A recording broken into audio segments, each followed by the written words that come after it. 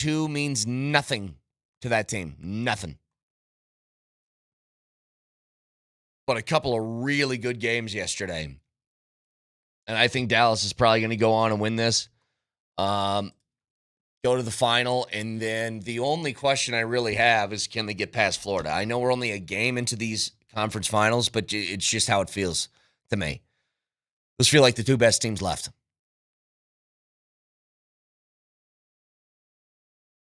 And Florida is an absolute wagon.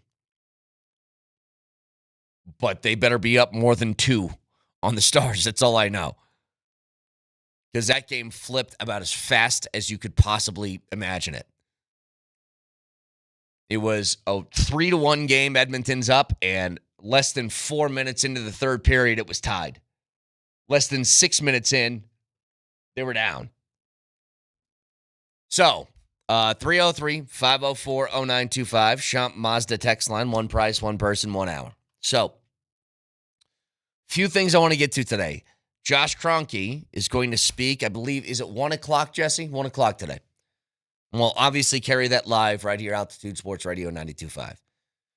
So I mentioned this yesterday. They aren't having your traditional sort of head coach, GM, postseason press conference because they don't have a GM and they don't have a permanent head coach yet. I don't know if the coach thing will be announced today. I think it might. There's a really good shot that I think Adelman gets this job. And part of the difficulty around this is Adelman's contract is up in a few days. And if you want him, or at least, if you want him to be your head coach, then you'd get him locked in, I would imagine, before that thing ends, so there's no chance of him leaving. Now, I got some thoughts on why I think that might be a bad decision that I'll get to in a few minutes. But I don't know what this is, if this is going to be some major announcement thing or if this is just going to be, hey, the state of the Nuggets sort of press conference. You know, there's a difference. There is the press conference that's called by a president where you're like, he's usually not speaking right now. Are we at war with somebody? Has something happened? And then there's the State of the Union where it's important, but it's not like breaking news is happening during that. And I don't know which one of those scenarios applies to Josh Kroenke today. Is this a news-breaking press conference or is this a here's where we are sort of thing? Because remember, he talked, 5 weeks ago? I mean, it hasn't been that long since you let go of Michael Malone and you let go of Calvin Booth. But I do think that Adelman's got a really good shot to keep this job. And again, I'll explain in a couple of minutes sort of my way of thinking of why that might be a little bit faulty. Because here's what I do. If something didn't work, you have to identify what didn't work about it and make sure you don't repeat the same mistakes. All too often in sports, and sometimes it's necessary and sometimes it's not. But when you fire a coach, the next guy that you bring in is personality-wise feels like the total opposite. And just look at the Broncos. The Broncos went from Vance Joseph, happy-go-lucky, player-friendly guy, to Vic Fangio, who was more of a dictator, my way or the highway dude, to Nathaniel Hackett, who was ultimate player coach, to Sean Payton, who is ultimate my way or the highway. Like, it's just, you kind of vacillate between the two different personalities. So if that tells you anything about who the next coach is going to be, if it's not Adelman, it would tell you it's going to be more of a player coach kind of guy. But you have to learn from what failed previously so you don't repeat the mistakes. And we'll get to that in just a second. Broadcasting from the Backus and Shanker studios, their passion is justice. Back after this.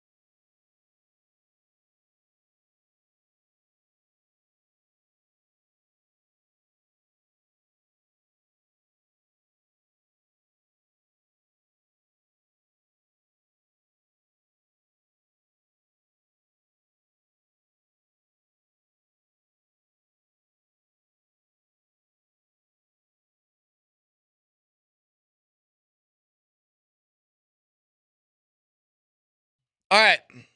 1 o'clock today. We're going to have Josh Kroenke speak to the media about the state of the Nuggets. Now, I don't know if Adelman's going to be announced as the coach. I don't know if he's going to be the coach in general. I have no idea. I think he's got a really good shot. I think he did a good job. I've kind of said this before, though, that I don't know. David Adelman has done a great job. I think he's done enough to keep, or I guess remove the interim tag to permanent. And I also don't know if that's the proper decision for a couple of reasons. Number one, when you're making a move like this, it just feels like if you're going to change, then change, right? And I know that Adelman is not Michael Malone, at least personality-wise, but Adelman is, at least the way he handled things in the postseason as far as rotations and stuff like that, feels like he's philosophically the same as Michael Malone. But more than that, I would have a concern if Kroenke announced that he was the head coach today. The concern would be this. Take a step back, diagnose why the last thing, I don't want to say didn't work. Malone worked, you won a championship, but why it ended up ending. And the reason for that is not because Michael Malone's a bad coach. It's not why you fired somebody. You fired him why? Because Michael Malone couldn't get along with the GM. So, with that in mind, my thought process would be this. If you just fired your coach because he couldn't get along with the GM, and I talk about organizational cohesiveness is a big thing. The GM and the head coach have to be on the same page because when one guy's shopping for the groceries, he needs to know what his chef's good at. And if you hired Adelman without having a GM there, that would seem wonky to me. And you could potentially be setting yourself up for another sort of situation that you just left. Now, I don't think that David Adelman has nearly the petty gene that Michael Malone does. Like, I don't know this. I haven't heard anything, but it sure felt like it, and I'm sure you guys all felt the same thing too, that Malone would almost refuse to play some guys out of spite to Calvin Booth, which to me is crazy. Like, there's no other way to parse through Zeke Nnaji in particular. Zeke Nnaji didn't play and then got a contract extension and then continued not to play. What's that about? And the only way to do that, I mean, you guys heard the same press conference I did middle of the year at the trade deadline where Calvin Booth never heard this in my life. Yeah, we tried to trade Zeke and Dario. Nobody bit. I mean, that's what he said. Maybe not in those words, but that is what he said. And then he said, what? One thing is very clear. Zeke Nnaji is not a 5, he's a 4. And I think that was a direct shot at the coach saying, stop trying to play him at center. He's not that. No, we all kind of knew it. Again, Zeke Nnaji, I don't know what kind of player he is. I still have no idea. When was Zeke Nnaji drafted? Because I got to figure this out. Zeke Nnaji has been in the NBA since 2020. We were just in year 5. And I still don't know if the guy can play or not. And by play, is he somebody that can give you 15 minutes off the bench or not? That's what I'm talking about. And I don't know. No idea.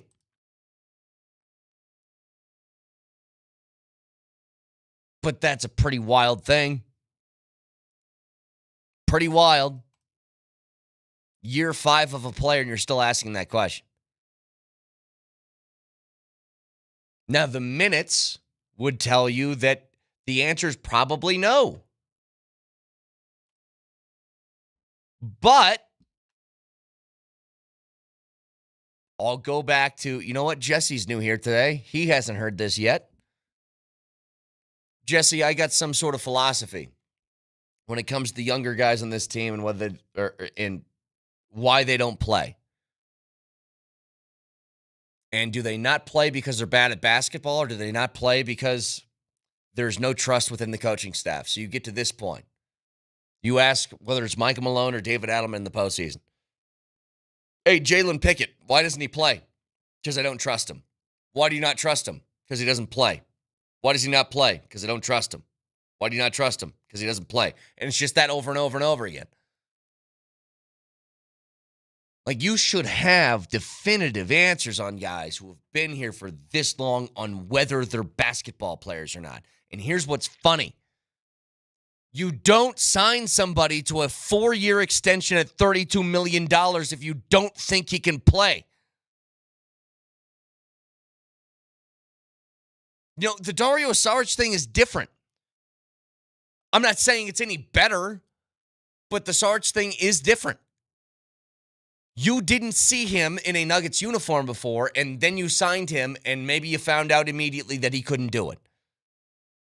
I mean, we watched Dario Saric go in those games early in the year, and he was awful. Just terrible.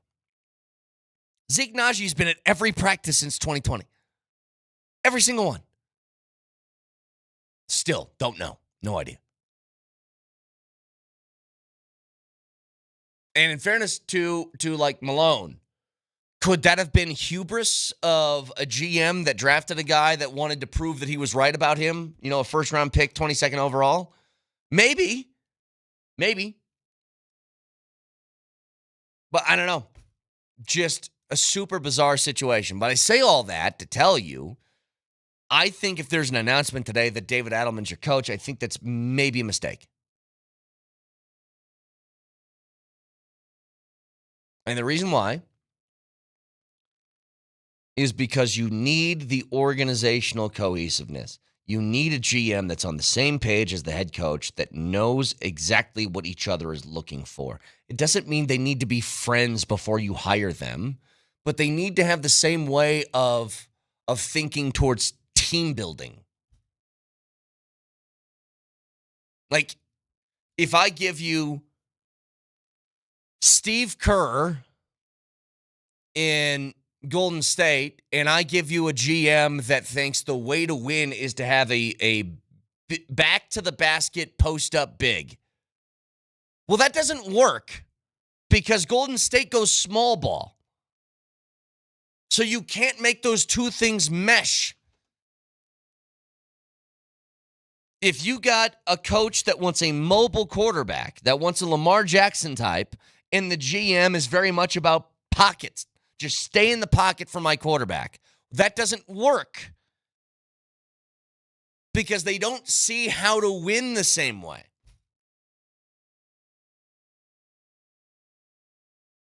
So, again, it's not like if they hire Adelman, it's impossible to find a GM to do that. Of course you can. And they might see the way to build a front office differently than I, which is also fine. I don't own the team. I don't run things. But God, I would hate to have even the risk of a repeat of what happened last year. Because it very obviously hurt the team. And I have an answer, by the way. If Michael Malone was still the coach, would the Nuggets have gotten to the same place in the postseason? My answer is no. I don't think they would have. I think that his message grew stale. You know, and I heard Sanford talking about this yesterday. I don't know what you think about this. I'm almost sure of one thing. Jokic didn't go to management, go to ownership, and asked for Malone to be let go. I don't think he was involved in the process at all. I think that he was notified before the announcement was made, and that was it. But I'll also say this. The SGA MVP comment from Malone yesterday, or 2 days ago, I think he only says that if he feels like Jokic didn't do anything to stop them from making the move. How about? There's a big difference between going to someone and asking for somebody else's head, like LeBron James has done multiple times in his career, whether that's a player or a coach. It's another thing to find out about it and be, I guess, agnostic to the decision. Because I could see that happening. That they went to Jokic and they said, hey, we're going to let Malone go. And he goes, okay. You know what I mean? That's not you calling for somebody's head, but it's also you not really, really fighting to keep him either. And I think that might be why Malone got a little bit upset. So, just a couple of thoughts. So we're going to find out a lot more at 1 o'clock today as Josh Kroenke speaks to the media. Now, 303-504-0925, Shunt Mazda text line. Talked about this a little bit yesterday about the Broncos, and there was this article about Henry McKenna of Yahoo Sports has the Broncos winning the division. And the Chiefs, as I asked, is that more about the Broncos or more about the Chiefs? And I do think it's probably more about Kansas City. But I will say this. Speaking of organizational cohesion, I think the Broncos got that to a T. Now, George Payton is very good at his job. He's an incredible scouter. Like, part of the reason I'm really excited every year about the draft, and I'm really excited every year about what the Broncos do in the offseason, is because of this. Broncos draft picks over the years, when you haven't had a lot to kind of, to a lot of arrows in your quiver, we'll call it, especially not top-end picks, and you look at the amount of talent that he has acquired, he's an incredible scouter. You know, just to go through a few of them, in 2021, Surtain, Miners, Cooper in the 7th round, all huge picks. The year after that, Benito with the last pick in the 2nd round. Huge. After that, you got Mims, Riley Moss, Drew Sanders. We'll find out if he's a player or not this year. Last year, Jonah Ellis, Bo Nix, Troy Franklin, Vele. Like, he's just really good at finding diamonds in the rough. And your hit rate is never going to be 100%. It's never going to be. But if you can find players late in the draft that you feel like are second contract guys, then you're knocking it out of the park. So trusting him to find the talent is one thing. The other is this. Everywhere that we thought the Broncos needed to improve, they did. The giant holes within the roster. Now, the running back thing, RJ Harvey, I guess it remains to be seen, but I'm super optimistic about it. They needed to get better at linebacker. They did that with Dre Greenlaw. I don't even know if they had to get better in the secondary, but they did with not just Hufanga, but finding a day one starting cornerback in Jahdae Barron. But the biggest thing, we talked about this yesterday, teams that have sustained success, it has been the Chiefs over and over and over again, somehow, some way. The Patriots did it for 20 years. And you ask how? Well, there's one thing that both of those teams have in common. It's a quarterback and a tight end that have really good chemistry with one another that never leave each other. The Patriots, it was Brady and Gronk. With the Chiefs, it's Mahomes and Kelsey. And I don't think it's any coincidence that the Chiefs' offense takes a giant dip last year. Had a hard time they got to 30 points, once in the regular season? I don't think it's a coincidence that happens in the year that it looks like Travis Kelsey is starting to feel 35 years old. But the Broncos got themselves one of those at least. Now, is Evan Ingram like top 5 in the league? Probably not. But in comparison to what you've had at that position, it'll feel like top 5. Truly. It's all a matter of perspective. It would be like if the Rockies got some guy who has like a 3.1 ERA after 20 starts on the season. It's like, is that a top 5 pitcher in the league? Maybe not, but it'll feel like he's the best pitcher ever, considering what you've watched over the last few years. But you put Ingram and you infuse him in this situation. And again, I think the most important detail here for the Broncos moving forward is getting that running game going. And we're going to find out what the answer is between, is there a refusal to run the ball for Sean Payton, or does he not feel like he had the horses? Like, I find that question and the one with Nuggets bench guys the exact same. The Nuggets bench is, do the guys not play because they can't, or do they not play because you won't? Do the Broncos not run the football the last 2 years because they can't, or do they not because Peyton won't? And I think with R.J. Harvey, second-round pick, there's no excuses now. If you want to run the football, you have to trust that guy. If not, then I guess we have our answer. But they've certainly improved in the areas that they had to. Like, the nice thing about where they were at heading into this offseason is they didn't have all that many needs. You could go into the draft, like I was talking about, and take somebody at a position you might have felt was your strongest, which was corner. But you're taking the best player on your board because your team is good enough right now. You don't have to have anything. But if there was needs, it was tight end and running back, and they got them. 2 different guys that I think you're going to be able to trust. So, again, 303-504-0925, Champ Mazda text line. Back after this.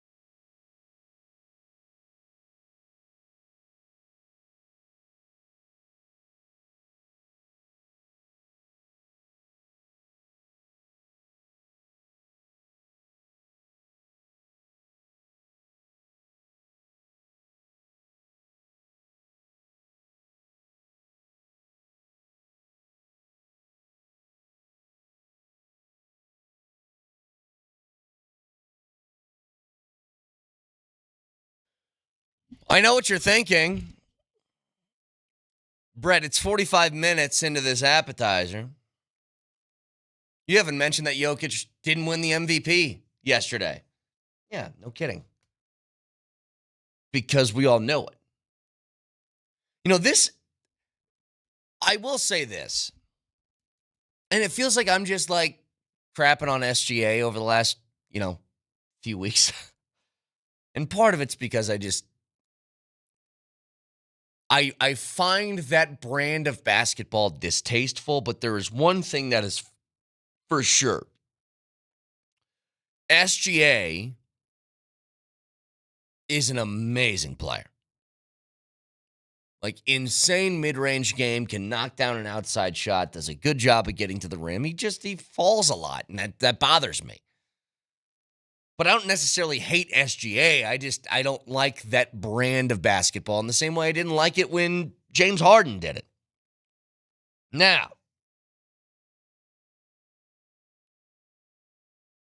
when you got a player in your city that is competing for an MVP award and he loses, typically the city's up in arms, and if you're Philadelphia, you make up a fake MVP that just applies to the state of Pennsylvania. What was that? What was the MVP they gave Embiid when Jokic won? Was it most valuable Philadelphian or something like that? They did some stupid thing. The reason you do that is because you feel like your boy got robbed. Well, guess what? Been there already. Here's the problem. Part of me didn't want to talk about this because I knew it would get me fired up, but it's useless. I'm arguing with a wall here, but I have never been more confident in a take than this one. We will look back, and when I say we, people in Denver already know, but I think nationally, people will look back this year. The voters who voted for SGA at a rate, I believe he had 71 of the 100 first-place votes, if I have that right, Jesse. 71. 71 first place, 29 second place for SGA. It's the same thing, just inverted for Jokic.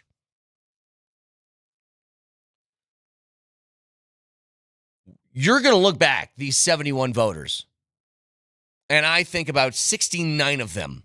I'll leave one for an OKC voter and one for, I don't know, Kendrick Perkins. And you're going to say, how in the hell did we not vote for Jokic to win MVP? Like, here's what's funny. I think Jokic should have won 5 straight. You know what I mean? Like, it's not just that nobody's been better, because I understand that the best player in the world doesn't win MVP every year. There's nobody that's been more valuable to their team than Jokic, and the numbers bear that out. Not just the overall numbers of how amazing of a player he is, the numbers of him on and off the floor, the way you watch the Nuggets when he plays and when he doesn't. Like, if you want to just take the term value at face value, nobody is more valuable to their team than Jokic. But this was his best year ever, you know? And not just his best year ever. I honestly think it is arguably the best season that anyone's ever had offensively. You're talking about he averaged a 30-point triple-double on 58% from the floor and 42% from three. I dare you to find anyone else in the history of the sport that could do that through 82 games. The answer is no one could. LeBron couldn't. Jordan couldn't. Wilt maybe, because he was a foot taller than everybody else. The Wilt thing's always screwy with me. We'll leave Wilt out. Kareem couldn't. Bill Russell couldn't. Steph couldn't. Nobody. Russell Westbrook averaged triple-doubles. He didn't do it at those numbers of efficiency. Like, again, this isn't Jokic's best season ever. It's not just that. This is, I think, the greatest season that's ever existed.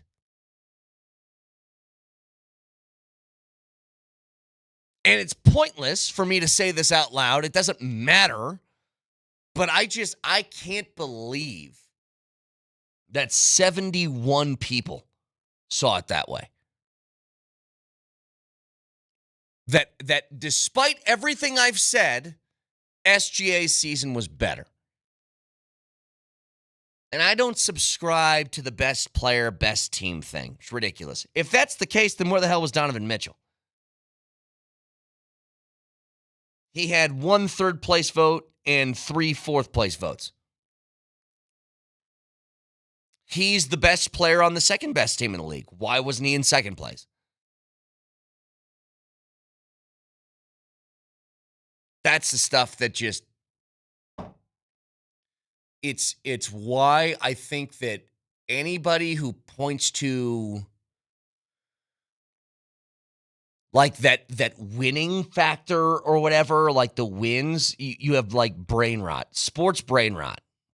Because it's not as easy as here's the wins. It's how do you get to them?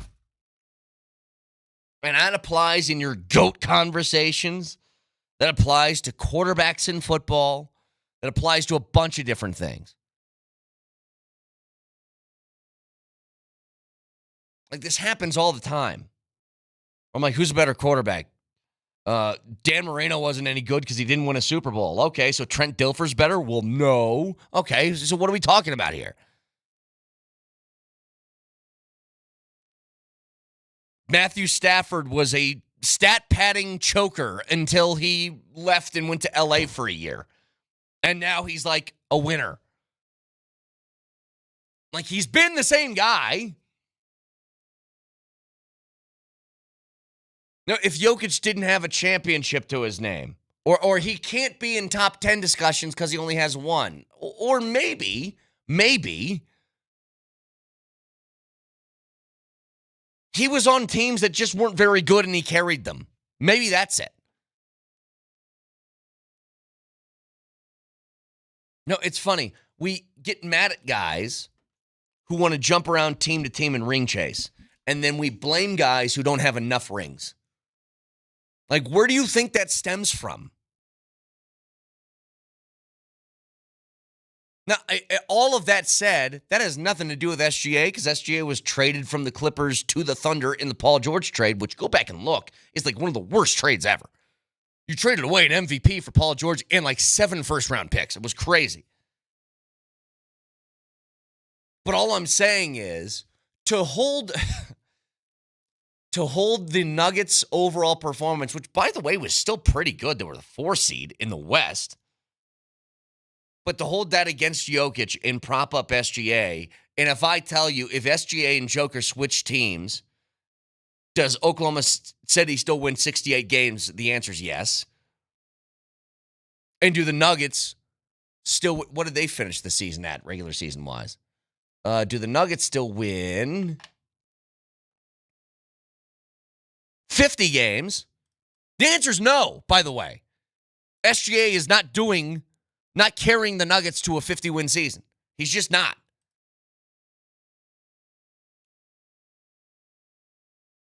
So anyway, there you go. That just take that as that was 5 months worth of MVP talk that I didn't do, that I just put into 10 minutes. So 303-504-0925. It's not even that I'm upset. I'm not even upset about him losing it because I knew it was going to happen. I'm more upset at how people think.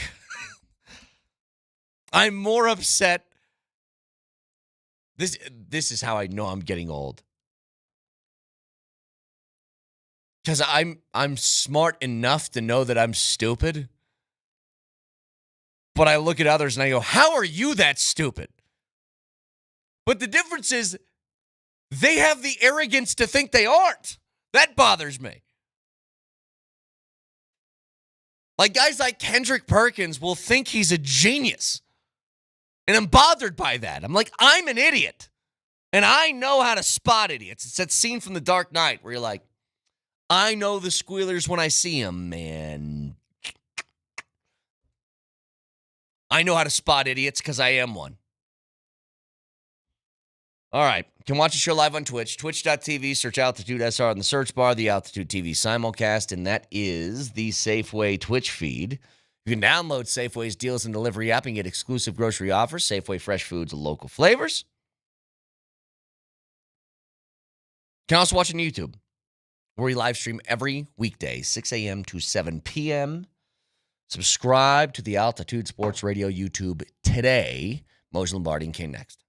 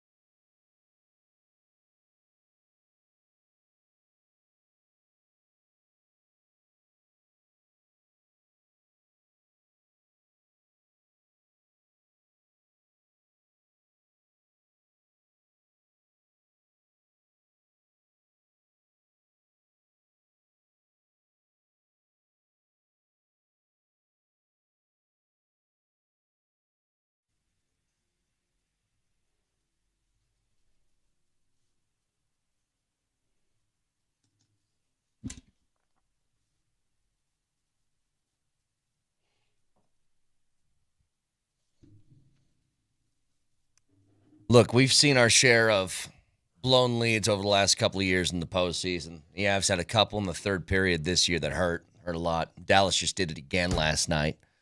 Down 2 goals in the third period, and 6 minutes later, they're up 4-3. Never quite seen one like the Knicks had, though. In fact, I'll say this. Nobody has had one like the Knicks because it's never happened before. I fell asleep. I didn't fall asleep. I turned the channel. I left. There were less than 2 minutes to play. NBA teams were 0-970 in the playoffs over the last 27 years when trailing by 14 or more points with 2:50 left in regulation. And then the guy, I got to tell you, Halliburton. I'm making my decision, guys. I know we all said go Pacers already, but I mean super go Pacers.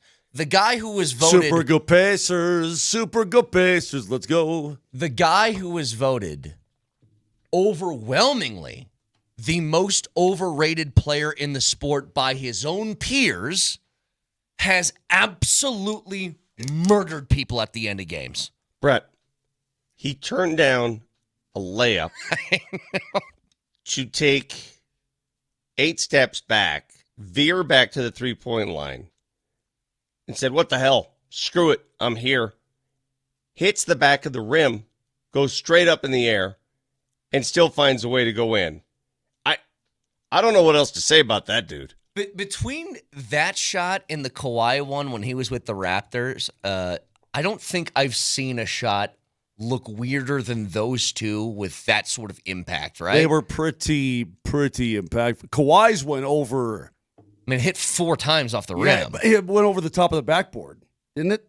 No, he was just in the deep corner. I don't think it went over the backboard. I thought it went over the corner of the backboard. Maybe. Bounced.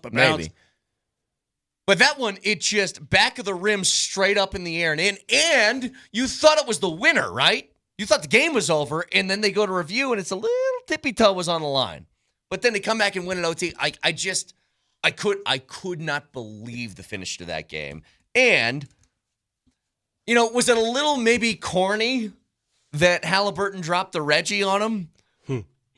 I mean, how long was he thinking about? He had to have that in his arsenal before the series started that, hey, if I hit a big shot, I'm going to do that, right? Do the old Reggie Miller. He spoke to Reggie about it. Yeah. But, good Lord, yeah, man. this sure feels like 1996. Vic? Is that the Reggie Knicks stuff? It feels like 95, 96-ish kind of. Yeah. Before that, maybe, even before that. Where John Starks missed crucial free throws. In 92. I still remember watching that because I've kept that with me since that 30 for 30. I forget who it was on the Pacers. He goes, I knew by looking at Starks' eyebrows he was missing those free throws because they were straight up. They were like this, like eyes are wide. It's the same thing that I thought Chet Holmgren had early in that OKC series with the Nuggets.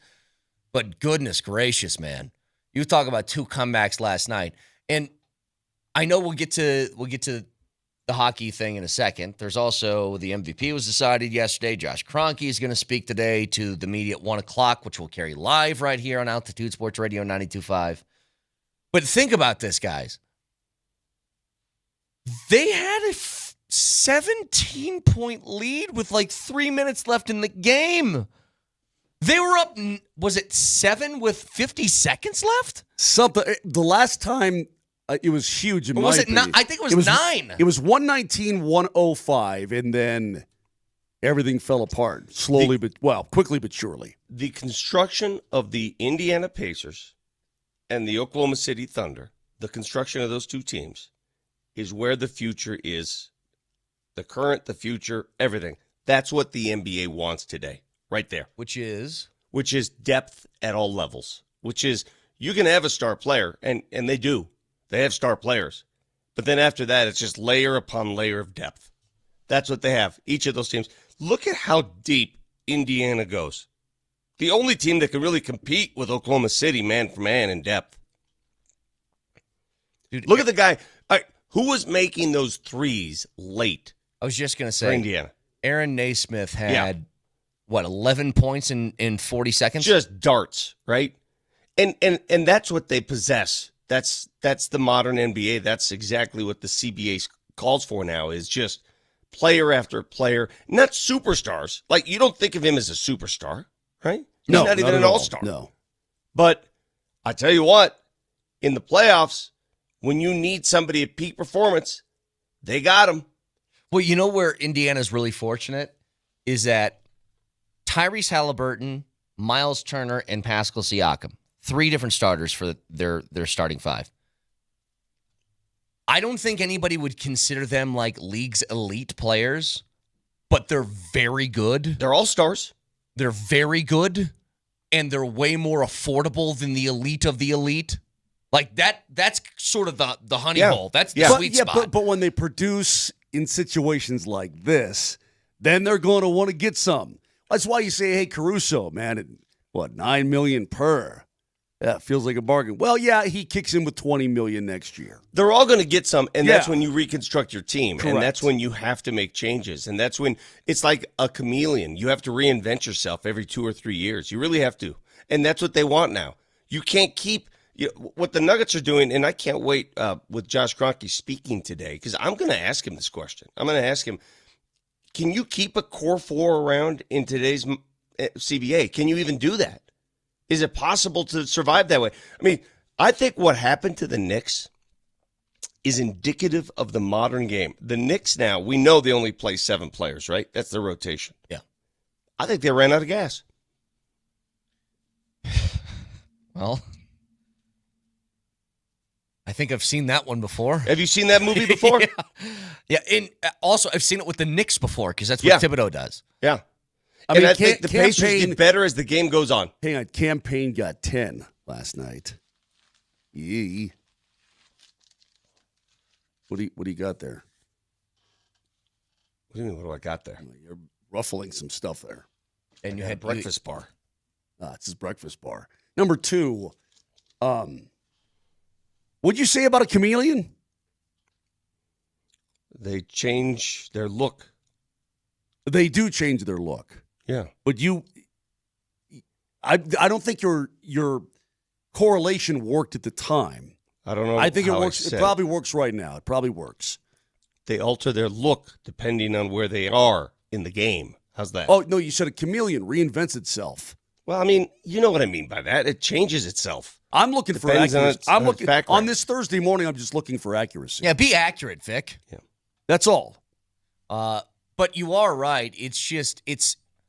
I think it's been really weird for a lot of different teams, and the reason why there's 7 different champions in 7 years, or there's going to be, is because when they changed the CBA midway through, you made it like borderline impossible for a bunch of these teams to like catch up, because there's no way to do it. The Nuggets, like, that's what we're talking about. This is what this offseason is for the Nuggets. They're trying to adapt to the rules that weren't there when they set the team up to start with. And the new rules make it really hard for you to change your team. You know what I mean? Makes it really hard. Listen, any team that gets good is going to go through that. It just so happens the Nuggets are in that right now. And so I guess who can change their colors and reinvent themselves? Yeah. We're all on Team Pacers, right? Yeah. Totally. We want the Pacers 100%, to win. yeah. Well, certainly It'd be not great. Western Conference. And you know what I really want this morning that I haven't seen, and I don't think we're going to get, but I don't know who makes the videos, but the guy who stands outside of MSG after a big Knicks win, and then it's just like the supercut of a whole bunch of Knicks fans and bing bong and all that different stuff, right? You know what I'm talking about? I want that video last night. Because I know that Knicks fans will keep the same energy. They'll just be angry, and I want to hear what that sounds like. Me too. Let's do it. Sounds good. I want to see it. I haven't seen it this morning. I doubt we're going to get it because it's only when the Knicks do cool things. But I want the bad stuff. But again, you know what's really impressive about that Pacers win? So they make this insane comeback. They think they win the game. They storm the floor. They thought they did. Everybody was hugging Tyrese. And then they have the review and his toes on the line. You know how hard that would be to go back in OT and make sure that you do enough to win the game after that? After you expended all that energy just trying to get the game back within grasp and regulation, you think you win, turns out it's tied, and to keep that up in OT, I thought was maybe the most impressive part. Yeah. Yeah, it's well, at that point, the momentum was taken. They took the momentum and stole it and started running with it, and you could tell that game was theirs. And Indiana, again, the wave after wave of guys they throw at you. Mm-hmm. I think they have 4 or 5 guys that would play for any team in the NBA. And I'm talking about bench guys. I'm talking about dudes that would come in. Mathurin, McConnell. I would take a McConnell. Would you take a McConnell? Sure, I would. Well, Vic. Obi? Not to play this same game that we've played before. There's a guy that plays for the Pacers off the bench that was on the Nuggets bench. That Brian? didn't play. Yeah. Yeah, but you know I know what, though? he's probably like the least of the important off the bench, but still, he played 13 minutes in a conference finals game where he didn't. Now, that year they won the championship, so hard to argue, but he didn't play at all when they acquired him. And I don't know what to do when I see things like that. There's a long list of backup centers who did not play for the Denver Nuggets. Yeah. A long list. Hartenstein, Bryant, the kid that Bull's went, getting playing time. Who's that? Bull. The kid who went to Memphis, the guy who never got off the bench. Oh, your boy. I don't know if he was my boy. The big gangly guy, though. I know you're talking about that can shoot a little bit. What the hell was his name? Hang on. I'm forgetting, too. Beard. Yes, the beard. We're dang it. We're not going anywhere. J. Huff. That's it. There's a list. So Vic, what do I do with that information? Because I've been telling you forever. I'm like, I was just, again, this morning. We were talking about the nuggets and the appetizer. Yeah, what's the reason why those guys here were unable? But I'll give everybody this perspective. When they did play here, they played terribly. Well, Huff didn't get a chance to play. No, but they were also, Hartenstein didn't have any offense. No, Hartenstein at that point did not develop his little floater. But he was just a little baby. I mean, he was a young kid. Bryant was just sort of a safety valve that they acquired from the Lakers, that he was just But they traded Hartenstein for JaVale McGee. I know. But Bryant played in L.A. before he got to Denver. Played well in LA. Played well in L.A. Played well, but didn't play here. Hell, but when he was traded to Miami, he didn't play there either. Like, here's the comp that I made, Vic. I think these are the exact same situations. But with the Broncos, I think we'll get an answer this year. Because I keep asking, do the guys not play because they can't or because the coaches won't? Okay? So, like, does Zeke not play because he can't play? Or does he not play because Adelman or Malone won't play him? Same thing with the Broncos and their running game to me. Do they not run the ball because they can't? Or because Sean Payton won't? Which one is it? And we still, I think for both of those situations, we're going to find out. We'll find out with the Broncos side, this year. With the football side, we're going to definitely find out. But I don't have an answer to either of those over the last couple of years. I would go this far. Like Zeke Najee, unless he's traded in sort of package deal with somebody, right? Unless and he returns because he still has 2 more years left on his contract. $1 billion years left. All right, so he's through 2028. I would say, not only do you play him, from game 1 next season, he is part of the rotation. Like he gets 20 minutes a night. You shoehorn him. Yes. He is shoehorned into the rotation whether you like it or not. I agree. Because you cannot go through the season again with your 5th and 6th highest paid players not playing. You can't. I don't know how else to say this, Vic. He didn't look that bad. Well, there was a game. Am I right here? I don't remember what game it was. It was probably a month and a half before the end of the regular season where he played a little bit. And we came in here on this show, and I said, well, he can play. Yeah. So why is he not playing? Does he not fit the style that Malone wanted? Is he just buried forever because they don't like him? Is he a bad egg? I mean, the guy, because he did look like a functioning NBA player on the floor, did he not? To say he, and just to clarify, to piggyback off that, to say a guy in the NBA can play, here's what that means. You can put him in for 15 minutes and it won't be a disaster. Okay? He's not going to be fumbling the ball off his feet every time he touches it or something like that. That's and we all kind of saw with Zeke specifically, he could at least play defense. Yeah. He was tall, lanky, athletic. He got in people's face. Even if it is a disaster, you play him enough times to where you get all that ironed out. Or by the time the postseason. Or I'm not kidding, Vic. If you can't trade him and you don't want to play him, then just cut him and eat the money. Because it's no different. It's literally no different than what you're doing right now. So get back to this in a bit. It's not a surprise, but Shea was announced as the MVP. He was? Now, well, I mean, if you listen to Michael Malone, it was pretty damn obvious that this guy should have been the MVP. And you guys got two options. God, you know what? That's why his comments. I know what's coming from you. Just hang on. It's so disingenuous. Hang on. You guys got two options when we come back. You can either go with me on this or shut up, because I have taken 5 months of not talking about MVP because we knew what the result was going to be, and I'm going to package it into 20 minutes, and then we're going to be done with it. But I'm doing it when we come back.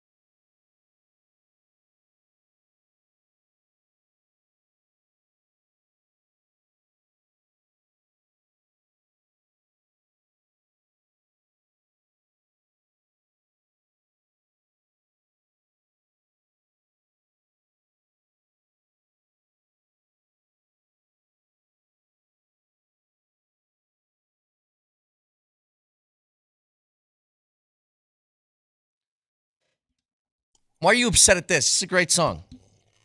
It's Post Malone. Morgan Wallen. What's your attitude? What's your deal? It's a good song. Vic, you agree? It's a good song, right? Sure. Yeah. What's your problem? No problem. Oh, you had a problem. No problem, Lieutenant. No, if it's not 80s hair band crap, then he's not happy. No, it's just that today's day and age. Here's my thing. Jesse, could you start that over again, please? No, I'd appreciate he can't. it. No, he can't. Why not? He can't. He can. He won't. What's a good song? It all just sounds the same. I could say the same thing about every. Out in Nashville. I could say the same thing about every song you sing from the 80s. Song, yeah. Every Van Halen saying everything you say sounds the same. You're so All of full of crap, and you know Country it. music sounds a lot the same. That one actually, I think, sounds different. Okay, move on. Okay. Let me. If you want me to get really mad about something, let's get mad about this. Let's do it. Okay. I've just bit my tongue because I'm yelling at a cloud. I'm yelling at a brick wall because it doesn't do any good. It doesn't change anything. It doesn't help anything. Whatever. So it's just like, all right, so SGA is going to win the MVP. And he did yesterday, and good for him. I will say this. SGA is an amazing basketball player that I think his style is bothersome, not just to me, but to a lot of people. But he's an amazing player. It felt kind of Ashton Genty-ish to me, where I'm like, hey, in a world where Travis Hunter doesn't exist, this guy is the Heisman, no doubt, 100% of the vote, unanimous, right?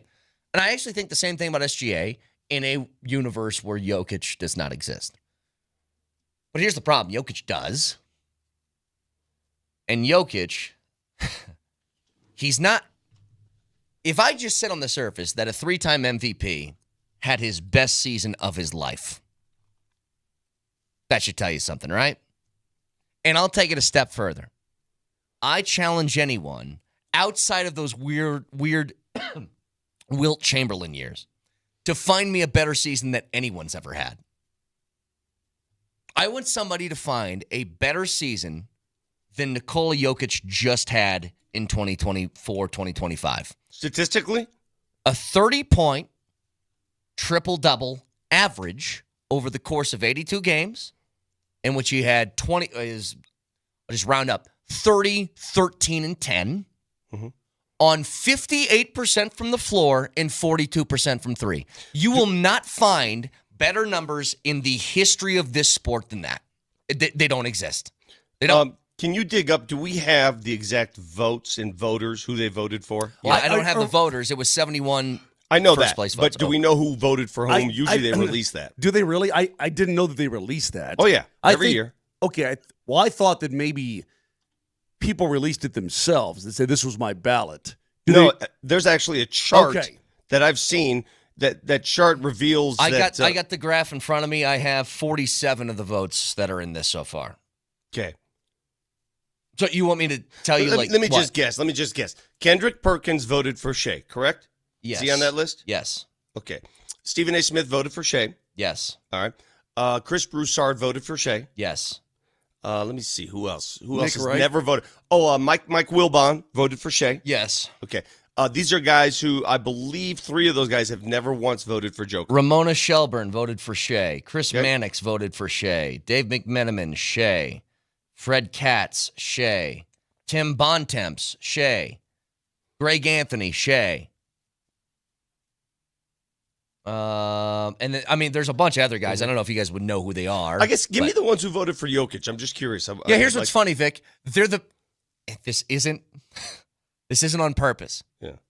The people, by and large, that voted for Jokic are the people's basketball opinions I respect the most. It's so funny you say that Isn't because it funny? As soon as you start listing these players are the people who voted for Jokic, I want you to think about who you listen to, who you believe, and where you go for your basketball information. Go ahead. Okay, so I'll just give you the bigger names on the list, okay? So the ones that are listed, Michael Pena of The Ringer. Love his stuff. Yep. Rick Bucher of FS1. Don't follow him anymore, but Ryan Russillo of The Ringer. Okay. Bennett Durando, obviously, from the Denver Post. Bill Simmons. Tim Legler. Yep. Oh, Tim Legler. All right, let's stop right there. Tim Legler might watches be more. my favorite. Yeah, he's my favorite analyst too. Nobody watches more basketball than Tim Legler. And you're talking about guys, by the way. A lot of the people you just mentioned, they're based on the West Coast. Mm-hmm. They're based on the West Coast. That's where I was going to get to. Rob Mahoney of The Ringer. Yep. Bill Ryder, CBS Sports. I like him a lot too. And then a couple other guys you probably don't know. Okay, so I think that the disparity is one is talking heads who yell. Mm-hmm. The other are people who actually delve into the sport. Yes.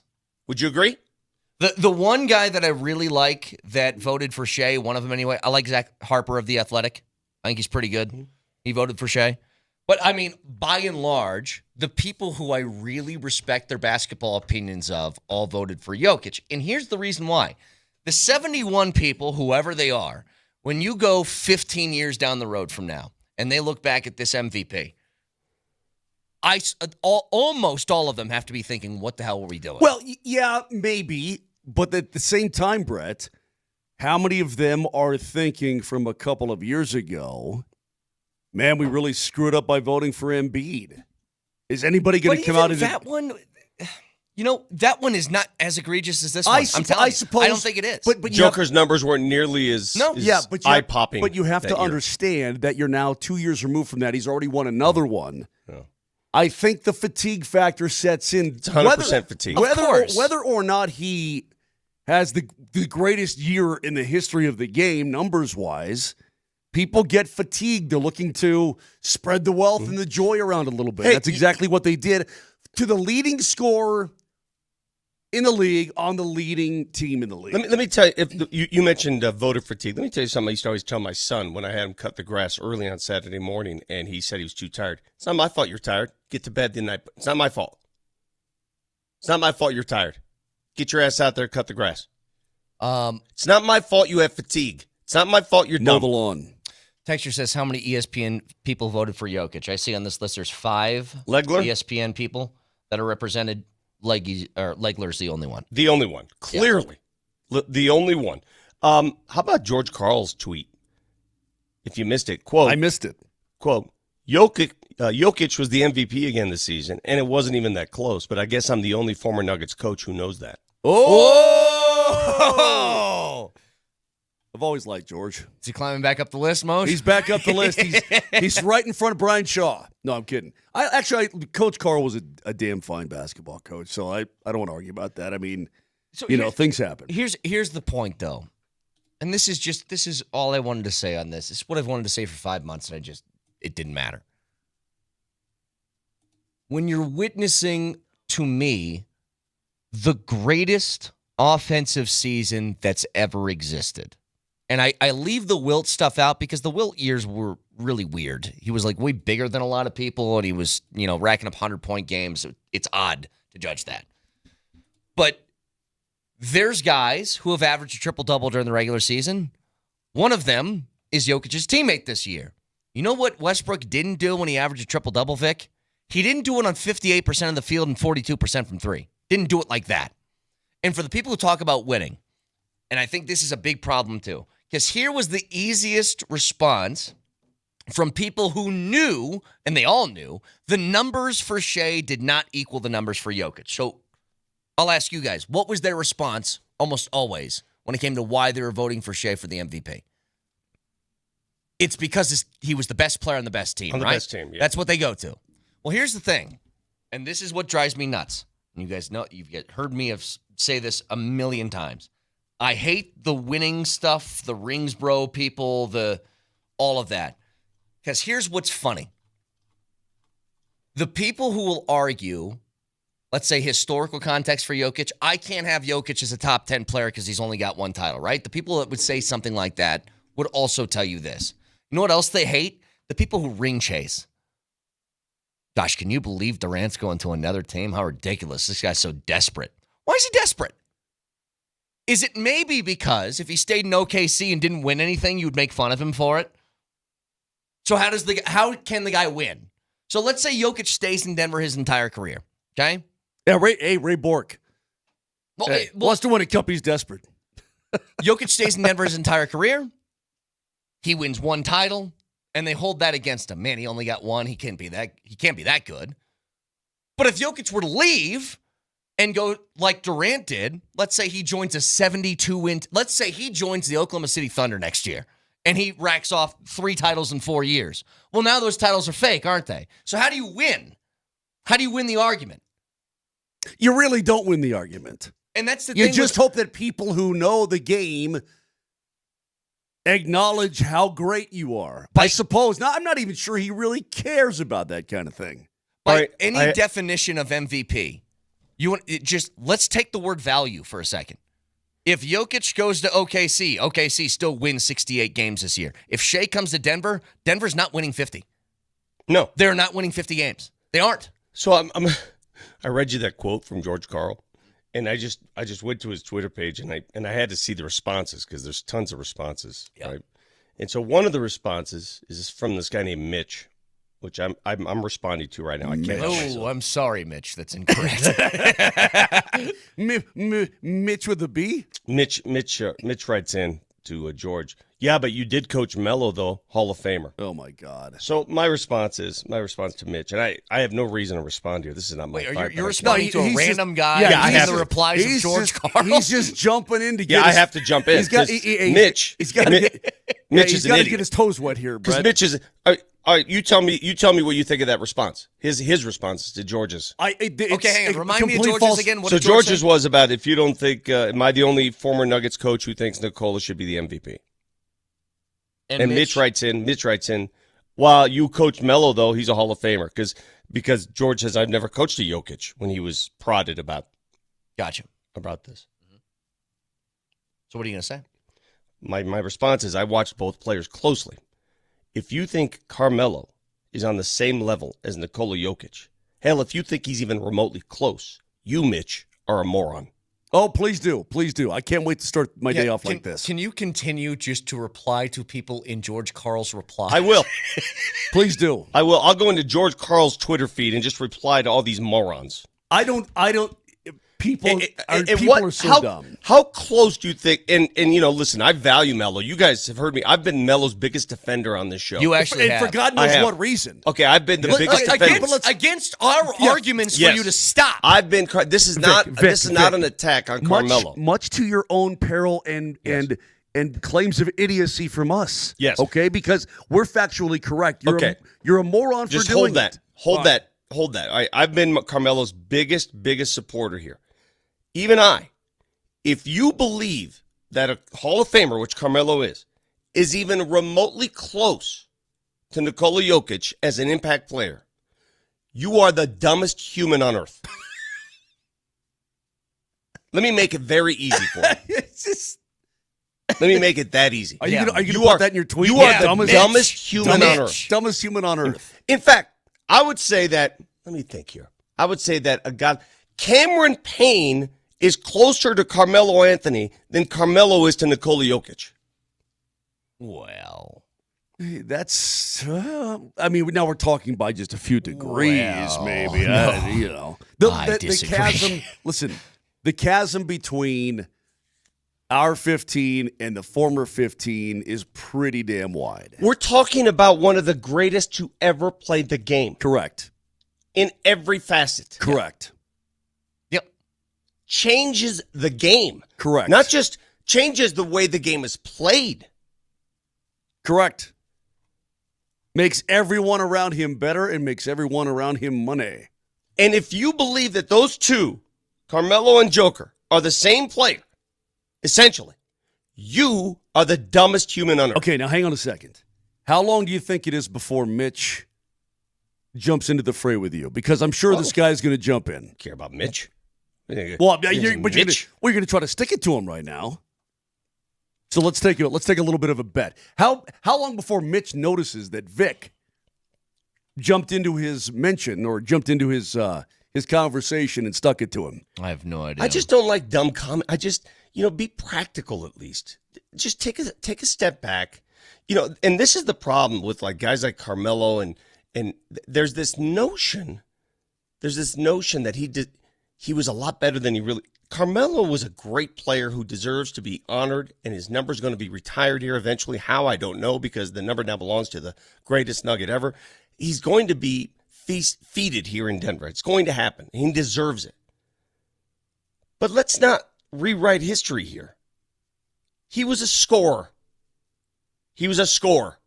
And that's it. At 8 o'clock this morning, I want to get to what we might expect from the Josh Kroenke press conference at 1 o'clock, which will be live right here, Altitude Sports Radio today. So we'll do that at 8 o'clock. But when we return, Moj, how'd you feel watching that game last night? Not a whole lot of goodness, but... Okay, but that I said when we return. Okay. So hold on. You get got to it it. next. Do it.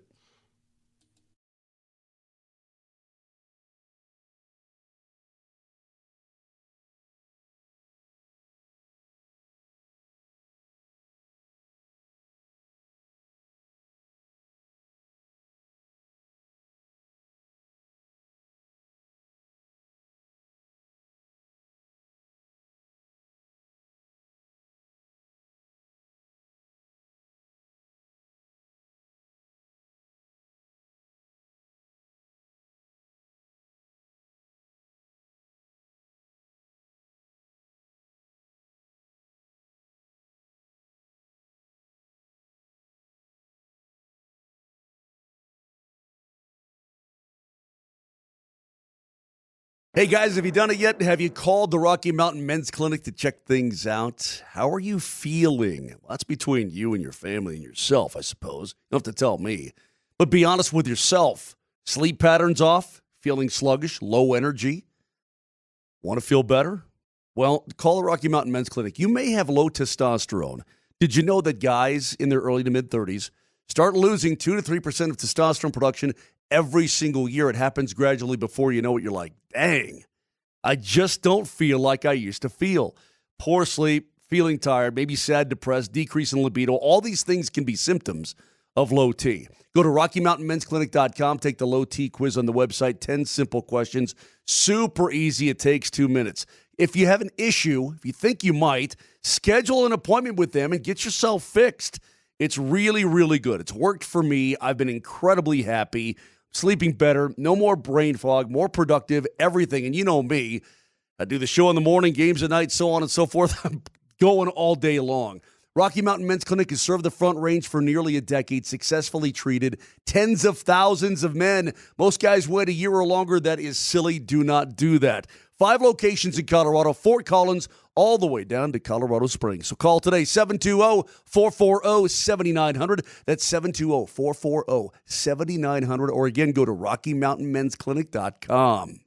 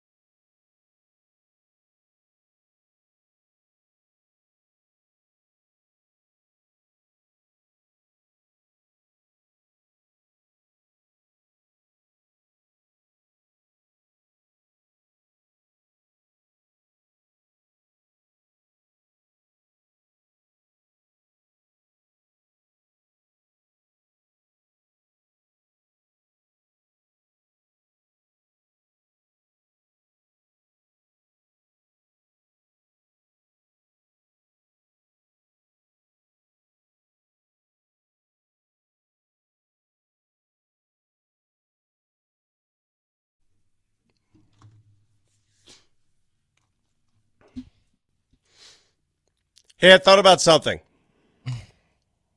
What? So the NBA, right? It's an American game. I mean, it was actually the inventor of the game of basketball is from Canada, but it's an American game, the NBA. The league is here. I mean, the best ballers are here, assumed. But when you look at it, when is the next American-born player going to win the MVP? Think about the last MVPs won. Giannis, Joker, Embiid, Shea. Greek, Serbian, American. I mean, I think that Wemby's probably due Canadian. for one in the next few years. Yeah, Wemby's He's probably not gonna be in American. there. Joel Embiid is not American. Well, then how the hell did he play Well, he for played Team for Team USA in the USA. Olympic Games? He got his Well, American citizenship. So that means not he's an from American. America. Where's he? Is he from Cameroon? Cameroon. Yeah. It's a good point from Moj, though. I mean, he's American now. Well, but I'm talking about art. He's like those Italians named Jim Smith that played for Italy in the Olympics. Okay. Foreign-born players. Is that easy for you? Is that better? Foreign-born. When is the next non-foreign-born player going to win the MVP? Because I'm waiting in the wings as Wemby. Luka still hasn't won one. He's apt to win one if he continues. The rest of the world is producing the best player. The rest of the world is. Well, in fourth place in the MVP was Tatum. He ain't winning one next year. In fifth was Donovan Mitchell. Anthony Edwards is your only hope. Where'd he Okay. finish? Ant was, it looks like, eighth. I have a question for you, Vic. Think Hey. about that. Hey, if Detroit gets good, Cade? Cunningham, Yeah. It would take a it monumental would take a leap. lot. Yeah, It would take a monumental leap. Brad, watch this. Watch this. Vic, do you think that Italy's going to have a flag football team in the Olympic Games in 2028? Yeah, I'm quarterbacking it. Okay, I'm being dead serious. Like, who will be the quarterbacks of Team USA in 2028? Burrow and Mahomes, NASDAQ. Yeah, I don't know. NASDAQ. That's a me and Brett thing. Don't worry about it. Dow Jones. Dow Jones. So, What's the point, though? well, we went over Get Italy's. to that point real quick. I'm getting there if you just shut your big yapper. Italy's baseball team is like, Steve Smith, right? Yeah, this kind of thing. Yeah. Just because his great-great-great-grandfather. Still waiting for that point. Yeah. Well, how far is Italy going to go down the lists in the National Football League to find ties to Italy somehow? Like, Struggling to find a point to the one I made, though. Yeah, you got to connect it over to this MVP Yeah. thing, or I don't know where it's a going. struggle right now to make the comp. well, I'm just saying that we went to Embiid. Embiid's not American, but he played for Team Well, yeah, USA in the Olympic Games. Well, here's the thing. I mean, he wasn't born here. Well, you know what? Josh Allen wasn't born in Italy, but I bet he's got some granny someplace that got it on with some Italian guy. Well, and now he's got some. That's why I've been arguing for the Olympics all the time, that it's you have to compete in the country you're born in. That's where I think the rule should be. Now, I don't know who the next one is. I think you're probably right. It would be Ant would be your best shot,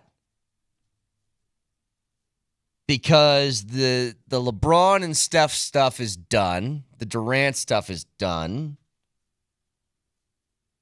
Yeah, I mean, I guess Anthony Edwards is your best shot at it. As of right this second. Oh, no, Donovan Mitchell, man. He has know the what? ability to What put is- up a lot of let's points. stop. Let's stop. I mean, he can really Donovan's score not the getting it. basketball. He's Let's not talk getting about that. Donovan Mitchell for a second. Let's talk about that. He played for a Utah team that was stacked.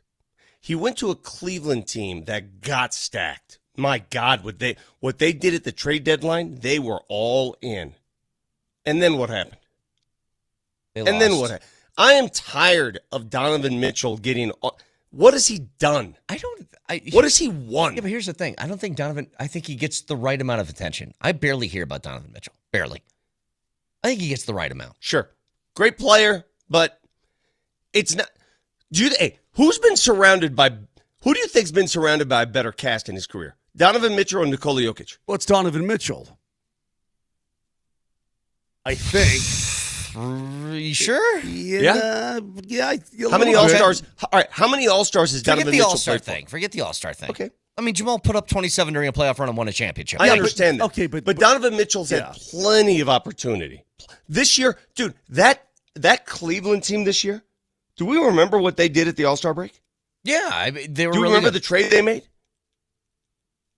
I thought you were talking about in Utah. I'm like, I don't know if Utah's team all around was better than what. I mean, they had what?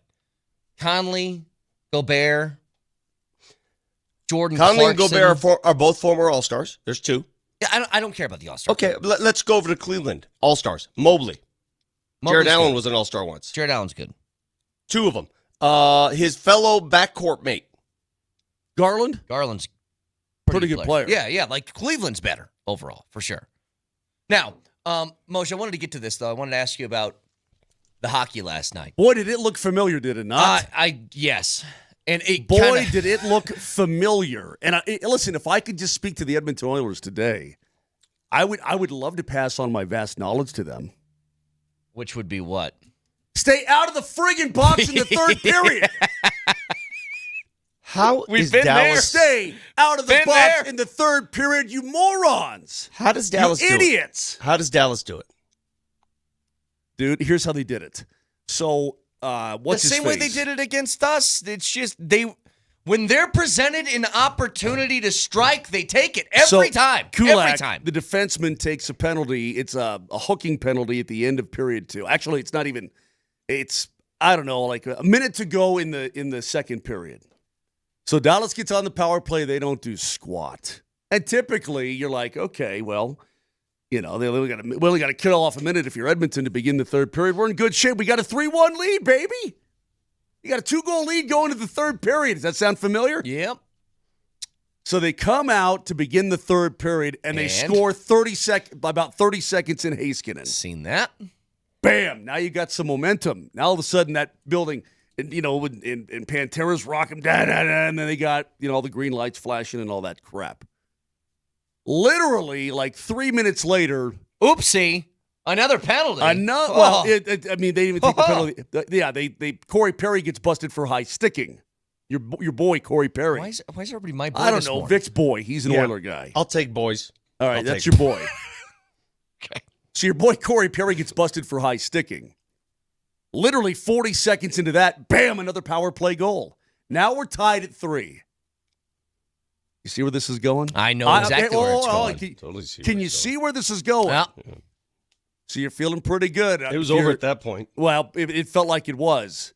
All of a sudden, Evander Kane, blam! This is literally like 2.5, 3 minutes later, high sticking again. And what do? Duchesne scores a power play goal. Did you see how that goal was scored? off the back. He throws one off his back. Rope hits, gets knocked down to the ice, Vic. He's laying on the ice. Duchesne shoots it. He hits him in the back. The puck comes right back to him, and he fires it home.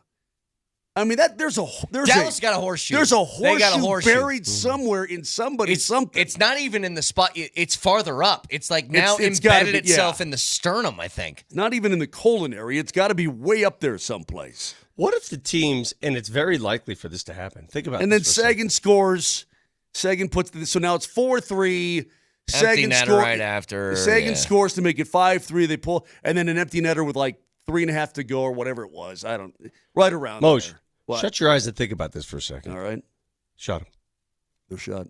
What if the teams that knocked out the Avs and Nuggets end up winning their respective championships? Do we get something? No. I hate when people think that way. Like, well, I think we should root for them because they beat us and it'll make us look better. But I'm just saying, what if that happens, though? Hey. What if that happens and... Why are your eyes still shut? I don't know. I take no solace in that. I don't care. either. It means nothing. I mean, to me. dudes, if you look, man, I don't know what else to say. Stay out of the box. I got to look at what that power play is doing right now. In fact, I'm so curious. I tried to erase it from my memory because it's obviously going incredibly hot. Brett, talk amongst yourselves. By the way, Mikko had 1 point last night, and that's fine. Good. That's great. Well, you know what? His team continues to win. I can't. It was like watching the same thing as the Avs series. It's you are in the power control. play for Dallas is clipping along at 35%. Yeah. By far the best of all the remaining teams. It's in what the they do. postseason. It's what they do. It's They get outplayed 5-on-5. They get outplayed, and you put them on the power play and you give them life. Don't do it. If you give them a second to breathe, they come back and bury you. That's just it. And we watched that for 7 straight games against the Avs, and they're continuing to do this now in the conference finals. And I honestly think that they are going to do this enough to get to the finals. Now, when they face Florida, I don't know what's going to happen because I think Florida's going to really good. I mean, they look. We'll see tonight. I mean, we'll see about game 2 tonight. But hey, I'll tell you what. I mean, Carolina better. This is a must-win for Carolina, or they're going to lose in 5. Let me tell you guys something right now. In these damn playoffs in both the NBA and the NHL is a team in Dallas that just. It feels like they shouldn't be doing this, and they continue to do it. Like right? when the Avs won in 2022, it felt like they should be doing. There was no question that the Avs were the best team on the ice. 100%. Like, no question. Let me tell you what Indiana's done, because they're doing a little Dallas thing. We're down, we come back, we find a way to win, right? This is all in one playoff run. Indiana won a basketball game against Milwaukee in the first round where they were down 7 with 34 seconds left in overtime. I remember that game. Yeah. They won a game against Cleveland in the second round where they were down 7 with 46 seconds left. I remember that game one. 2 in Cleveland. Yep. They won a game in the conference finals where they were down 9 with 52 seconds left. Sure did. How the hell is that possible? I don't know. Because you know what? They don't panic. They don't shut the door on any opportunity or possibility. But and Dallas they have is the same waves way. and waves. You know what? Like Dallas, they have waves of players who can hurt you. And who played their best at this time of year. How many times has Dallas come back from down at least 2 in the third period this postseason? Plenty. It's crazy. And that's the difference. I mean, they have the game on their stick on the power play. God. They convert. You have the game on your stick on the power play to win the game, and you didn't convert. That's the difference, bro. So 1 o'clock today.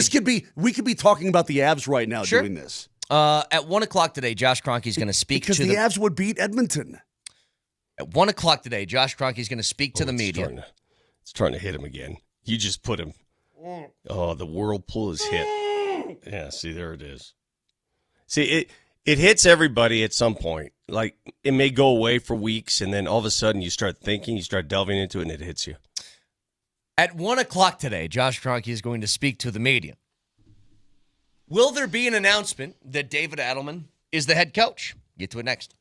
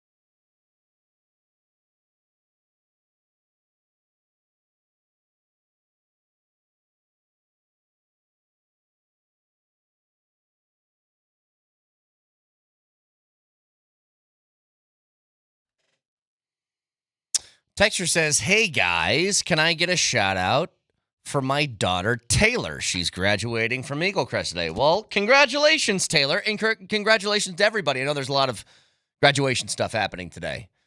Way to go, guys. You did it. Very proud of you. Very proud of you. Yeah, my daughter's already done that. Okay. It's a proud moment. It is.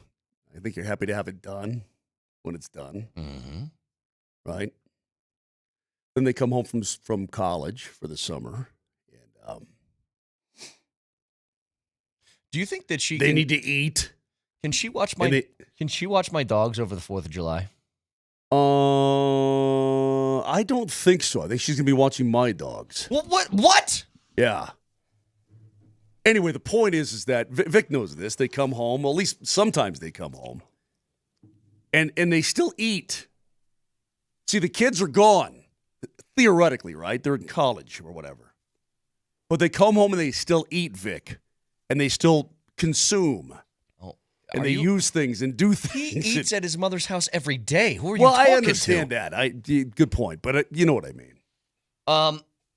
Here's a question I got. What's wrong with eating at your parents' home? Oh, I'm not. He was no. I'm being. What I'm I saying thought I is, was being funny, but I'm not.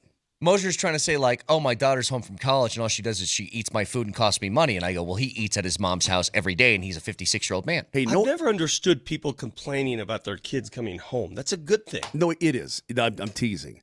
But I went in for a Gatorade the other day. There were like 37 Gatorades a week ago. I wanted a blue Gator. We have those little blue Gatorades. The light blue, the Glacier Freeze? No. This is more like neon blue, whatever that is. Bad call, Moser. Anyway, here's the point. The fridge has a ton of Gatorades in it. I like the little blue ones. You know what I mean? So I go in. I'm thinking, I'm going to get me a blue Gatorade. That sounds really good. Bone dry. Bone dry? Like, there's not even a carcass of a Gatorade in there. Is there an empty? I was going to say, is there an empty bottle in there somewhere? I think she throws them all in the recycling, so I don't know that she's consumed 87 Gatorades in one day. But don't you feel more accomplished that your daughter enjoyed that blue Gatorade instead of you? Wouldn't you rather pass it on to your loved one? Look at his face. That answer's no. Hey, it's the. I didn't want to get into it. Go ahead. No, Vic, you're absolutely correct. I'm just saying. What's bad, Moj? The only time I get mad is when they bring all their friends over, when there's like a group of 15 and they raid your food closet. Yeah. They raid the pantry. Yeah. And they get your good stuff. I watched this happen to a friend of mine. His kids were playing with other kids in the neighborhood. We're in the garage.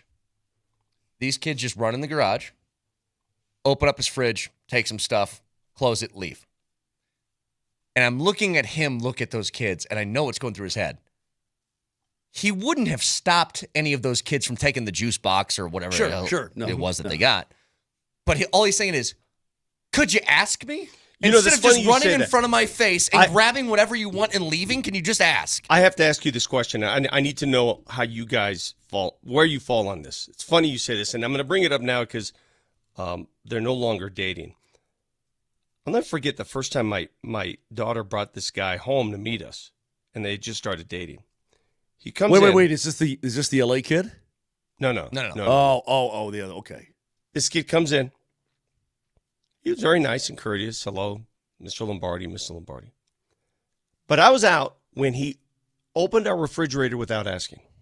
Yeah, you can't do it. We were in the kitchen talking, having a good time. He opened the refrigerator, started looking for something. I don't know what it is about the refrigerator and somebody that's foreign to our place. You don't do that. Yeah, I totally agree. You don't go from, hi, my name is so-and-so, to open your refrigerator and poke your head around. No. And ever. Vic, you're done. You're done. It's over. You would never tell him he couldn't get whatever he's getting. Never. But you need him to ask. 100%. Yes. At that very move, just the act of opening our refrigerator to poke his head in there, it was over. You're dead to me. I actually kind of get it. There is nothing you could do to come back from that. Yep, I get it. You know what's funny is that whenever I go back to Nebraska and I see my father-in-law, he's always got beer in his fridge. And I've known him now for, I don't know, in total, over 10 years. Not once. He knows I'm going to go to his house and probably have a beer. I ask him every single time, hey, you mind if I snag one of these? Yeah, no problem. A lot of times I bring my own. I'll bring my own and I'll throw them in the fridge. just because I don't want to take his stuff. Yeah. But he would not care at all. But every time I go, can I snag one of these? He's like, yeah, of course. So later that night, and he says, you don't have to ask. And I go, well, I'm gonna. Yes, you have to. Later that night, I actually presented this quandary to my daughter because it wasn't even a quandary. I said, I never want to see that kid again. and I said, you don't do that. And her retort was, well, we're all friends. We have a big group. We do that at each other's houses all the time. I go, oh, no, you don't. If I find out you go to some kid's house and you open the refrigerator, I'll be mad at you like I was just mad at that kid. You don't do that. I don't care if it's acceptable today. I don't care what's acceptable. That's rude. All right, so 1 o'clock today, we'll have it live here, Altitude Sports Radio 92.5. Josh Kroenke is going to speak to the media. Is this when the president has a press conference, the unannounced ones always have some sort of news attached to it? Right. Could be good, could be bad, but it has some news. And then there's a State of the Union, which is something that you pay Scheduled attention regularly, to. But correct. you're not going to get hit with something like, hey, by the way, we're at war with this country. Like, that's not happening during a State of the Union. What's that going to be today? Is Kroenke doing a State of the Union, or is he doing hey, Adelman's the permanent head coach? I think it's going to be a State of the Union with a lean on, we really like what David has done, and he's under heavy consideration for this job. We haven't announced anything yet, but how can you not be happy with the performance he's given us, with the job he's taken on? We still have a lot of T's to cross and I's to dot, and we're going to hire a GM and all that business, and we'll have that announcement soon enough. But just want to let you know what we feel about the season, where we go. I think you'll be able to tell just based on his reaction when he's going to be asked about David Adelman, how he answers those questions. You'll be able to tell. Yeah, I think you're right. I was talking to Vic about this during a break yesterday, Moj. And it was about Adelman specifically. Because his contract is up in a few days, isn't it? His contract is up here real soon. So if they don't make him the permanent head coach, Adelman has the ability to shop around for whatever he wants. Sure. Well, hold on real quick to preface that. He's been mentioned before as a guy that he's gotten interviews. Yeah. Do you think he'd get a gig someplace else right now? Well, what jobs are available? I was just going to thinking ask about that. Yeah, because Malone is looking for a job. Taylor Jenkins, who was let go, is looking for a job. Mike Budenholzer, who was let go, is looking for a job. What jobs are available? I don't know. San Antonio job was full. It's filled. It's gone. Filled, yeah. The Nuggets job, I guess, is open. Technically, it's open, right? So there's one. The Memphis job was filled. They named their interim the full-time head coach. That's gone. She gone. Phoenix, that's open, correct? Yeah, I think Phoenix job's open. There's one. Denver and Phoenix are the only two that I can think of that are open right now. Am I missing one? Is anybody help me out? And Phoenix I don't know. and Denver. Is anybody else going to get got before too long? I don't. Get got. They'd get got by now. Yeah, exactly. It's an excellent point, Vic. Yeah, they'd get got by now. I mean, all gots are gotten. Here's what I told Vic the other day, or yesterday, though. I think that Adelman has made a hell of a case to keep the job permanently. I wouldn't have an issue if he got the job permanently. What I would have an issue with, though, is if they hired him before hiring a GM. And here's why. And I know the contract thing makes it a little difficult and screwy. You just fired a head coach and GM, not so much for performance, at least on the head coach's part. Malone didn't get fired because he was a bad coach. He got fired because he and the GM couldn't get along, and there was a sort of pettiness between the two that led to an untenable situation. And I think that ownership just said, to hell with both of you. Mm-hmm. To hire a head coach without a GM having a little bit of input on that, I think would, not that the same thing would go down, but you'd be playing with the same type of fire.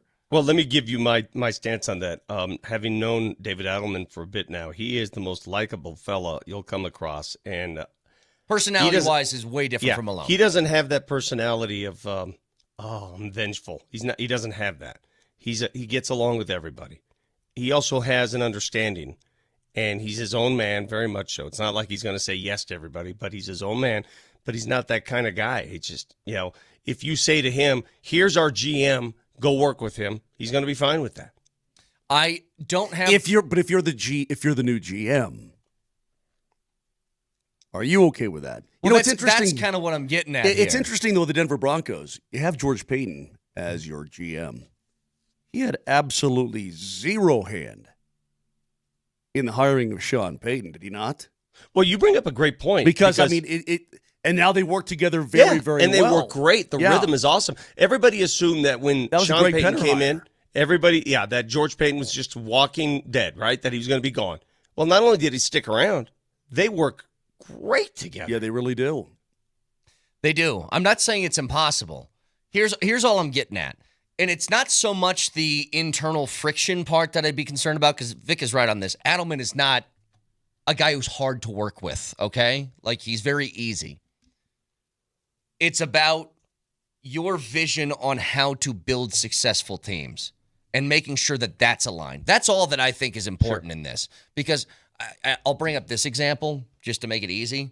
If you're a GM that thinks the best way to win a Super Bowl is to have a mobile quarterback, like a Lamar Jackson type, and the head coach thinks the best way to win a Super Bowl is to have a Peyton Manning pocket quarterback, well, then automatically your visions on how to be successful aren't aligning, and that's going to cause some sort of, not arguments, but it's just going to be, I call it organizational cohesion. Sure. Won't be there. And you can like each other all you want. Right. You can like each other all you want, but if you have different philosophies on the makeup of the team and what you need to do to win, then that's a problem. Because that's Let me what counter happened it with this. Let me counter it. Just one last thing real quick. That's what happened with Malone and Booth. Sure. Booth thought the way to do this was young guys on rookie contracts to fill out the depth, and Michael Malone said, I need veterans. Well, let me give you the organizational philosophy. The organizational philosophy is very much what the Avs do, and it's very much what the Nuggets hope to do. The GM gets the players, the coach coaches the players. The end. There is discussion on what types of players and how they would fit. I mean, it's not just take what you get and shut up and coach. I mean, you have to have that ability to communicate, and I think that's what was lost. Yes. Absolutely, that was lost. I wonder how much communication those two really had. Malone and Booth? Yeah, in the last That didn't involve F words between each other? the last year and a half, 2 years. I'm very curious. Well, Dude, I'm telling you, Vic, when we were at those press conferences, whether it was preseason or whatever, when they were doing the media day thing, and they were sat at the table next to each other, you felt tension just by watching them sit next to each other. It was weird. It's really weird. yeah. Well, I like I said, moving forward, I think the biggest advocate, and the decision is going to come down to one thing, to be honest with you. Whether or not Adelman returns, it's very easy for me. Hey, big fella, what do you think about David Adelman? Well, yeah. Okay, I'll get to another example in just a second on this subject. We had Jeff Legwold at 9 o'clock. Stick around.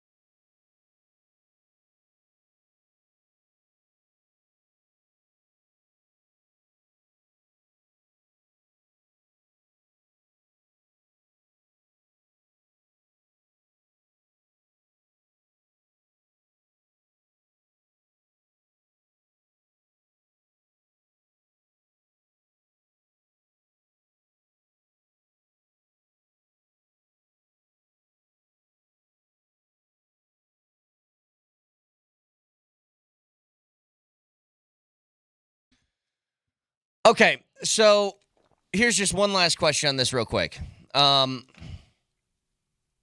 Here's an example, Vic, of what I think could pose as an issue. The GM is going to have a very difficult time filling out the depth on this team or getting this team to a deeper sort of roster level, right? What if you hire Adelman first and the new GM says, you know what, I think the best route is? The best route is to trade Michael Porter Jr. and Adelman disagrees. Then what? That's the kind of stuff that I would be worried about, where I think that needs to be all ironed out together. Well, you can make disagree. Hires. What's wrong with disagreeing? But at the end of the day, that decision is made by the GM. That's a GM decision. Again, it's you how can disagree. You tell me your side. You can, but that's a major thing. You can't really disagree on major things like that. Hold on a second. Hold. You mean to tell me that teams in play, like Mark Dagno in Oklahoma City with Sam Presti, who do you think has final say in trades? Sam Presti or Presti. Dagno? Sam Presti. And it ain't even close. Yeah, but I don't think that if one person is adamant about another thing, like I think that they're on Brett. the same. No, hang Brett. on. I think they're on the same page with stuff like that, though. That's what I'm getting at. Like, I don't think that they would have a moment where they would disagree that much about something that important to where it'd be like, it's my thing. I'm doing it. I think you're overplaying this. Disagreements are part of life. I mean, at the end of the day, someone has to make the decision. Not every decision can be made in unison. Listen, there are three of us on this show. We have decisions to make on a daily basis. And most of the times we disagree. Correct? What's our next segment? Well, I want this. Well, I want that. Ultimately, somebody has to make the decision. Otherwise, we'll be here all day. Okay, but if I said we aren't talking about the Nuggets anymore, then what? What do you mean we ain't talking about that? What if I just decided we aren't talking about the Nuggets anymore? You'd get fired. Okay, well then that's Ego. the thing. One of us would have to leave. Ego. That's what I'm getting at, though. For major decisions like that, it makes Vic, it. Now, hold on a second. Vic, you made the point the other day that one doesn't answer to the other in this organization, correct? No, I said they both have their respective roles. Correct. And let's go one back. of the, then let's compare it to the Broncos. yeah. Does Sean Payton answer to George Payton? No, it's the other way around. Well, essentially, yeah, it is. Wait, but I think you think that George Payton, like if Sean Payton really wanted Bo Nix and he hated Bo Nix, that Bo Nix wouldn't be on this roster. No, you I'm don't think saying that Sean Payton would win that battle? No, he said Sean Payton. Oh, you said sorry. Yeah, I but I George. think My bad. Does George Payton not answer to Greg Penner? Of course he does. Okay, well then, so he serves two as the GM. Yeah. Okay, maybe I suppose. I'm going to tell you right now, the Then GM has a direct line to ownership more so Right. than the coach does. That is correct. The coach coaches the players, and the coach handles the players. The GM and the ownership group in any organization, they're the ones talking most of the time. But you have to think similarly on how to win. Like when the Avs traded Mikko, I don't think. Look, I'm not saying that Bednar wanted Mikko gone or anything like that, but I'm pretty sure that Bednar had to be at least kind of on the same page as the front office did on making that trade before they made it. Mm-hmm. I don't think they would have been if Bednar was like, you cannot trade Mikko Rantanen, I don't think that they're trading him. That would be my guess. Even with the ramifications that would come later, you have to be at least somewhat aligned in your vision to win. That's all I'm getting at. Well, you could say that about obvious. best players, and too. The only reason I'm concerned with that is because that just tanked the Nuggets at the end of, well, really the last 2 years. Well, don't you had you a think- coach okay, time who out, was though. fundamentally in disagreement on the GM's vision to win. Put yourself in Josh Kroenke's shoes. Do you think that he's ever going to allow a situation like that to happen ever again? I would hope to hell not. Let me put it this way. I would think that he would absolutely try to avoid that at all costs. Now, there may be certain inevitabilities 10 years down the road that the coach and the GM, they've won 4 championships together and they each have their, so you get that little bitterness, right? But he knows exactly what went wrong with this organization. Exactly. Right. And there's no doubt in my mind that he is going to, and maybe this goes into who he does hire, assuming the coach gets hired first. It probably goes a long way into who the GM is going to be. I don't think that they're too smart to make a mistake like that again. The reason why I think David Adelman will get the job eventually and deserves the job are threefold. Number one, does he want it? Yes. Seems obvious. Some people don't want the jobs. There are guys out there that just want to be assistants, to be honest with you. Number two, did he meet the moment? I'll say yes, he did. I think he did. Yeah, I think Number three, do the players, primarily the best players, respect him? And I think you know the answer to that. Yeah, one. I think they do. He's a very personable guy. He's a straightforward kind of guy. He seems like a very smart basketball guy. I think the straightforwardness is his best character trait. Yeah. Just this is what it is. I'm not, I had this conversation with him once. It was during the Clippers series. We're in the weight room, and I got 6 plates on each side, and I'm asking for a spotter. And he comes over and spots. And in the middle of my, I think I did 13 reps, I said, I'm really impressed with your press conferences. I said that to him. And he says, I'm just being honest. And I said, you know what? Honesty is the best policy when it comes to this. It's very easy to do, and some refuse to do it. And it works. And then I did. Then I said, you know what? I want 2 more. So I went to 15 instead. 15 reps. On what? 6 plates each. No. What were you repping? Breakfast. It's actually a lot funnier. 6 plates. Anyway. So what you're saying is he bailed himself out at the end because he got cutesy about breakfast? Yeah, he did. He saved it because the rest of that was stupid, but he did save it with the breakfast. A lot of it was stupid. Hey, so that's happening at 1 o'clock. Josh Kroenke's press conference. You can hear it right here, Altitude Sports Radio 92.5. You know what's happening at 1:10? Rockies? The Rockies play the final game of the set against the Phillies. It's the getaway, Brett.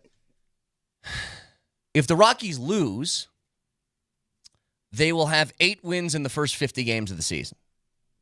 If they lose at 1:10 today. 8 wins in the first 50 games. They'd be on pace for about 30 wins. Less than 30, I think. You guys want to go to the game? No. If you would like to go to the game, the series that starts against the Yankees, by the way. Oh, boy. Did you know in the opener, who's throwing out the first pitch? Who? Bo Nix. He will be in attendance at Coors Field for the opener for the Yankees and the Rocks. And is that tomorrow or 2 days from now? Is he a Yankees fan? Why would you think that? I thought I saw him wearing a hat. Everybody wears a Yankees hat at some point.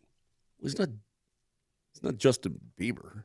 Hey, as a hat guy, I'll tell you right now, I have like a Padres hat for no reason. I just thought it looked cool. I will say the Yankees logo is as badass as it gets. When I was a kid, I played with the Yankees. Did a lot of winning back in California. I'm not kidding. Let me tell you, that blue. Did you say you played for the Yankees as a kid in California? Is that what you just said? My team was the Yankees. I played a lot of seasons on the quote Yankees. Yeah. I played for the Gladiators. Hey, Yankees, you can take your trophy and your apology. And what's that from, Vic? Bad News Bears. Damn right, he wouldn't know. Hey, Tanner Boyle.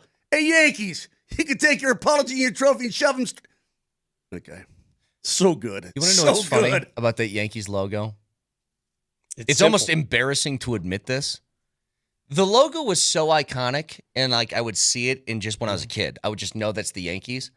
I didn't know until I was like 12 that was an N and a Y. What'd you think it was? I just thought it was their logo. I didn't know what it was. What are you, dumb? Well, I was a kid, so yeah, probably. You guys spell? You have spelling? I don't know what to tell you. It was such an easy thing to identify. See Moser's hat? That's a C there on that. See that C? That's Colorado. What? Did you notice that? I'll admit something. The first time I ever went to Old Yankee Stadium, the old one, they used to have in the bathrooms. They didn't have urinals. They had troughs, right, Vic? Mm-hmm. Remember the old? I mean, like the old cast iron troughs, bro, from like 19. 31. Still have those at the hey. Air Force Stadium. Hey, listen to me right now, Not the stadium. all you new stadium builders, Penner Group, Walton Penner Group. Leave the troughs. When you build that $15 billion stadium, whenever that day comes, you give me at least one trough in that place. I like a good trough with some ice. Brett will seek out. Well, listen, the ice is the best. Someone comes in and lays out some new ice. Hold on, guys. I'm not a barbarian. I don't like a trough without ice. Okay. That's insane. Well, that's just, you're asking for splatter everywhere. Okay, but the problem is now, I need the ice. Brett, the troughs nowadays are all stainless steel. Stainless steel, square troughs. Mm-hmm. I'm talking about the old round cast iron trough, like the rounded edges Old and Mile High corners. Stadium had those. Yeah. So I'm in there taking a whiz. And what do you think I do? This is Start talking to all the buddies around you. You're the guy that talks. Yeah, Moser's that guy, by the way. I'm not that guy. Guaranteed that guy. No, not at all. Hey, everybody. Hang on, stand next to me for a second. Come here. What if you did one of these? You're at the trough like this, right? And then you just get a guy who goes this. Hey, buddy. You do a little nice pat on the back. Or wants to shake your hand. Oh, No. gross. We don't. That's not. You're an idiot. But But let me tell you. So this is when cell phones were kind of new. I called my old man. I said, "Guess where I am?" It was kind of a big deal. So you're the guy with the cell phone on his ear at the trough. I said, that's really bad too. I said, I'm taking a whiz at Yankee Stadium. And he liked it. Can I get to another subject matter kind of that's a father related son. to this one? Well, I'm just saying, okay, so here comes Aaron Judge and company tomorrow for a 3-game set, Friday, Saturday, Sunday. Coors Field's going to be rocking with Yankees fans. It's going to be sold out. Aaron Judge is going to bomb them into the Platte. I mean, do I have it nailed? Is that pretty much correct? Pretty much. Two things real quick, Vic. Number one, I'm putting a poll question up. Trough with ice. Or urinal. Is that... No, I'm not. I'm just saying trough with ice. Is that the best peeing option? Number one. Bro. So at Brett Kane Radio, go vote in the poll. Number two, we talked about this a couple weeks ago. I had worst that I've ever heard in my life. At the course. Oh, no. Going after 9. Oh, no. Just take a quick tinkle. Before I get to the bat, maybe get a drink. What is this, Monday? Last week. Okay. Go in the bathroom. And I see a couple feet underneath the stall. Oh, no. Next to the urinal. No. And guys, Mm-mm. I almost asked the man if he was okay. I was this close. When I say, that level of loud. And Why I'm like, are- bro, why are you how are you that? What's going on with you? Why are you sharing this with us? Yeah, I don't need that. That's too much. That's an overshare big time, bro. It wasn't me. I understand that, but it's still an overshare. My Uncle Tony runs a business. He has an upholstery business. In his shop, he has, in his bathroom, he has a urinal. I literally stopped by his place just to use the urinal. So is there anything more badass than a urinal? I mean, I've told my wife, she asked me, actually my birthday was yesterday. I should have asked her a urinal. the most regret that I've had. Ask your wife if you can put a urinal in the downstairs bathroom. I'm sure that's I'm gonna not go joking. really No, well. Hey, I'm not joking. I'm You not think it's kidding. a joke? Moj, when I had the guy that's coming over because I'm trying to get my basement finished, right? So my neighbor, he's a plumber. Right. So he's going to set all that up for me. And he goes, you want a urinal down here? And I said no. And to this day, I regret I was like, why did I not just do it? It why makes did life I so not? much easier. I will add this, though. You barbarians out there, you ugly human beings, I want you to reconsider something. Oh, no. A lot of us are users of the Zyn, right? Yeah, stop You doing do that. Not put your Zyn. Don't do it. Don't. That is. You keep that in your mouth. Correct. Look, I'm a Zen guy. Don't make somebody else pick that up with their hands. Do that, what man. are you That doing? is so heinous. That's so wrong. Just rude. It's common courtesy. Barbary. Goodness gracious. It's almost like your co-host grabbing your coffee cup that you took one sip out of, grabbing your coffee cup to use it as a spitter. It was close. Very close. I still can't believe you did that. I was stunned by the gall. Just the gall of that action. Can I ask you a question? If you just No, you can't. I'm going to. I mean, think about what you just did. If you did grab that, because I know it was an accident. What do you mean an accident? He actively No, I did it grabbed on my purpose. coffee I'm cup. seeing how empty it was. Oh, I did it on purpose. But let's say it was empty. That's mine. Oh, come on. It's not yours. You piece of litter. You're gonna die on the hill of a piece of litter. Relax yourself. It is true. You just could have gotten another cup. See, now I'm with Moser. All I was saying was, if you accidentally did that, like let's just say you were on autopilot and you just went right there, and then you realize, oh no, that's fixed. Would you tell him? Absolutely not. Because you know I would have made a deal out of that. If it was a full coffee cup, because it was full and it was hot, he would never know. Not a chance. You couldn't, with how much coffee's in there, he would never have a a clue. Nope. Would you have How told do him? I know he hasn't done it? Well, that's what I'm saying. You might have been drinking spitters for years, Vic. You'd never know. Why do you think I like to do the show from home? Because he's so damn gross. I want to avoid all that. Okay, so again, reminder to you guys that Josh Kroenke is going to be doing his State of the Union press conference of the Nuggets at 1 o'clock today, and you can hear it right here live, Altitude Sports Radio 92.5. You can also listen on the Altitude Sports Radio app that is powered by the Will Hite Law Firm. Injury lawyers, go to willheitewins.com. That's willheitewins.com. So Jeff Legwald's going to join us at 9 o'clock this morning. I also have a very interesting question I would like to ask at some juncture of this show. Interesting. Would you like whom? to ask it on the way to break? If Josh Kroenke came to you, Moj, or you, Kane, and said, man, I really like your takes. I want to make you the general manager of our team. Would you accept the job? 1,000% yes. Why? Do you think I really need to think about that? Of course. 1,000% yes. I would rule that entire arena with an iron fist. I'm glad I asked that question to you guys, because here's the example, the classic example of people overstepping their limits and not knowing who they are or what they are. That's so many people in our business think we can run teams or coach teams. Whoa. And that was it's not just the question. so funny to me. That was not the question. You didn't say, do you think you're good enough to be the GM? I'm you asking said if you would take the job. I'm asking if you would take the job. And if somebody asked me to take the job, somebody said, I want you to be the GM of the Nuggets, you know what I'd say? No, I'm not qualified for that. Hold on. Let's just do this. You're not. See, here's your problem, No, Vic. save it. This is not a morning of Save it. specifics. This is so you stupid. are lacking You're so dumb. specifics. You're such an idiot, stupid, moron person. Dumb. You really are. Idiot. You really are. I'll tell you exactly why next.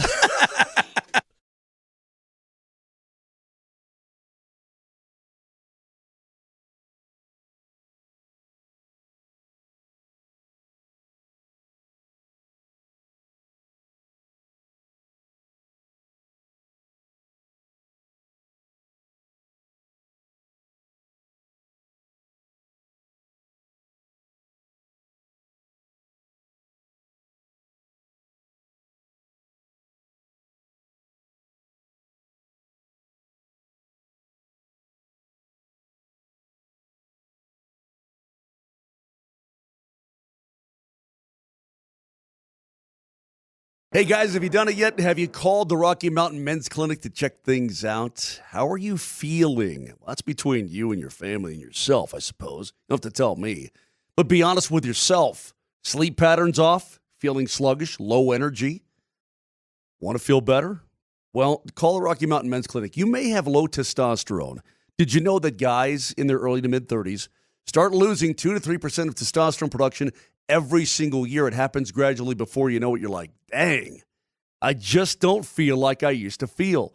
Poor sleep, feeling tired, maybe sad, depressed, decrease in libido. All these things can be symptoms of low T. Go to RockyMountainMen'sClinic.com. Take the low T quiz on the website. 10 simple questions. Super easy. It takes 2 minutes. If you have an issue, if you think you might, schedule an appointment with them and get yourself fixed. It's really, really good. It's worked for me. I've been incredibly happy. Sleeping better, no more brain fog, more productive, everything. And you know me, I do the show in the morning, games at night, so on and so forth. I'm going all day long. Rocky Mountain Men's Clinic has served the Front Range for nearly a decade, successfully treated tens of thousands of men. Most guys wait a year or longer. That is silly. Do not do that. 5 locations in Colorado, Fort Collins, all the way down to Colorado Springs. So call today, 720-440-7900. That's 720-440-7900. Or again, go to RockyMountainMen'sClinic.com.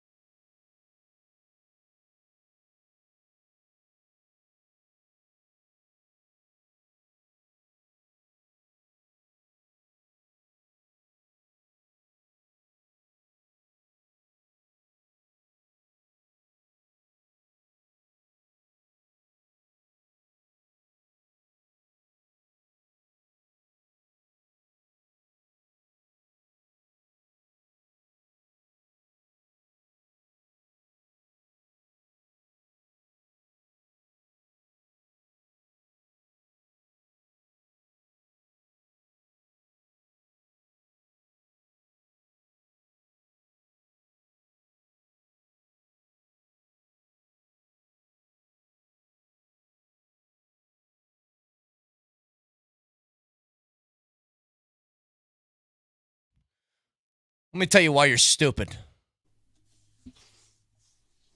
Vic, you didn't ask me, do I think I got the chops to be an NBA GM? My answer would be, of course not. Of course not. Here's what you asked me.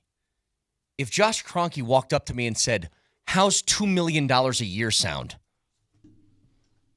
I'll be awful at that job and collect that check. I never specified salary. I said, would you like the job at your current salary? He's going to pay me $12 an hour?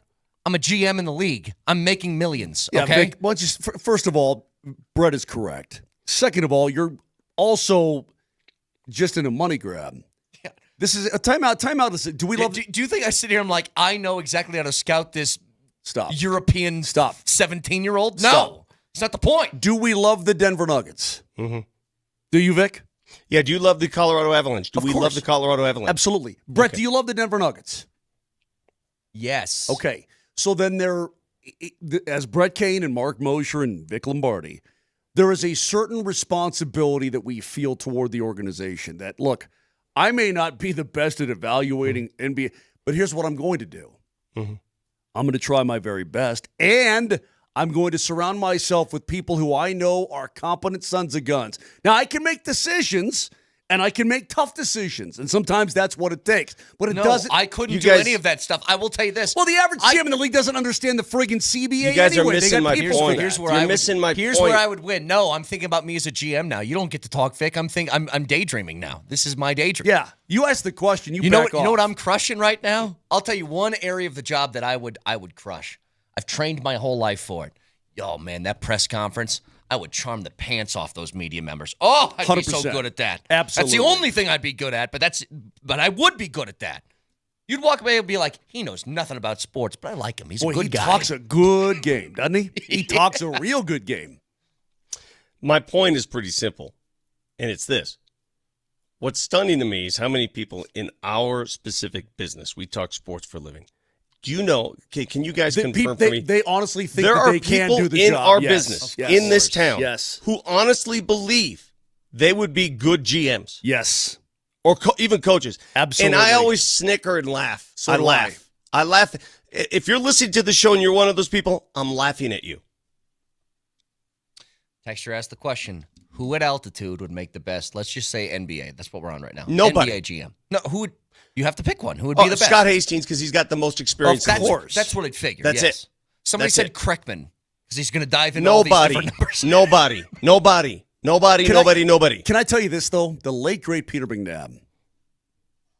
God, was he a brilliant hockey mind. You know, his father was not only a Stanley Cup winning player, his father was a GM in the league, and his father ran organizations for a long time. His brother was an assistant GM, won a Stanley Cup with the Ducks for an awfully long time. I think that Peter McNabb, he would never, ever want to do it. But boy, did he know how to make up a hockey club. Now, he wasn't always right because no GM is always right. But he knew how a team should operate. He knew what a captain should be. He knew how guys should interact. I mean, it's very, very interesting that he chose because he was obviously great at his job, post-hockey career. But that's a guy, in my opinion, that probably would have been a very good general manager in the league. You know what? I take all this back. I would be a terrible GM for the Nuggets. I'd be an awesome one for the Lakers. Step one, fire everyone. Step two, get all the best players. Step three, build a practice facility that I can go and hang out with the players. Yeah, I'd be great at that. Oh, what's that? Hey, what's that, Nico? Yeah, I got a couple packs of gum here and a Coors Light. How's that for Luca? Yeah? All right, sounds great. good. I'm a genius. Yeah, let's go have some lunch. I mean, come on, man. I just saw something that's And by the way, here, real quick, though, Vic, the truth of the self-awareness, I've said it a million times. Chris McFarland's job, what Joe Sakic did, all this stuff, it's very, very difficult. I mean, you have to juggle so many things. You know, and you hardly sleep. You're busting your hump constantly. It can be a very thankless position. Okay, go ahead, Vic. It's much easier, and people say, well, no, it's much easier for somebody in that sphere to come and do our jobs. It's much easier. Oh, without a doubt. It's much easier. We've seen it. Hell, look at Coach Sanford. Coach Sanford's never been in the meeting. Sanford sucks at this. Oh, okay. I forgot about that. Just kidding, That Mike. is pretty Love you. funny. Mike, the phone's going to ring here. We're going to get That a text. is pretty funny. We're going to get a text any moment from But Mike. it's much easier to Sanford's make great. that transition than the other transition. It just is. And it makes me laugh every single time I hear people say that they could do the job better. No, you can't. You think you can. You think you can, but you haven't been in that seat. No, you can't. So I will say this about Sanford. Sanford is like shockingly good. Because can people come over from their realm and do this? Yeah. A lot of them aren't good at this, though. A lot of them aren't. I just watched the Morris twins on First Take for like 2 minutes. Yes, and they still keep putting them on. They're terrible. Why do they still keep putting them on? Hey, so a couple things here. Number one, Vic, I'm going to ask something honest. I mean this, okay? I mean this. And yeah, this is taking a shot, whatever. If I were the GM of the Rockies, would the team be any worse than they are today? No. Okay. Absolutely not. It would be almost impossible for them to be worse, right? But yeah, but what you have no wins on the season? Come on, man. Right. We're going to start using wiffle ball bats instead of wooden bats. Here's the second thing. This blows my mind. I checked it. I think this is true. Somebody made a video of Tyrese Halliburton who hits the insane shot last night that looked like the game winner after a what was it, 17-point comeback or something like that with 5 minutes left. Looked like the game winner, ends up his toes on the line, goes to OT. Somebody's got a video, though, of this season, Tyrese Halliburton, every shot that he took in the last 2 minutes of a game to either tie or take the lead. Do you know what he shot this season on those? He's 12 of 14 from the floor. Say about 80%. You're kidding. He's 12 of 14. And one of the shots that was missed was in the final minute of overtime yesterday, where he bounces one off the rim, and it's a tip dunk. So it ends up getting the points anyway. What got me about last night, again, I didn't see it live. I went back and looked at the replay. But, Vic, he's 12 of 14 in those shots this year. He's just no fear. What got me last night that made me literally laugh out loud was the pure audacity of that man. Oh, I know. Driving to the hole, noticing that no one was behind him, and midstream just say, screw that. Yeah. And then veering backward to the three-point line, just saying, I got an easy deuce, but I'm just going to go for the win. I mean, do you understand the colognes it takes to pull that off? Big time. Big ones, Vic.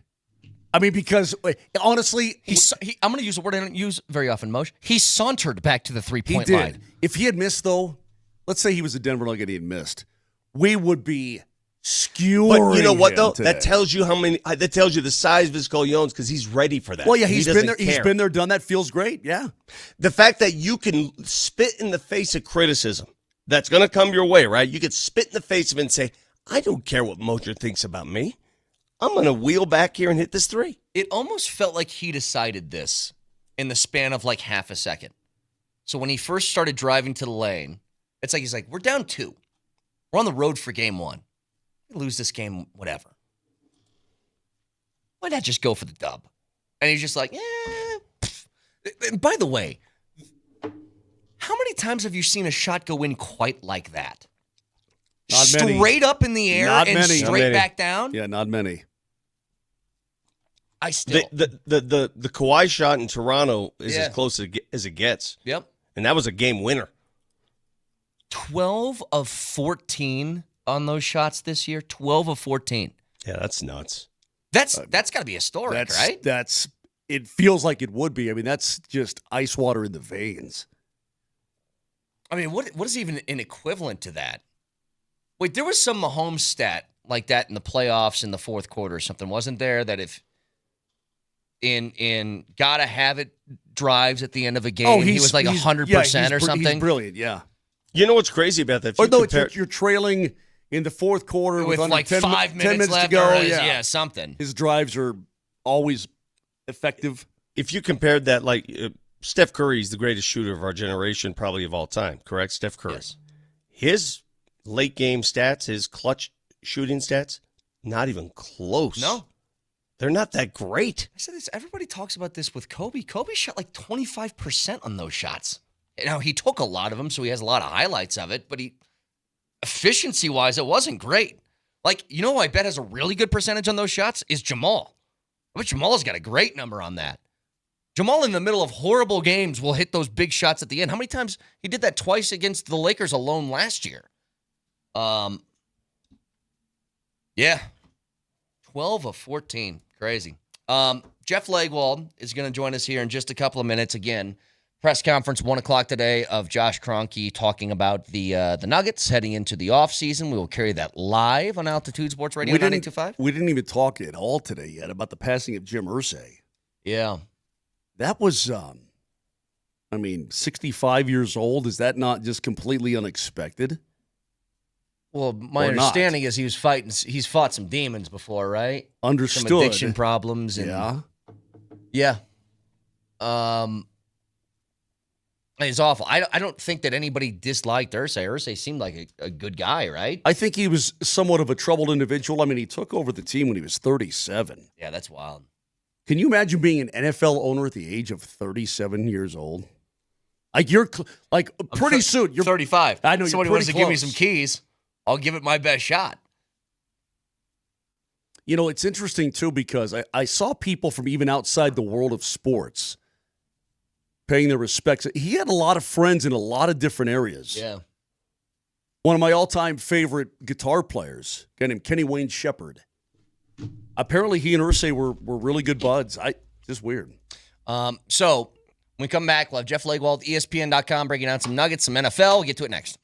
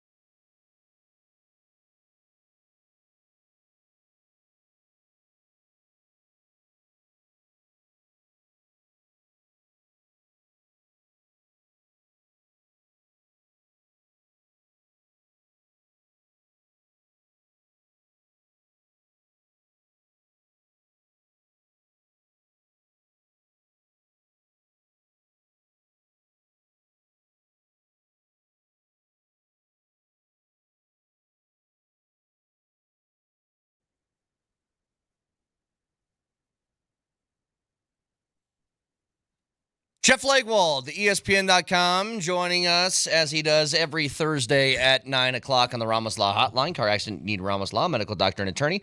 RamosLaw.com. Leggy, how are you, buddy? Good to see you. Good. How are you guys? Doing good, and especially heading into, look, as much as it sucks. Nuggets season's over, Avs season's over, and that means that here comes the NFL offseason. And now it's leggy season. It's leggy season Nothing like good old OTAs to break down and give myself brain damage. I know you love it, Moj. I know you love the non-football football. Well, and here's what's funny. It's that type of year where the lists are coming out and the predictions and my way too early, blah, blah, blah. But here's what I think is interesting. I saw something, I think it was Henry McKenna of Yahoo Sports yesterday did his season predictions on where he thinks teams are going to finish, which we all know is kind of like a useless exercise, but it's still fun to kind of take a look at. And he predicted the Broncos win the AFC West. Here's my question to you. Does that say more about Denver or does that say more about Kansas City? I think people are sort of playing the odds that Kansas City can't win the division forever type thing. Yeah. You know, I don't think that they've slipped all that much this offseason. I mean, their free agency losses weren't like the Niners, for example, who had like a dozen players leave. Kansas City was pretty status quo, really, and helped themselves in the draft a little bit. But I think it's more of, hey, somebody else has got to win the division at some point. Yeah. But I mean, right now it's looking a lot like the old AFC East with Tom Brady in it. You know, it's going to take a heavy lift from somebody else to push them aside. Are the Broncos good enough? I think they might be close to good enough if they stay healthy. They're still not. They still don't have the depth of what a frontline championship contender has, but they're much better than they were 2 years ago, and they're better than they were last year on paper. Jeff, watch this. Ready? Yeah, but Jeff, what about like if the Chargers? They were 11-6 last year. What if? Go ahead, guys, freak out. Hey, Vic, why don't you go have kittens like you did yesterday? Go ahead. I mean, look. The point is, advocate in the house, right? What I'm just saying is, don't forget about a team that was a game better than you and seemingly got better in the offseason as well, right? I'm just saying it's going to be tough. First of all, it's going to be tough to unseat Kansas City. Second of all, you're acting like everybody around you ain't doing some good things. No, it's a rugged. It's by far a much tougher division than Sean Payton ever had to deal with in New Orleans. This is a totally different environment he's dealing with than he had New Orleans. He could trot out a pretty good team in New Orleans and win the division every year. And Drew Brees would throw for 4,000 every year against those defenses. You don't get that in the AFC West. You don't even get it in the AFC. Just to get to the Super Bowl in the AFC is as rugged as I've ever seen in my career right now. I mean, it is a rugged, heavy trip, and you're going to need to not have any bobbles to get there. You can't have the 3-game losing streak, really, and figure it out. So this team is better, but will it show up?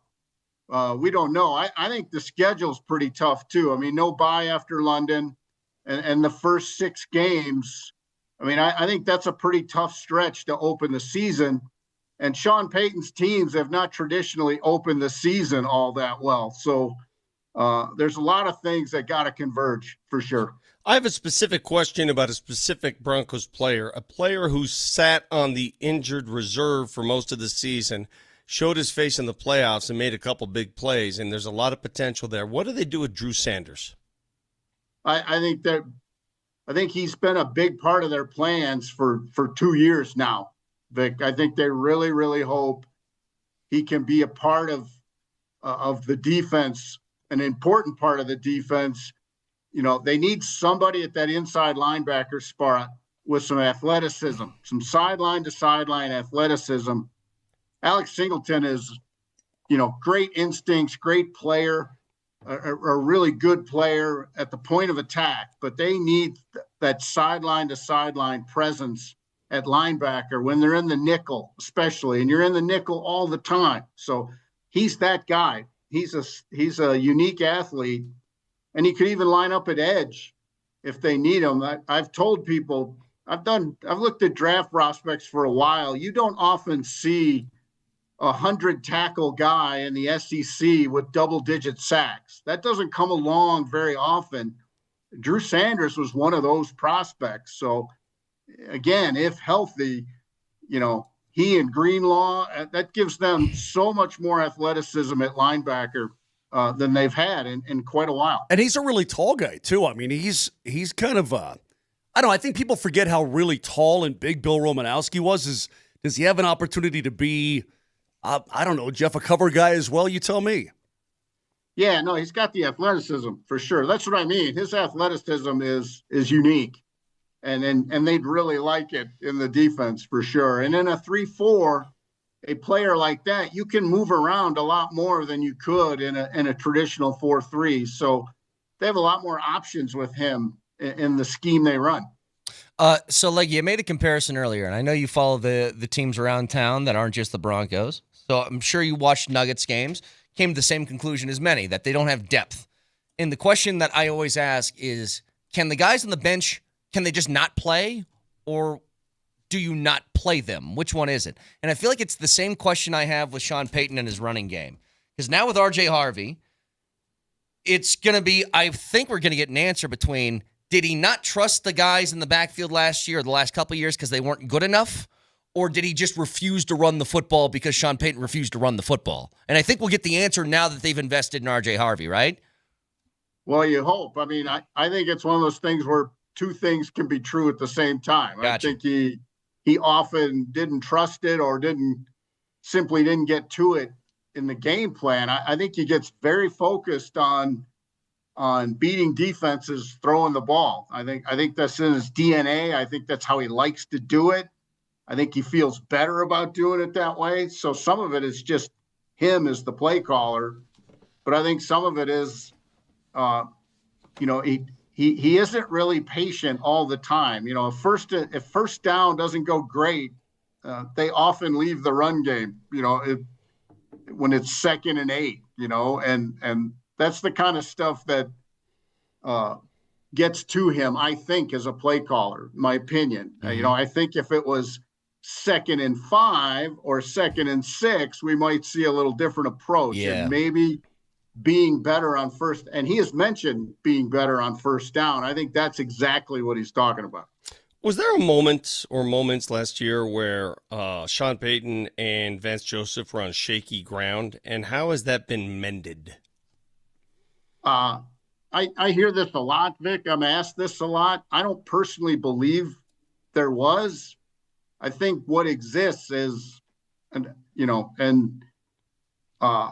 don't think either guy has come right out and said it ever, but I think Vance, because of his experience and because of his personality, I think he's one of the few guys that can actually speak truth to the head coach. And I think that's where the impression of friction or whatever comes from, because I think Vance speaks his mind when they're in those private coaches meetings.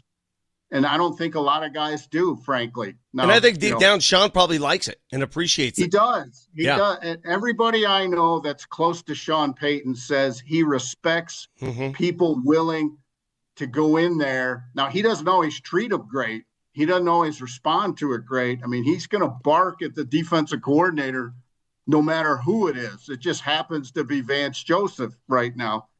But you could ask Joe Vitt right now, I bet, has Sean Payton ever screamed at you during a game? And the answer is going to be yes. Well, I'm sure he's probably screamed at everybody on the associated with the organization at one point. Yeah, he probably loved that Bo Nix went back at him early in the season, didn't he? He did. But, I mean, you got to be willing to do it because, he isn't going to hug it out when it's over. He truly believes Bill Parcells had it right in how to coach people, how to manage people, how to push people. And he does it the same way, even though a lot of people say you can't do it that way now. But VJ's respected immensely in the building. I think people, I think fans or us as media or whatever, I think people underestimate how much players and other people in the building respect Vance Joseph. I think sometimes we get caught up with, oh, he was fired as the head coach or whatever. I think he's an important voice for this team. And I think their free agency plan clearly shows they think he's doing a good job because they invested a lot in the players he's got in his huddle. All right, so until we get to the OTAs at the end of this month and then another weekend of OTAs and the little mini camp and then off until training camp, and that's the death march, I think, for a lot of NFL teams where you just hope all your guys keep it cool, keep it real as they go to Cabo and whatnot. Jeff, let's get to some league business. I read all the stories about the Tush push conversation and that Lori went in basically saying they're going to ban it, so I might as well lay it all on the line, right? And you got enough people to come over to his side. But I guess he said some lurid things inside that meeting and whatnot. What's your understanding of how heated it really got inside that room? Well, the people I've spoken to said he was very heated in his discussion, essentially saying, and if you don't like it, I'll show you my rings on the way out, that kind of thing. Whoa. So I think, I think a lot of people in the league are like, two teams in football, in pro football, basically run this play: Buffalo and Philly. Buffalo and Philly ran it like twice as much as the rest of the league combined. So a lot of teams are like, what's the problem? Two teams do this. It's the teams that have to face Buffalo and Philly a lot that don't like this and would like it to be, sent on its way. Or, some defensive coaches are like, well, let us push our guys into the line of scrimmage too, so it can be even.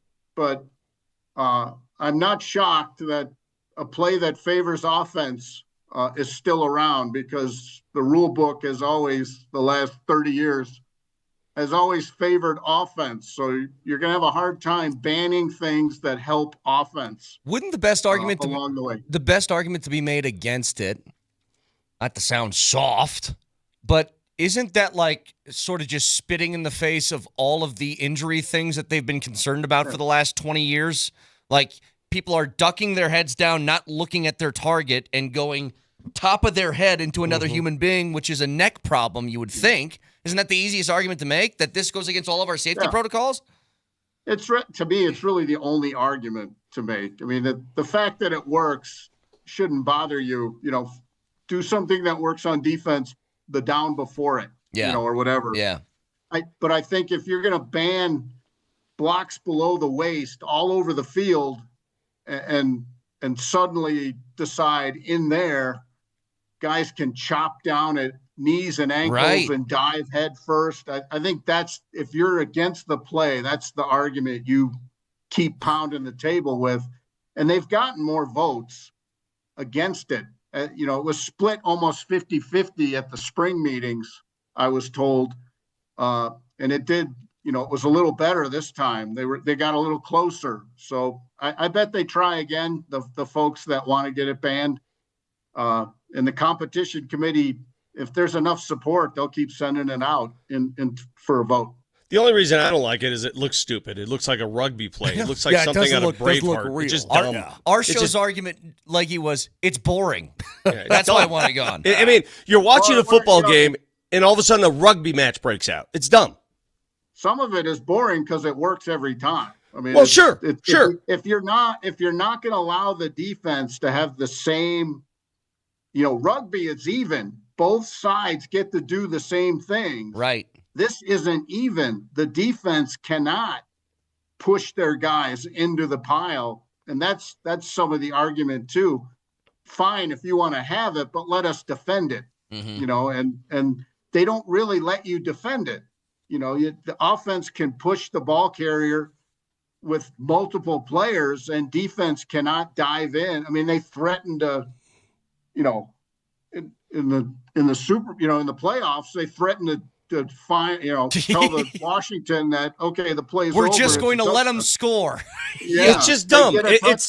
It's like Alex Caruso hanging on Joker's back during a play. It's just dumb. It just looks dumb. It's stupid. I got one last question for you, Leggy, and just quickly. You have a wealth of NFL knowledge over years of experience. I was watching ESPN yesterday, and I saw the headline. This is what they were discussing. Will Shedeur Sanders be the starting quarterback for the Browns in Week 1? Here's my question. Have you ever seen a fifth-round quarterback heading into his first year in the league discussed in this way, and a quarterback that was drafted as the second QB in the draft from that team? Because the question you would think would be, the third-round pick, Dylan Gabriel, is he going to be the starter? But it's Shedeur. Have you ever seen anything like this before? Well, some of this is a little bit of the social media environment. Oh, for sure. I'm certain people talked about this stuff around the water cooler, back in the day, but we just didn't see it. Now, the world is our water cooler. We get to see what everybody thinks all the time. I have a hard time believing this is an original thought, I guess I'm saying, but we get to see it. Yeah. We get to see it all now. So, but it is an amazing thing. And it's like the other 89 players on the camp roster are going to have to deal with this. Mm-hmm. And if you're one of the other quarterbacks, you better just wrap your head around it and stick to your business and compete. Because if you get wrapped up in all this, because he's going to get the attention. And for Shedeur, that's a lot to deal with as a young guy in your first NFL training camp. I hope people are supporting him in that way, because he's as good as the rest of those guys to win the job. But I think mentally it's going to take a lot for him to get through this. I've seen this kind of environment break an awful lot of players over the years, and it would be a shame if people weren't there. Sort of, if the coaches there, don't handle this with some dexterity, they're going to affect a lot of prospects along the way. Well, I'll say this: he's hooked himself to the right wagon. Apparently, he and Flacco really likes him, and vice versa. Like he's hooked. That doesn't shock me, Moj. So having been around Flacco, I think he likes a kid who just tells it. And X's and O's on the whiteboard, all of that stuff in the pre-draft conversation. Nobody had anything bad to say about Shedeur Sanders when it came to X's and O's. So I have no doubt that Flacco is okay with that. Leggy, as we let you go, I have my own version of a tush-push question for you. Wow. Do you have the push mower or the self-propelled? Oh, I have no lawn now, but I pushed it for real back in the day. Yeah. I'm a traditionalist. Yeah. I love it. That doesn't surprise me one bit. Good for you. Yeah. No, and I don't have a roller bag, which drives my son crazy. He thinks if you're an old man, you should get a roller bag, but I lug my bags Whoa. to the You just airport. carry your suitcase, like carry it? Yeah, You're an animal. You're an absolute animal. Again, not surprising. You're an animal. The only mower answer, no. The only other one I think you would have said was you had a ride mower. If you had a ride one, I think that would make sense too. No, I mean anything under an acre, I'll push. I guess that's my line. Hey, do you have wooden teeth as well? Is that? It's a sad story, Vic. I don't pretend to think this is a good thing, but his teeth were made of wool. You want to send my son into a frenzy? Ask him about the roller bag. That's crazy. Awesome. I love you. I love your kid already. Leggy, you're the best. Always appreciate the time. See ya. That's Jeff Legwell, ESPN.com. All conversations with Leggy are brought to you by the International Brotherhood of Electrical Workers, IBEW Local 68. Start with a job, end with a career. So many questions every damn week. I feel like I have a million more questions about Legwald. Is it he doesn't want the convenience, or he's just going to carry his luggage until the day he dies? Is it like a I don't know. A sense of pride? That is crazy to carry the luggage. Oh, crazy. my God. I can't live without a roller bag. Anyway, He's got 303 like a 1979 Samsonite. 504 Goes over his 0925. shoulder. Oh, my God. Back after this.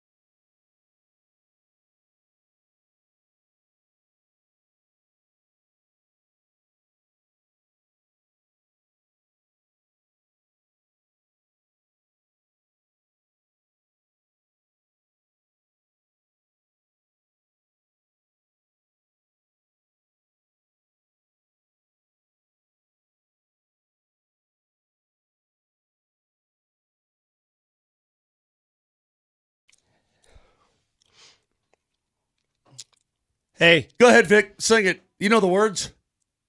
I'm watching, there's this pod that's out, Kevin O'Connor, who covers the NBA. He's interviewing Trey Johnson, who is going to be a heck of an NBA player, a prospect. And he asked this Trey Johnson kid, he goes, what's the one move? Talking about the kid from Texas?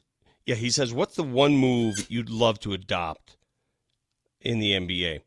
And the kid's answer was, quote, I want SGA's way of getting fouled, whatever you call that. Really? That's a problem. So to me. everybody knows. Everybody Was he being knows. serious, or was that? I'll send it to you. We could play the response here. I mean, you listened to it. I mean, did he sound? That wasn't sarcastic. That was a real answer. No, I mean it's the first thing that came to his mind. See, this is a problem. No one should aspire to shoot free throws. That's not what you. It's not what you want. Nobody's ever said, "God, this guy's amazing." Have you seen the way he gets to the line? Oh, people have said that about James Harden for years. I'm saying not in a positive manner is what I'm talking about. Well, then why do people consider over the last decade James Harden to be such a great player? He is a great player. Like SGA is a great player. But also the way listen, SGA the other night shot, well, we'll put it this way, 31 points he had. He was 10 of 27 from the floor, Brett. I know. Like just over 30% from the floor. Yep. Like 34% or whatever it was from the floor. Yep. He got to the free throw line 14 times. Yep. So is he great, or is he great at getting freebies and racking up point totals? That's the question. Well, I don't know. The bottom line is I don't want young players looking at that like that's what I need to be. I was watching some video that was sent yesterday of a 10-year-old basketball game, AAU game, and they were showing all the blatant just Wait, like flops. 10-year-olds or a 10-year-old? 10-year-olds. Okay, gotcha. And they were flopping. They were doing all that stuff that Yeah. NBA players. I mean, where do you think they learn it? Where do you think it comes from? Where do you think it starts? Where do you think it goes? Where do you think this is going? All the people that watch SGA and Jalen Brunson. Jalen Brunson had one yesterday where he, from half court, went 100 miles an hour at, I can't remember if it was Benjamin Mathurin. He went at somebody and picked up a whistle. When, if I'm the defensive player, I'm like, what do you want me to do here? Where do you want me to go? By the way, have some respect for, I think, the best name in basketball. It's Benedict. Benedict, I'm sorry. Where do you want me to go in this situation? A guy is coming at me 100 miles an hour. I'm trying to defend. Is that where he leans went, into me? He went to the left and then back to the right? Is that Yeah, the one? and he leaned into him. Yeah. And then, so what is a defensive player? So you tell me, anybody who's played basketball, you're playing defense. You're trying to keep the guy from getting to the rack. What do you suggest you do when the dude leans into you, torso head first, and you are what they say out of position? What are you supposed to do? Vic, I don't know, because you can't plant your feet, obviously. The only other option, I suppose, is to just dive out of the way. Dive out of the way. Make it so noticeable that you're diving out of the way and let him have a free run of the bucket. I don't know what else you can possibly do. Here's that conversation I was referring to. Kevin O'Connor, NBA media member, interviewing Trey Johnson, NBA prospect, about what move he would like to adopt. Listen to this. If you could download a move from any player, current or past, and install it into your own game, what would that move be? I wouldn't even call it a move, just SGA's way of getting fouled, whatever you call that. Some people would call it grifting. I need the grifting move. I think it was middle of last season or maybe the season before that. Mark Dagnall, the OKC head coach, had like this rant in front of the media about how SGA leads the NBA in drives, but he's like middle of the pack in free throws. And like shortly after that, referees started giving SGA respect on those drives. Why is that what you would want to take? That's 8 free points a game. Why would I want that? You're like a 90% free throw guy, right? Man, I can make it 100 if I'm only shooting 8. You just add 8 points with nobody guarding. There you go. Yeah. Yeah, Just there stop you it go. right there. Yeah, there you I mean, go. he's laughing, but he's like, why not? That's just a kid, too. He's what did he? I guess he declared after what? His freshman year at Texas? Am I right about that? I think so. Okay. There's an article that I read on CBS Sports by a guy named Sam Quinn, NBA writer. And the title of his article was, and again, it gets down to the crux of the problem. The real problem with Shai Gilgeous-Alexander's foul baiting is that it works. Mm-hmm. And he went on to say that the guy is doing his job extraordinarily well. It's not his job to be ethical or entertaining. It is the NBA's job to create an environment which he is incentivized to do so. So the problem here is not that Alexander is foul baiting, but that it's working. The burden here is on the league to both enforce its existing rules properly and to change broken rules that players learn to exploit. You know, the easiest... And again, you saw it in game one that we saw all So what's the solution? Well, enforce the rules you already have. Vic. Well, here's the one I don't get. They went to a review in game one of that OKC game. They determined that Shai wasn't fouled. Correct. But Shai still ended up on the floor. Correct. Why don't punish him for flopping? How don't you retroactively give a tech for flopping? Yeah. And then SGA has to really be careful about that for the rest of the game because 2 techs and you're kicked out. Well, if you want to get, well, here's the problem you're going to have though. It's going to be a judgment call. Maybe he just tripped and fell on the floor. He wasn't fouled, but he didn't dive. There's judgment calls in hockey when they call embellishment. Understood, but I'm saying if you're going to give a tech, if you start throwing some of the best players in the league out of games through the course of a regular season, well, then to try to stop. enforce your rules, you're going to have backlash going the other way. You understand now why the Nuggets threw a lot of zone at OKC. They did that because they wanted to prevent SGA from doing that wind-up, that run as fast as you can into somebody. The only way to prevent that is to throw a zone, so everywhere he goes, he's going to run into a body. Mm-hmm. The only downside to that, it leaves open threes. Yeah. It leaves open threes. So, I mean, the NBA, I guess their answer would be defend it differently. Okay, well, the Nuggets defended it differently. Yeah. Now what? I don't know. You guys want to talk about what ESPN's talking about right now? Not really. This is summertime talk. He's correct, but it's summertime talk. Jordan's former agent discusses the GOAT debate. Would you guys like to talk about who's better basketball player, LeBron James or Michael Jordan? But he did say. I don't care what he said, Moj. I don't care. He's not wrong, though. I'll tell you what I want to do before we get to break. Hey, Vic. Just wait 1 second. Sure. Because I need you guys to help me on this. Sure. So Hard Knocks, I think, has kind of taken a dip over the last few years. I love the show, and I've kind of gotten over it. I think they've got a good one lined up. I think they got a good one lined up. They chose the Bills. Yes.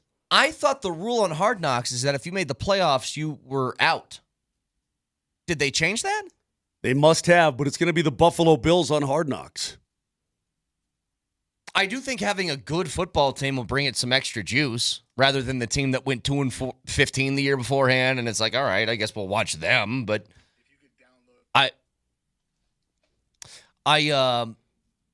guess they changed the rules that you can now have playoff teams.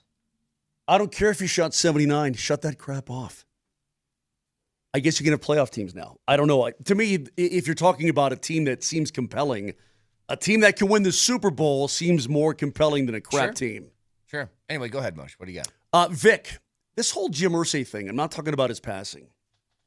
But when I read through the collection that he had, just a collection of memorabilia and artifacts, you ready for this, Vic? Stuff that you care about. He's got the championship belt from Muhammad Ali beating George Foreman in Zaire, the Rumble in the Jungle. Wow. He's got that belt. He's got the saddle that Secretariat wore during the Kentucky Derby. Whoa. Yeah, actually the saddle, all 3 Triple Crown races. He's got a hat that Governor Connolly in Texas had bought for John F. Kennedy and was going to give it to him just a few hours after he was killed. Like he was going to give him that hat. He's got that hat that Connolly bought for Kennedy. He's got all this stuff. Plus, he's got like one of the greatest guitar collections in the history of mankind. What happens to all that stuff? I don't. Well, maybe he was offered apparently $1 billion for his entire collection, and he said no. he's got guitars, Vic, that you wouldn't care about, but like David Gilmour's Black Strat, which is, Holy Grail type of stuff. I don't know. He's got you know what he's got? He's got the drum, the bass drum head that says the Beatles on it from the Beatles appearance on the Ed Sullivan Show. What's that worth? This guy was like $1 billion. I'm sure he was a troubled guy. I'm sure he was, a guy that was he born on third base because his old man owned the Colts and all that sort of thing, and he was an NFL lifer. But he seemed like a pretty interesting cat. That's all. That's all I got. Okay. Interesting. Just some really. He has a piano that was owned by John Lennon. I do remember stories of him walking around handing out $100 bills just to people that were desperately in need, whatever. Just here's 100. What do you need? People walking up to him saying, "I need that." Yeah, here's 100.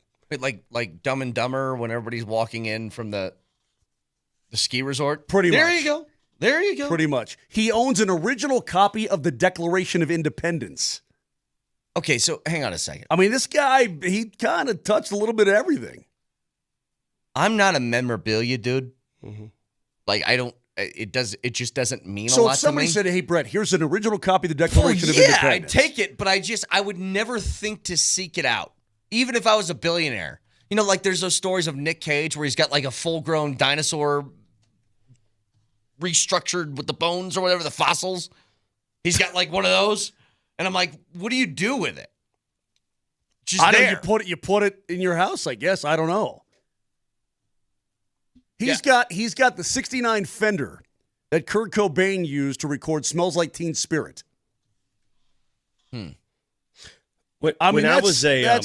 pretty he's got some interesting stuff, man. Again, the stories of him handing out cash, like he would carry a wad of cash with him and just start handing out cash everywhere. And I've seen the video of it too. I was 14, 15 years old.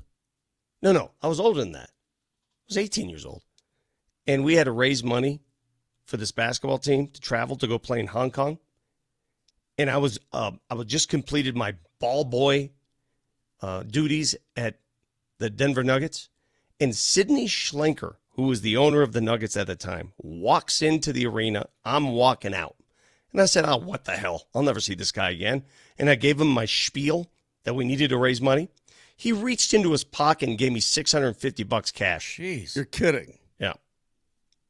That's pretty cool. Did you guys know the Kroenkes, they do that. They give me a check every 2 weeks. Well, it's because you earn it. Oh.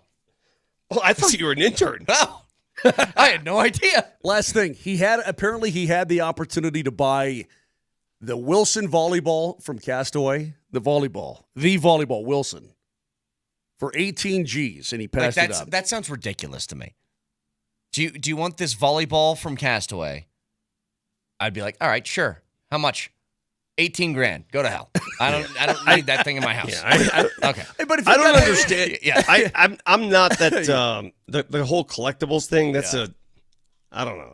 I would have paid $10 above market value of a volleyball. That's what I would have paid to have that in my house. Anyway. Yeah, I wouldn't. I mean, I wouldn't. But if you had a boat with a boat, would you get some cool stuff?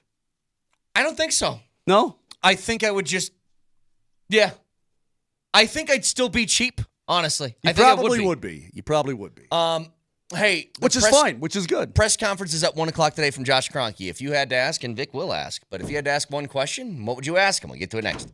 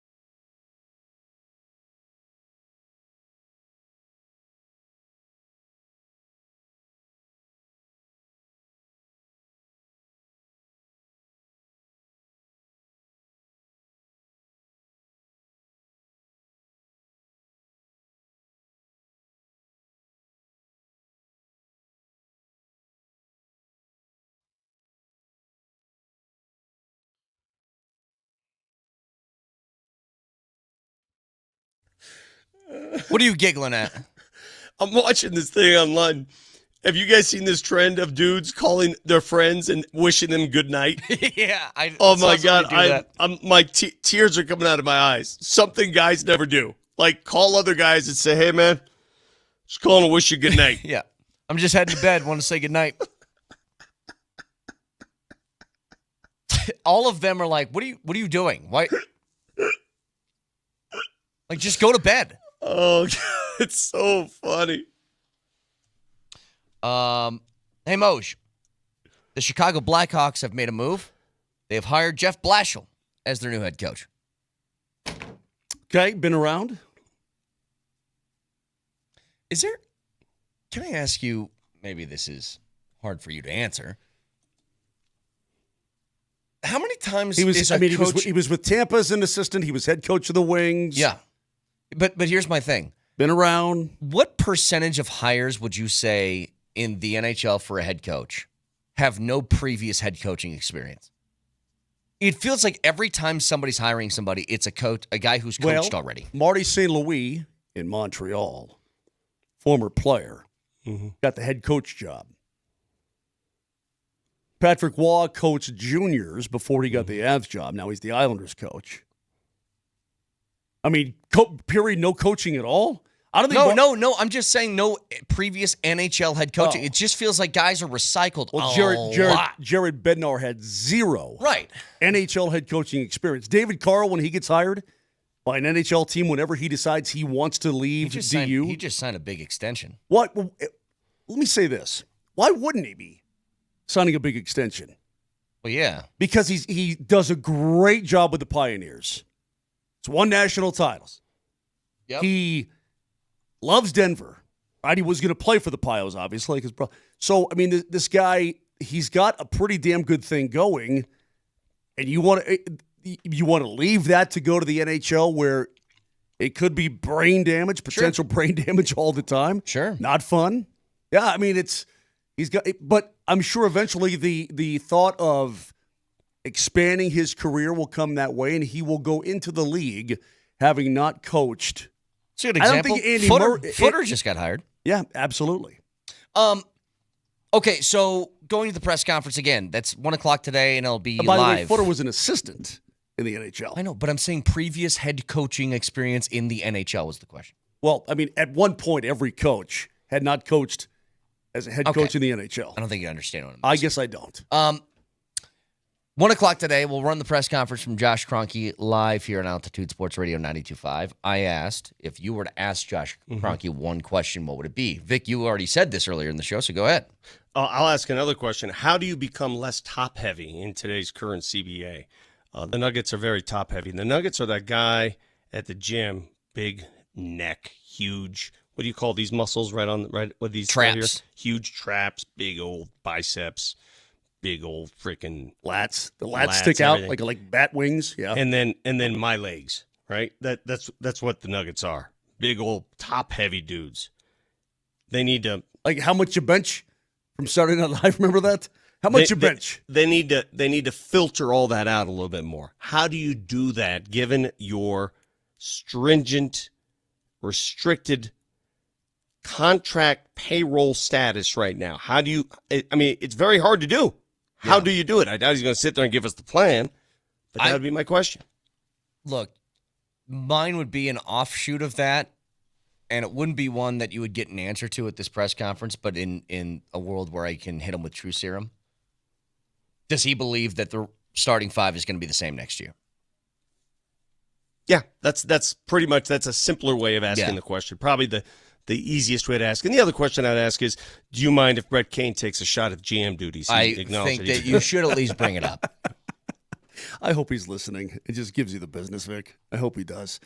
I guess I would ask, I'm assuming he already has a clear vision on what he thinks needs to be done to this team and probably how to get there. With whom he hires as a GM, do they have to share the exact same common vision, or will this GM have some autonomy to go and perhaps do things a little bit differently? How about this? What do you think Booth did wrong? Like, you you fired him, so you don't want somebody who thinks similarly, right? Yeah. So what did he do that was so wrong that he got fired for? Now, I thought the Zeke contract obviously didn't work out for whatever reason. Unloading Reggie Jackson and giving up all those second rounders proved costly because any draft pick is valuable. Right now, the Denver Nuggets are the only team in the NBA going into this year's draft without a pick. The only one. yeah. They don't have a pick, first or second round. Well, and that's, I guess, we can point out the specifics because they're obvious. The Reggie Jackson trade was terrible. The Zeke Naji trade is bad. The Sarge signing was awful. Like all these different things. A lot of those. I'm wondering how many of those were just strict GM moves or were they organizational? Like right. We decide this, right? But I guess, do they still see the way to approach this? Because this was a lot of what Booth did, was drafting and developing. That seemed to be his thing, right? Well, he made that Now, pretty darn clear. Maybe you had to because of the contracts that are on the roster. But, I mean, think about all of the guys that you've drafted in the previous years. Like, they don't have a pick this year, Vic, but I think Booth's thought was that Strother and Watson and Pickett and Tyson and Zeke and all these different guys that they drafted the past few years were going to be players. I just think it's asking a lot for late first-round picks to mature into that quickly. Totally. Yeah, totally it is. Yeah, I think that the Nugget situation, to use another analogy, whatever, you guys have chains? You guys wear chains at all? These small chains when they get all knotted up? You ever have chains get knotted up with other chains? Mine's made out of like a rope. Right. My wife's chains always get knotted up. Trying to get the knots out of these chains, it's it's tough. just pure frustration and diligence. You got to sit there and work. That's the Nugget situation right now. You got to sit there and work it out. Say, Josh, you got a naughty chain. Well, I mean, I'm being facetious at the same time. It's not a quick fix. Right. There's no like, hey, just pull that side and boom, we're fixed. You got to sit there and go to every little. All right, if I move this, will it affect this side? Right. No, I think there's a couple huge... good. Listen, you've come on strong with a couple of really good analogies in the last 10 minutes. Okay, how about like a hose outside? When I have a very long hose. I had like a 50-foot hose, and if it gets wrapped up wrong, what, Dave Parker? Oh, spam! So high five, bam! Oh, yeah! If that hose gets raveled poorly, and then you have to unravel it, and there's knots everywhere. Get a kinky hose? Is that what you're telling me? Yes. Get a kinky hose, dude. That's trouble. You got to know how to navigate. Dude, that hose. I've got a 100-foot hose. And if you're what are you, Julio Franco? Okay. If you're rolling it up and it does that sideways, I mean it'll make. It's got a mind of its own, right? It wants to go a certain direction. You're like, no, make you mad. Yep. I've actually sat outside and talked to my hose. Hey, well, you stop going there. We all know if talking to your hose doesn't work, just call the Rocky Mountains Men's Clinic. They have things that can actually help you. See, here's the thing. I talk about real treatment and real human life stuff. You just want to make your jokey jokertons all the time. I talk about real things that real people can get help with. Real life. Uh-huh. And? That's all. Okay. So again, 1:00 today, we'll have that on. We'll have that live right here, Altitude Sports Radio 92.5. Just again, I'm actually in sort of disbelief at a couple different things that I witnessed last night. The fact that Dallas came back from down 2 goals in the third period and won again is one thing. It's just ridiculous. They get outplayed 5-on-5, and then you put them on the power play, and that's where they get all their juice. For the Pacers to come back and win that game in New York is insane. And for Halliburton to drive to the lane only to run backwards and wildly throw up what we thought was a game-winning three that bounces off the back of the rim straight up in the air and in is wild. But when I tell you guys that Tyrese Halliburton in the last 2 minutes of games this year, regular season and postseason, on shots to tie or win the game, is 12 of 14 is one of the most remarkable things I've ever heard. And I think the only an incredible stat. And I'll go further and say the only reason I didn't know that previously is because he plays for the Indiana Pacers. Probably so. You know, we're all Pacers fans right now, right? Yep. I think we're all pulling for the Pacers because they don't offend us personally. They're the least offensive team left, right? Correct. They're not your division rivals like Minnesota and OKC, obviously. And they're not the Knicks, the trendy, hey, New York. It's little old Indiana. It's little old Indiana. They've never won a championship. You know why I'm going for Indiana? They are kindred spirits with the Denver Nuggets. They both came to the NBA from the ABA the exact same year. And they shared a very monumental trade back in the day. The Nuggets acquired Alex English for George McGinnis, who played in Indiana. I'm going for Indiana for those reasons. You want to know that I was kind of something I was embarrassed by? I totally forgot that Indiana was in the conference finals last year, too. That they played the Celtics last year in the conference finals. Because it feels like, oh, man, they came out of nowhere. Not really. They were there last year in the same exact position. It's just nobody cares about the Pacers. All right, you can check out the podcast, iTunes, Spotify, wherever you find your podcast. Search Moser, Lombardi, and Kane. Again, the live stream of the Josh Kroenke press conference at 1 o'clock today, and we'll have that right here on Altitude Sports Radio 92.5.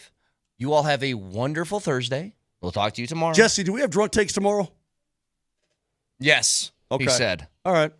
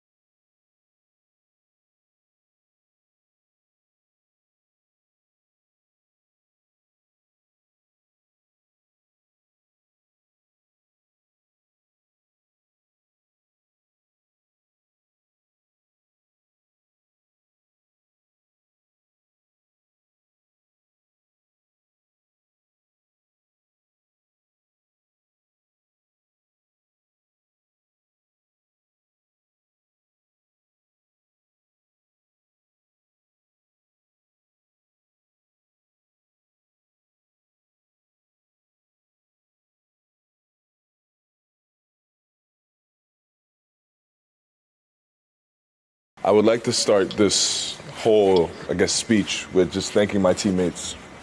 Like, I can't say enough how much you guys mean to me, and not only as a basketball player, but as family. You guys, I know you guys know, we do everything together on and off the court.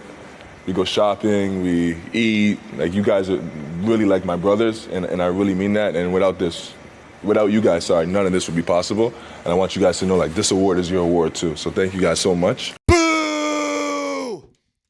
Yeah, boo that man. Boo that man. Boo that man. Is that Michael Malone's son? Yes, it is. Is that the it's son of Michael Malone's favorite basketball player. Is that Michael Malone's favorite child? And the current MVP of the NBA, SGA. I was surprised. Well, there was a lot of things about the voting that surprised me. One, listen, man, I like LeBron James. I do. I can't believe he got that many votes for MVP of the league, man. Damn. Berto, you're on the morning sprint, man. We don't like LeBron James. Oh, we on don't? The morning We sprint. don't like LeBron James on the morning sprint? Okay. We don't like this guy, KJ. Give me that guy again. LeBron James. We don't like that guy. We don't on the like morning LeBron? sprint. Why don't we like LeBron? Because he's the kind of guy, if you're not from Cleveland, Miami, LA, or you're just not a glazer of the National Star, he's a punchable face in basketball. Because all ESPN does, all they do is talk about that man, no matter what he's doing. Yeah.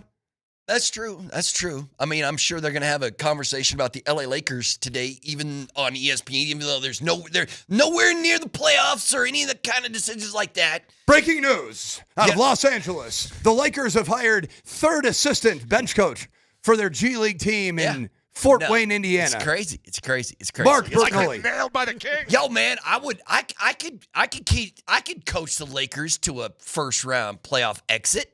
Yeah, I can get that done. Yo, man, JJ, as a head coach, how do you think you thought?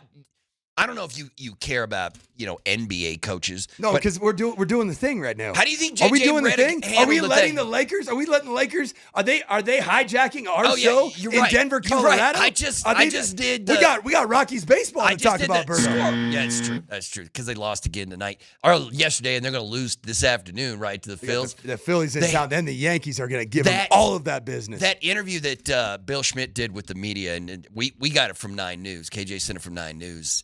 He was talking to Clip. Man, oh Rockies. The craziest thing is that the Rockies are on pace to shatter the record for most games out of first place. They're going to be, according to the math, the Rockies are going to be 74 games out of first place once the season is said and done. I was like, oh my goodness, man. Oh my goodness.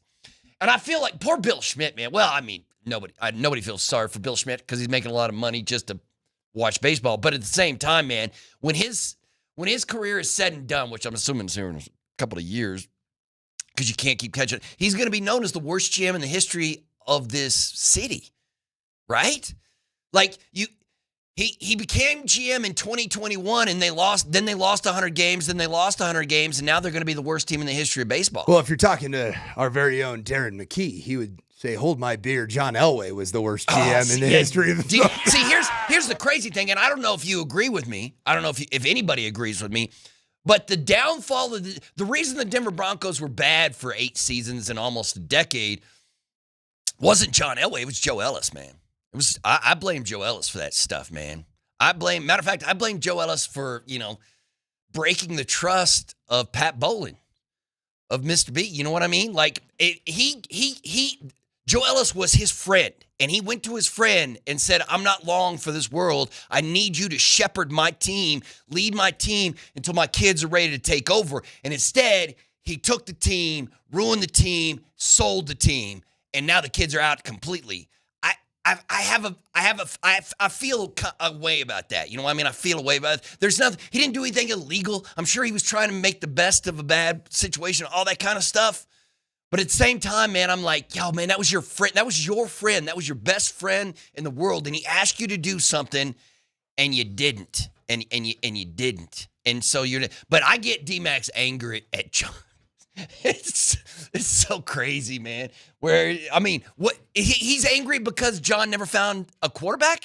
Is that why he's so upset with Elway at the GM No, he's position? angry because John told him that when he gets done being the Broncos GM, he'll come do DMac's job. Oh, did he tell DMac that? He did. Did it really? Yo, Did you that know ever what? happen? I'll tell you I'm right being now. dead serious. He I can didn't come know and do about that. this. Ask Yo, DMac come the on story. down. Come on down, John. Matter of fact, yeah, kick rocks, DMac. I'll put John on the show. Hey, yeah. Hey, am I living proof? There's some truth to that, man. I had no idea that's why he was angry at Elway, because Elway's like, I'll do my job, and then I'll do your job better than you, too. I had no clue that was the case. I had no That's clue really either. Good. I tell you what, though, I'd hire him right now. I mean, I don't know how long he'd last, right? Birdo. I don't think he can handle that kind of pressure. After watching the last 2 days of playoffs involving arena sports, NHL, and watching what the Dallas Stars did last night. Yo, man, 5 To goals. Edmo. They were down 3-1. And then they just went goal. Would put a quick 5 up. Yeesh, man. And then also watching what seems like an inevitable series win for OKC. That was Does hella it- dope. does That was a great Does game. it make you feel better or worse if you're on the drive-in and you got, say you're at a red light or something? Say safely, if you can text the Shop Mazda text line. I'd love to hear your answer to this question. It's 303-504-0925. And the question would be this.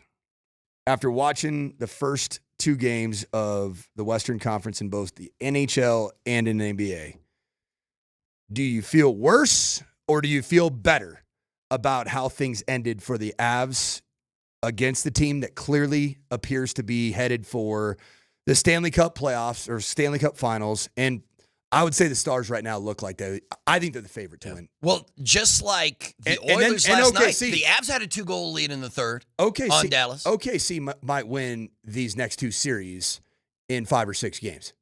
I think. I'm upset about both of them now. I'm upset about both of them because you see what Dallas is doing in the West, and you're like, man, the Avs could be doing the same thing. They'd be doing the same thing. For all of the griping that we have about both the Avs and, say, Jared Bednar, everybody was on Jared Bednar, and the Nuggets, and everybody was on the bench, and the lack of production and the offensive ineptitude, you took both these teams to a game 7. Yes. A game 7 where you had the opportunity to, certainly in the Avs case, to win.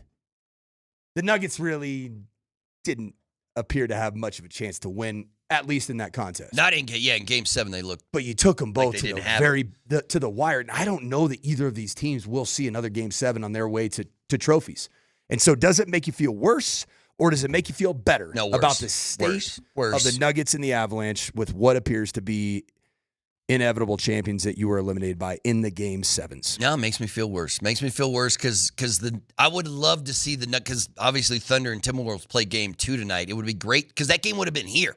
The Nuggets would have been hosting the Timberwolves tonight here in the Mile High City if they would have won that game 7 against OKC. You want to play hypothetical type ball? Yeah, what you got? How man? would the Nuggets coming out of game 7 have matched up with the Timberwolves, the current iteration of the Timberwolves? I don't know, because the Timberwolves just fell off in the second half of that game 1 against OKC. You know what I mean? Like, it felt like it was a good game, and then the second half started, then OKC was like, see ya, woof. And they held to Minnesota. I mean, that's when they really started to play that defense, that handsy, physical defense that everybody who watches it is like, we got to do something about this, man. We got to do something about this OKC defense. You guys can't keep allowing them to get away with this kind of stuff. But it doesn't matter. So I do believe that a Nuggets-Timberwolves game would have been it probably would have looked more like that Pacers-Knicks game last night. How about that? Let me ask you this. Tell you As a what, head coach, let me ask you this question, man. Let me ask you this question.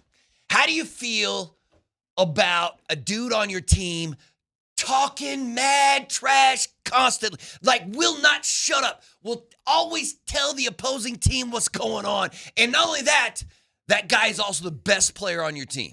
If you're a football coach and a dude will just keep talking to the other team, but he's also the best guy on your team, how do you handle that? Are you okay with a player just talking mad trash? Hallie hit him with the choke sign, brother. He hit him with the choke sign. Obviously, he thought that was a 3 instead of a 2. And then after the game, he said if it was a 2, I definitely wouldn't have hit him with the choke sign. I definitely wouldn't have done it. But he thought he had just won the game, which is why he was like, "Yo, choking, baby." So I mean, Was he wrong? Was he wrong? Though, No, at the end he of the wasn't day? wrong. That the final 3 minutes of the fourth quarter was insane basketball. I think the Pacers set an NBA. They scored 23 points in 2 minutes in that fourth quarter of that game, and I was like, whoa. What? And it was crazy. Every time they were coming down the court, splash, splash, splash. It was insane. But I want to know if you're, let's just say you get the next Travis Hunter at Valor. Talk that mess. Talk that talk. Yeah. Hey, Travis. Hey, you good? Hey, just keep it clean.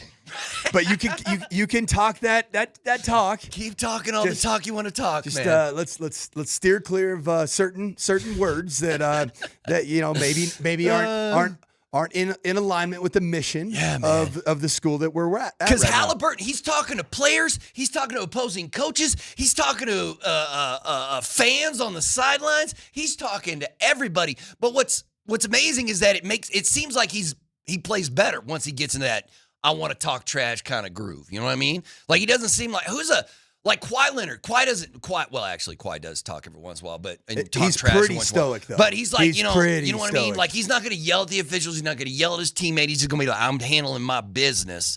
What's the difference between a player like that and a player like Halliburton who seems to feed? Like Jamal Murray, it used to feel like he would feed off the negative energy of the opposing crowd and opposing players. It doesn't feel like that feel right like we've now. seen that as much. Yeah, I don't know what happened to that, but I mean, those are the kind of players that you love, right? You got to nurture. I love high energy, high care factor, highly emotional players. You just can't have a whole team full of them. Yeah. You can. There's room for one. Yeah. You're right. There's room for one, and in college football, pro football, there's room for a couple. Right. You get 5 or 6, all of a sudden you get fights in the locker room. And And disagreements. I've been around that. It goes bad. Yeah, it goes bad pretty quickly, and then you can't keep the main thing, which is working to get better and working to be an interconnected group. All right, we got to take our first time out of the program. I guess I should mention that I am not Alex Ryanemi. Raj is in Hawaii just chilling. That's Coach Mike Sanford. I'm Mark Bertinelli filling in for Raj. We're going to take a break. When we come back, I want to hear from Coach exactly how he's going to fix the Nuggets and what we think we're going to hear from Josh Kroenke here in just a couple hours' time. That's next, right here on the Morning Sprint.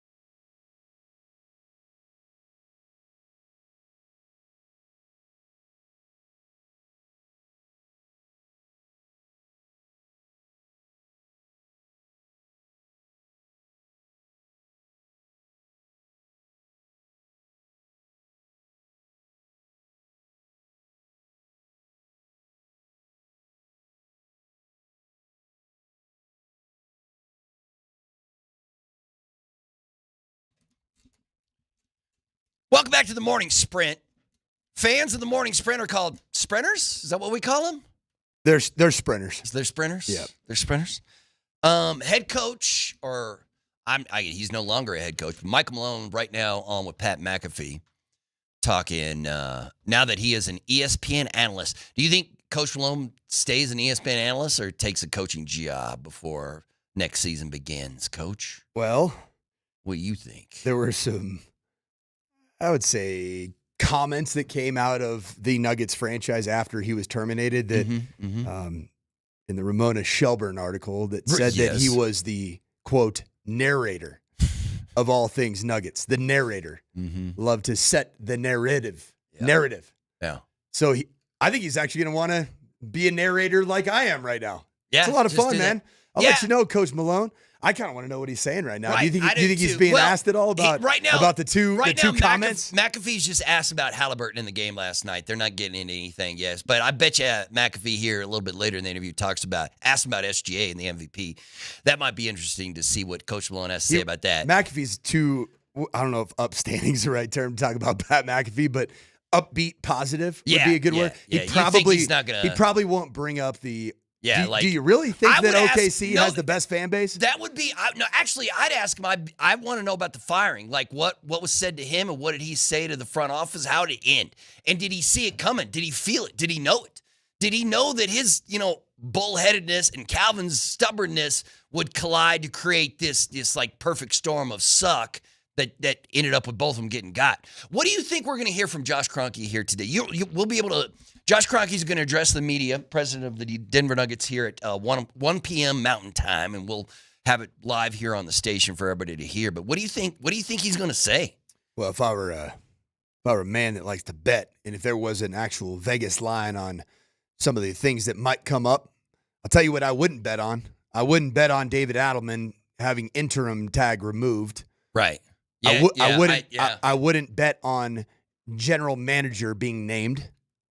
You're right. I'd be shocked if and Josh I think those two are up there interconnected with anybody. Those two are interconnected. Yeah. You can't, at least from my vantage point, you can't name David Adelman the head coach without the general manager in place. Unless you're already going to promote from within with the GM. And is that the right thing? Well, I don't know. Here's what I'd have to say.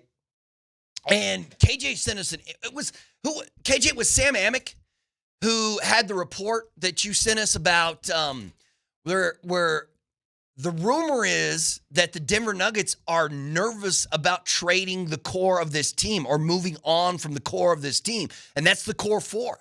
So everybody, the fan base is like, trade Mike, trade Jamal, maybe get rid of Christian. Maybe you have to, like, the only player that there's two players that I haven't heard Nugget fan call for the trade of, and that's Nikola Jokic, obviously, because that dude's going to be a Nugget for life. Sam Amico? Amico, is that what it is? I said, yeah, Sam Amico. Let's see how many followers this guy. 75,000. So he said from HoopsWire. He's from HoopsWire. HoopsWire, and his quote was, so even Nikola Jokic, as the main man, the Nuggets still need help. Sources say they're hesitant to part ways with core members of their 2023 championship team. Jamal Murray, Aaron Gordon, Michael Porter Jr., and now Christian Brown. Obviously, Jokic isn't going anywhere. Yeah. Matter of fact, I didn't realize until I just read it last night that once the playoffs are over, the Nuggets can extend Joker. They can extend Joker another 3 years. And then then you could lock Joker into Denver, Colorado till 2030. I mean, it's the Supermax, obviously, because he's an all-NBA player and all that kind of good stuff. But you can just be like, all right, Joker, let's lock it down this summer. I looked it up that his career earnings to this point. What is it? $250 million. Yeah. See, that's what's at the conclusion of this season, he's a $250 million earner. Salary. Like, you could pay Nikola Jokic $1 billion, and it still probably wouldn't be what he's worth. You know what I mean? It's just the nature of professional sport. Like, an athlete, somebody as unique as Joker is worth more than you can possibly pay him, which is why you can never trade him, because you would never, ever, ever get the value that you deserve from a player like that.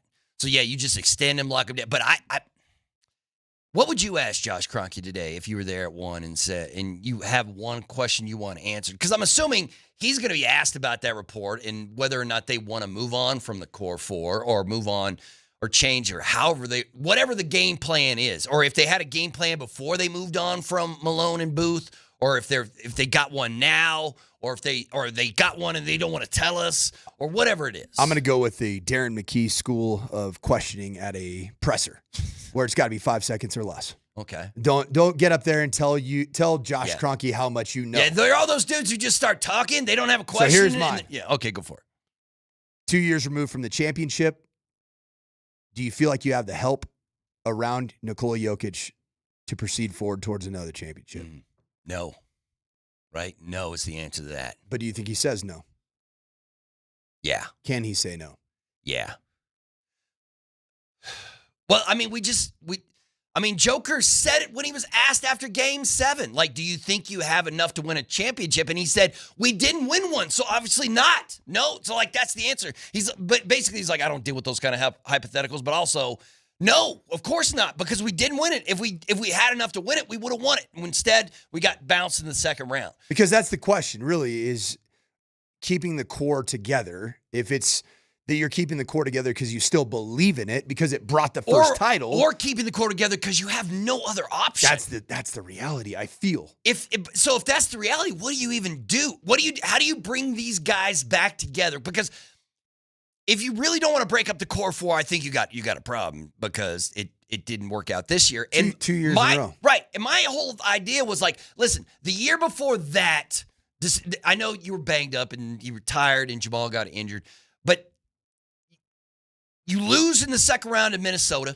After that game, you have come to Jesus. Everybody comes out and says, here's what we're going to change the way we do things. We're going to do this and we're going to do that. And we're going to play the young players. We're going to get together. And then that was this last season. This last season, this was your show me time. And you ended up playing Nikola Jokic and Jamal Murray even more minutes. Same thing. So you played Nikola Jokic the most minutes he's played his whole career. Yeah, man, if you can't change the personnel on the team, there is no coach in the history of the NBA that you can just bring in and be like, all right, well, this one coach is worth 10 wins. We're going to win 60 games less next year instead of 50 because of a head coach. Berto, your regular season, and I'm talking about the Michael Malone decision-making, your regular season rotation had fewer people in it than Oklahoma City's postseason rotation. Yeah, that's true. You didn't play the young guys.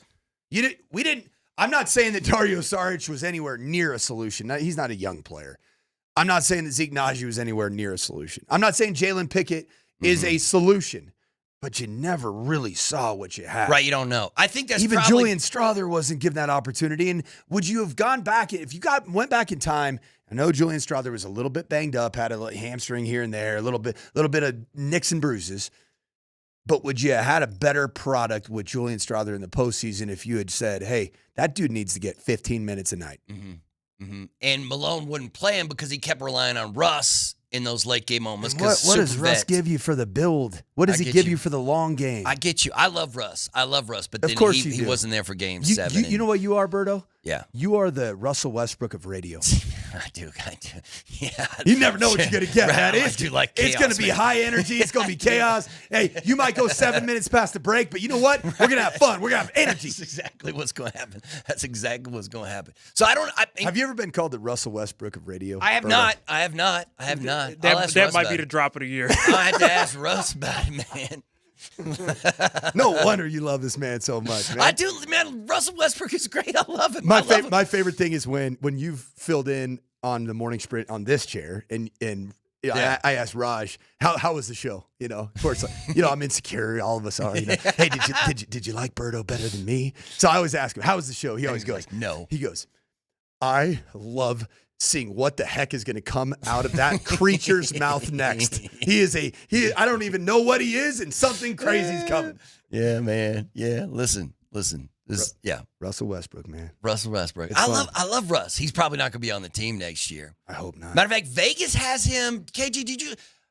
Well, I just saw the Vegas odds, and it was it Golden State? It's the lead? Like Vegas has the leader in the clubhouse for Russ's next team I just saw this. I think it was Golden State. Nuggets were like 6th on the list. There was a whole bunch of other teams. But at the same time, I don't know how much Russ, I love him on the team, but I don't know how much he helps you win playoff. He helped you win this. I don't know. I don't know when it comes to Russ what you're going to do. But I do agree that the reason that Coach Malone doesn't have a job is because he kept playing Russ instead of, Julian or Peyton or somebody like that.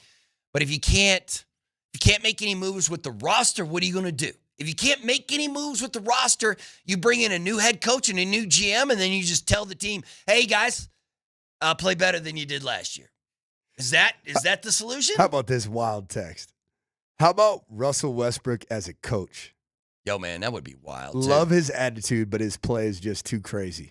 Yeah. Could you imagine? Russell Westbrook? Russell Westbrook is an NBA head coach and some of the outfits that he wear on the side of the court. Right. That's like, it'd be wild. When Michael Malone first took the head coaching job for the Denver Nuggets, he was rocking suits because the NBA required you to wear suits. And they no longer do that, especially because of COVID. Then he turned into a Lululemon sweats guy. Yeah. And now I've never seen Coach Malone without just sweats on, just like rocking the sweats. Russ would not be a sweatsuit head coach. We always joke in college football when a coach came with like sweatpants on and a polo tucked into the sweatpants. We call that the PE teacher look. You got that PE teacher look today. You rocking that PE look? Yes, man. That's the one I refuse. If hey, Berto. Yeah. If you ever catch me wearing sweats with a polo tucked into it, just punch me in the face. Right. Okay. Like as hard as you can. Okay, Knock I get me it, out man. cold. I get it, man. Although, you might get to that point. You might already be an NFL head coach by the time that comes around. You know what I'm talking about? Because at that point, I don't care anymore at all. When you're rocking that look, I'm just here to win football games. I'm just here to usher young men into the next, or you know what I mean? Like, that sounded like you were going back to Kerrville, Texas. You don't going care to about Kerrville. We're ushering young men Okay, let me and ask you grown this. man. Let me ask you this. What is Sean Payton trying to accomplish right at this point of the season with the Denver Broncos? Just like, what are you trying to accomplish with Valor? Like right now, whenever it is that you're doing, when we're still months away from the season, what are you trying to accomplish? Forming the culture of who you want to be as a football team, who you want to be and how you interact with one another, coach to player relationship, coach to coach relationship. And that's been established. That part of it for Sean Payton has been established more so in year 1 and 2. Mm-hmm. I think he's got that thing pretty well oiled. When you get into year 3, you have to uphold culture. You don't have to set culture. Okay. But we'll say in year 3, and even for me, you're teaching your schemes. And so this week for me, I borrow it from the NFL model. You got rookie mini camps. Mm-hmm. We had a mini camp for 4 days. It's basically the season, the academic calendar is done. So we had to practice this morning. So if you live anywhere near Valor, I apologize because I took over the loudspeaker today. How come Valor has better technology than the Broncos? I don't see Sean Payton rocking the headphone. You want to know why? I found PA out. system. So we practice in our stadium. Yeah. And it's the ref mic. Oh, it's what the ref. It gets used 5 days a year, and I'm like, can I use it? So there's like a family of 4 right there by Valor's stadium that just can hear you at 8 a.m. being like, run! Run! From right here on the Shop Mazda text line. I mean, I just apologized. Out of nowhere. Coach, I walked out of my house this morning for work and was like, that voice is so familiar. And I was like, yo, it's Coach Sanford over the speakers at Valor. I was just out there giving, hey, finish! What are you doing? Through the line. How was practice okay? Was it looking pretty good? Pretty good. Okay, man. Installing an offense, man. Today was an offensive install day. A lot of teaching, a lot of coaching. Still, though, man, if I'm a high school kid and you ask me to get up at 8 a.m., I'm not sure I'm 8 a.m. What time did you guys start practice? Well, our meeting started at 8 a.m. Oh, what time did you have to be there? Well, I told them, I said, hey, just so you know, our 8 a.m. meeting starting at 7:55 a.m. And so they were all there about 7:32. Man, you're one of those coaches that you're like, if you're on time, you're late, right? Mm-hmm. Where you're like, you need to be 5 minutes early or you're late. Amen to that, brother. That's like, is it out of Pete Carroll? Like, Pete Carroll's still doing that. He's been doing that for 50 years. He's sitting there in Vegas doing it right now. Yeah, I mean, the quote is, if you're early, you're on time. If you're on time, you're late. Yeah. Football coaches are psycho, man. But then I actually truly every day sprint into the radio station for the morning sprint. I actually sprint to make it in here. No, I like it. I like it, man. I like it. Like it's just like days like today. I'm like wondering what Sean Payton is doing, thinking about it in his office, Well, what he's trying to accomplish in his office. This coming week up, in late May. You got OTAs coming up, Yeah. organized team activities, Yeah. and so it really does take on a very similar structure to what I did this morning, and we model, like I said, after NFL. So it's installation. Then you go, so you're in a classroom setting. We use the performance hall. So basically it's a big team room, but it's a performing arts center. And, you have overhead projectors and you're installing your offense on playbook. You're putting that up there and you're getting through the details. So I'm up on the stage, I'm presenting, I'm teaching. Mm-hmm. It's no different than a teacher teaching algebra. Then you go out and walk through those plays against looks. So defensive looks, and you want to see how the blocking schemes work together against different fronts. And then you go to work on individual drills. And so you're really working to put in your schemes. And for Sean Payton, I'd say the most important thing for him as a head coach and then him as an offensive coach, RJ Harvey and Pat Bryant need to be ready to play. Okay. And then on the defensive side of the ball, there's no doubt that you're going to have to get Jahdae Barron ready to roll. Yeah. And he will. Yeah. Right. And I'm sure and Patrick's a big help to that. And if you're Sean Payton, like as a head coach, and say you're on the offensive side of the ball, which you are, if you're Sean Payton, you just look at the defensive side and you just let Vance do what Vance does, right? You don't even have to dip your toe in that pool. You just like Vance bit. do that. Do really a little bit just to know what's going on, or do you have actual ideas? Like, yo, Vance, man. Yeah, I think Sean has ideas, actual defensive ideas. Do you when it comes to the defensive side of the ball too? Even though you're an offensive coach. Yeah, and that's the thing. I mean, I'm fortunate that I've been able to be around good coaches, high-level coaches in the college game. And so I look at it more as an opportunity to humbly offer my assistance to teach coaches how to best teach. Okay. Does that make sense? You got to coach. Yeah. Like Sean Payton is coaching his coaches. Part of the job of being a head coach. Mm-hmm. You got to coach your coaches. And so I think there were some times in the first 2 years of the Sean Payton and Vance Joseph experience, which has been a positive one at the end of the day. It sure as heck didn't look like it when it was Miami Dolphins throwing up 70. Yeah. I remember there was a bunch of people in this town being like, Vance has got to go. You got to fire him. Can't have a game like that. Can't have a dude giving up 70. Got to get him out of here. So I would say that you help your defensive guys to know what gives you some problems as an offensive coach. Okay. Yeah, I see what you're saying. Like, for example, for me, there's a particular coverage that I know I hate seeing because you can't scheme it. Okay. You can't scheme it. It's got to be all right. It's got to be dudes. And so those are the conversations you have with your defense coach. Like, Like, hey, here's what when I see this, I'm like, damn it. It's so like I don't like this. Yeah. There's going to be a lot of low percentage throws. There's going to be a lot of 2-3 yard runs that you just hope we break the tackles because the box is populated. Yeah. All right. Well, I don't know what we accomplished in that segment, but I'm sure it's something. We'll be right back. Thanks for listening to the Morning Sprint.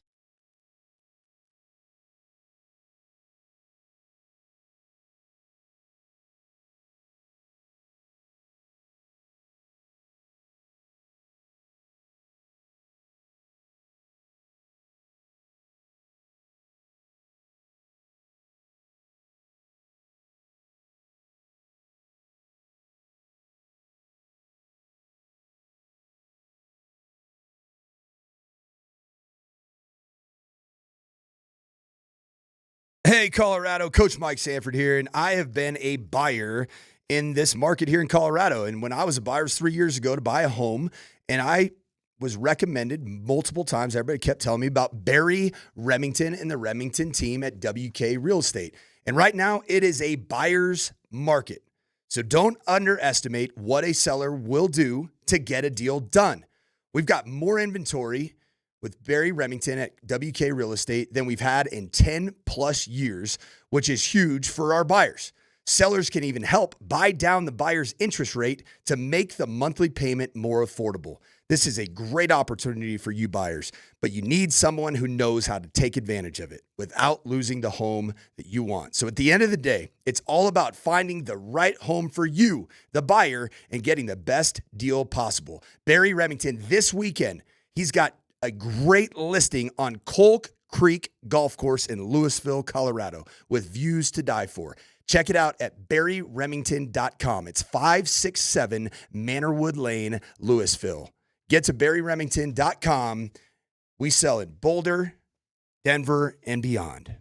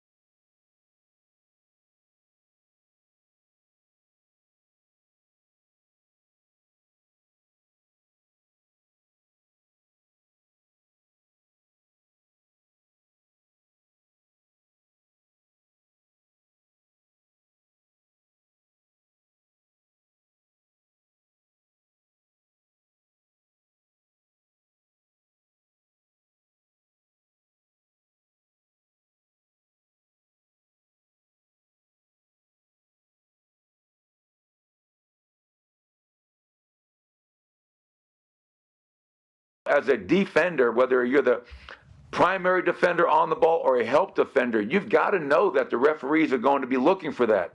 So be a lot more disciplined. And if you're going to have a chance of beating them, you can't put Shea on the foul line 14 times. That's way too many. They compounded mistakes in game one, whether it was off of a turnover, a drive, or a pick and roll of getting called for the fouls, because that allows, the big key with that, fellas, is he goes to the foul line 14 times. That's 14 times where they're setting their defense, and as I keep on mentioning, their defense is elite. That was former head coach of the Denver Nuggets, Michael Malone. Easier said than done, Michael. Yeah. Hey, how do you not send the guy that wakes up every morning and automatically has 14 foul shots and Shea Gilgeous-Alexander? Yeah. One of my favorite things to tweet out is anytime, like yesterday, he's at the MVP ceremony, and he did a nice gesture. He bought his teammates Rolexes, I believe, as a gift. But he got a Rolex. Yeah, Melo it was great. did Cool. the same thing when Melo was a rookie, and the Nuggets weren't expected to make the playoffs, and then they did. Melo bought all his teammates a Rolex as well and had them engraved, whatever.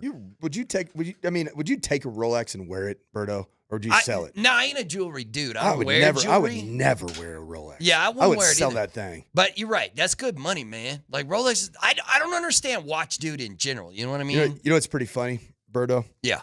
Self-awareness is a big deal, isn't it? Yeah. There's a weakness that my family has, and it started with my mother. When you're around somebody from the South, you Rock take that gold that's in your soul? Now you take on a little bit of a Southern accent yourself. So I was accused on just the Safeway Twitch feed right here of saying, "Why does Sanford have an accent today?" Because I'm hanging out with the man from the hill country. I do the same thing. I haven't lived in Texas in 25 years. We started talking ball. If I start drinking or talking football, talking some high school football. Yes, man. We can start getting that it's accent. so weird. Dude, Yeah, I have I'm this like thing. 6 beers drinking. I'm like, hey man, what's up? What's going on? we call it one beers deep. Yeah, just one beers. That's all you need. Yeah, no, it sneaks up It's on so me every funny. once in a while. My mother, I grew up watching her. Like, no matter who she was talking to, they could be from a foreign country, and my mom would start talking like a foreigner. I'm like, Mom, what are you doing? Was she good? Like, what you're like? Oh, she sound, or does it sound a little racist? Like all of a sudden she's trying to say, you're like, it was. I think it was done, and I think even for myself and my self-awareness, it's done out of like, hey man, I want to relate to you. Right. It's like, done out of a place of love. But it can come across really badly. Right, you're like, Mom, what are you doing? Are you you have some Pacific Rim issues or what? What's going on here? Yeah, good times. So, Coach Malone talking about the newest NBA MVP in SGA right there on Pat McAfee. SGA got 913 total votes. Points, I guess I should say. Nikola Jokic, 787. Your third place vote getter was Giannis.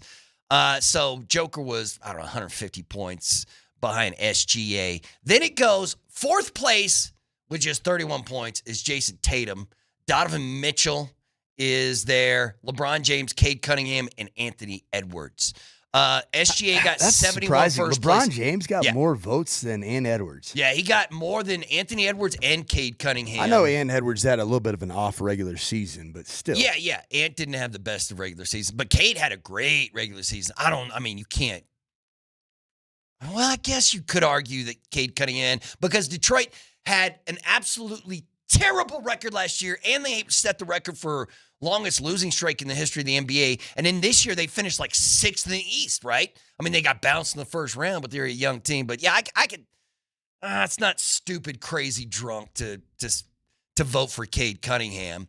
It is kind of crazy that there's some people who gave Jason Tatum some first place votes. That's psycho. That's almost the residual of last season. Yeah. Carrying over into this year. So SGA got 71 of the first place votes. Joker got 29 first place votes. Landslide. Joker got 71 second place votes. So everybody who voted for SGA for first place voted Joker second.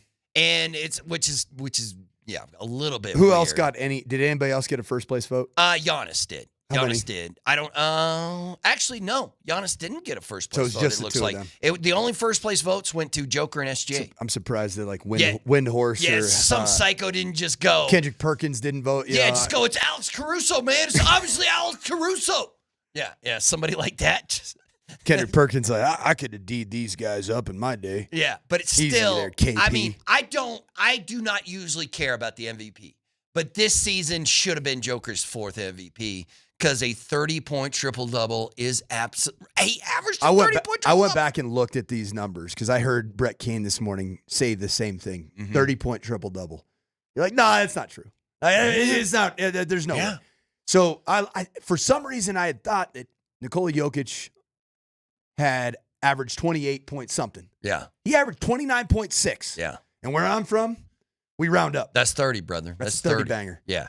And then the fact that he ended up with 12.7 boards a game, that's 13. Mm-hmm. So right off the tiz, right off It's the top. 30, 13, and 10, baby. 30, 13, and then was it 10.2 assists, I believe. Yeah. Just ridiculous, That man. is crazy. Just ridiculous. I don't know what. It's a generational season. Yeah. He became just the 3rd player in NBA history to be in the top 2 in MVP voting for 5 straight seasons. The other 2 players to do it are Larry Bird and Bill Russell. So, I mean, at the same time, do I care that Joker gets the MVP when I feel like everybody realizes he's the best player in the game? As long as everybody is acknowledging that he's the king, that the Joker is the king, that he is the best player in the game right now. I don't really care about the hardware, but I kind of do in a season like this. Are you upset about it at all? You care? What I care about is that the best player of this generation has the best possible chance to win another title next year. Okay. Or the year after. Okay. I don't know how to do that. It's got to be one of the next 2 years. I never asked you this because obviously That's what I care about. You and Raj were doing the show on Monday, when I'm assuming you were talking big time about the Game 7 loss. Did you or Raj have a solution for the Denver Nuggets? Would you like Josh Kroenke to hear your solution before he talks? What was Raj's solution? He said package Christian Brown with Jamal Murray for a distant first-round draft pick. That's it. And have a team take those 2 talents off your hand. Well, I mean, in the case of Christian Brown, that's your sacrificial piece. Yeah. You have to Because give up something. You want him. Right. You want him here. Right. Raj's argument is that you cut ties with those 2 players in order to free up some cap space. And I could not disagree more with that take.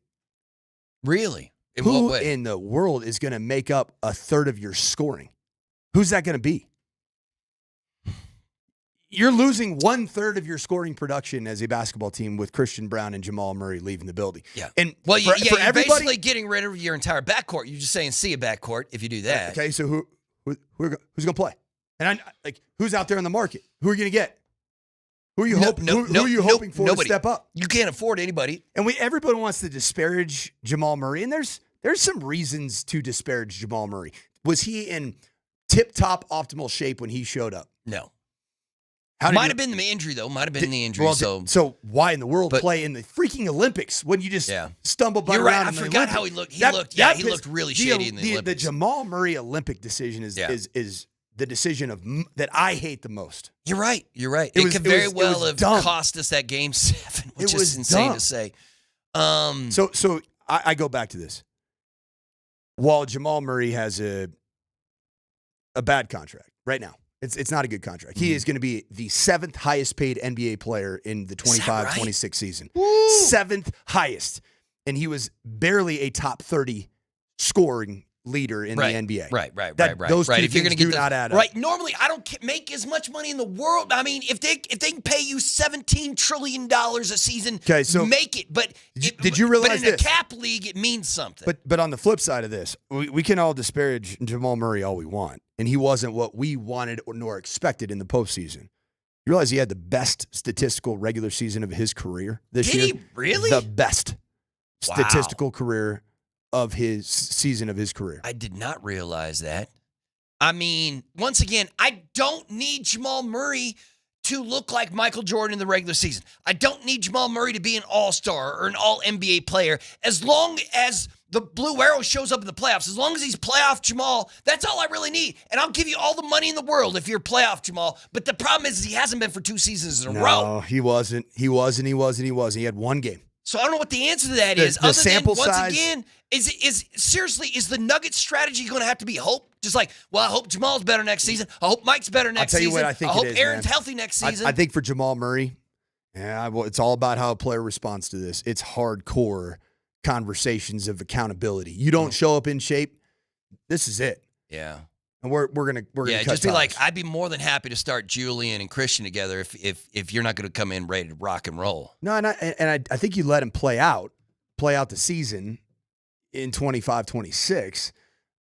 But you got to have the conversation ahead of time that if you aren't the best version of yourself this coming season, Right. we're gonna Then we got to move you. Yeah, I get it. All right, well, that's interesting enough. Let's take a quick time out. We got a whole other hour of the morning sprint remaining. We're going to talk about some NFL news and notes that's just around the corner right here on the morning sprint.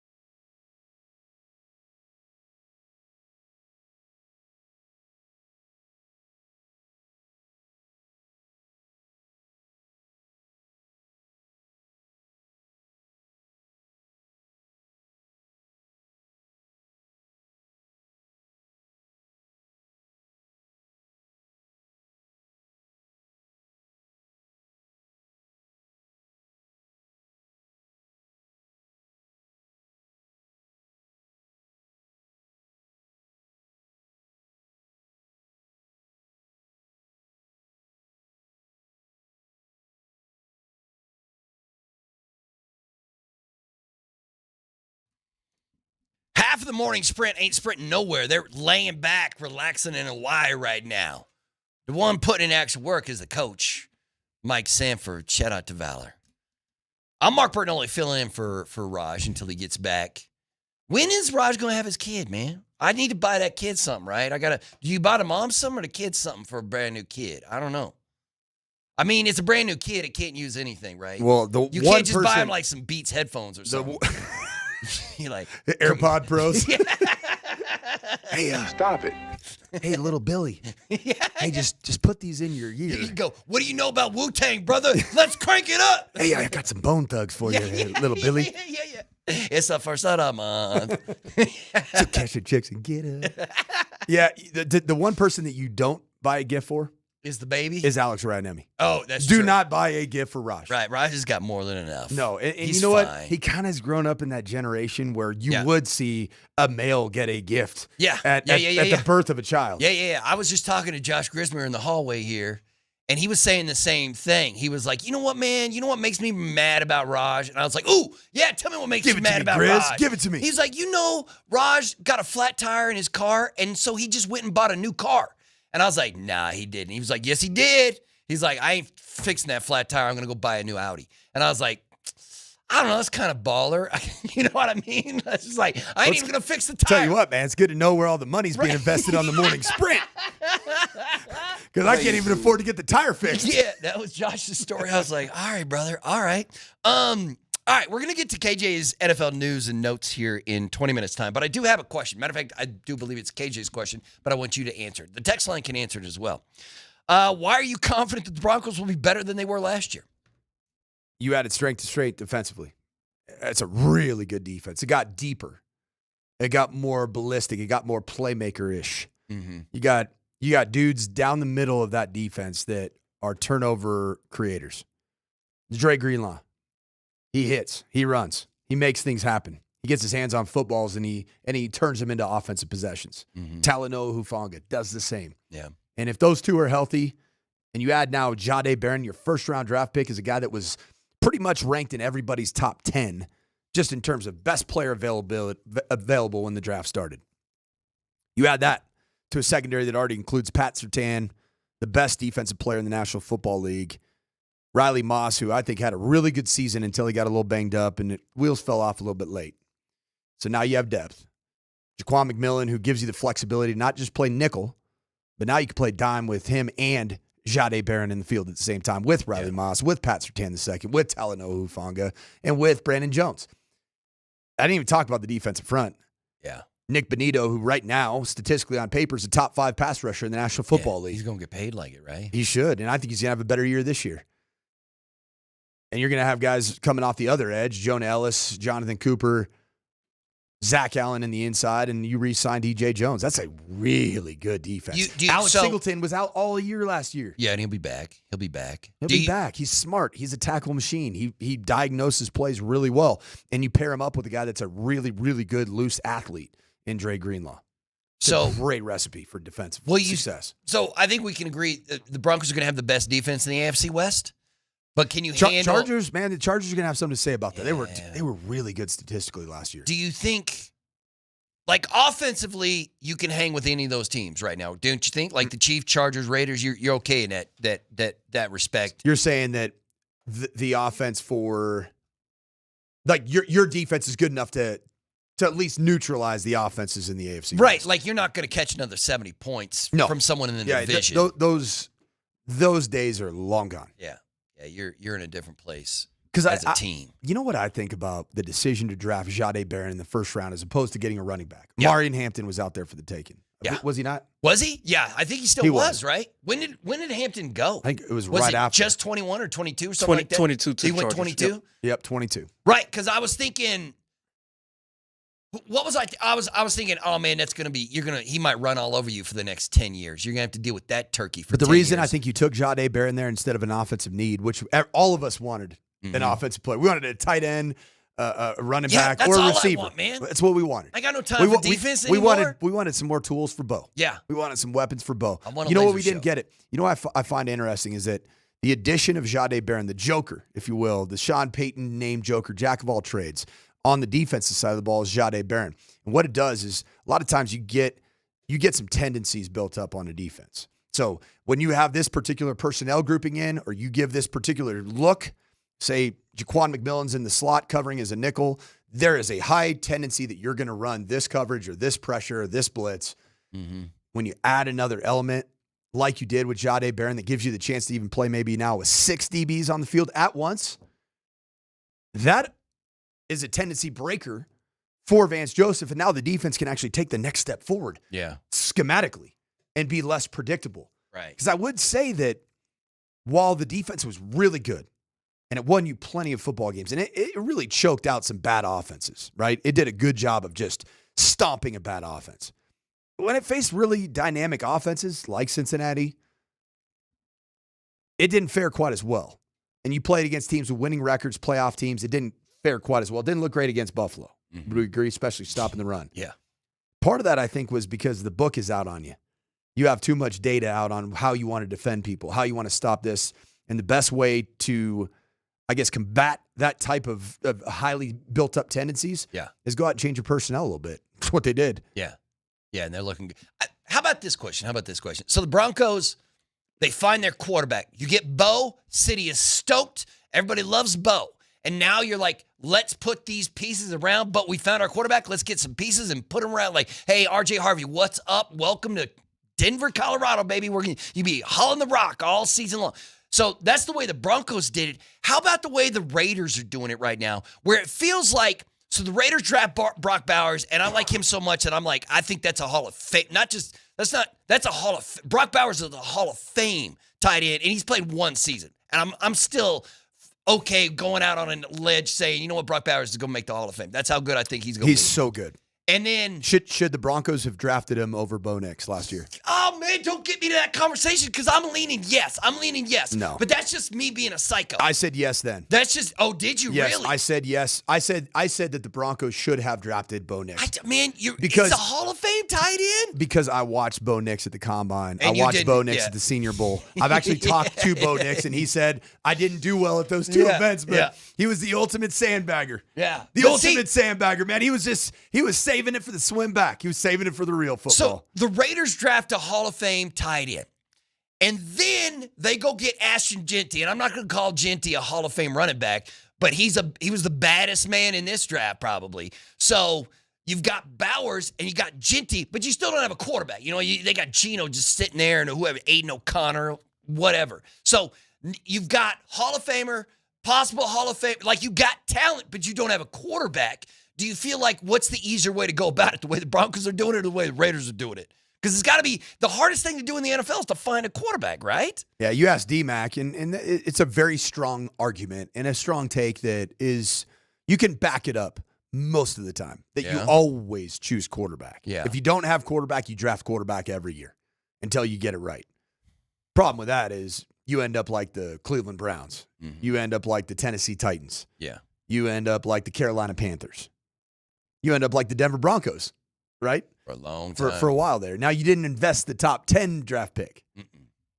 So you didn't go out and get Justin Fields, which hindsight you would say, would that have been the solution? That's what DMac even argues to this day. That Justin Fields would be a Super Bowl winning quarterback if he played for the Broncos? And the answer to that is absolutely not. Because my take on it is the player matters.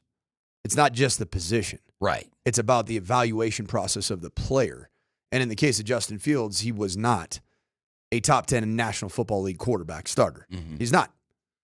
Where Bo Nix is, right now he's a top 15 NFL starter. And my prediction for this season, insofar as Sean Payton commits to running the football, is that Bo Nix will turn into a top 10 NFL quarterback. I'd be perfect. Yeah. With a top 3 NFL defense. And you know what those two things add up to? Super Bowl trip. They add up to a deep playoff run at the very least. Yeah. And I'm saying by deep, I'm saying you're in the playoffs and you do something. Yeah. I'd take that money and run if you told me that Bo Nix. I don't need Bo Nix to be the greatest quarterback in the history of the NFL. That's fine if he is. It's great if he is. Matter of fact, that's great.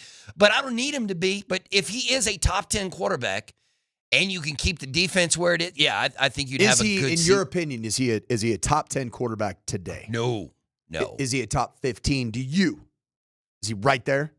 Yeah, he's a tough. I mean, yeah, he's a middle of the pack quarterback. Is basically what we're saying. Like is he? You're a little bit better than the top half of the NFL starters. Yeah.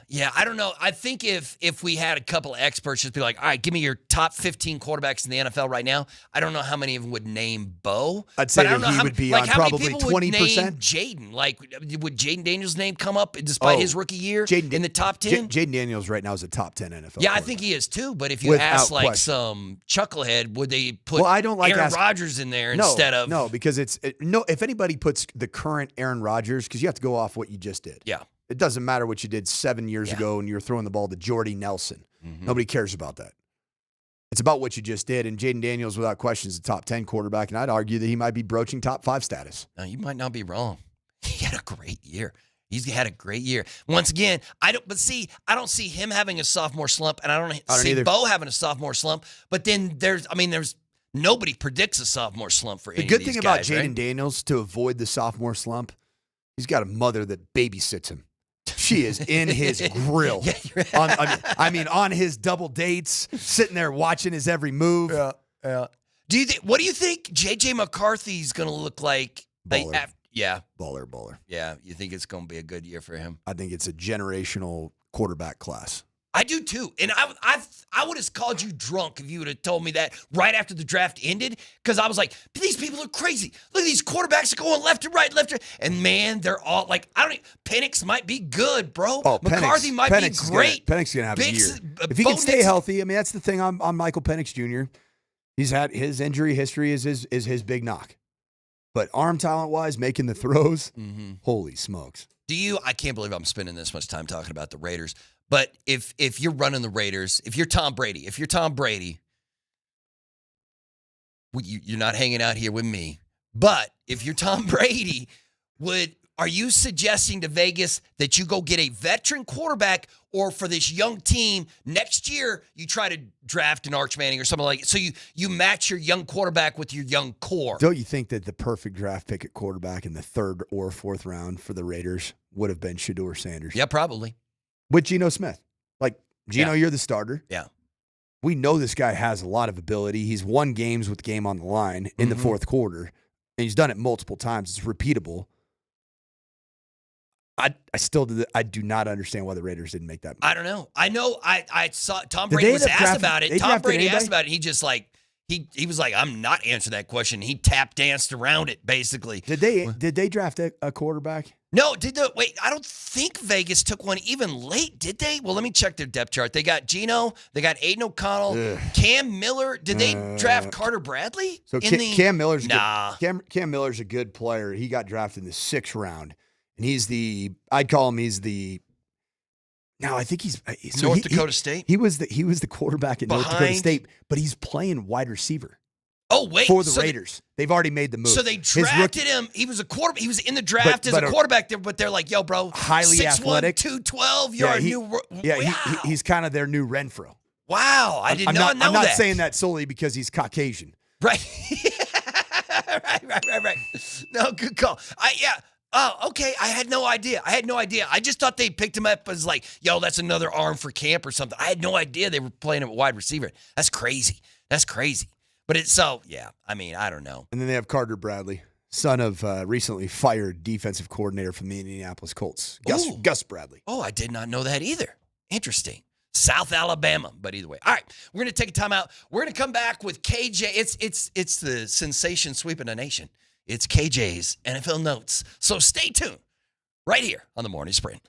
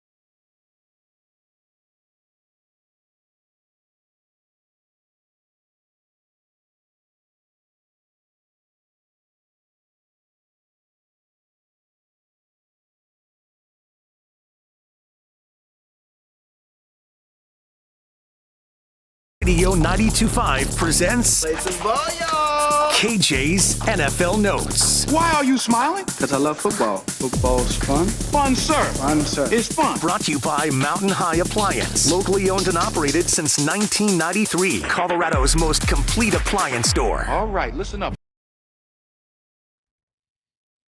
It's KJ's NFL News and Notes. Do you want to know something about the NFL? Do you want to know? Well, KJ's got everything you could possibly handle. What's up, man? Bill Barnwell of ESPN talked about the superlatives for every AFC team this season. The Broncos superlative is how often will the word trying to find a goddamn joker be used this season. And here's what he had to say in regards to Broncos tight end Evan Ingram and our potential expectations being tempered. Quote, the comparisons to Jimmy Graham and Jeremy Shockey also seem to be a missing critical component. Shockey was a physical force as a blocker, something Ingram lacks. Graham was a nightmare to cover in the red zone. During his 5 seasons with the Saints, the former basketball player caught 40 touchdowns in the red zone, the second most of any player over that span. Ingram has only 20 red zone touchdowns in 8 seasons. Graham had 95 targets over those 5 years in New Orleans, and Ingram 65 in his career in the red zone, and that commanding being a red zone skill set as well. So let me ask you guys, what should our realistic expectations be for Evan Ingram, knowing he may not produce like Sean Payton's number 1 tight ends of the past? Then produce. Yeah, he's got to produce, and he will produce. Evan Ingram's a good, smart football player that has a lot of experience, has played at a high level. What I think about Evan Ingram is that he's a poor man's Brock Bowers. He's older, he's got a little bit of injury history. Brock Bowers doesn't have that, at least as a pro. Yeah. But he's a smaller tight end, not a 6'6" guy, but he's a run-after-catch player that tested incredibly well when he did at the Combine 7-8 years ago. He's a guy that can catch short passes and turn them into bigger gains. It's almost like a bit of a running back with the ball in his hands after he catches it as a 6'3", 6'4" target. But I don't think he's the guy that solves the red zone problem? The red zone problem or the two-way problem of dominant blocker and, oh, by the way, that play action to him is going to be wide open because that safety sees him step down and block down. I'm going to go fill the gap because I got to go play run defense. I don't think he's that guy for you. I think right now it's going to be by committee, and your blocking tight end, it's Adam Troutman. Okay. Your receiving tight end, it's Evan Ingram. Your kind of jack of all trades, fullback it's Nate Atkins. And that's what you got. What about that big, tall dude who played basketball that they drafted from Utah at the end of the draft? That's the one I'm excited about. Is that where the dude, he's just a big, like, he's got that athleticism. Is he a red zone where you're just like, yo, man, stand in the back of the end zone and jump, and we will get you the ball? I mean, he played college basketball at BYU. I think he played at maybe St. Mary's or Gonzaga, one of those. Caleb Lohner? Is that what his name? Caleb Lohner. I've talked to a couple people that were with him at either BYU or at Utah. Homie's 6'7", man. And they said he is the word that comes out is freak. Yeah. Can run, can catch. That's not an easy transition to go from college basketball player to NFL player. And people will cite, Antonio Gates did it. Everybody can do it. Nope. Takes a special type of player to do the stuff as a physical player in the game of football as a tight end. And I've heard that he's capable of doing it. And so that's the guy. If there's a storyline that I'm most excited about for Broncos training camp and us, hopefully we're doing our shows out there again. I've been begging Patrick Smythe of the Denver Broncos to make sure we get that we had that great location. Remember that? We were out there, right in that end zone watching. We had 7-on-7 red zone coming right at us. And I was living my best football life over there. Yeah, you were having a good time. I was loving it. Yeah, I'm excited for Caleb. Caleb Lohner is one of the storylines. I'm really interested to see what he has. If he can make the roster, the active roster, maybe he ends up being the guy that's more of that red zone target that you're looking for. Yeah, 6'7", 250 is a tight end. That's a massive target. KJ could hit that target, right, man? All right, what you got? What's trying to next? find a goddamn joker. Mike Clay listed his projections for the 2025 NFL rookie class in 10 categories, and one category that I think stuck out to me was rushing yards and touchdowns. Fifth on the list is Broncos rookie running back R.J. Harvey. He has him projected to have 841 yards rushing and 5 touchdowns coming up in the 2025 NFL season. But he has a little caveat to that, Mike Clay does. Quote, Day 2 picks Johnson, Judkins, and Harvey and Travion Henderson should also play major roles right out of the gate. Their production is a bit tricky to project as we haven't seen a ton of high-end success from second and third round backs. Since 2011, only 13 of 74 running backs selected in rounds 2 and 3 have reached 800 yards rushing in year 1. 14 of them reached 6 rushing touchdowns. So, guys, if R.J. Harvey were to reach those statistical outputs in 2025, what would your grade for Harvey end up being? Be a C. Be a C? Yeah. It'd be if he put up those numbers, the 841 yards and 5 touchdowns, it'd be the best running back season for the Broncos in 5 years or so. Not 5 touchdowns, is it? No, last year the leading touchdown getter from the running back position had 4. You had 2. Let me see. Javonte had 4 touches, and that's it. That's your leading. Your Javonte with 4 touchdowns. That's it. He was also, he was also your leading rusher on the season at 513 yards. So if Harvey went for 841 and 5, he's 10 times better than anybody you had on which is crazy to me. I want a 1,000-yard rusher. What do I have to do to get 1,000 yards rushing, Coach? We have been told, especially me, I wasn't living in this area, nor was I at a minute to watch NFL football with my previous life coaching at University of Minnesota. We've been told that Javonte Williams had an unbelievable rookie year. You know how many touchdowns he had in his rookie year? How many? 4. Everybody talks about Javonte Williams like, oh, man, a rookie year. Yeah, I know. Dude, 203 carries, which is a good workload, 903 yards, 4.4 yards per carry, 4 touchdowns. That was Javonte's rookie year? Yep. Harvey has to be better than that, Has right? to. Has to be better than that. I mean, you drafted him you drafted Javonte Williams in a slightly better position, second round pick overall at 35, so early second round. I want to see the touchdown numbers for R.J. Harvey higher. Yeah, I want to see 1,000 yards. Yeah, 1,000 yards in now. You know 10 what? touchdowns. You know who I put that on? Do I put that on R.J. Harvey? No, I put that on Sean freaking Payton. Yes. Call run plays, and then call more. I don't know, man. We kept saying it all year last year, and then run plays. He'd get into those positions, and then he'd throw the ball because that's what Sean Payton wants to do. Throw. Yeah. Three, and then the problem is, like, the offense is good. He's a great play caller. I am not disparaging Sean Payton. However, you can't lead the league in 3 and outs again if you want to do what you're capable of doing. Yeah. Harvey is worth his weight in gold if he can get the head coach of the Denver Broncos to trust him like he trusts Bo. Because it feels like he trusts Bo with anything. He's like, here's the nuclear codes, Bo. You got to save the plant. You know what I mean? And then the entire running back room, he's like, I don't trust any of you guys.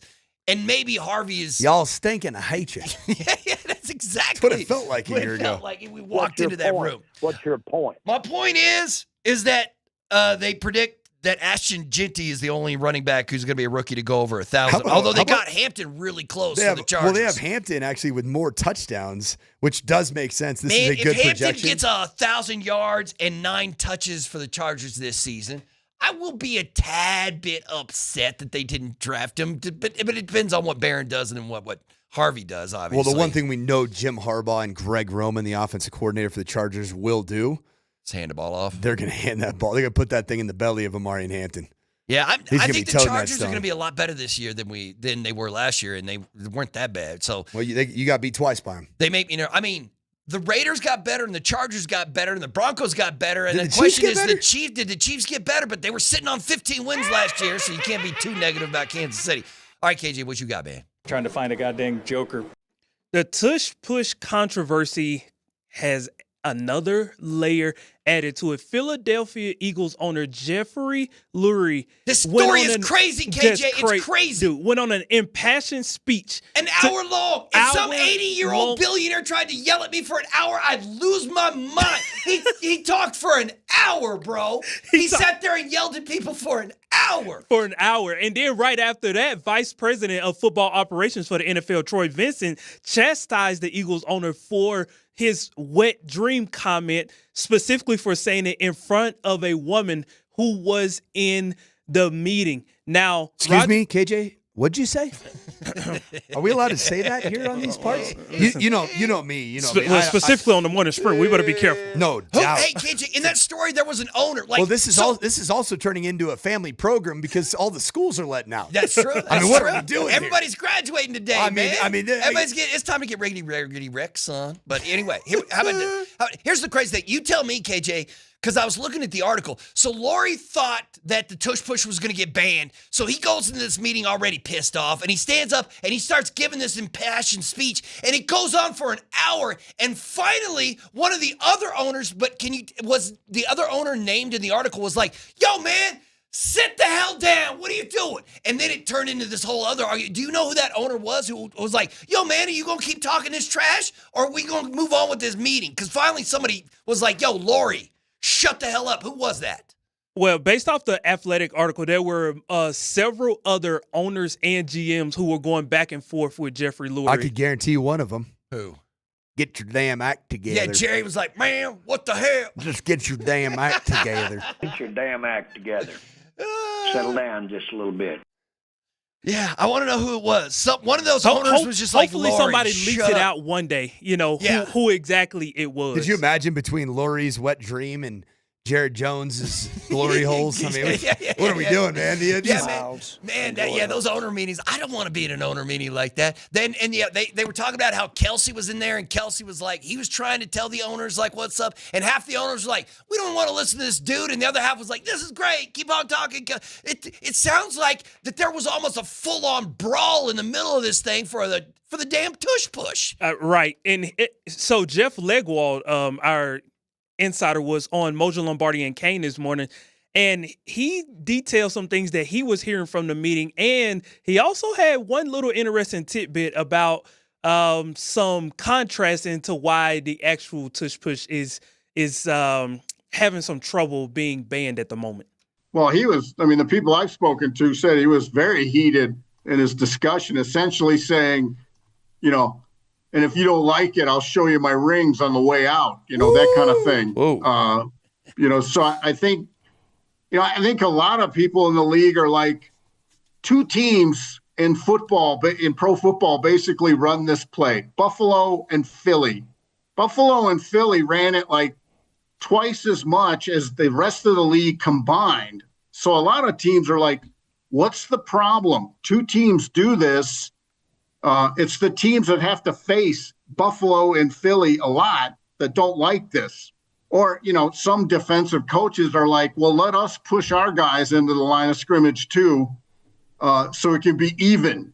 But I'm not shocked that a play that favors offense is still around, because the rule book has always, the last 30 years, has always favored offense. So you're going to have a hard time banning things that help offense.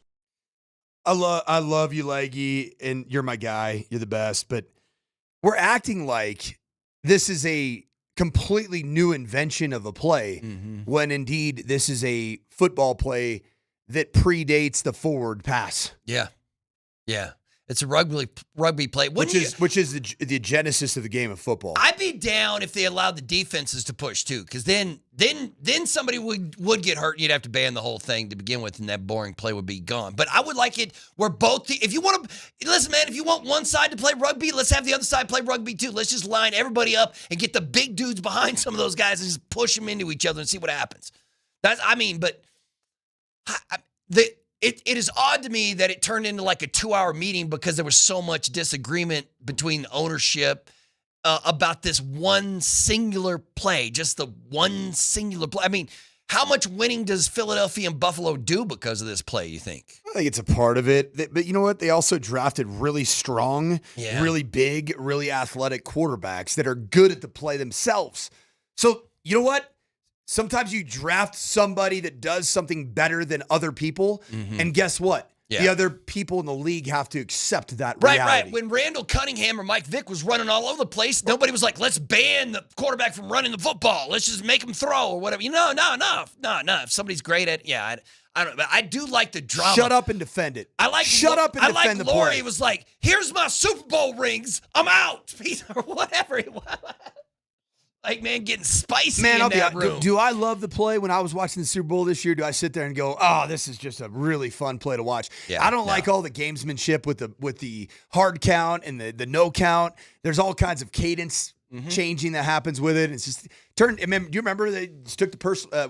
Ended up being a personal foul? Yeah. The warning was issued out. Right, and the official was it against Kansas? Who was it? Kansas City. Where Kansas they found City they were had like, a linebacker. "Yo, we're just gonna give him a touchdown if you keep doing this." He man. just kept jumping off sides. What? Because that was more. It was less about the play. That was more about the antics of when they're going to snap the ball. That's what it was. It was against Washington, right? That's right. It was. Right. And the Commanders just kept like bum rushing the play. They just kept like having a couple of guys like 5 yards back, and they just run. Yeah, man, I don't know. It is a bummer of a play. So we all know that as a result of Jeffrey Lurie, the owner of Philadelphia's Eagles, his impassioned speech really made this theater for these owners. Yeah. Now, my question was, and this is transitioning a little bit, Jim Irsay, head coach of owner of the Indianapolis Colts, passes away. Yeah.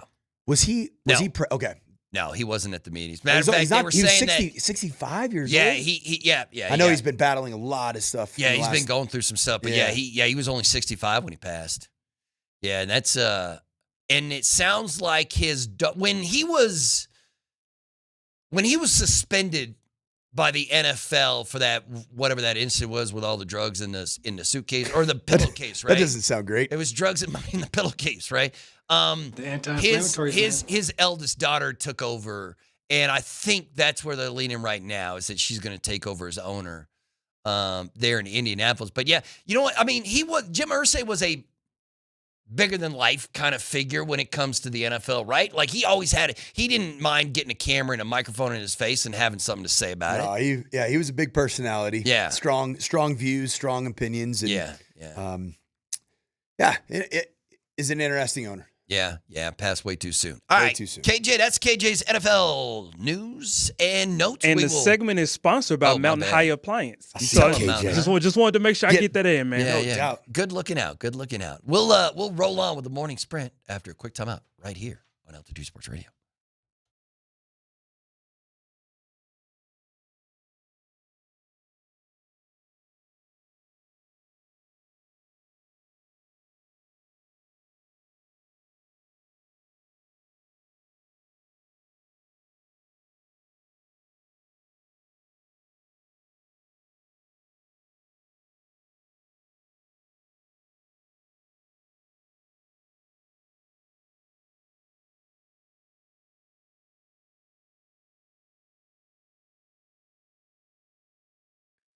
Hey, Colorado. Spring is here, and as these temperatures continue to get warmer and warmer, the action at Circus Sports Colorado is heating up even more. If you want a revenge bet, you can do that tonight. You've got NBA basketball coming back, and it's Thunder are favored again. 7.5-point favorites over the Minnesota Timberwolves as home favorites. The odds are minus 105. They pay out the money line at 105. And if you're looking for a bet in stick and puck on the hockey side of things, the Oilers, they're underdogs yet again as 1.5 goal underdogs against against the Dallas Stars. So make sure that you download the Circus Sports Colorado app today, because it's sports betting the way it should be, with tight money line splits, high betting limits, and exceptional customer service that treats you like a VIP. So download the Circus Sports Colorado app today or visit circusports.com. Reminder, you must be 21 or older. Gambling problem? Call 1-800-GAMBLER.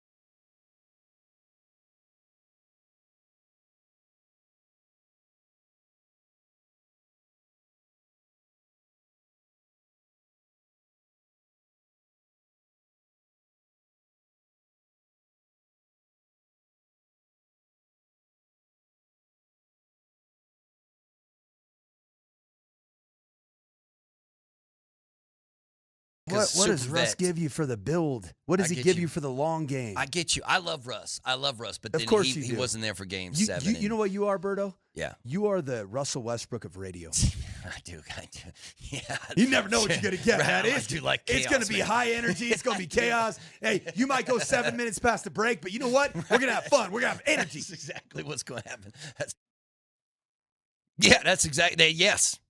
I love Russell. Russell Westbrook is my spirit animal. I love that dude. I hope the Denver Nuggets hand Russell Westbrook a 10-year contract. I hope here in 2 hours when Josh Kroenke addresses the media there at Ball and we carry it live here on the station, I hope he says that they just gave Russ a lifetime contract and they just re-signed J.R. Smith. That's the kind of chaos I want with the Nuggets, brother. I want that. I don't even know how old J.R. is. Is J.R. Smith still playing college golf for that?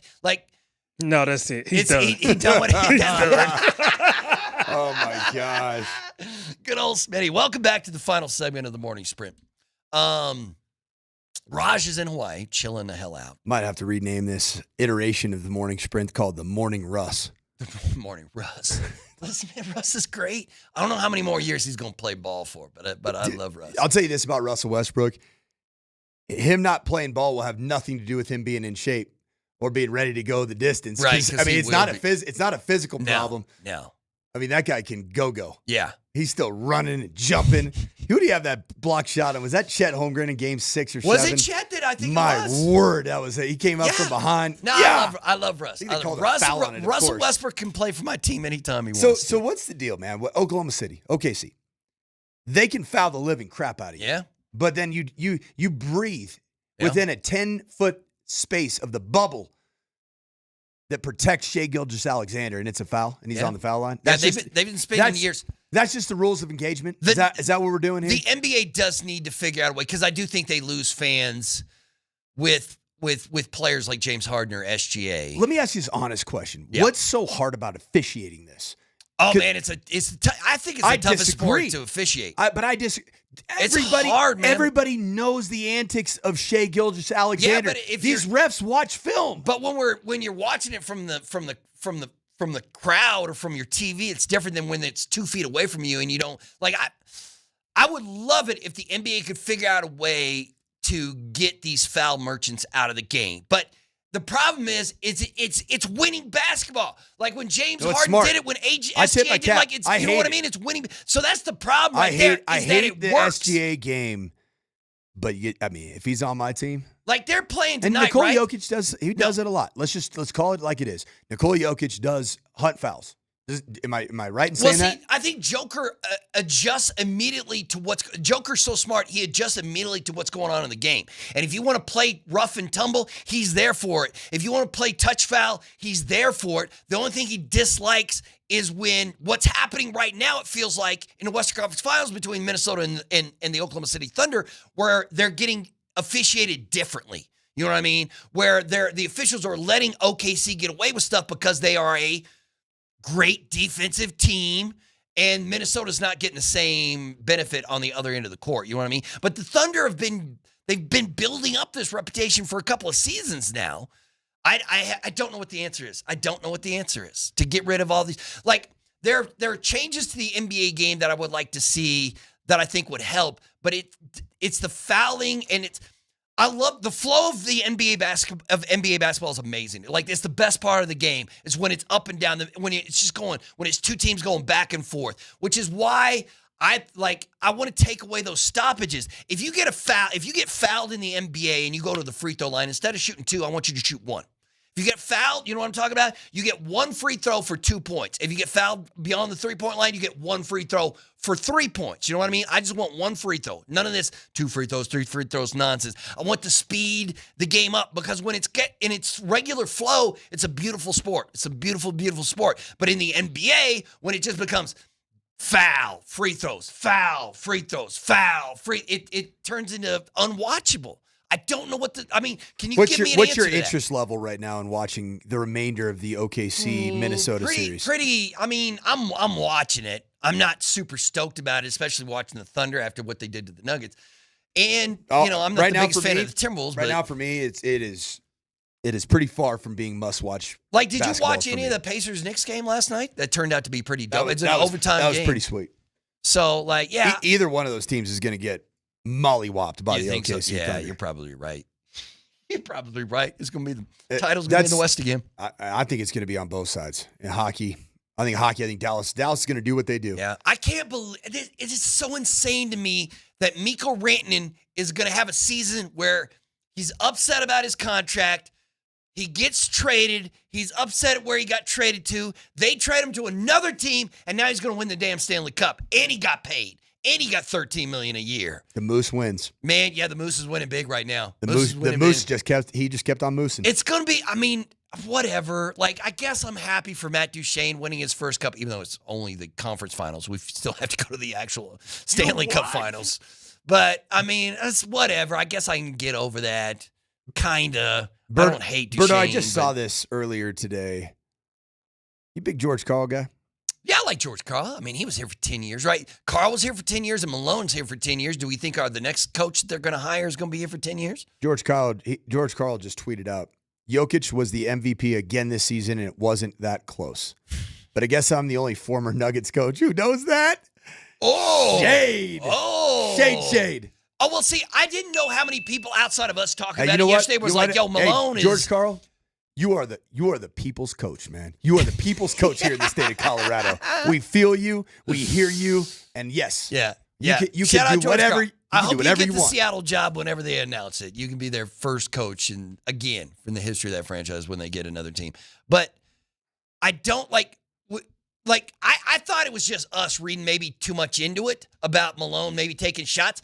But Coach Malone just went and did an interview on Pat McAfee, and KJ Wright McAfee was so aware of it that he brought it up to Malone, kind of like they wanted to talk about it, but not really talk about it. Be like, yo, are you taking shots? So what did McAfee say to Malone about the whole, like, him, taking jabs at his former team on national television? Now, let's go to the Western Conference here. This Oklahoma City team, obviously, they've only lost 14 games all year. SGA is officially the MVP of the NBA season. We've obviously heard you speak about Oklahoma City. We've obviously heard you speak about the MVP. People get all worked up, because you're saying compliments to another player in another arena in another fan base in the Western Conference. That comes with the territory of being on TV. This is standard operating procedure. So I obviously hope you don't take anything into that from what people are saying. No, take something from it, Coach. Yeah, what do you mean? See, so McAfee was just giving Coach Malone a little bit of cover there, right? Big time top cover. He should have just... You know what Pat McAfee does a really good job of? What's is that? making sure that his show is a great place for guests to go. For guests to be right. You want to go on McAfee. He's not gonna murder you. He's not gonna take any shots. Not He's the not morning gonna sprint, man. sandbag you. We bring in people and just rip them to shreds. Yeah, we'll man. come right at you. We'll Came come at you. I would ask the morning Russ. It gets even wilder. If Malone came on the very first thing I'd ask him is Coach, do you think SGA should have won the MVP? Who do you think the MVP of the NBA should have been this season? That's my question for Coach Malone. I would ask him this: 4 months ago, who's the MVP? 2 months ago, who's the MVP? Today, who's the MVP? Yeah, and he goes Joker, SGA. All right, hey man. Like, once again, I get it. You be petty as you want, man. I get it. You got fired. I mean, so you can be angry about the situation. But yeah, see, I thought it was maybe just us here in Denver reading too much into it. But no, nationally, they were like, I think Coach Malone's taking shots at the old Nuggies. I wonder if Josh Kroenke's going to get that question today. Like, hey, do you think Coach Malone is he taking shots at you, man? What's going on there? That's such an easy answer. It's like, what? I don't pay attention to that. Or Yeah, I love Coach Malone. He brought us a championship to the city. You always, if you want to stay politically correct, you always deflect any controversy with positivity about the subject of the question. Yeah. It's easy. Yeah. I mean, but that's media training 101. Yeah, but I mean, I'm telling you, Malone still has that Brooklyn kid in him that every once in a while is going to be like, I got something to say. Yeah, I'll tell you. I'm going to ask you something, Berto. Yeah, what's up? Do you want a little bit more fire from the Brooklyn kid himself tonight? Yeah, I do. I do too. Just bring it, baby. I want just let it all out. Don't soft hey, something, Malone, man. you got it, man. It's Be your you. world. Be it's you, right. We're just paying rent in your world, Michael. I want the truth. You can't handle I want the truth, Coach Malone. Yeah, I want to hear it all tonight. You can't handle the truth. That's good. All right, for Coach Sanford, I'm Mark Bertinelli. Thanks for listening to the Morning Sprint. We got PhD next.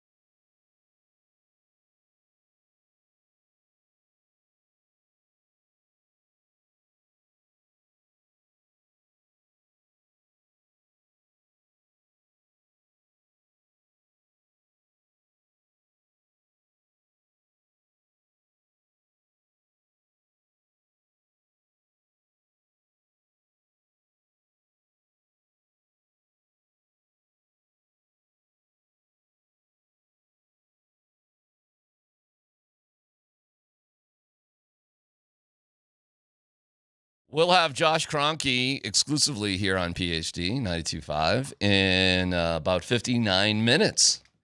So should be an interesting press conference. There was some reports today that Nuggets really aren't looking on to move on from any of their core guys. Like, that's it. Who reported that? I'm kind of here. I left my phone. Our little group texie. Jag. Just a guy. I'll tell you who it is specifically. I was curious about who it was. That could too. be just a gal also. Jag. Yeah.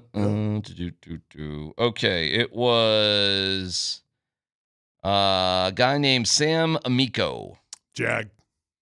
Formerly pro basketball for Fox Sports, Sports Illustrated, and does some sort of podcast. You ever hear of him? Sam Amico? I don't know. Okay. Well, according to Sam Amico, so even Nikola Jokic as the main man, the Nuggets still need help. Sources say they're hesitant to part ways with core members of the 2023 championship team, and that is your starting five. That's that. That's out there today. So whatever value you put into Sam. But is Amico. that anything different than what we've all said? No, it's common sense. Yeah, it's tough. Yeah, that's one of those common sense. I mean, we don't have things. sources. We're just looking at the team, and you know. I have sources. Oh well, then go. The floor is yours. I have sources. Floor is yours. No, I think they'd love to find a way to change the chemistry around the team from the bench down, from 5 down, the best they can, and try to leave the core alone if they're able to. The conversation's always been the same. I mean, you look at the core and you're like, okay, we can make a hell of a run with these guys. That's pretty cool. You look at the bench and you're like, okay, probably going to be tough to make a hell of a run with these guys. Then you look at the two combined and you're like, well, how do we get more bench help while holding on to the core? And that becomes the challenge. Exactly right. I mean, I think that's exactly right. They are hesitant and would like to not be able, not have to. But the reality might be, but they may. I thought, I was thinking about this yesterday. I don't see them blowing up two of the 5 or even 3 of the 5. All right, so who's untouchable? Joker. Okay. Okay. Brilliant. Brilliant. Joker. Good thing you have sources. Yeah. Joker. Well, who's number 2? You said 2. I mean, if you like people who finish in second place for the MVP. That's true. Listen, I think Jamal, Gordon, MPJ, Christian Brown, I think they'd like to keep them all. But the reality of the situation is, if something were to come up and you could pull a Luka Doncic that you brought up 2 days ago, you ain't getting Luka Doncic for Zeke Naji, Jalen Pickett, and Julian Strawther. True? Yeah. No, you're not. So you're probably going to have to give a start. To get a starter, you're going to have to give a start. Agreed. And so that is just what it is. Yeah, if this group, and that's why it's going to be interesting, his sources, are his sources ownership? Are his sources? I don't know. Sam Amico, whoever Sam Amico because, is. I mean, who's in? Dan, we should get Sam Amico on. If you can, I don't know. Think he'll tell us the source? Get in his DMs. Oh, I don't know what I could say. Again. I know. I know. But, I haven't gotten permission. I don't know. Hey, Scott, easier to ask forgiveness than ask permission. K-Mac's not here. This could also be this could be a source from Calvin Booth. Saying, well, listen, they might want to trade, but they've been reluctant to move any of the core guys. His source could be Calvin Booth. We saw a dig the other day on national television. What other better way to get a little bit of a dig? How are you going to prove they're reluctant to move anybody than your former GM or one of his minions passing that on? Sam Amico continues. Nuggets interested in Cavs Ty Jerome. Okay. I'm buying my season tickets now. No, they're looking for what's it called when accessories? So Ty Jerome would be an accessory, 6'7", 6'8" dude. Accessory. He is accessory. He's like a little heat machine off the bench. Yeah. 12 and a half. He's like a Bruce Brown. Well, that makes sense. I mean, I get it. If you're looking for that sort of guy, I understand. And if he did 6'5" shooting. Are you going to be able to get him? What you can probably be able to get him without having to give a core guy up. There you go. I mean, sure. Yeah. Theoretically, that guy for you next year, in all honesty, isn't Ty Jerome. It's Julian Strawther, but it's what their beliefs are on Julian Strawther. But again, you probably need Julian Strawther.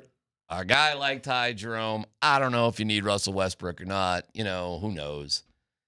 You probably need a couple of dudes like Ty Jerome. But what are you giving up for Ty Jerome? And what do any of these reports mean anything anyways? We don't have a GM yet. It's the sources. Yeah, okay. What source? What GM? What? Unless it's coming from ownership, I'm not sure what sources actually mean anything right now. Or an old GM. Well, an old GM doesn't mean jack squat. But he can be a source, and you don't have to quote a name. Sure.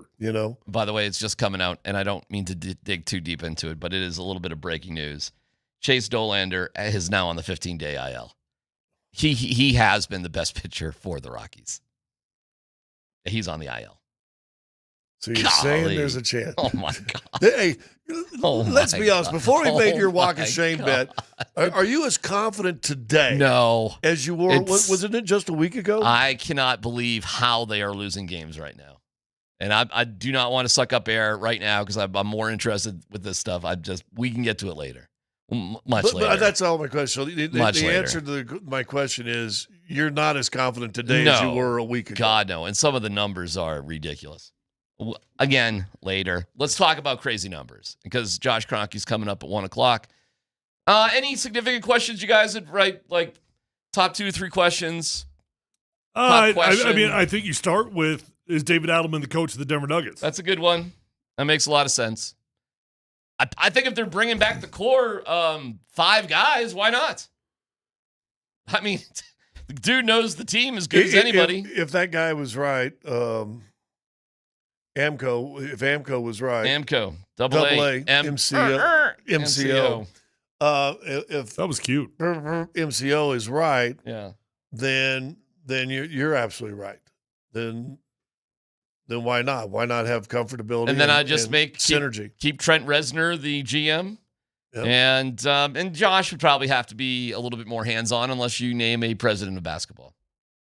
And you could do that too. Well, he is the governor, right? He is, but he's running 10,000 things. Who knows? And I'm fine with that. I understand his role just expanding it's natural to do. But you probably need somebody to kind of oversee what's going on.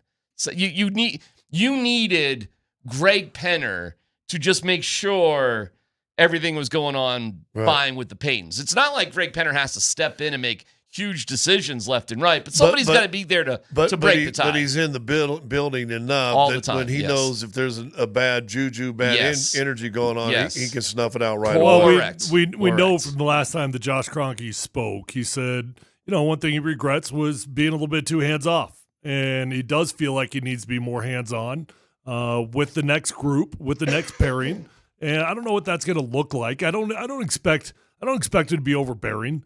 But he did say he plans on being more hands-on. Yeah, we'll see what that's a good question. We'll see exactly what that means. And then that leads to the question. You mentioned in the earlier presser that you wanted to be more hands-on. What does that look like going forward for you? Is that you specifically, or is that you designated somebody to have that role over the GM and the coach to make sure this sort of thing doesn't happen again? It's a legitimate question. Other than that, in fact, you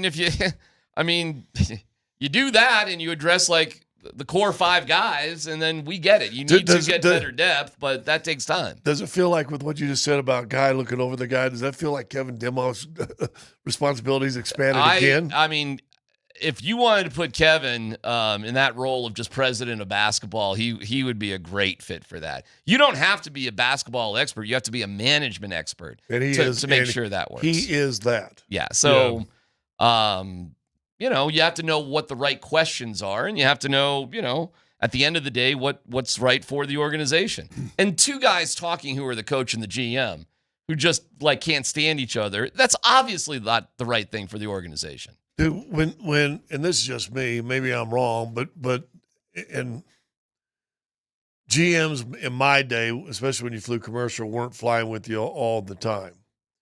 And I can remember Jack McCluskey in Detroit when they're the first team to have their own plane, right? I don't hardly remember him traveling with the team much at all. But you had great leadership and a great coach, and I think he trusted, and let's go, we know what we're doing. But it's funny to me that if a GM does travel, why would he sit back with the Muggles and not sit up there with the coaches and try to get a feeling and atmosphere You of the thing? would definitely have to tell me and us about that. I mean, what would you assume where he would position himself? I assume he'd be on up a 2-hour float with the coaches and everybody, the management, coaches up top. Let's talk. What are we going to talk about? Let's talk hoops. Show me what's going on. Was Calvin riding with the players? No, he rode back with the Muggles. Oh, he rode back, not even with the team at all. He rode back with like the other people. He rode back with us, back in the back of the bus. Why? Probably because there was a seat there, and maybe he didn't want to be intrusive, but also maybe because now we've learned it, he didn't like the head guy. Right? That's pretty brutal. But because it just hit me when you said that, I said, if I were the GM, and I'm not going to go on every flight, I don't want them thinking that they've got, Snoop Dogg over their nose or anything like that. But when I fly, I guess I'm going to sit with the coach. I'm going to get to know them better. We're going to talk what the responsibilities are, what's going on. The GM's relationship with the media is almost irrelevant. That's actually a bizarre concept to me, the GM being separated from the coaching staff. That's weird. And you may not sit right behind him. I'm trying to think in the big planes we used to take with the Broncos. I'm trying to think. John Beek was there. He didn't sit by Mike. Well, yeah, but he sat right up by the front. You would have coaches up in first class, and then you would have scouts, and you would have GMs, and GMs would probably be up in first class also. But they had Dave and I. That's weird. Well, you guys, nice. You guys were in rare air. As players, that would tick me off, but okay. We were on the very back row of the first class. Good right for behind you. Ted Sundquist.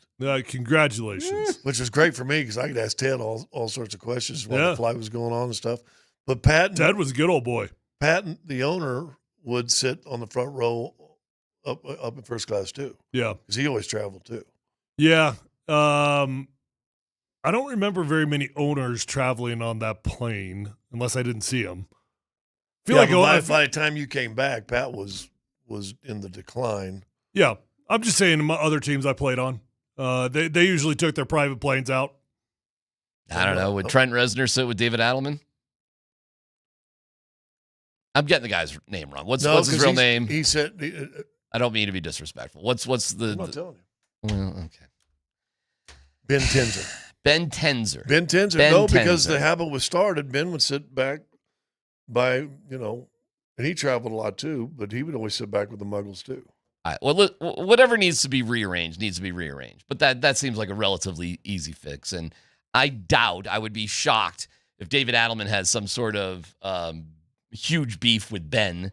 And, I'm sure if you're not moving the starting five, as we watch the rest of these NBA playoffs, maybe the Nuggets were a lot closer than we thought. And we'll see. But there are some numbers out of last night's game. Crazy. Holy cow. There are some insane things. What a wild game. You just watch enough sports, and I guess you'll see literally everything, including something that has just never, ever happened. We'll have details coming up next.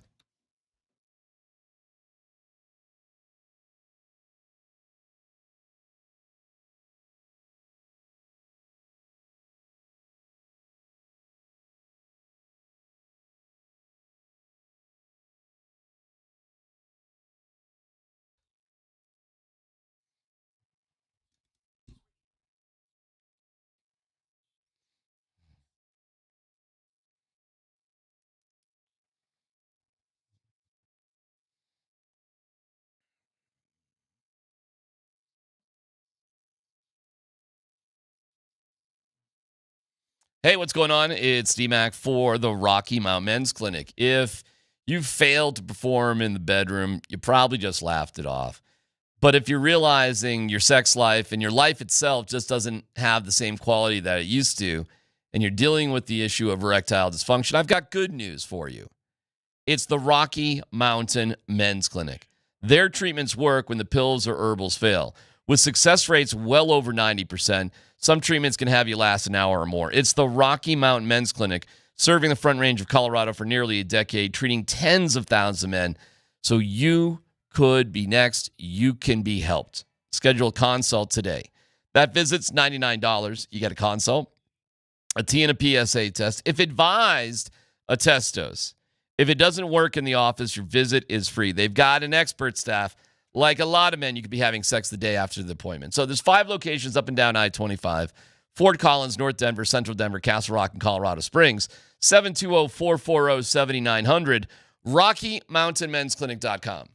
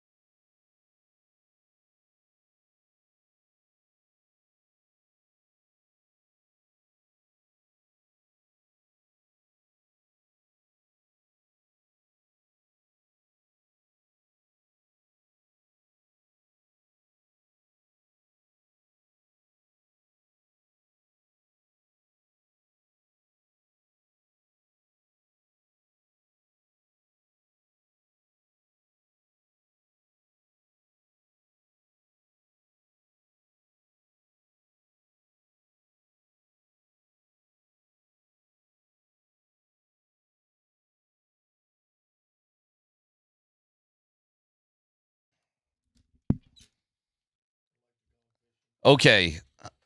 First we got some breaking news. We'll get to the basketball game here in a second, but breaking news first. Thank you, Mike Sanford, for throwing this in. Thank you, Coach. College football has unanimously adopted a move to straight seeding for the playoffs for this year. So none of this, top 4 conference, blah, blah, blah, blah, blah. No automatic buys if you win your conference. That nonsense. I don't know about the buys. It doesn't say. It says teams will be seeded directly on the 1 through 12 ranking, eliminating the concept designated for the top 4 seeds for conference champs, but it doesn't say anything about buys. So there I'm not might sure. still have to be buys involved, but you earn that right based off where you're seated rather than if you won your conference. Well, the first 4 teams are going to have a bye. If you only got 12. 16 and everybody plays. There you go. That logically makes sense too. Math, Arkansas. Good job. But ASU doesn't get a, way to go, ASU. ASU would have been like the 11th or 12th seed, even though they were the Big 12 champions. Well, didn't all the teams that got the bye lose or something? It was weird. They all struggled. Well, there are a couple of squirrely ones in there, ASU being one of them for sure. But, ASU gave Texas all they could handle. That was one hell of a game. They probably should have won that game, actually. It wasn't right. It wasn't perfect last year, but it was a step in the right direction. It's better. And they just continue to improve this thing. So I'm down with it. Hallelujah. College football is finally doing something right. I actually go think, to 16 now. Well, so what? The top 4 teams don't get a bye? Yeah, everybody plays. I don't know, man. I'm kind of cool with the way it is. I think if you're one of the top 4 teams, you've earned a bye. I got no beefs with that. Some of the scores of these games are kind of ridiculous. Oh, if you're one of the legitimate top 4 teams, meaning you actually earned that seeding, yeah, it's fine. Yeah, do we really want to see Ohio State, for the sake of argument, win by 60 over Indiana at 16? Do we really want to see something like that? Yes. I'm fine. I think you should. I think being rewarded for being a top 4 team is justified. Then how about this? Have a what was the old calculator-like thing, the slide? The slide thing that the engineers used to use. What was that called? Slide rule? Is that what it was called? I'll take your word for it. Why don't you have a slide rule tournament, and if you only got 12 teams are any good by whatever standards you set, this year's tournament's 12.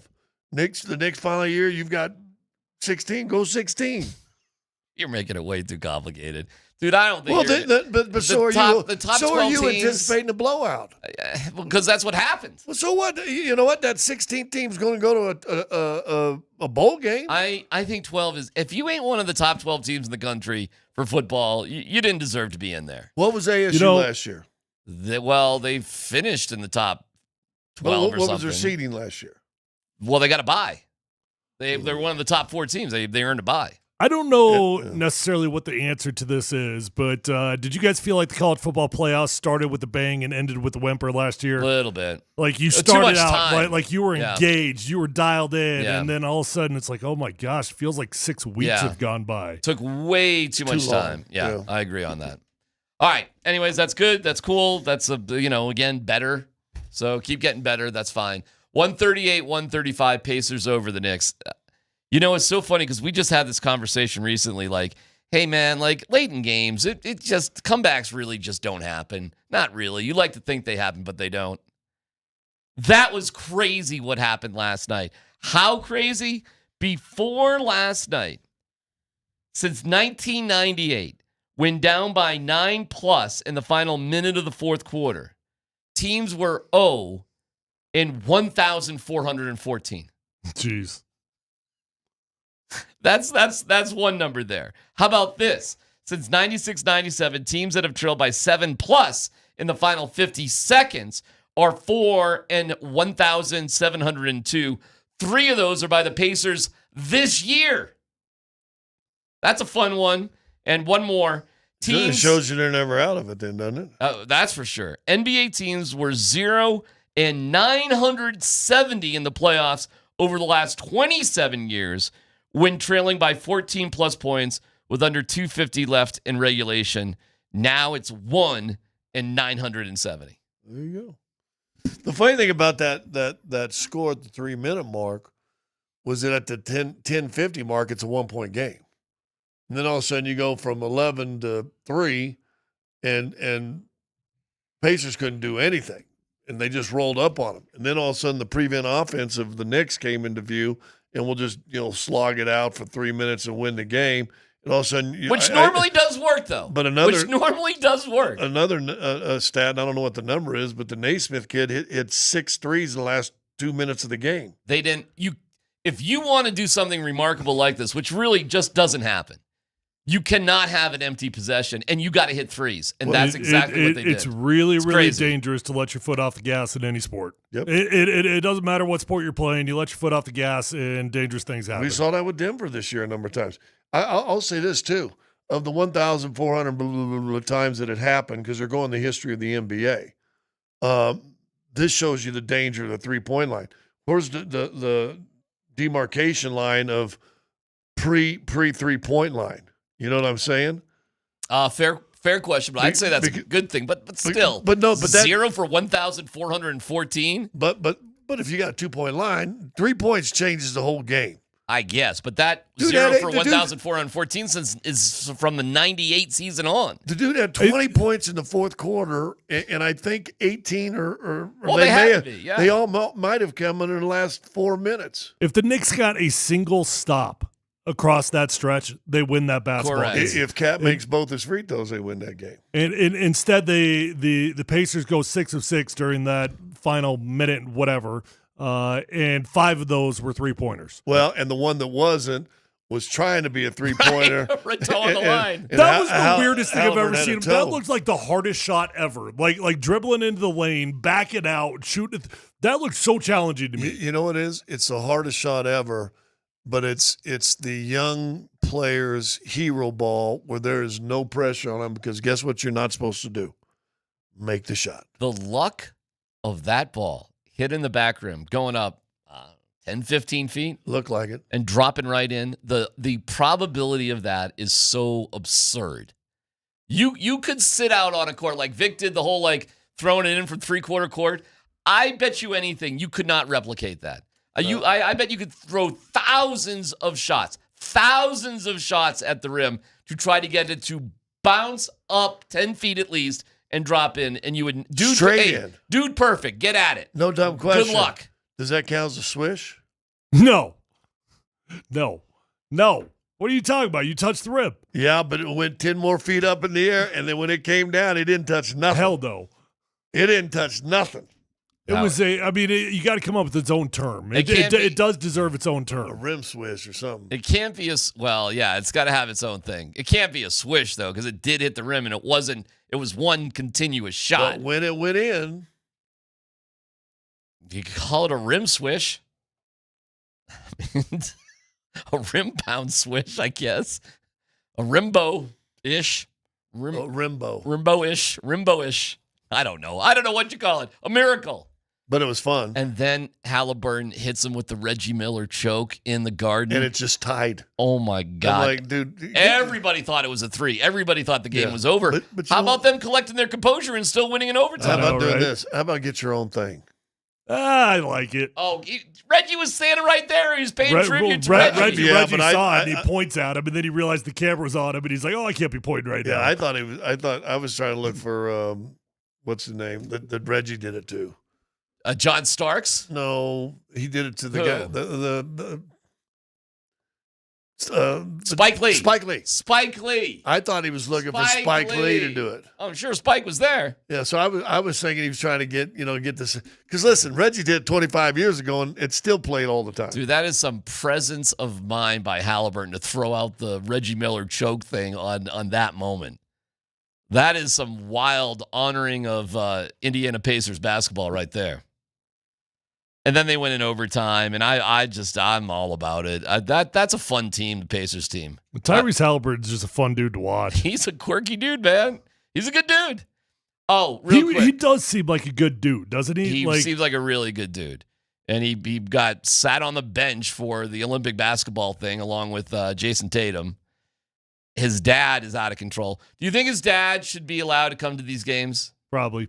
Not unless he sits in the upper bowl. Okay, so with some restrictions. Upper bowl, yeah. Restrictions. Yeah, or in a suite. Okay, but allowed to come back. Because Charles Barkley made kind of an impassioned plea to Silver. Not like angry at Silver, but just like, hey, man, this guy should be allowed to watch his kid play basketball in person. But yeah, that's some restrictions. You can't sit on the court. Sit up in a suite. Sit up in some seats. You know, another guy that is not mentioned today because of the comeback and Naismith making the shots, Halliburton making the big shot. Topin was phenomenal late, and remember the Knicks gave up on him, and all of a sudden now he's for a lead that I think stuck. Right, he had a tip-in dunk. Mm-hmm. The game a lead, and then he had that drive on the fast break to game a 3-point lead with the dunk. All of a sudden, this guy right here is going back, sticking it off or putting it to the Knicks also. Note on the MVP voting, because now, Michael Malone, you can just say whatever you want, and you would be accurate. It's SGA. There were only two guys that got votes. Two guys got first and second place votes, and that was SGA and the Joker. Was 29 more than you guys expected? Less. Yeah. To be honest, I know what you're saying, Scott. And when you look back on this in 10 years, you'll look at the numbers. You'll be like, how does Nikola Jokic not win that thing? But 29 honestly felt like more votes than I expected at this point. Hey, somebody that should get a free dinner in terms of media in Denver is Rick Bucher on ESPN. He has repeatedly said, we're going to look back on this season and be like, how did this guy not win the MVP? So he's out there saying the right thing. Jason Williams has been a big Jokic MVP guy too. He's been good on this. He goes on and off. Well, he's been on it recently. He's been good. He's on and off on him though. Bucher's been unbelievable. We talk about a guy we should get on is Rick Bucher. That guy is like, this is ridiculous. Well, didn't Tim McMahon, when he came in before Game 6, said the Joker should win it, but Shea probably will? Didn't he say that? Well, on he our gave show? you the majority of the ESPN thinking, obviously. Yeah. By the way, Joker, because he came in second, the third player in NBA history with top two finish in 5 or more consecutive seasons. So it's another rare for Nikola Jokic to join Bill Russell and Larry Bird. So are we ready to forgive Michael Malone for speaking truth now? Well, no. I mean, I don't think that changes anything. You know, it's everybody knew what was going to happen. It just hadn't happened yet. I mean, he just knew it was going to happen. Yeah, well, he could have just said that then. Well, they may have known the day before because now I will say this, and I said this yesterday. It's listen, they make this for television, right? We understand that, and you've had your offensive lineman gifts, right? Your quarterback or whoever, running back will give you a nice gift at the end of the season, but you've got 16 other teammates. You get announced, you're sitting in front of it. I watched the whole presentation. That was real nice. Blah blah blah. It's funny. And then you get pictures afterwards. He's gifted them all a Rolex watch. He actually gave them all a huge gift box that was engraved with their names, and the prime prize in that big gift box was the Rolexes. Well, that didn't put together in 2 hours. No. You know, first of all, they're probably identical. We'll see if they were ever engraved or whatever it was. But so this was leaked out some other time or somehow. How did he have all that? Of course. And of course, Michael Malone already knew. Yeah, he already knew. Of course. Now, he probably, we're saying he was dissing Joker. And in reality, not we all. In reality, the ESPN people are probably saying, Mike, what are you doing? We're not supposed to say that yet. Maybe. He might have got in trouble for saying it. So now you're leaning into it. On appeal, I think you won, and there was only one diss. Oh, I forgot to buy that coffee anyways, but I'll order it right now. Even though I'm winning the appeal because you finally came around to common sense. Yeah. Well, once I saw the watches, I mean, come on, that to me was it still was unnecessary. And if you're not supposed to announce it yet, he still says, "Listen, right now the leader in the clubhouse probably to win the MVP played like it."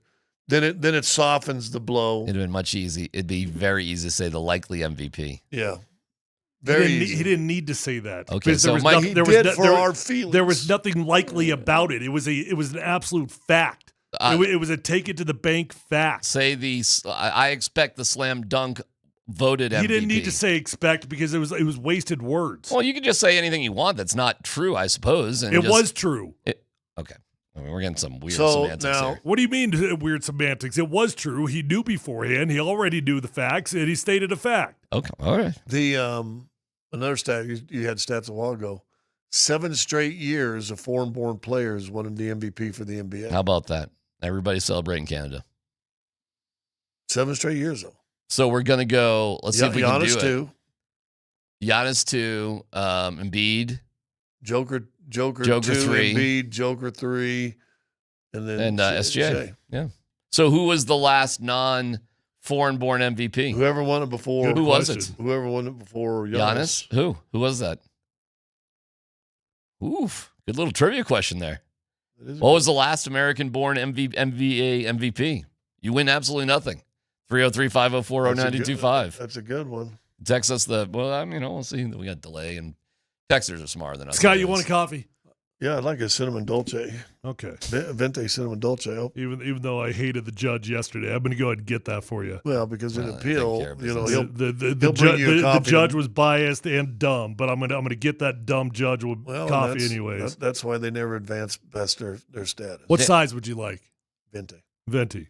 Dan Clark on the old text line says it's Harden, but then another guy says Curry. And then we got another Harden. Dan, is it Harden? It's James Harden. James Harden. 2017-18 MVP. That was the last American to win the NBA MVP. Wow. James Harden, the last American-born MVP in the NBA. 2017-18 season.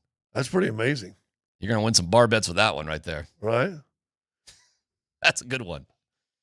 Well, there you go. Good for basketball. It's an international sport. That's awesome. It's better for everybody. It's cool. I like that. There was a great How about this? Who will be the next American to win the MVP in the NBA? How about that one? Who's going to be the next one? Cooper Flagg? Maybe. I mean, who else? Brunson? Jason Tatum? Brunson, maybe. Brunson, Tatum would make a lot of sense. But he's coming back from Achilles, now so he is, it's not going to be a year. Jaylen Brown. I'd say Brunson. Brunson, I think, is the leader. Oh, Anthony Edwards. Maybe. Well, maybe. Of course. Cade Cunningham in Detroit, if they take another big step up. Okay. You think Cade Cunningham's like that? Well, I mean, all of a sudden, they're making the playoffs and making noise. I mean, they pushed the Knicks. They got gypped out of a game, and the Knicks more likely to win an MVP, Cade Cunningham or Victor Wembanyama?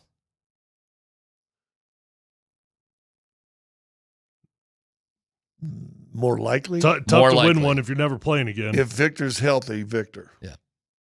Because this streak could keep going. Because Wembanyama's, knock on wood, he gets healthy. He is barreling down that hold path. on, Shea Gilgeous ain't going nowhere. He ain't going nowhere. He's a young pup. No, it might be a reach for the next American guess who's MVP. coming back probably next year? Embiid. What if he comes back? Giannis, you think he might have What do something you think, to prove? Jokic is going to suck for the next 3 years? Yeah. Hey, man, it might be a minute until there's an American MVP in the NBA. Is the top 5 players in the NBA right now all foreign-born? How long has it been that way? Are we saying, are they injured or not injured? Like, are we having Wembanyama and Embiid in the conversation or not? Well, I mean, we could do it both ways. Assume they're healthy? The ones that played this year. And we're just going to assume Embiid and Wembanyama are healthy? Or just how it finished the year? Yeah, Joker and Shea, Giannis are on the All-NBA. Okay, that's 1, 2, 3. So we're really fourth or fifth. Luka didn't have an All-Pro year, but we got to put Tatum on that list or not? I think we're going to put LeBron on that list? I think Brunson's on that list right now. I'm fine. He's a guard anyways. Put him on there if you want. The guy's unbelievable. 43 last night, right? He's incredible. He's the number one reason they're doing what they're doing. Okay, 4. Who's 5? Well, morons will vote. LeBron. Yeah. LeBron got MVP votes. What's our guy from Cleveland that played at Utah? Donovan Mitchell? Donovan Mitchell. He had a hell of a year. So we're just going to go by position then? Well, no, because I think it's a positionless, the All-Pro. Yeah. But, I mean, he had that kind of year. Luka's not on that list? Not this year. I didn't think he had that good of a year this year. Yeah, I don't think so either. Someone will vote him because that's what people do. You would take Donovan Mitchell over a healthy Jason Tatum? I think, that's a good one. I wouldn't. I like Donovan Mitchell and all, but Tatum's ridiculous. Now, if I had him for my team, I'm taking Tatum. I think Mitchell is a selfish dude that's going to always put up big numbers and never lead his team anywhere. I think that's his MO. We're in a basketball frame of mind here leading up to Josh Kroenke speaking live in 19 minutes. We'll have that for you, but Bo Nix is on a little bit of a fun list. Details about that next.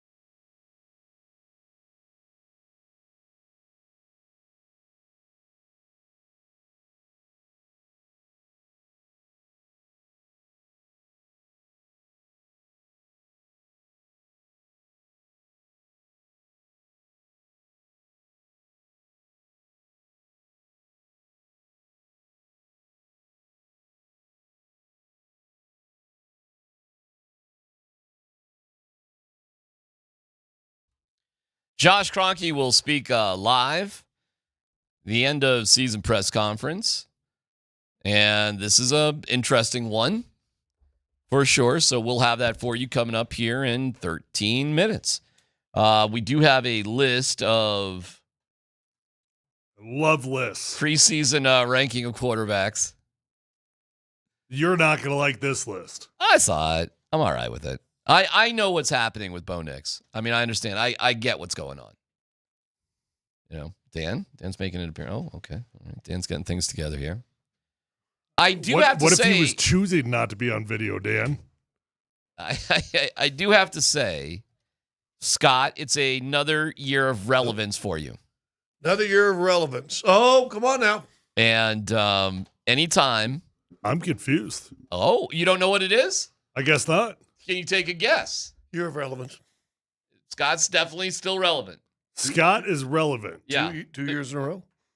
Well, is it only 2 years in a row, or does it go deeper than that? Well, I know the last two. It definitely happened last year for sure. I just assumed it's been happening every year. Wow. I don't know. Well, it wouldn't have happened 3 years ago, my friend. No, because we didn't go fishing. Well, there you go. Oh. You kind of gave it away. I got it now, Scott. Thanks. I figured it out. So on TNT, it's without a doubt probably the funniest, most painful segment they do. Now, it's funny, of course, when it's not your team. But do you really like the Gone Fishing segment when it's your team and they put fishing hats on people associated with the team? Now, when I say associated, it could be current players, former players, or frankly, just anybody who's associated with Denver. Somebody who was born here and is a movie star or something. And for at least the second, and it wouldn't be 3 years in a row. They couldn't have done it 3 years in a row. Yeah. But at least for the second year in a row, Scott Hastings. A modern photo of Scott Hastings. A new photo of me. Yeah, not where with my Pins and Aces hoodie on. Oh, Pins and Aces should You love still doing that? Yeah. They're doing great. They unbelievable place. Go by and see them. Scott is pictured in the Gone Fishing photo that aired on TNT with, let me see if I can think. Jamal's in there. Don Cheadle is in there. Joker's in there. Who's the woman? Aaron Gordon's in there. I was trying to figure that out. I don't know who the woman is. Oh, yeah. I was like, okay, so she's a Denver, associated Denver somehow. It's not Michaela Schifrin. It's not. I don't think it was. Not Lindsey Vaughn. Because they both got blondish hair. Yeah, so I'm not sure who the one. Hey, 303-504-0925. Again, you win nothing. Yeah. But maybe you can help us out and let us know who it is. Are you looking at it, Tyler? I was trying to find it. And I guess let's see here. It was in our group text. And Scott made sure that he. Yeah, I got that from the. I didn't Who watch it is last that? night. I forgot all about it. Is that Malone in there too? Is that looks kind of a weird photo of him next to you? No. Who is that? I don't know. Wasn't that the guy that Shaq's? Listen, I didn't hear the commentary. And I was looking for the commentary because Barkley said he still wants to punch me in the face, which I got that going for me. Oh, do we have the audio, Dan? Oh, okay. All right. Hold on. All right, here we go. We got to send a couple of teams fishing. We already did Golden State, so you're clear tonight, Draymond. Oh, that go one of my favorite people right there, Don Cheadle. Yep. Oh, I thought you was going to say Rocky. Rocky's one of my favorite people. You should recognize somebody in that picture, Shaq. One of your favorites of all time is in that picture. Don Cheadle? No. Oh, Penberthy, what's up, baby? Mike Penberthy. Mike Penberthy. Is that Scott Hastings? No, that's Mike Penberthy. Scott Hastings, I still hate you. Penberthy. Draymond, he hit me when I was on the ground, and he wasn't even in the game. That's when he's supposed to hit you. Oh, he bullied you. No, I was fighting Bill Lambert, and I was on the ground, and he came in and jumped in. And you ain't get him back? No, not yet. They talked it out. They talked it out a couple of seasons ago. Wait till he get older. The Boston Celtics. Great, you become the focus of conversation. I was the longest conversation. Let's hear that one more time. That was We great. got to send a couple of teams fishing. We already did Golden State, so you're clear tonight, Draymond. Oh, that go one of my favorite people right there, Don Cheadle. Yep. Oh, I thought you was going to say Rocky. Rocky's one of my favorite people. You should recognize somebody in that picture, Shaq. One of your favorites of all time is in that picture. Don Cheadle? No. Oh, Penberthy, what's up, baby? Mike Penberthy. Mike Penberthy, what's up, Is my that boy? Scott Hastings? No, that's It is Mike Scott Penberthy. Hastings. Scott Hastings, I still That's hate Mike you. Penberthy. It's, Draymond, he hit me when I was on the ground, and he wasn't even in the game. That's when he's supposed to hit you. Oh, he bullies you. No, I was fighting Bill Lambert, and I was on the ground, and he came in and jumped in. And you ain't get him back? No, not yet. They talked it out. They talked it out a couple Not of yet. seasons ago. Wait, That's he's great. getting older. I The only fight Boston old people. Celtics. Oh, that's great. That is awesome. Congratulations. Who's Pat? Help me. I still don't We know gotta who the still woman. figure that lady She is. looks like Nancy Kerrigan. But Nancy Kerrigan's got nothing to do with Colorado, does she? Unless she lives here now. Are we associating Nancy? Is I that don't- Nancy Kerrigan? I don't think it is. Kind of looks like her, though, don't you think? Amy Adams, they say? That's not Amy Adams. That's not Amy Adams. And there's Pam Grier went to Denver East. That's not Pam Grier. Rachel Toss, that's not. Yeah, that is not Pam Grier. That's not Nancy Kerrigan, is it? It looks like Nancy Kerrigan, but I don't know. Who's the Pinburn? That has to be an older photo. Tim Burn, Pinburn. What's that? Pinberry. I guess a teammate of Joe, maybe a college teammate. I don't know. Is he Mike Pinberry? Is he a coach? Denver guy? I don't know. I have no idea. Anyways, congratulations to you. You're all we really care about. Way to go. Gone fishing. It's a great photo. We'll get to the Bo stuff and the quarterback stuff here in a little bit. I just want to make sure we're on time for Josh Kroenke and everybody listening now. So way to go on that, and we'll get to the Bo list and where Bo he's low on the list, and I know why. You got a big old can of chew in your front vest there. Well, but so does Jamal. So does Aaron Gordon. Well, what better thing to do when you're fly you fishing? all love nicotine. When you're fly fishing, come on. Boy, Chuck just has not given up that thing. I mean, we're going on 30 years, maybe more. What year was that? Well, then he don't want it now. That's why he's probably getting back in shape. We'll figure it out. Now Hastings Right wants now, the piece. right now, would you take Scott or Charles? Oh, I'd take Scott. I'd take Scott too. For sure I would. Yeah. Charles isn't moving too well now. He's not. I think you would. I think Chuck would be in big trouble if he sought revenge on you right now. Well, I'm a lover, not a fighter anymore. But no, Well, like I said, He might not throw the first punch, but you'll throw the last one. Oh, hell, there'll be two at least. You know what I'm saying? Me and him in the floor. Josh Kroenke will be on the air talking about the Nuggets and what's next. Next.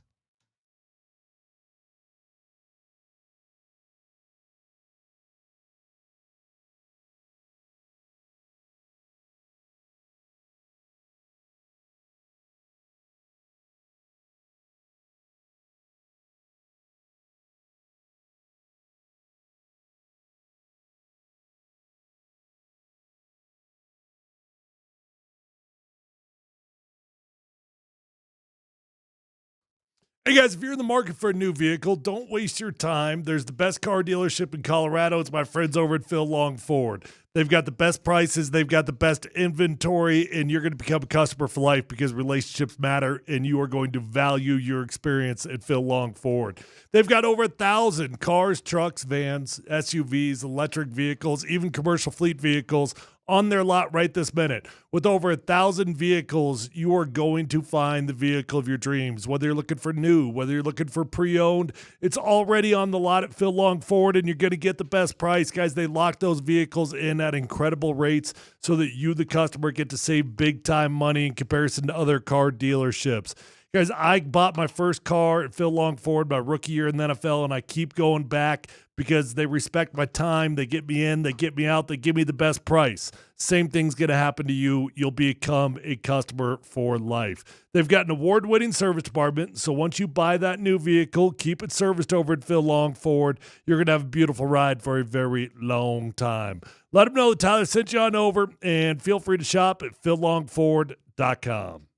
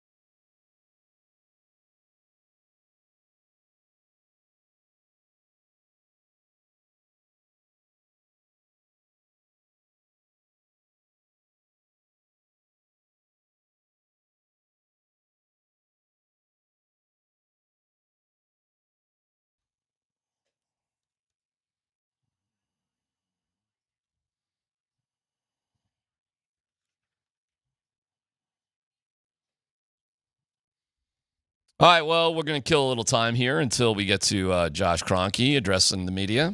Dan, you got some breaking news before we get to the presser. What's up? Yeah, Shams is reporting that the Denver Nuggets and interim head coach David Adelman have agreed on a deal to make Adelman the franchise's next head coach. Wow.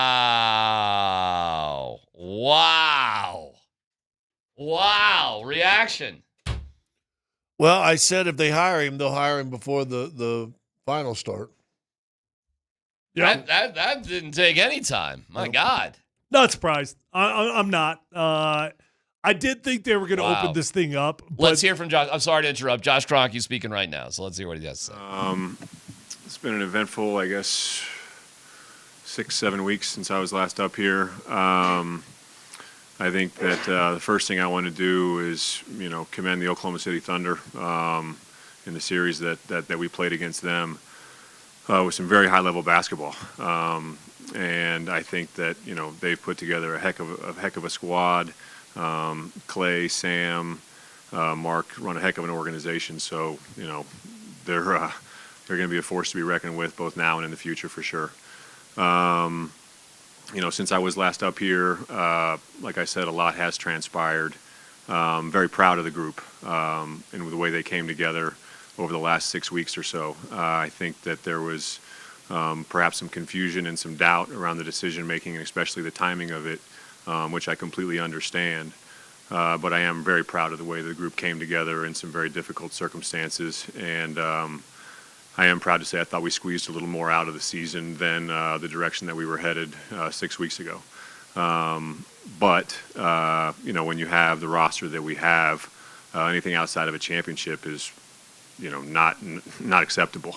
And we're going to get to work on addressing the issues that we think that we're facing as a squad, as a team, as an organization. I think that some of those, the issues that we're facing need to be examined very, very carefully, thought through very, very extensively. But I also think some of them don't need to be overthought. It's a very difficult balance that I've kind of come to in my own mind, which says, don't overthink it, but don't underthink it. And so there are certain aspects that I don't want to overthink, but there are certain aspects of upcoming decisions that I want to think through very carefully, take my time with, and I'd be extremely naive if I didn't solicit some outside opinion. But one of the things that I am very comfortable with, and hopefully our fan base has seen, was how the players came together and really rallied around our coaches and our coaching staff. And so we're going to be moving forward with David Adelman as our head coach, moving forward for next season and beyond. I think that the way the group really rallied around him, and not only a different voice but a different style of communication, was fantastic to see. And so we're really excited about him, both what he's shown over the last 6 weeks, and then having a full summer, a full training camp, and a full year to get things under his belt before we go back at it again this time next year. Like I said, on the front office stuff, I want to take my time a little bit more. Ben Tenzer's done an unbelievable job over the last 6 weeks getting things reorganized to a place, along with the rest of our staff. But Ben's been with us for a very long time. I want to solicit his opinion. Tommy Balchitis is in our front office. I want to solicit his opinion because these guys have seen the ups and downs through thick and thin over the last 10+ years. And then I'm also going to be soliciting some outside opinion. So there's going to be an extensive process from a front office standpoint. But a lot of our roster is locked in from a contractual standpoint. Right now, we don't have a pick in the draft, but we're going to be very active in exploring how we can improve around that, as well as free agency. So it's all systems go. And that all being said, I'll open it up to questions. Josh, understanding that you do have to make those hires still in terms of basketball operations, Nikola said after Game 7, basically pointed out that the remaining teams are deeper, playing longer rotations. I would say that the sort of stylistic optionality OKC had was a pretty big factor in that series, in addition to the fresh bodies that they had. Do you feel sort of any urgency to explore the trade market, even with sort of the higher salary players that you guys have, or do you sort of believe that you guys can get meaningfully deeper using sort of the limited mechanisms available in player development? That's a great question, multifaceted, and I hope I don't dumb down the answer too much, but I'll say there's an urgency to improve the team and the organization everywhere, whether that's via trade, via draft. Right now, I think that, having a cohesive organization from coaching staff to front office is our main goal. I think that, first of all, I heard Jokic's comments loud and clear. I think that I was thinking that before those words came out of his mouth. Just in how the playoffs have, if you're watching the games, you can see yourself, as well as watching our games, you can see where we leaned on a lot of guys for a lot of minutes in big-time moments. And that has a cumulative effect that, when you're playing 7-game series, that can wear you down. But, to talk about Jokic's his statement, and then to look around the NBA, our roster, a lot of it was put together under different rules. And, we have extended guys, under this current CBA has tweaks to the new rules, especially at the top, kind of top end in the tax bracket with your first and second aprons, which, I know created a lot of dialogue around KCP last summer. But, I think that what I see around the league is a lot of successful teams that have developed their benches. I don't think that teams are able to go out, especially competitive teams that are making a push in the playoffs. The rules don't allow certain exceptions to exist anymore in the same way they did previously for you to go out and get a veteran player and kind of a plug-and-play bench-type player. I think those opportunities do exist if you're smart and can find value where others might not see it. But I also think that they're, whether it's Oklahoma City, you look at some of the guys on the Pacers roster, these guys have been developed over a period of years. They understand their roles, they understand their responsibilities, and they're accountable to that. And those are the teams that I see having a lot of success. So there's a lot of ways to improve it, and we're going to be looking at all of them. Josh, two unrelated questions here. First, I think that one of the central questions is how close do you feel the team is? That informs directions here. You went to 7 games with a 68-win team, but it took 7 in the first round and only 50 wins in the regular season. So how close do you feel the team is? And then two, in your last press conference, you mentioned how you should have been more involved earlier in things that happened. How do you see your involvement changing going forward? Is it different? Is it in all aspects or specific aspects you feel your role will be in this next iteration? Okay, those are two distinctly different questions and both very long, so I may have you come back to the second one. But I'll start with the first one. How close do we think we were? That's a great question and one that I've asked myself about 10 different ways, in every way I can think of. We took the Oklahoma City Thunder, who is playing some of the best basketball in the league, if not the best right now, to 7 games, which, is great. We took a great team to 7 games. That series could have been 4-0 the other way. That series could have been 4-1 us. I don't think we lost Game 7 during Game 7. I thought we lost Game 7 during Games 4 and 5. These series are very fragile things, and they come down to little moments in time and, certain actions over the course of a few minute span in games. And so while I think we were close in some ways, I don't think it would have been I don't think it was a 4-0 sweep for Oklahoma City, and I don't think it was a 4-1, and that's where the series wound up. So to answer your question, we're close, but I don't want to be naive in thinking of how close we are, but I don't want to underestimate how close we were either. Thinking back to the first round, we're an Aaron Gordon tip dunk away from perhaps coming back here down 3-1. And then what does that series look like? Do we even have the opportunity to go out and try and chase a team as great as the Thunder? So there's lots of ways to kind of weigh how close we are. But I think that as a group, we feel confident that we can go toe-to-toe with a lot of teams around the league. And now we're going to get to work seeing about how we can go toe-to-toe and then overtake them.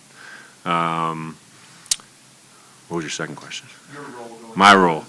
I think, as I said when I was up here last time 6 weeks ago, I think I need to be very hands-on in periods of transition. And then you have to, I'm not saying let go of the rope, but you have to allow people to do their jobs. And so if I'm critiquing myself kind of as I was recently, I needed to be much more hands-on in periods of transition, especially a couple years ago. And I said, like I said, the thing that was tough to deal with is, should I have been more hands-on or more hands-off in the transition a couple years ago? Well, we won the championship the first year. We never done that before. So I don't know what the right balance was then. I think actually looking back on, I should have been more hands-on in the wake of the championship. When you shoot for a goal over a 10-year span and then all of a sudden you achieve it, I think the natural reaction for some people is not to let down, but you become more solidified in your own beliefs of how we got there. And that's kind of what occurred over a period of time, was you had some people that were very set in beliefs about how we got to a certain point and we reached the pinnacle. And then how do you turn that page and find success after that when you have rules changing around you and certain preferences for certain players. And that's where I think I can help come in and provide a larger organizational, I guess, vision of where we are and what I refer to as the 1, the 3, and the 5 is, what are our goals for the next 12 months? What are our goals for the next 3 years? And then how does that fit in a 5-year window to win the whole thing?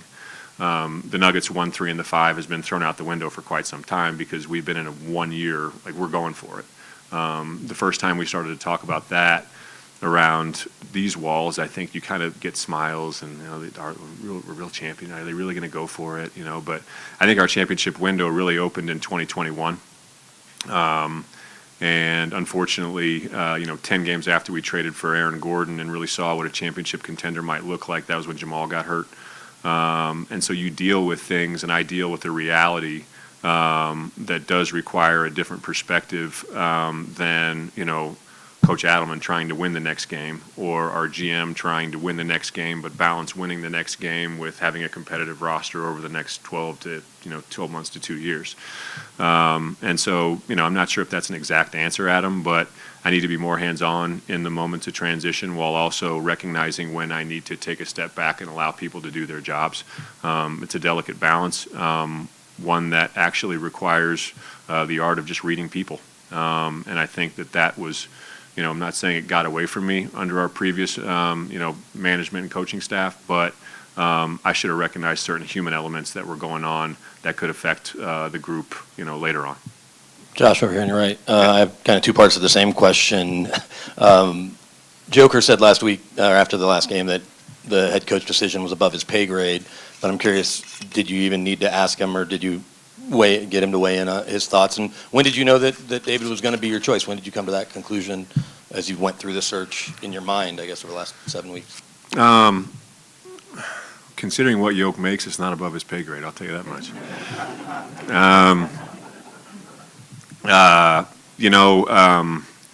Part of the thinking of making a change when we made it was to give David a chance.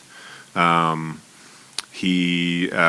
known DA since he arrived here in 2017 or 2018, and he's been on our staff. He's grown with the group, and he understands their tendencies as players. But I think equally as important right now with where we are in our organization cycle is he knows them as people, what makes them tick.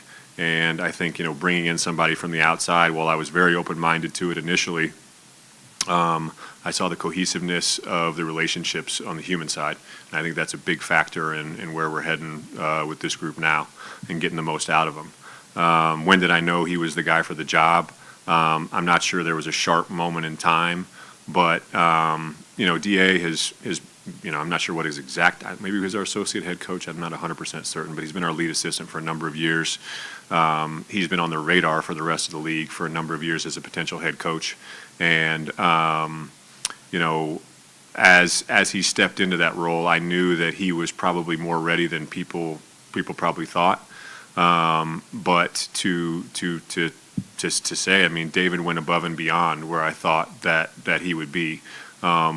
I knew he'd be a great communicator and in some of the ways that we needed a different message hitting some of the players in the locker room. But, before and after games, not to generalize too much, but interacting with the media before and after, I appreciated how candid he was in his ability to communicate, because I think that is a key element of today's world and professional sports in general.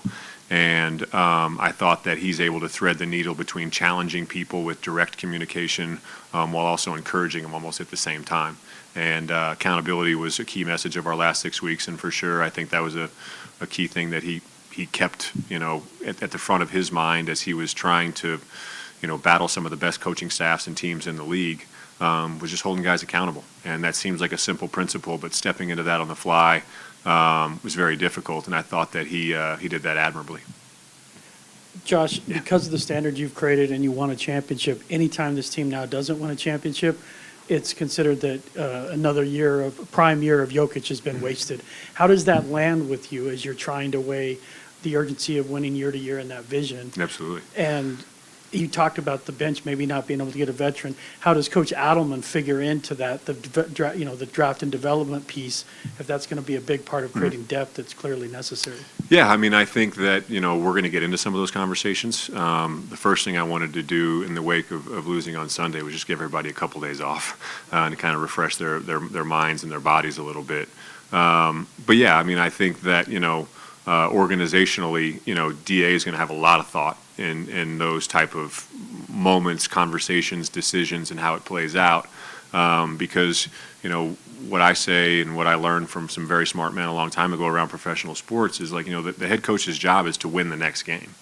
And, there's organizational context about building towards something greater, but when it really boils down to it, the head coach's job is to win the next game, and that's where it becomes difficult. Balancing the development of a younger player, giving him minutes, letting him play through mistakes with winning. And that's a very difficult thing that, I think every coach struggles with, and it's something that DA, myself, and our front office are really going to have to put our heads together about, because letting guys play through mistakes is a big part of development, and that doesn't necessarily match up with trying to contend every night. So how do we strike that balance to achieve our maximum ability come mid-April? I think that's the main goal of the organization is how do we strike the balance between developing players, winning games, getting where we need to be come next April to be hitting on all cylinders with a rotation of perhaps 8-9 guys that can really give us minutes and know their roles and hold them accountable in that. Is it fair when people say they wasted a year of Jokic's prime? I mean, whether it's fair or not, it doesn't matter to me, because if that guy's on your roster, you have a chance to win it, and you should be going for it. And so, we've been saying that for a long time, even before he won his first MVP. But I think now it's unavoidable how good he is. And do I feel any sort of weight, or however you worded that? I feel more weight than anybody, because one, I want to do right by Nikola Jokic, the Hall of Fame basketball player, but Nikola Jokic, the person, is spectacular, as I think most people in this room probably know. And on a personal level, as a group, there's no one that we want to do right by more than that guy. And as long as we're all on the same page, which we are, we're going to keep plugging away together. Yeah. Josh, is Coach Adelman going to be responsible for assembling his own staff, and might there be some changes with his current staff if that's the case? Yes. DA is absolutely going to be given, the ability to pick his own staff. One of the reasons why we wanted to make the decision now and move forward with him as our coach was to give him the ability to build the staff that he really wanted. That's on one side of it, and then also to allow direct communication in as short of amount of time as possible for the people that we may not want to keep. I think that going back to one of my things that I said in my opening statements is not to overthink it or underthink it, but I think that we need to reinvent ourselves in a way, but not reinvent the wheel, if that makes sense. So giving DA the opportunity to get some fresh faces, really get the people around him to support him in the areas that he thinks he needs is going to be vital for our group going forward, for sure. You mentioned organizational cohesion and alignment. As you look for your next general manager, I'm curious what else you're looking for in that hire, and how or if you feel it's important to get a fresh set of eyes on the state of the organization. There are a lot of different traits that go into different general managers, presidents of basketball, however you want to refer to them. But it's about finding the right mix. And yeah, I think, back to my point, it's like I've promoted from within for several cycles now. Am I going to do that again? I'm not 100% sure, but I know we have some very capable people in this organization, and they've made me rethink a few things that I've already been thinking myself, which is great. I don't want an organization where everybody agrees. I want everyone to challenge people, and then when the door opens and we move out, we're all moving in unison. But like I said, I would be naive if I didn't think about soliciting opinions, outside these walls, whether that's from some of my own basketball contacts or hiring a firm that perhaps might be able to, give me a list of some of the brightest upcoming minds in the league. But I got a lot of great relationships around basketball. I'm going to be leaning on them heavily. I've already had a lot of people reaching out. I think that, the way that our players responded over the last, 6-7 weeks or so, really told the world that, the Nuggets job, whether it's coaching or front office, is a really special one, and especially with where we are right now. So, the pressure, back to, the question about the pressure of, a team with Jokic or trying to win the title, we embrace it. 10 years ago, we would have been killing to be in this position, and this was our goal, to be in this position, to be having this type of pressure year in, year out. And so, to be here and finally feel it it's a lot, but it's energizing, and it's right where we want to be. Josh, in the back, way back with the cameras. Yeah. Sorry. What was the conversation like with David when you told him that he was going to get the job, and what was the reaction from players if you told them in person that he was going to There was kind of as you start to have these conversations, it's impossible to kind of keep them in-house, and as I was walking in, I was alerted that it's kind of starting to break. But we sent out, as I was kind of coming in, I would have preferred to have been able to just talk to you guys about it, but the players are all receiving messages now. Some of them are in town, some of them have already scattered, but I wanted them to have some certainty around this decision as well, so DA can start touching them, because we got a lot of work to do. To your question about how was my conversation with DA, it was great. They're pretty much, I shared a lot of the things that I've already shared with you guys, but on a very personal level, we just kind of laughed about the first morning, because it was such a rough morning for me, the amount of respect I had for Coach Malone and Calvin, and then he and I had to meet in a whole new context that we'd never met before on. And we both kind of looked at each other across the table, and we just kind of smiled and said, well, here we go. And we kind of had another moment like that whenever I just said, look, man, I've thought long and hard about this. I said some of the things that I said with this room about, overthinking and underthinking. But I said, look, man, I was like, there's one thing that I sure as heck I'm not going to overthink. It's the incredible job that you just did with this group. And we had, a good exchange after that I'll keep privately. But DA, in his response, he told me that, he's more than ready for the job. That's for sure. Hi, Josh. Everyone's excited and hungry for another championship. As you're looking for another GM, what do you say to fans who are concerned that this period has been a period of instability? And what do you say to them who are concerned about this transition and want to see progress? I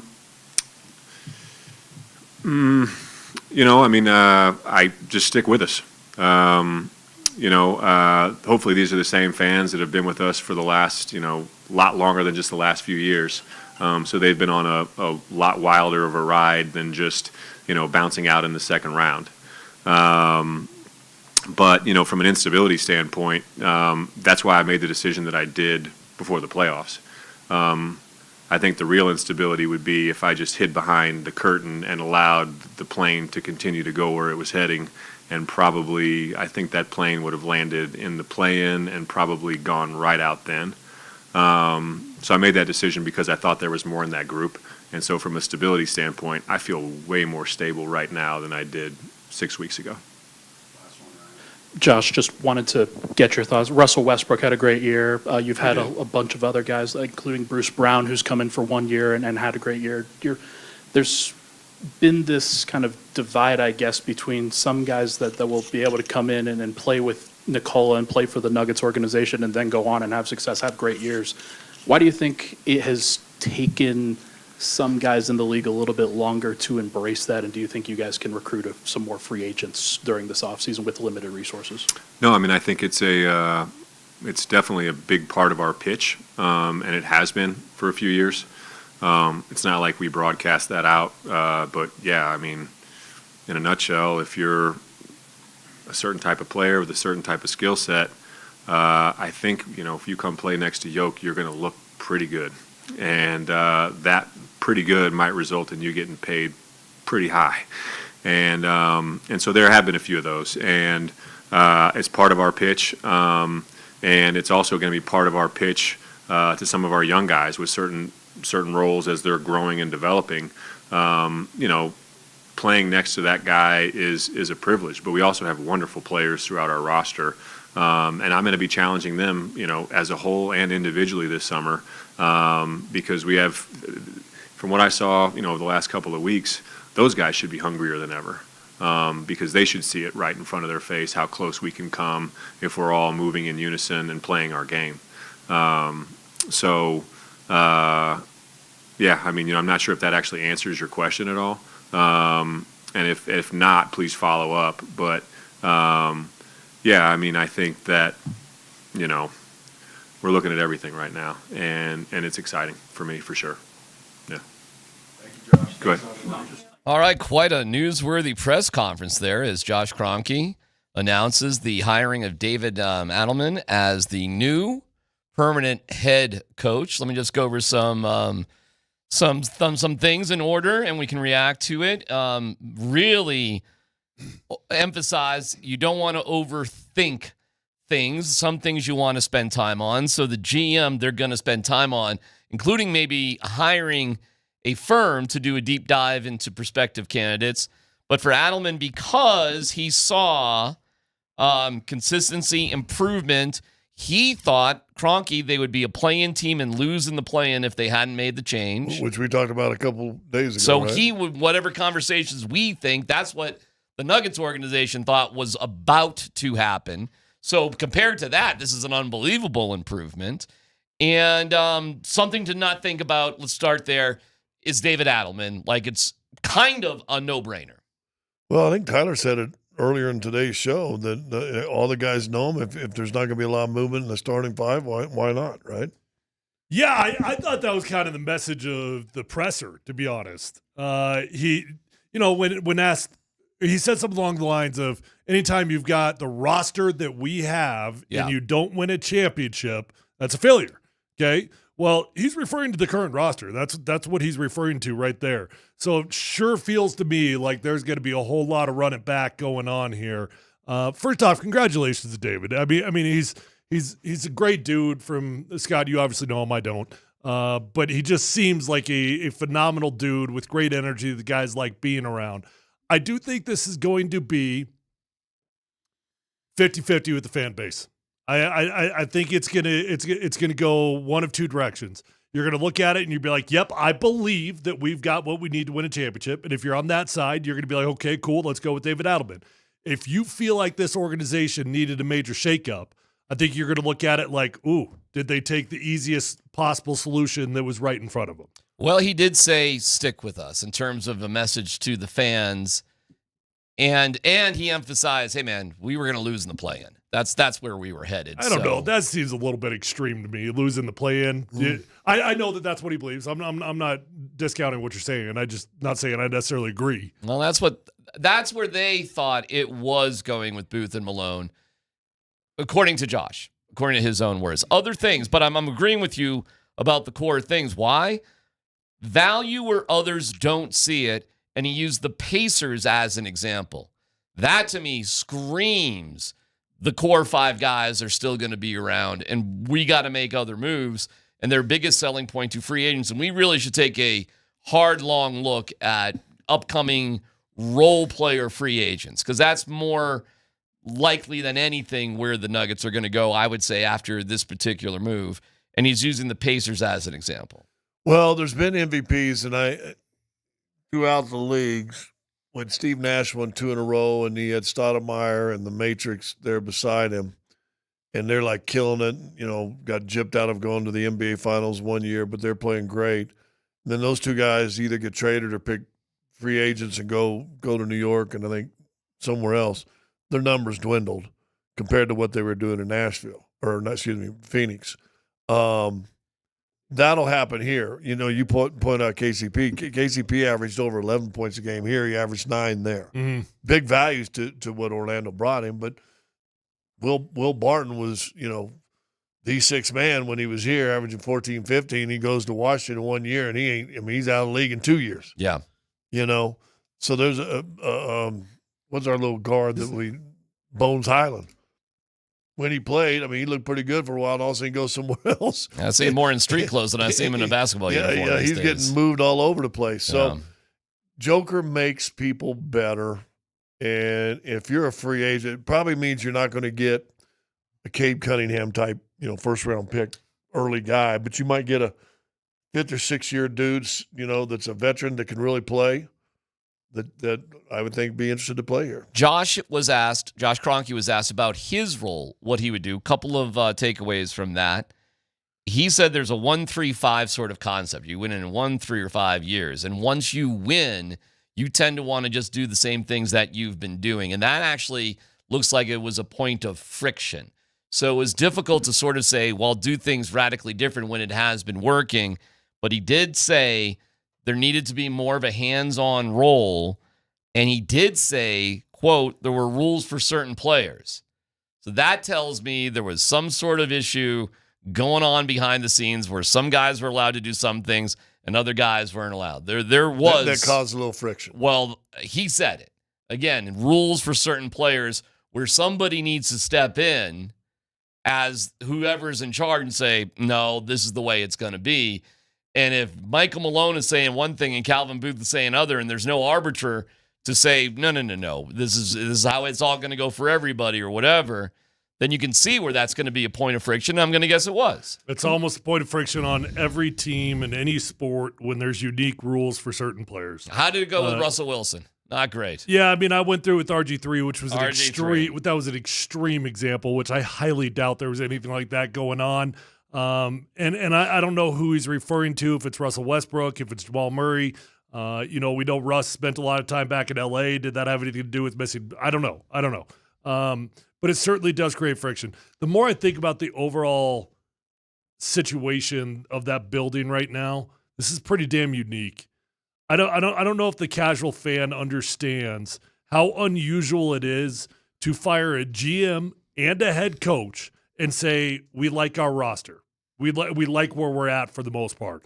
That is so weird. Like when you fire a GM and a head coach, usually you're saying this all sucks. Everything sucks. But what they're really saying is our GM and our head coach's relationship sucked, but we think the guys in the locker room, their relationships are okay. I got one more thing, just a note here. I think Ben Tenzer, I get that right? Okay. I think he's going to retain some sort of role with the team, but I doubt it's a permanent GM. However, Josh did say something interesting. He goes, yeah, GM, or president of basketball or whatever. Josh was framing that the next person in charge of things may have that title, president of basketball. He said those words, not just a general manager. Well, we talked about it, and you got a GM, sometime, then you have a president that should have stepped in there if Josh isn't there every day going, dude, what do you mean you guys aren't talking? And have the authority to say, watch out. So I wouldn't be surprised at all if Ben stays in some sort of...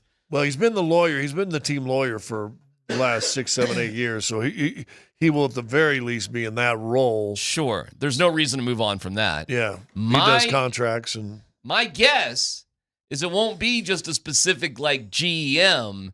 There'll be a staff a large staff to sort of do all that.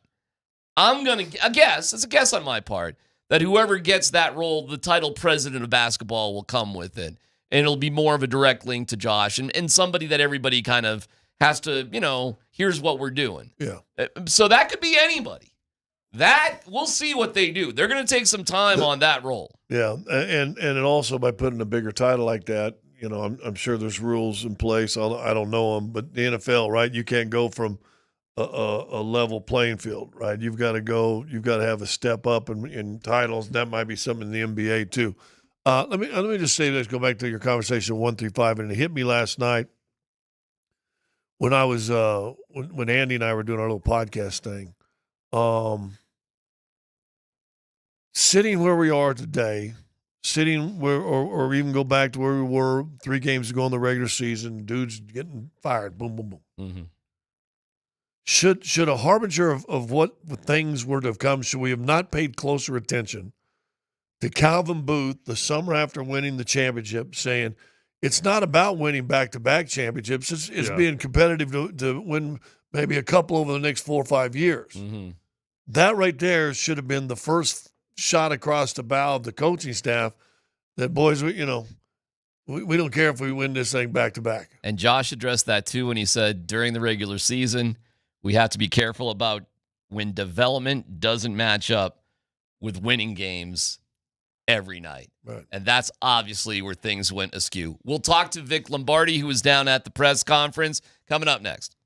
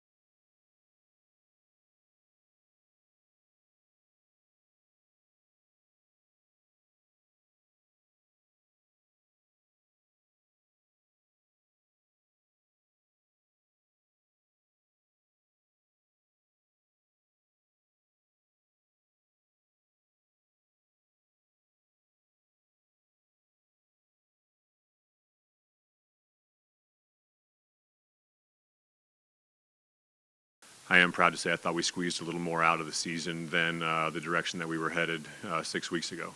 But, when you have the roster that we have, anything outside of a championship is, not acceptable. And, we're going to get to work on addressing the issues that we think that we're facing as a squad, as a team, as an organization. I think that some of those, the issues that we're facing need to be examined very, very carefully, thought through very, very extensively. But I also think some of them don't need to be overthought. To take us behind the scenes, we go to Vic Lombardi, who was president and accounted for with the Josh Kroenke presser. The lead story, David Adelman has been hired as the permanent head coach. Vic, what were some of your takeaways from today? And tell us what it was like behind the scenes. I'm not surprised one bit. It was only a matter of time, I thought, before the announcement was made, especially considering that the contracts on those assistant coaches due to expire any day now. So they saw enough. I mean, the players saw enough. We saw enough. And I agree with Josh Kroenke. David Adelman took the reins of the job, and the job never looked too big. He handled it with measure, with candor. That was the perfect word I thought Josh Kroenke used. I remember running into Adelman during the Clippers series before one of those games, and I said, man, I really like the way you handle yourself in these press conferences. And he said, hey, man, I'm just being honest. I mean, if you can't be honest, what can you be? Unfortunately, as you guys all well know, not every coach is honest. Yeah. He is, and I think it served him well. Yeah, you and I talked, DMac and I have talked. I thought he won every single press conference. It was kind of refreshing. There was always a hint of humor, if you will, and disarming of some of the people in the media, and yet he said it like he saw. What other takeaways did you take from Josh's talk today? Oh, I got a lot of takeaways. Let's start with, okay, first of all, the coach. Let's get that out of the way. And Adelman will be in charge of assembling his own staff. You heard Josh mention it's important to get some new voices in there, some fresh voices in there. So that's pretty much a hint that changes will be made, and that's up to Coach Adelman to make those changes, whoever he decides to bring on board. So I'm sure there are a lot of assistant coaches right now wondering if they'll be back. I don't know how many assistants will be retained from this current staff, but we'll remain to see. The other thing that caught me, fellas, and tell me, at the end of that press conference, he was asked, Josh, by Ryan Blackburn, about the issues with the salaries and the payroll, and there's really nowhere to go there, and there's no draft picks, so what can you really do? And Josh said a lot of the answers are from within. And that tells me that their primary source of talent will come from some of the players, that did not play. That is the kid who was drafted last year that missed an entire season, Deron Holmes. Yeah. And number two, I think that from the very onset, this coach, Adelman, is going to try to get more out of the younger players and not play yo-yo with them. Here's what I mean by that. Game one, Zeke Naji, you are the starting power forward reserve. I'm sorry, the reserve power forward. You are coming off the bench as the 4.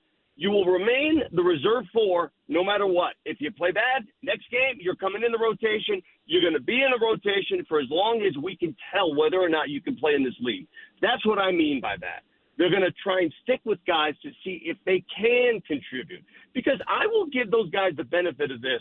And, Scott, you know that. It's hard to establish any confidence when you're in and out of the lineup. It's really hard. And we may pass judgment on guys, and I know we did. Did we all, raise your hand right now if you're listening to this interview, raise your hand. Did you all pass judgment? I know I did, on Jalen Pickett before he was given another chance to prove himself. Did we? I think we all did. I'm raising my hand. And he came, yes. And Tyler and Scott are There's not. people driving right now, Vic. Well, you guys aren't, but I'm raising my hand. I'm not driving anything.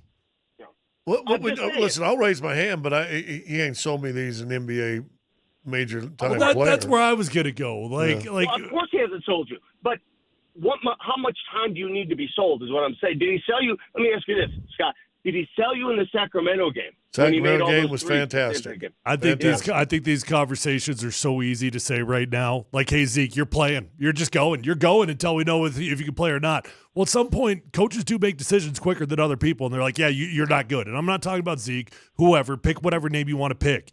And then you get into the season, and you're like, okay, well, actually, I really do want to win this game. Well, Josh said development might not match up, Vic, with winning a game that night during the regular season. He did say that. So that does tell me that was a point of conflict Well, that was supposed to be the theme going into this season. Remember the press conference that was had last year? Remember that press conference at the end of the season about how we have to take some playing time away from those starters and give them rest? That we have to, remember that? Well, that went away real quick, right? That didn't work. So, I mean, either you're committed to it or you're not. Now, it does not mean that you won't see new players on this team. There are still opportunities to change players. There are still expiring contracts. There is still the notion of Dario Saric, Russell Westbrook, Latko Chonchar, DeAndre Jordan. What happens if all four of those spots become open? You know, Marlo and I were talking about this after the press conference, and I agree with Marlo. How good would your second five look? Let me ask you this. If your second five, if Pickett is your backup point guard, let's say Pickett's your backup point, you're just going to deal with it, you're going to grow with him, and you've got Zeke as your backup four, you got Deron Holmes as your backup five, and now you bring in, you got four roster spots. What if you go get a shooter? What if you go get somebody who can shoot? And I'm talking about somebody who's the guy from Utah who's a gunner who's late in his career.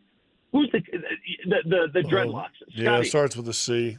Well, there was a rumor that the Nuggets were going to be Clarkson. Oh, Clarkson was unbelievable against. Yeah, so if you get a guy like that, a guy that could come off the bench and just put it up, right, and you put him in that lineup, that doesn't look so bad. Wait, isn't that not Julian Strawther? Could be Julian too, but you can never have enough shooters. You cannot. You're right. And there was rumors out there today that the Nuggets were interested in Ty Jerome, who's now with Cleveland, who seems to be kind of one of these late bloomers, but it's had some nice moments there with the Cavs. I know what you're saying. Like, it's more likely instead of some sort of bombshell deal that the Nuggets are searching out guys like that, right, Vic? I think Josh made it abundantly clear. Right. Yes. Barring a GM that he hires, and we don't know what he's going to do in that capacity, he's going to open it up.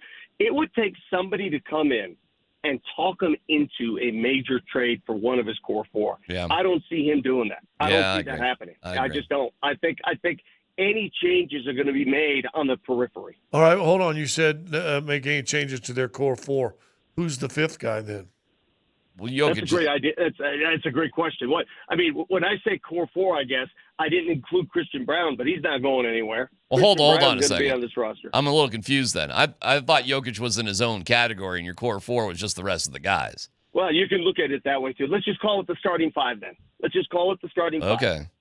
Because that's what I think it is. I don't know of any of those five guys. I mean, Jokic is in his own world. No, I mean, Josh said very clearly, we feel like we can win a championship with this roster. With this roster. Right. He's clearly referring to the starting five. Right, because now you're watching the playoffs, you're seeing what's happening, and you're like, oh, my God. And how about this? How about Josh referring to, which we agreed to, too, it wasn't really Game 7. It was really Games 4 and 5. That it was right there. Yeah. So. I thought it was very healthy to hear him say what we all thought when he heard Joker's comments after Game 7 when Joker says we need more depth, right? Joker said that, a roster, we need more depth. And Josh says, I heard those same words loud and clear. Yep. And trust me, those thoughts have been in my mind as well. It's easy to say that. It's tough to do. Indiana's roster right now, Oklahoma City's roster right now, those teams are blessed with depth, blessed. But let me tell you, given the NBA structure, it's not going to be that way forever. They're headed down that same road. Right. They're going to have tough decisions to make, just like the Nuggets had tough decisions. So it looks beautiful now for Indiana and OKC. You can bring guys in off the bench. They're playing 10, but that won't last because some guys are going to want to get paid. It may not last, but here's the difference. You got a GM and coaching staff to get along and communicate. Yes. So Yeah. they Josh might be able said to survive it where Denver didn't.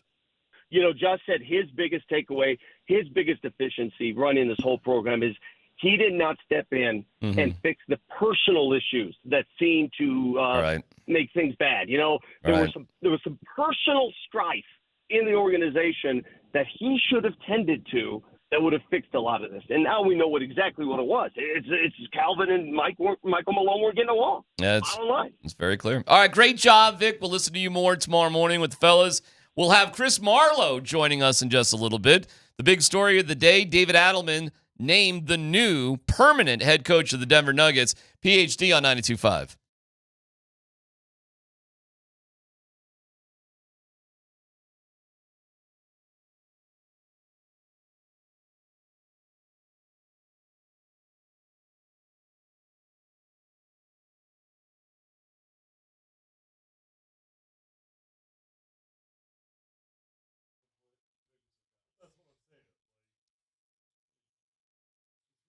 When dealing with the issue of erectile dysfunction, you want the right treatment for your specific medical situation.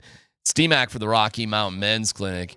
They know, the Rocky Mountain Men's Clinic, that every case is different. However, there are some similarities that guys go through. The love life ain't the same. You fail in the bedroom where you once were a superhero, all that sort of stuff. So while you're your own unique person, there are similar things that the Rocky Mountain Men's Clinic knows how to solve when the pills or herbals fail. They've got success rates well over 90%. So check them out. They've been servicing the Front Range of Colorado for nearly a decade, treating thousands of men. Schedule a consult. That initial visit's only $99. You get a medical consult with a Colorado licensed medical provider, a T and PSA test. If advised, a test dose. If it doesn't work in the office, your visit is free. Like a lot of men, you could be having sex the day after your appointment. So check them out by calling 720-440-7900 or visit RockyMountainMen'sClinic.com. That's RockyMountainMen'sClinic.com.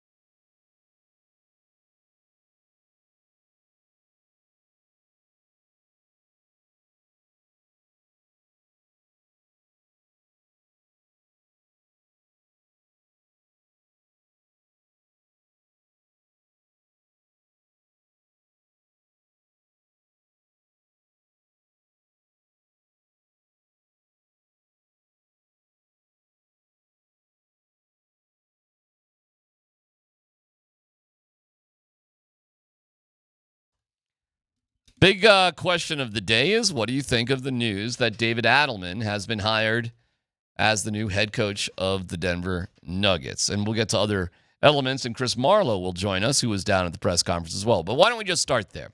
What do we think about the decision? What do you think the ramifications will be, because the decision has been made to hire David Adelman full-time? I told Tyler during the break, and you, and I do truly mean this. Now, I don't understand. I haven't seen David work on the floor and coaching guys, and it'd be interesting to watch him in training camp this year and all that stuff. But personality away from the game, he reminds me of Gary Kubiak. Okay. I feel they got a very similar, very personable. Well, that's a dude that's in charge. Kind of fun. Understands his role. He just reminds me of a personality of a Gary Kubiak, to be honest. Now, as you've said on this show many times, now Gary wasn't always a nice guy once the whistle blew and you're on the field, was he? Yeah, no, I don't know David Adelman away from the court. I do know Gary away from the field, and it does feel like a different personality to me. I've never seen Gary as happy and jovial on the field as David Adelman appears to be. Gary he's strained. He was a grinder, you know? So I don't know, just seeing on the field versus on the court comparisons. I'll say this, especially in the first round when our seats are right there on the floor, and they're the greatest because you get to feel this. I was blown away because David's always been that nice guy. He's a pleasant man, human being to talk to.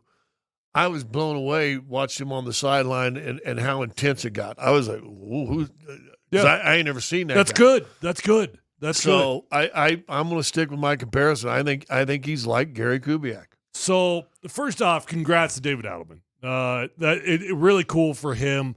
I think the players are probably happy. I think Nikola Jokic is probably happy. There's probably nobody in that room that is like, man, we got to go to work with David Adelman. No, they're probably all excited about going to work with David Adelman. If I had one concern, it would simply be this. Does it feel like a shakeup? And without it really feeling like a strong shakeup, does that put guys on the edge of their seat? Does it make them a little bit nervous? And, sometimes when things aren't going well, you do need to feel nervous. You do need to be afraid of your new boss. You do need to straighten up your back a little bit. You talking about players or coaches? Players. Well, everything we said and I think Josh said in this presser, he held guys accountable. He came out and said, "This year, you want to go in for? You don't want to go in? That's cool." And so I think there is at least an accountability, 1 through 12, not 1, 5, 8, 10, and 12. You know, and Josh said that 1 through 12. Yeah, different rules for different players. Yeah, that's what David. Was going David, on. I think it's 1 through 12. And somebody said a long time, you don't have to treat everybody equally, but you do have to treat everybody fairly.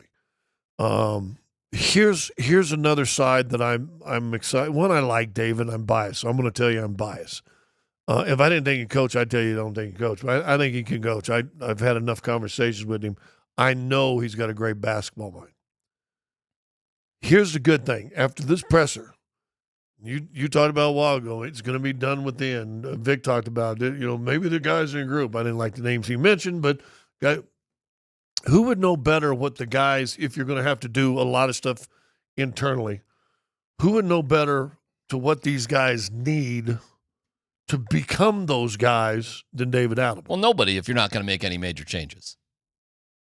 Well, I said a while ago, listen, I'm still convinced Strother can be a player in this league. All right, but that's not a change. That's just getting I know that, but there's work has to be done in his game. He's got to get stronger and be able to finish and create contact and still get your shot, not just field contacts and flail. That's college. They give you those calls.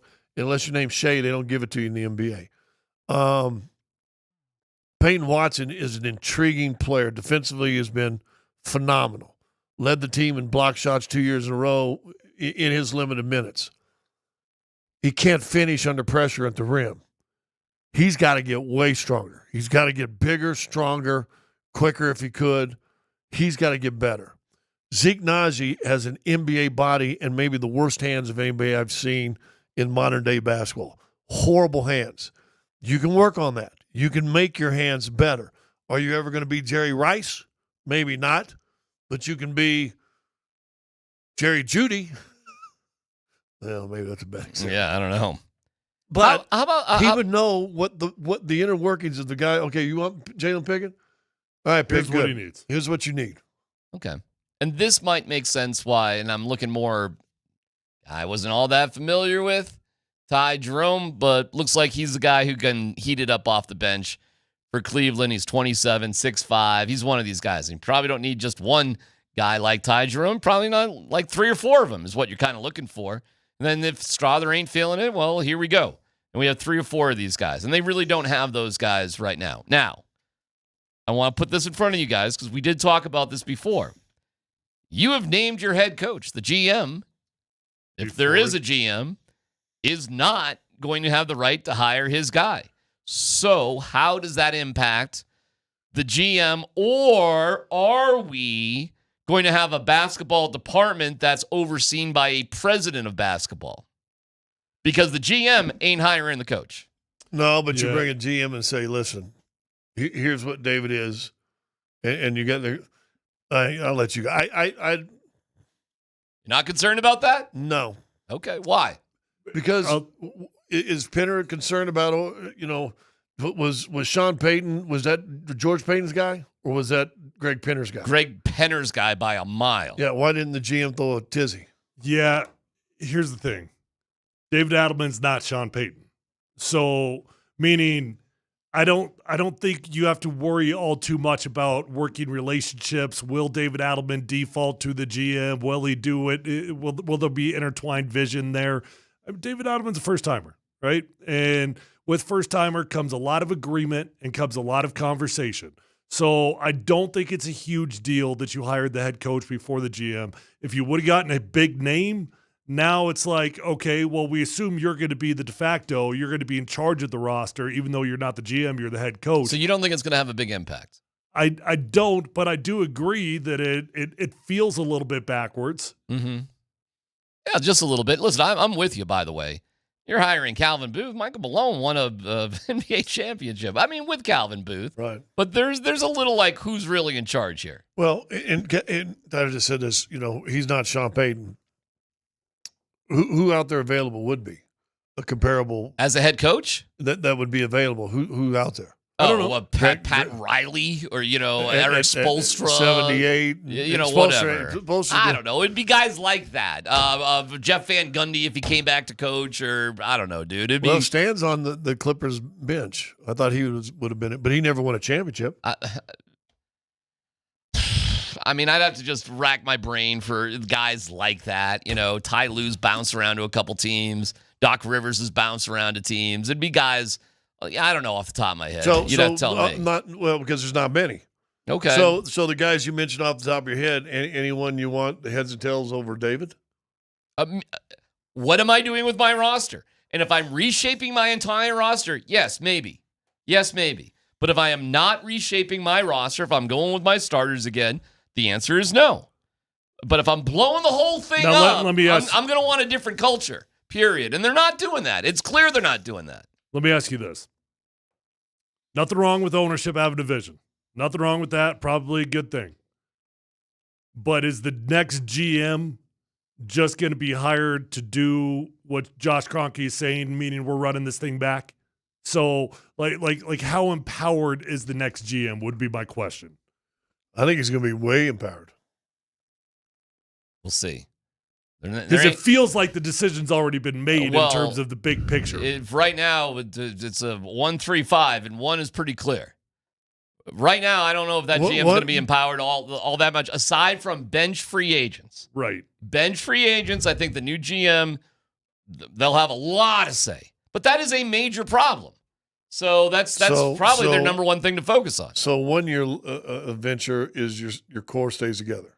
Yes. 3, now the GM's really in charge of that. What do we got 6 through 17? And 5 is the Jazz. And 5 is either, yeah. You know what 10 is? The Rockies. It's barely a team. No, could you say something? Do you think they have, do you think ever at the Rockies they've had a vision like that, even 1-3-5? Yeah, because they were in the World Series in 2007, of course. But you know how many years ago that was? That's 18 it's 2007. years ago. I can count. They were in the playoffs in 17 and 18. I mean, okay. Look at you making me defend the Rockies with facts. You're Nobody's killing me. making you do anything. All right.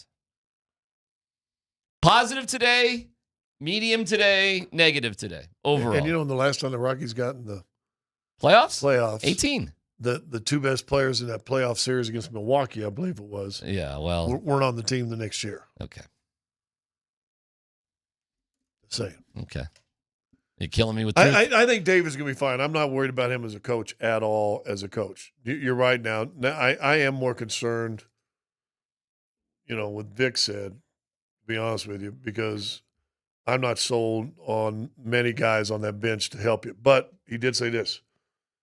Good chance Westbrook doesn't come back. DeAndre won't come back. Vlatko probably won't come back. Sarge get probably rid of. maybe not come back. You have 4 spots to do something with. Oh, let's do that again. Russ, DJ, Sarge. Who else? Vlatko. Well, Russ and Sarge have the choice. Well, I could always be like. Well, you can buy him out. Right. You can do things. That's 4 spots, man. That's big. Yeah, because Hunter Tyson will be back. Pickett will be back. Spencer Jones may be back. They don't make so much money no, that if you need to do something, kind of nothing, guys. See you later. Peyton Watson will be back. Strother will be back. So Peyton it's Watson 4 spots. Strother you have 4 chances to make your team significantly better. Yes. That's pretty good. That's a lot. That's a lot. That's enough. And you're not going to do it with rookies because you don't have any draft picks. And then we're going to run it back with Porter, with Christian, with AG, with Jamal and Yoke. How do you feel about that? Seems simple, easy, logical. Right.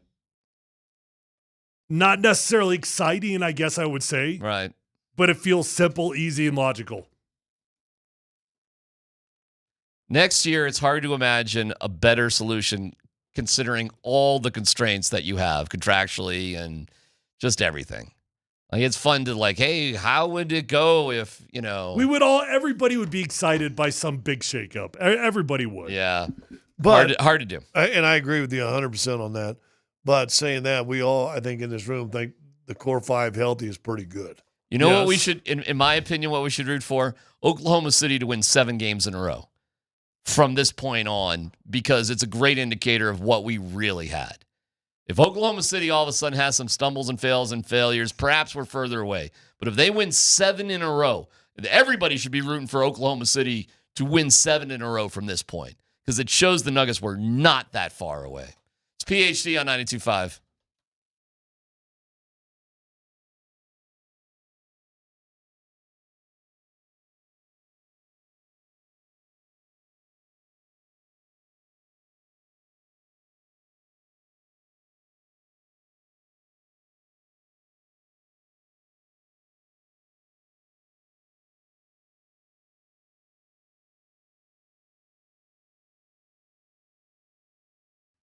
Hey guys, if you're out there struggling with hair loss, I got good news for you. Call my friends over at Advanced Hair Restoration. They're going to get you fixed up right. You're going to have hair for the rest of your life. It's as simple as that.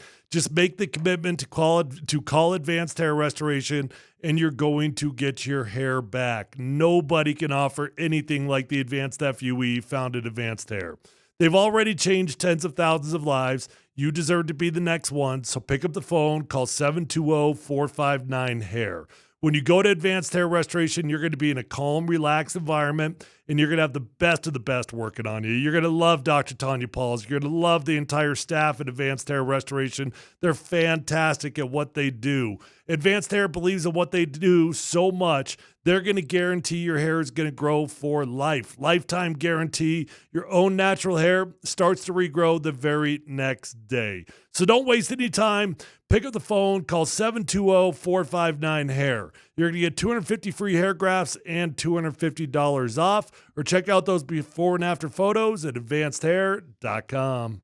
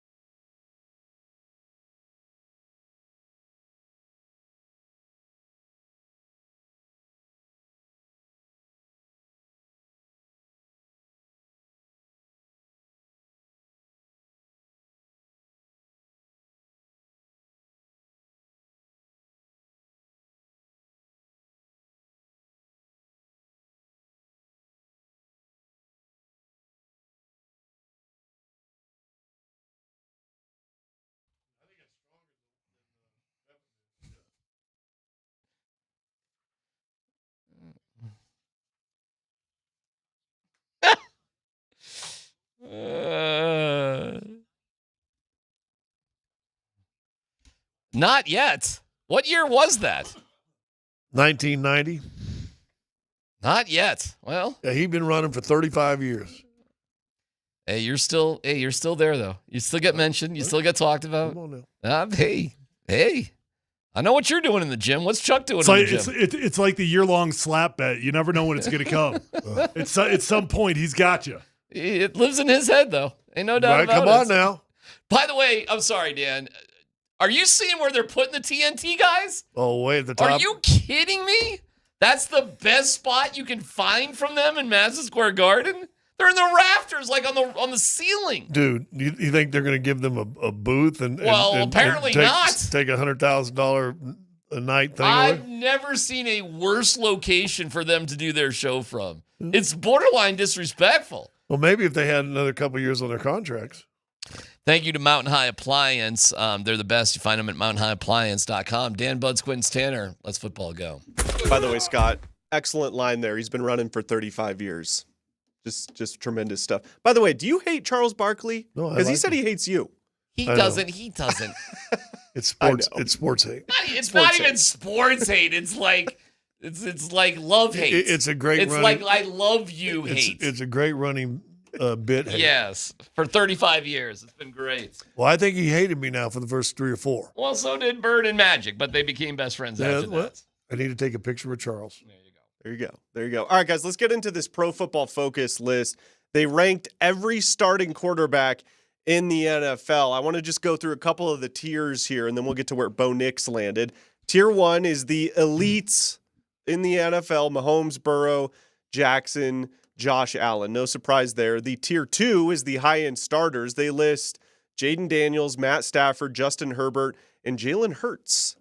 I was a little surprised to see Jalen Hurts in the high-end starters category. He did win a Super Bowl, Dan. They did, but he All right. really struggled down the stretch. That was an interesting one there. All right, let's get to Bo Nix. So Bo falls into Tier 4.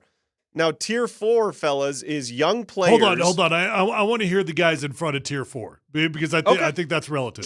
Sure. Okay, so let's go to, they have 2 Tier 3s. Tier 3A is solid starters who have flashed high-end play.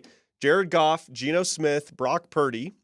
Those are your Tier 3A. Now, Tier 3B, solid starters, but they might need more help. Jordan Love, Baker Mayfield, C.J. Stroud, Kyler Murray, Trevor Lawrence, Dak Prescott, and Tua. Wow. So those are who are in front of Bo Nix. 10 in 3A and B. I mean, I definitely could have picked at least a few guys in that group that I would have put Bo ahead of. Is he ahead of Tua? No. Dak? No. Trevor Lawrence? No. Kyler Murray? Yeah. C.J. Stroud? No. Baker? Hell no. Jordan Love. Baker's pretty wow, I guess I only found one. Good job, though. Good job. Yeah, that seems pretty low for Baker Mayfield, for the record. So you'd put him ahead of Kyler Murray. Okay. Well, in Tier 4, young players with a wide range of potential outcomes. The first quarterback they list is Bo Nix. So also in this tier, fellas, is Bryce Young, J.J. McCarthy, Drake May, Michael Penix Jr., Caleb Williams, and Cam Ward. It's laughable. You got Bo Nix in a category who's So they started have him an ranked as the entire 19th season. ranked quarterback. You've got him in the same category. A playoff quarterback is in the same with two category rookies. with one guy who hasn't even played in the NFL. All right, fine. Play that same game you played with me, Dan, with DMac. I would just put Bo Nix in the other category. I wouldn't Well, put him. I mean, specifically, tell me the guys you put him in front of. Yeah, is he ahead of Tua? I would just put him in the same group as Play Tua. the game. I would put another guy with him. Play I'm the not- game. I don't know if he's better or worse than like Tua. He's more available than Tua. Has he done more than Cam Ward? Well, according to this, no. He is ranked ahead of Cam Ward. I'm They're just, in the I'm same just tier, but he's laughing. ranked ahead I'm of them. laughing like Bryce Young. How many games has Bryce Young won in the NFL? Well, he's ranked ahead of Bryce. Wait, he's in by the one. same category as J.J. McCarthy? J.J. McCarthy was hurt all year and has never played in the NFL. This is just Bo Nix hate because a lot of people were wrong about Bo Nix, and this is how they take it out with silly stuff like this. You put him in a category, just put him in the category with Tua and the rest of those guys. I don't know if he's better than them, but at least include him in that at the end category. of the day, isn't it a giant ranking? I mean, aren't they all numbered also, Dan? Yes. Yeah, Bo Nix so, I mean, is ranked you have 19th to pick overall. guys to put him in front of. Start the ranking of the other guys at 20, not 19. I mean, it's arbitrary, but there's some weird Bo Nix hate out there, which doesn't make a lot of sense to me. There's also a lot of Bo Nix sensitivity out there. Jeez, I guess so. I'm just saying the guy started the entire year. He ran a lot more than people thought, and he got a team who hadn't been to the playoffs and forever to the playoffs. But he's in the same category as Bryce Young and Cam. Yeah, this is ridiculous. I thought Bryce Young, if Bo Nix's category was correct, how is Bryce Young in that category? I mean, I don't have any beef with what DMac's saying. If you just want to add another player to the grouping in front of you, fine. He definitely should be ahead of those guys. But I do think when you think about it logically, you're not going to find a whole lot of guys to rank him above. If you want to say Bo Nix is the 19th best quarterback in the world, I fine. I'm not even going to have an argument with you. These guys are really good. And if you look at this list, it's like there's a couple of non-first rounders, but not many. And you can see where this is going in the NFL. So for the Purdys and the Dak Prescotts, hey, good for them. But the vast majority of that list, Dan, if you look at it, holy cow, is that littered with first round and mostly high first round picks. Well, let me ask you this, DMac. This time next year, we're doing this list. Yeah. Bo's 19th right now. Where do you think he is at this time next year? Well, I believe the Broncos will win 11 games in a wild card playoff game and give the Chiefs a run for their money for the AFC West. So I think that would put Bo probably around 13 or 14. And then it's really, to me, it's not about 25, it's about 26 when the Broncos should be contending for a Super Bowl. But that's what I think. And I don't think there's going to be a sophomore slide. I think he's about to have a great year. Great year. I'm pumped for what's coming. Scott, are you on board with this or not? Bo Nix having a great year? I think he can have a great year, and they have a little less record than they did last year. Tyler? I'm not expecting to have a bad year, but I think the schedule's a bit worse. I expect the Broncos to be a wild card team. Yeah. And in that ballpark, I think it's going to feel very similar to how it felt last year. It's going to come down to how the ball bounces in one or two games, and if it goes your way, you're going to be a playoff football team. I will say this. I think the ranking feels about right in terms of number. And what you said, if he could walk away at the end of this season as the 14th or 15th best quarterback in the NFL, I'd call that pretty good progress for a young quarterback. I'd be fine with it. Next story, Dan. Well, speaking of young quarterbacks, Louis Riddick was asked on ESPN if he thinks Shedeur Sanders can not only start this season, guys, but could he start week 1 for the Browns? Shedeur Sanders is going to be the Browns' starting quarterback when this season begins. Is that ridiculous? No, Greeny, you know, it's not ridiculous. It's all as long as they can get him enough reps. And it sounds like Kevin Stefanski is aware of the fact that in order to create a real quarterback competition, he has to kind of change some things in terms of the way he divvies out reps during the preseason and during the offseason. If he can compete with Dylan Gabriel, if he can compete with Joe Flacco, he can compete with Kenny Pickett, there's a very good chance that if this is an organic competition with a level playing field, he could be your starter week 1, no question about it. No, do you guys agree with Louis Riddick there? No. That Shedeur could start week 1. I say no, but I can explain why in a second.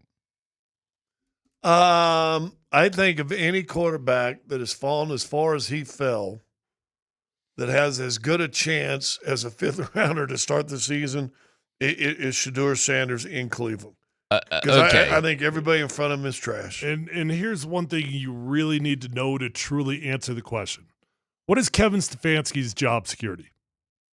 If he doesn't have job security, then he's got 0% chance of starting. If he's been promised, hey, we will let you open this thing up and we're going to see it through with you, then okay, yeah, he's got a chance. It was unbelievable when Russell Wilson unseated Matt Flynn in Seattle to become a starter, being a third-round pick without any other kind of quarterbacks. He just had to beat out Matt Flynn. Tom Brady, as a rookie, didn't play at all. He basically took a redshirt year with the Patriots. It was his second year that he stepped in and won when Drew Bledsoe got hurt and won a Super Bowl. Second year, not first year. It would be kind of historic if a fifth rounder could overcome all the odds against him to become the starter on day one. I mean, I don't know if anything like that has ever happened in the NFL. Because you know what? Even going on that Russell Wilson third to starting. His third rounder. Shadur's also got to pass over a third round That's quarterback. right. True. That's right. He's got to pass over the third round quarterback. So you say, is it probable? It likely has never happened in the history of the NFL. I agree. On day one, I'm not saying that next year it couldn't happen or halfway through the season it couldn't happen, but day one, rookie year, it's never happened before in the history of the league. So is Shadur historic like that? I mean, I doubt it. And I'm rooting for him, but that would be unbelievable. He'd have to be so much better, Tyler, than everybody else. It'd be kind of preposterous. Yeah, all that's true.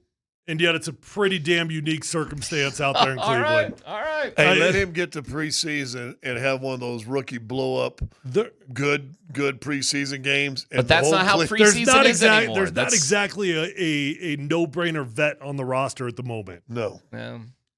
Hey, you just got to beat Joe Flacco, Kenny Pickett, and Dylan Gabriel. I mean, it's not murderer's row. I mean, the most challenging thing he's got in front of him, quite frankly, is not Joe Flacco and it's not Kenny Pickett. It's Dylan Gabriel. And I'm not telling you that's because Dylan Gabriel is better, but what I am telling you is that Kevin Stefanski, and I'm drawing a blank on the GM's name right now, even though I can picture him, those two guys, they already think that Dylan Gabriel is better than Shadur. They've already told you what they think. So you got to overcome their expectations. I still say this, because you guys under the assumption that the owner's the one that wanted Shadur. And in their mind, where they say, "Oh, Gabriel's better," or were they saying we're taking anybody but this cat? Either way, it's not easy. I'm pulling for Shadur. This is not a rant against Shadur. I would love to see it. I want to see it. It is just kind of ridiculous what he would have to overcome to get there. But I think that's a great hot take. And you asked me, would I be surprised? From the circumstances, yes. But his ability, no. Okay. Well, hey, man, we're talking about it. It's going to be fun to follow for sure. NFL should fix it. I mean, we talk about the NBA being fixed. They should fix it. If NFL could somehow get Shadur Sanders to be the starting quarterback, can you imagine the interest going on in Cleveland? It'd be bonkers. It would be must see With the TV. popularity of Shadur, I got to believe the blue collar Cleveland Brown fans are pulling for him. I'm gonna say they are. I'm gonna say they're gonna fall in love with Shadur Sanders. They're gonna love Shadur Sanders. Yeah. Shadur Sanders, by the way, for all the watches and all this stuff, he's got a very blue collar appeal to people. Rightfully so. There's something about Shadur that just connects with just the fans and the public. He's got an incredible personality. I don't know if he's got a blue collar appeal, but I think he connects with and by the way, it's Cleveland, it's Buffalo. You just pretend that you like it there and they all fall in love with you. They're not that smart in Cleveland and Buffalo and those places. You just pretend that, what do you do? Where do you go? What restaurant does he have to eat at in the Flats? See you at the Hall of Fame, baby. Rock and roll. Let's go. Got me there in Canton. Goes down the Flats and has like a hot dog or whatever the hell you have at the Flats. I don't know, whatever you do. We were down there. The Flats. That's where you went with those other guys on the motorcycle and the guns. Yep. That's it was near the Flats, but yes. Yep. It was right close to that. You realize drinking's gotten you in a lot of trouble? Not trouble. It's got potential. Some real fun adventures. What'd you do? I said, I got hammered in the road with a couple of dudes I never met before that had guns in their back pocket. I was so worried about him, I literally put him to bed. I escaped. I walked him to his hotel room, and I'm like, "You're going inside and you're going to bed." Yeah. What does he do? I escaped and hid behind a vending machine. He escaped. I knew he was going to escape, so I peeked out to see where he was. I found him hiding behind a vending machine. Yeah. Then I met the guys with the guns and the motorcycles, but I did not get on the motorcycle. And you know what I did at that point, Scott? I said, you know what? I did my duty. That's right. At this point, he wants to die, he can go die. To quote Aaron Gorin, that you're a bit immature. I just went down and talked to some guys with motorcycles. When I found Keep in mind, I put him to bed at about 3:30 a.m. When I found out they had guns, I left. Oh, you didn't get on the back of one? No! I wasn't that drunk. Oh, my God. That was pretty like. What are you talking about? I thought you went with them to go to breakfast place. No. They were just in the circle near the hotel. They were just whatever. He just walked out to talk to I didn't get on the motorcycle. So who'd you go to the breakfast place with? I nobody. There was nobody really to go to the breakfast place. Some old ginger dude walks out at 4 o'clock in the morning. Wait, we're hating on that? To talk to the Hells Angels. Yeah. At 4 o'clock. They weren't Hells Angels. They were on sport They were on sport bikes. That was their whole thing. Their thing was creepy as hell. They would go down to the flats. They would ask pretty girls if they wanted to be filmed on their motorcycle and then like speed around with them on the back of their motorcycles while they're filming them. And they had like 100 videos that they were showing me. And then it got to the gun thing like a half hour into the conversation, and I was like, okay. And I eased away. I don't think I got to breakfast with anybody.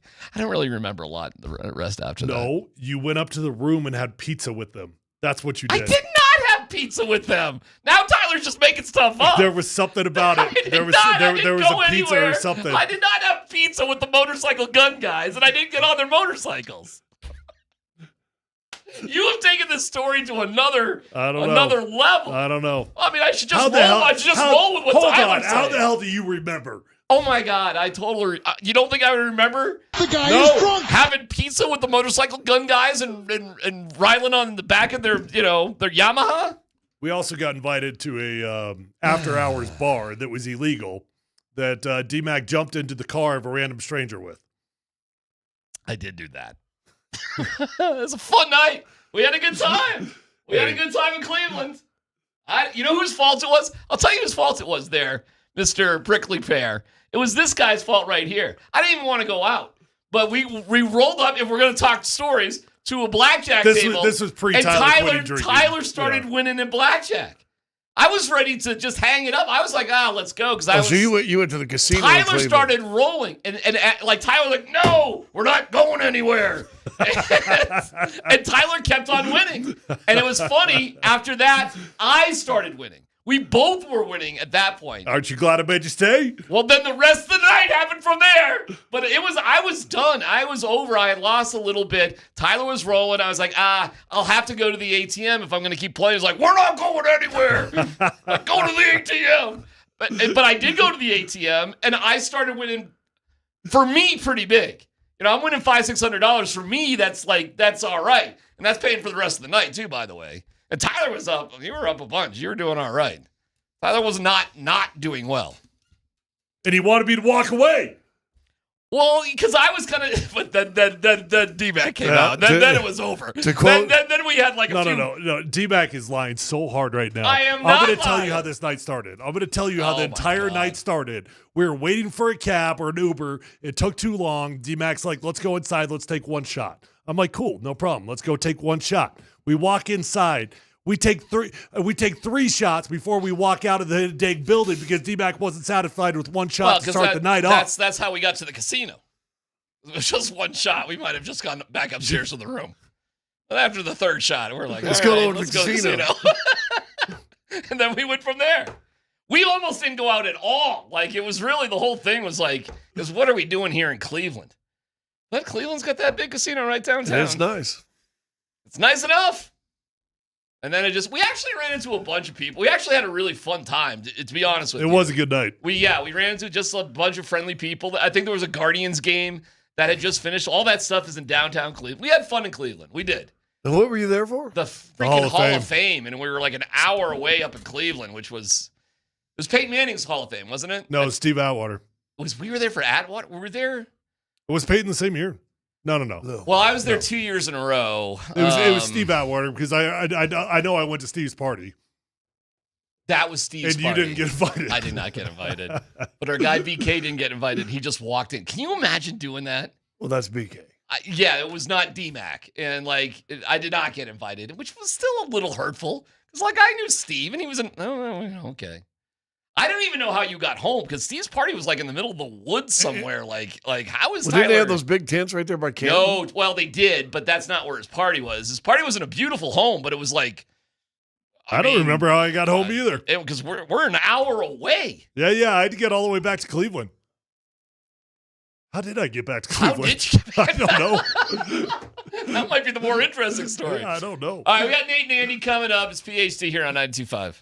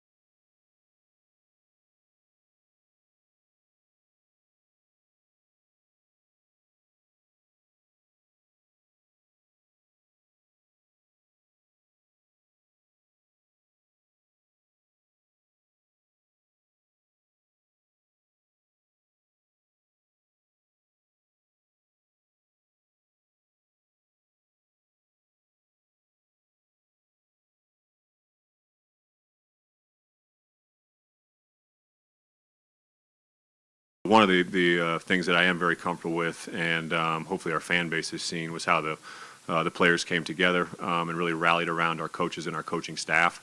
And so we're going to be moving forward with David Adelman as our head coach, moving forward for next season and beyond. I think that the way the group really rallied around him, and not only a different voice but a different style of communication, was fantastic to see.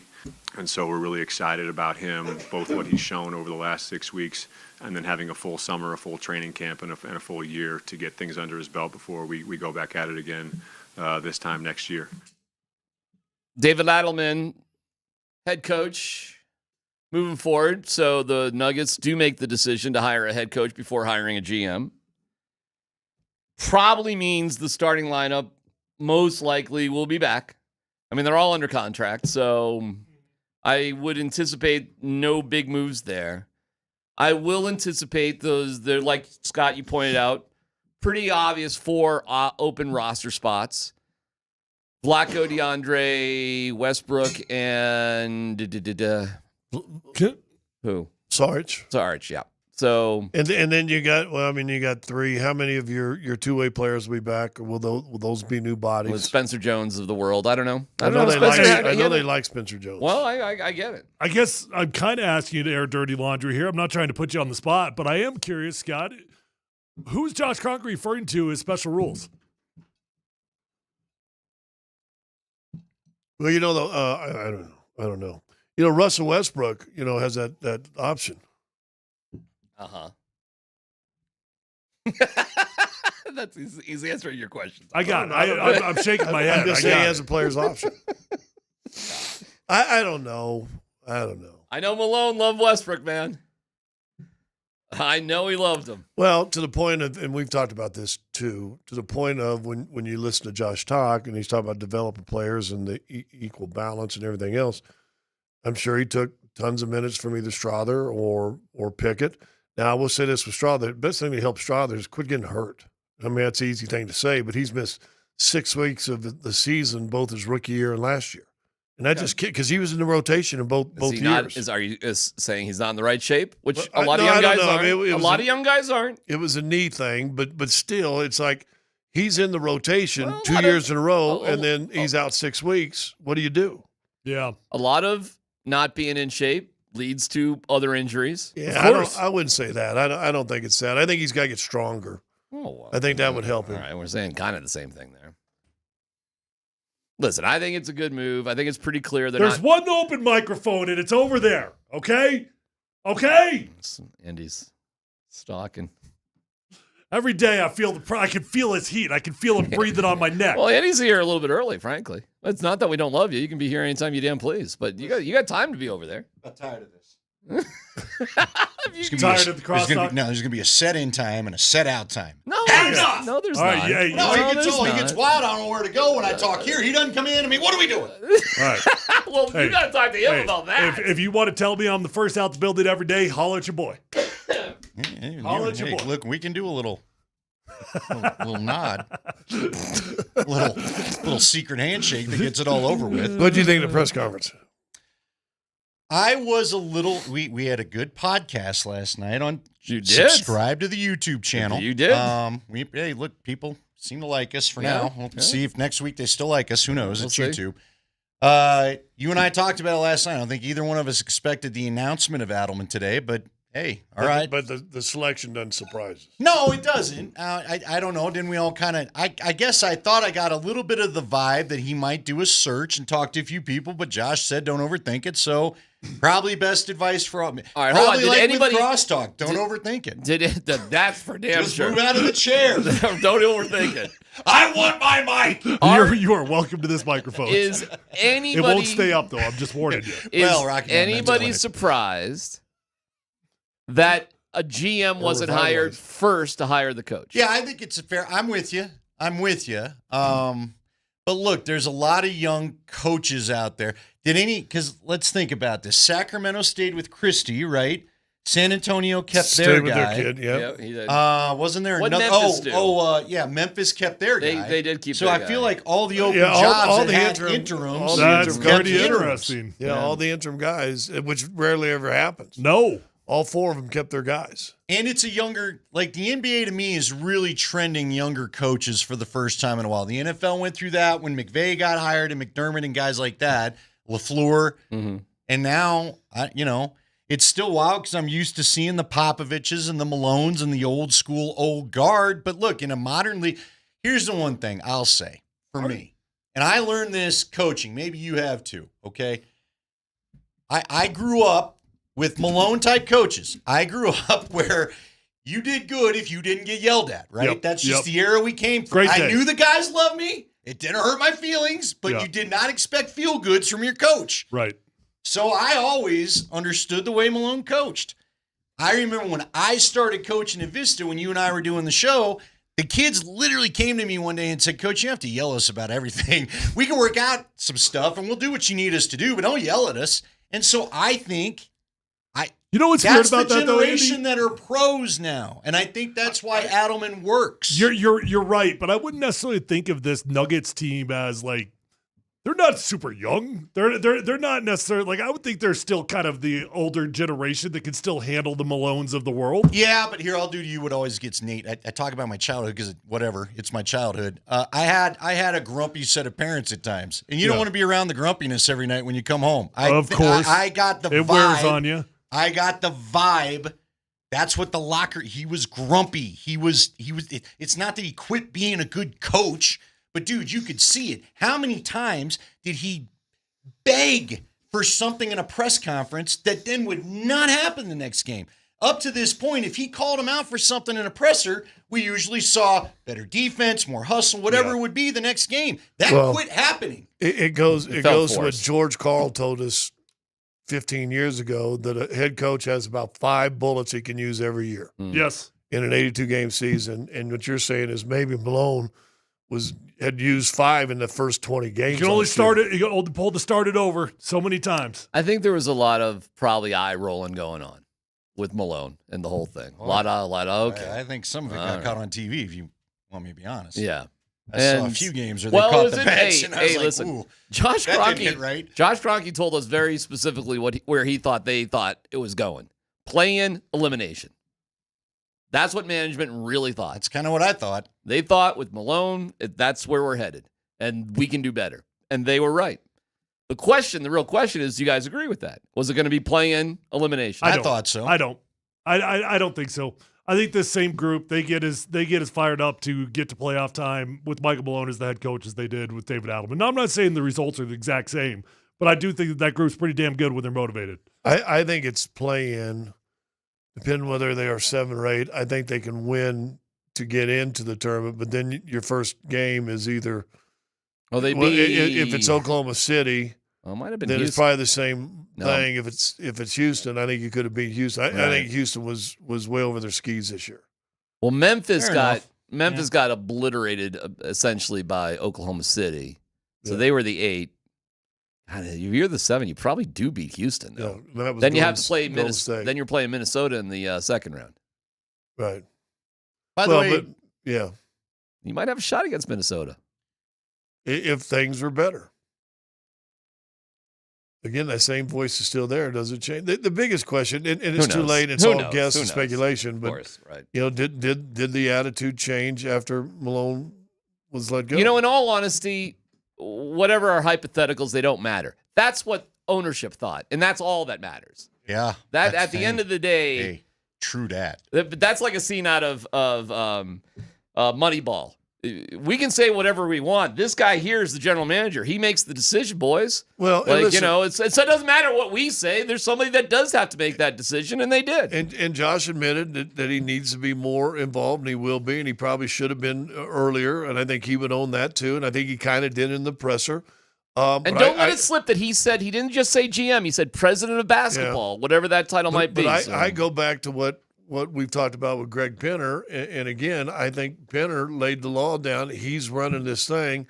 You guys do your jobs. You're going to come to me, say, here's what we're thinking. He'll go okay or not, but he ain't letting Seriously, I think he settled any feuds between George and Sean. I think he said, no. Well, here's what's going on, too, in terms of the Broncos. George Payton has a very good sense of how to ride the wave. Yeah. And he is not a loud, obnoxious, he is buttoned down. John Elway's loose lips were legendary, okay? John was the source on a lot of gossip coming out with the Broncos. George doesn't talk to anybody about that stuff. They are buttoned up, and you can count on George. Also, George is a, how do you put it, a negotiator, conciliatory guy. Like, he doesn't start He's fights. sterile. He sees where things are going. So he cuts a lot of fights off at the pass. Right. Well, yeah, because he's not worried about being the loudest voice in the room. But he just wants also to be heard at the right time. He also knows what Sean wants, and he's Correct. finding guys that fit Sean's system. But I'm also comfortable saying from the people that I trust that have told me, Greg Penner a couple times has let everybody know I'm the dude in charge. Well, yes. And everything is going to go through me. I- And I think when Josh said what he said, Josh is maybe saying, maybe I need to remind people I am where the buck stops. Well, because I probably. thought it was interesting. I thought there was some walking around the topic about Booth and Malone. I thought his stuff about how do we compete, the 1-3-5 thing. Yeah. You and I talked about it again on the podcast last night. And I'm going to ask Nate one of the questions we asked last night. But should you have been more hell-bent on repeating than you were? Was that some of what he was talking about? Because the window is open and the dudes are right here. And did we get too caught up in we're going to compete forever instead of worrying about going and repeating right now? Well, I think one thing is, and Josh, I think Josh Kroenke touched on it, how much change do you make when what you just did won a championship? Yeah, but and it's hard because we're supposed to restructure everything now? Well, we're going to change everything now? One of the guys you lost helped win you 2 or 3 games in the postseason. Yeah, and Bruce Brown. I mean, Bruce Brown helped you win 2 or 3 games in the postseason. And here's where I'm going to guess Josh, if he could do it all over again, probably after losing to Minnesota like they did, probably was like, okay, we need to oversee what we're doing here and do this a little bit better. And he stressed one of Adelman's best things was his accountability and communication. And my guess is if these are things he was good at, I'm going to guess those things were lacking in the previous administration. Well, because they were too busy being mad at each other. So I want to ask Nate the question. Now that we have the benefit of the 2020 hindsight, should the Nuggets have tried to pony up A, more for Bruce Brown, and B, should they have kept KCP? Should they have made greater efforts or paid to keep the core together? I don't think they could have afforded Bruce at all. Bruce, you had the Bird exception thing going on. He got 2 at 45, and he had signed initially. What did he make that year? 6.7 or whatever. 8. I thought the most they could offer him was 8.5. Yeah, exactly. Which it was all funny when Malone's up there at the parade being like, we're running it back. All and right. then financial reality sets in. I'm just like, that's. And you're right, because the most I think, as I remember, that they could have offered Bruce 8.5, but he went on the market and ended up getting 17 or whatever. But could they have signed and traded him back? Could there have been some creative way to keep that guy? There's on the always roster?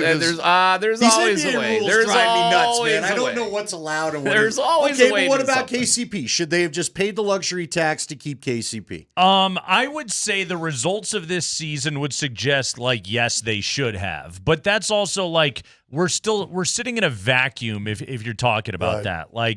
It would have pushed you into the second apron. You're still going to have to make a decision on Christian Brown, which could push you into the second apron. I don't think basically the way that they have done business down there is I think they view the second apron as that's the hard salary cap. We will not go over that. I think they're going to have to pay more in the repeater tax this year because they're over the first apron, but there's rules that will go their way right now. For example, they don't have to have exact salary matches on trades. You still have to be close to be NBA compliant, but you don't have to be exact. You can move for multiple pieces right now. So there is that flexibility.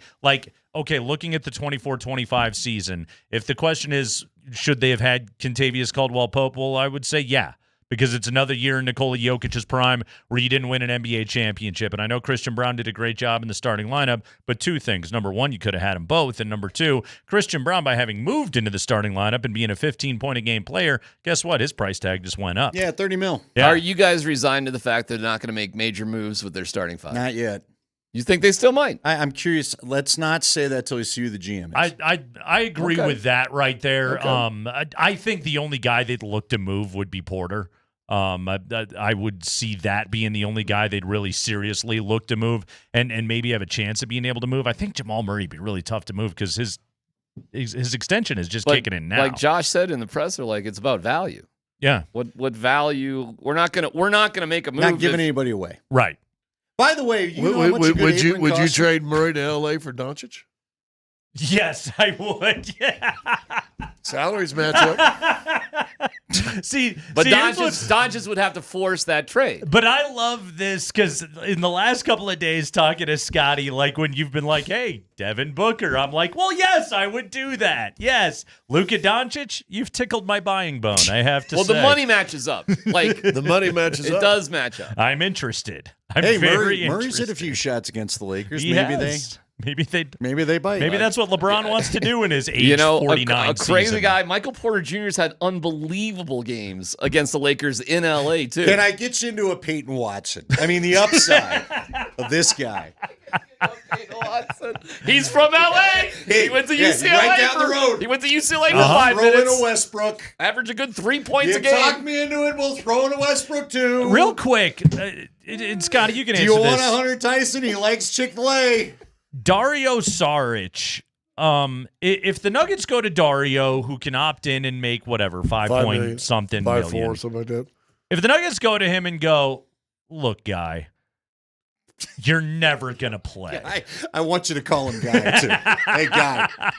Listen, guy, you're never going to see the floor. Buckle up, fella. Like $5 million, you can sit there and watch a lot of basketball, or like if you want to carve out. Start to carve out a European career into your basketball twilight, get the last few years out of your knees. This would be the time to go and start doing it. Like, could Dario view it as, okay, I'll trade in a few $1 million in the short term, but I would start to create my legacy overseas faster? Well, the rumor was late in the season that was the path he was going to take. Yeah. That he was not going to pick it up, and he was just going to head back overseas and finish out a career. I mean, overseas. $5 million's pretty. It's good money. Yeah. You don't just kick that out of bed. Right. But also, like, But being able to play, peace of mind. Yes. And if you can go overseas and make 3. Yes. 3.5. And you make it clear to him, like, it ain't happening here, guy. Like What are the taxes on that? I keep hey, Guy, guying just him. keep guying him. Hey, Guy. Just guy him harder Well, and harder. You know what you do one time to really make the final point? Throw in a pal. Hey, pal. And then conversely, I don't think Westbrook hurt himself that someone else say, well, our mid-level exception is $5-6 million. You're only making 3 there. Right. Come over here. Right. Which he could still have value. Like the Westbrook thing, again, it was, we'll call it, I don't know, a mercurial time here in Denver, but like there was still a lot of good. Yeah. There were parts of the year that were really fun. He had triple doubles. Like there were parts of it where they were good. He helped you win 50 games for sure. He was great in the Clippers series. He was good in the Clippers series. Yeah. And didn't do much in OKC series after the first game. I would say he was more of a net negative by then. Yeah. David Adelman is the coach. Kreckman and Lindahl. Scott Hastings, beautiful work as always. Guys, Hot Mic with Andy Lindahl and Scott Hastings. It comes to you on a YouTube channel available the world over. Via YouTube. Via YouTube. Wherever you get YouTube. Yes, wherever YouTube. Make sure you check that out. The great Scott Hastings, everybody. We're going to talk to Chris Dempsey. Coming up at 20 minutes after 3 o'clock, we'll get Dempsey's reaction to the news today that Adelman is indeed the new Nuggets head coach. You know what's funny, Andy? And I actually woke up kind of thinking about this today. My brain was Calm working down, a little Lori. bit. I woke up today and I Just hit you. Just hit you. What took I me said. a minute. Took All me a right. minute. Yeah. Uh-huh. Yeah. No, you're right about that though. That was good. No, we haven't had, and now there's no need to, But we didn't even talk about, hey, Mike and Nori. Yeah. Sam Cassell. I was wondering about Mike and Nori. Frank Vogel, baby. We haven't had any of those conversations, I think, because we were operating under the assumption it's going to be Adelman. He went 3-0 in the regular season, by the way. Nice 1,000 win percentage in the regular season. You'll take that every single time. And he coached 14 games in the postseason, and he made some good adjustments, and he had hits, he had misses, but every basketball coach on the planet does. And ultimately, so today I was almost just should we be talking about Mike Budenholzer right now? Should we be having this discussion? And sure enough, around noon today, and I kind of wondered this, but around noon today, Shams came out with the report, and boom, David Adelman is the next head coach of the Denver Nuggets. Andy, I'm not surprised. He was heavily endorsed by Aaron Gordon and Michael Porter Jr. You know that if a question was asked of, hey, Nikola Jokic, what do you think of David Adelman? If he was like, F that guy, get him out of here, he wouldn't be the next head coach of the Denver Nuggets. We heard Josh say nothing is above Nikola's pay grade. It's not. Nor should it be. Yes. Nor should it be. But David Adelman gets the gig today. And, Andy, it's do you make change for change's sake? Or if you have a good basketball coach sitting directly in front of you who is on a path to be an NBA head coach, who has had interviews, who has good bloodlines, who has the support of this locker room and the endorsement of the stars inside this locker room, why overthink it?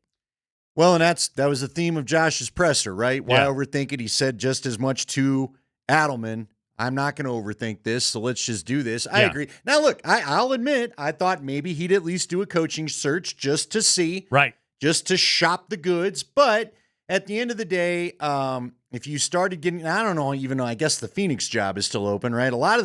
I said to the guys, a lot of the jobs have gone to the interim coaches anyway. Right. Right? Right. I have no problem with it. They obviously responded to him.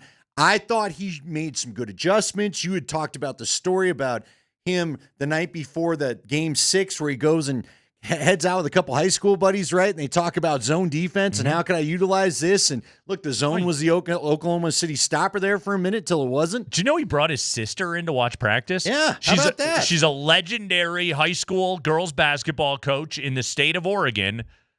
And he brought in his sister and like you said, one of his old high school buddies, and was just and these dudes know ball. He was like, what do you think? What are we doing here? Do you like it? That's awesome. It is. I love a guy Find that's inspiration from anywhere. Exactly. I don't have the answer on everything. Hey, why don't I take some of the most trusted basketball minds that I know and put them right in front of this situation and see what they think?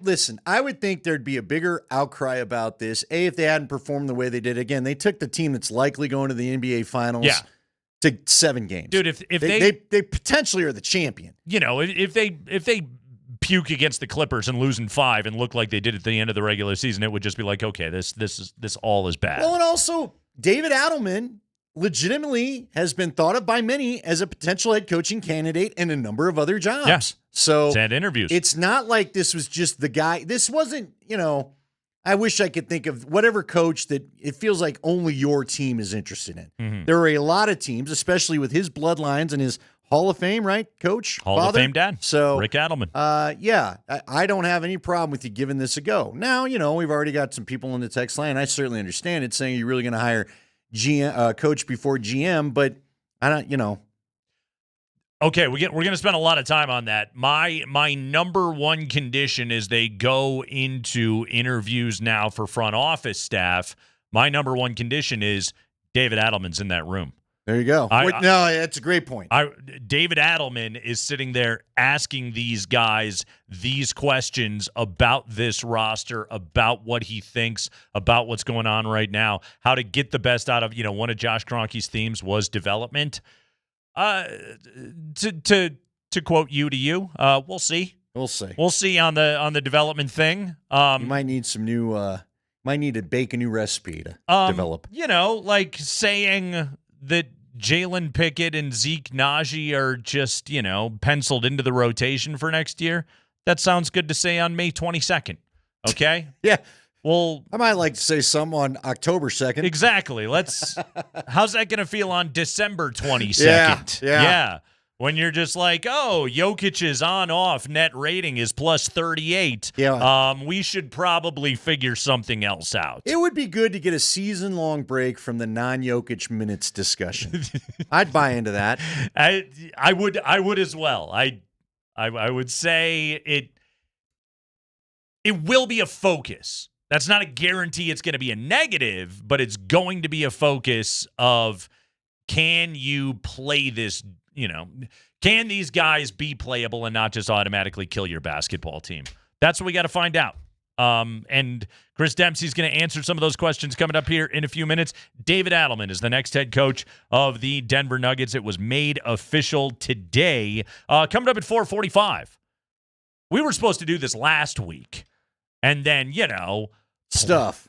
7-game series against the Thunder. The star, Andy. I would even call him the inspiration behind the Broncos schedule release video this year. The great Mark Johnson will join us here. Camera time He in did- the video. Yes, his readers did too. Another reason why we have to talk to him about this, which is an offshoot topic, is, man, it's quiet around CU. What's going on? It really is. We got questions about what's going on around CU football, but it's a lot of Adelman today here on the show. That's what we're doing here on the program. That is Andy Lindahl. I am Nate Kreckman. Mark Springer, everybody, produces the Kreckman and Lindahl show. Plus, we got some hockey questions. We gotta ask of Mark Springer today after those derned Dallas Stars. Darn it. Just scored like a dozen goals in 14 seconds last night. So we got to talk about that. Plus, game one of the Eastern Conference Finals. Holy crap! Yeah, I've seen a lot of stuff in my life, but that was awesome. I'm not rooting for the Knicks. I got a lot of people around. Well, I know you said it too. Yeah. I got a whole lot of people that seem to like the Knicks. Maybe it's the uniforms. I'm a casual Knicks fan this week. I'll let you know how I'm doing next week, but I'm a casual Knicks fan this week. Yeah. By the way, did you see nobody watched the Timberwolves in OKC, apparently? They didn't? That's like, according to the ratings, that's the series I want to watch. I was going to say, I did. I saw it. I liked it. I'm going to watch. I've decided I'm watching Timberwolves OKC, and I'm watching Dallas and Edmonton. Okay. And that's how I'll rotate my nights. Yeah, I liked it. And I'll apparently missed the coolest shot ever that went way up in the rafters and came right down through the hoop. TV ratings are one of those things. When people tell me TV ratings, I'm just like, you sure? I watched it. I don't give a crap if anybody else is watching it. You got a lot of bad taste. I liked it. So, but yeah. Chris Dempsey coming up here in just a moment. So much to break down. David Adelman is the coach. Josh Kroenke has spoken. We're breaking it down next.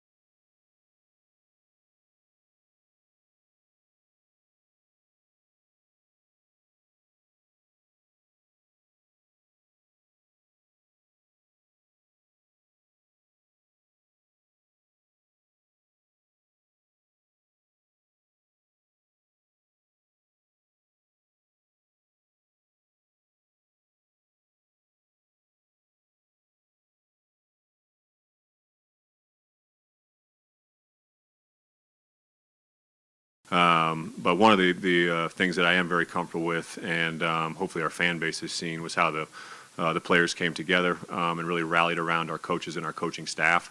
And so we're going to be moving forward with David Adelman as our head coach, moving forward for next season and beyond. I think that the way the group really rallied around him, and not only a different voice but a different style of communication, was fantastic to see.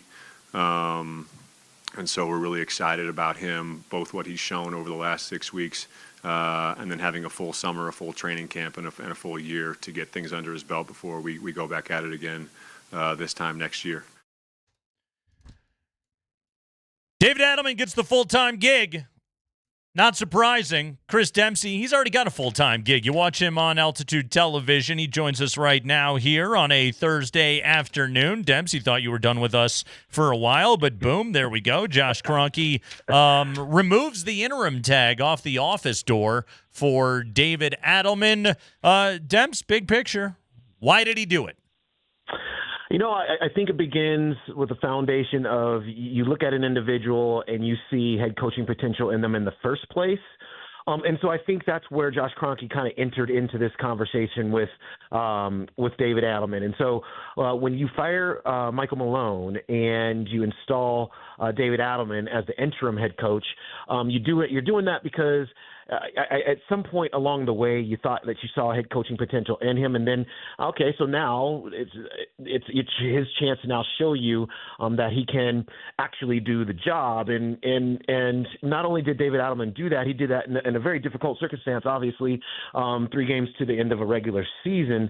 So I think that's where that started, and then as the evidence became a lot more clear through the playoff run, I think that's what solidified it in Josh Kroenke's mind. And so when you watched how that team played, you know this. You're watching this team, like it did look. There are aspects of it that looked like night and day. It just did. And I think prior to the coaching change, it would have been hard to imagine a universe where the Nuggets, quite honestly, even made it to the second round of the playoffs, much less push it to 7 games. And so David Adelman was able to do that. He was very creative with how he played his offense and defense, and everything was just a little bit different and a little bit more refreshing.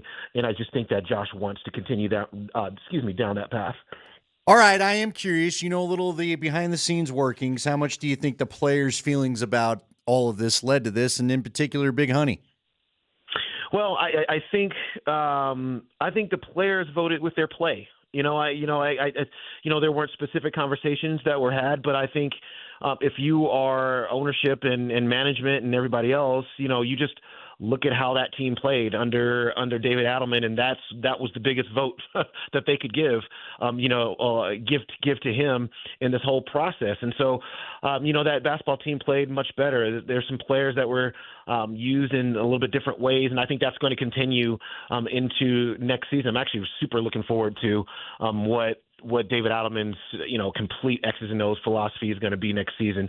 Obviously, we have some time before we get there, but he said, Josh was asked about Nikola Jokic and Nikola's view on things, and look, there weren't specific conversations, in terms of, hey, do you check this box?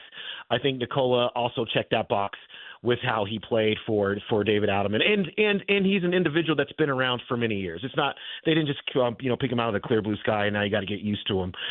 So he's an individual that the players like, they played for, and now they're going to get to do that full time. Talking to Chris Dempsey, Altitude Television. David Adelman, next head coach of the Nuggets. Josh Kroenke announcing that today over at Ball Arena.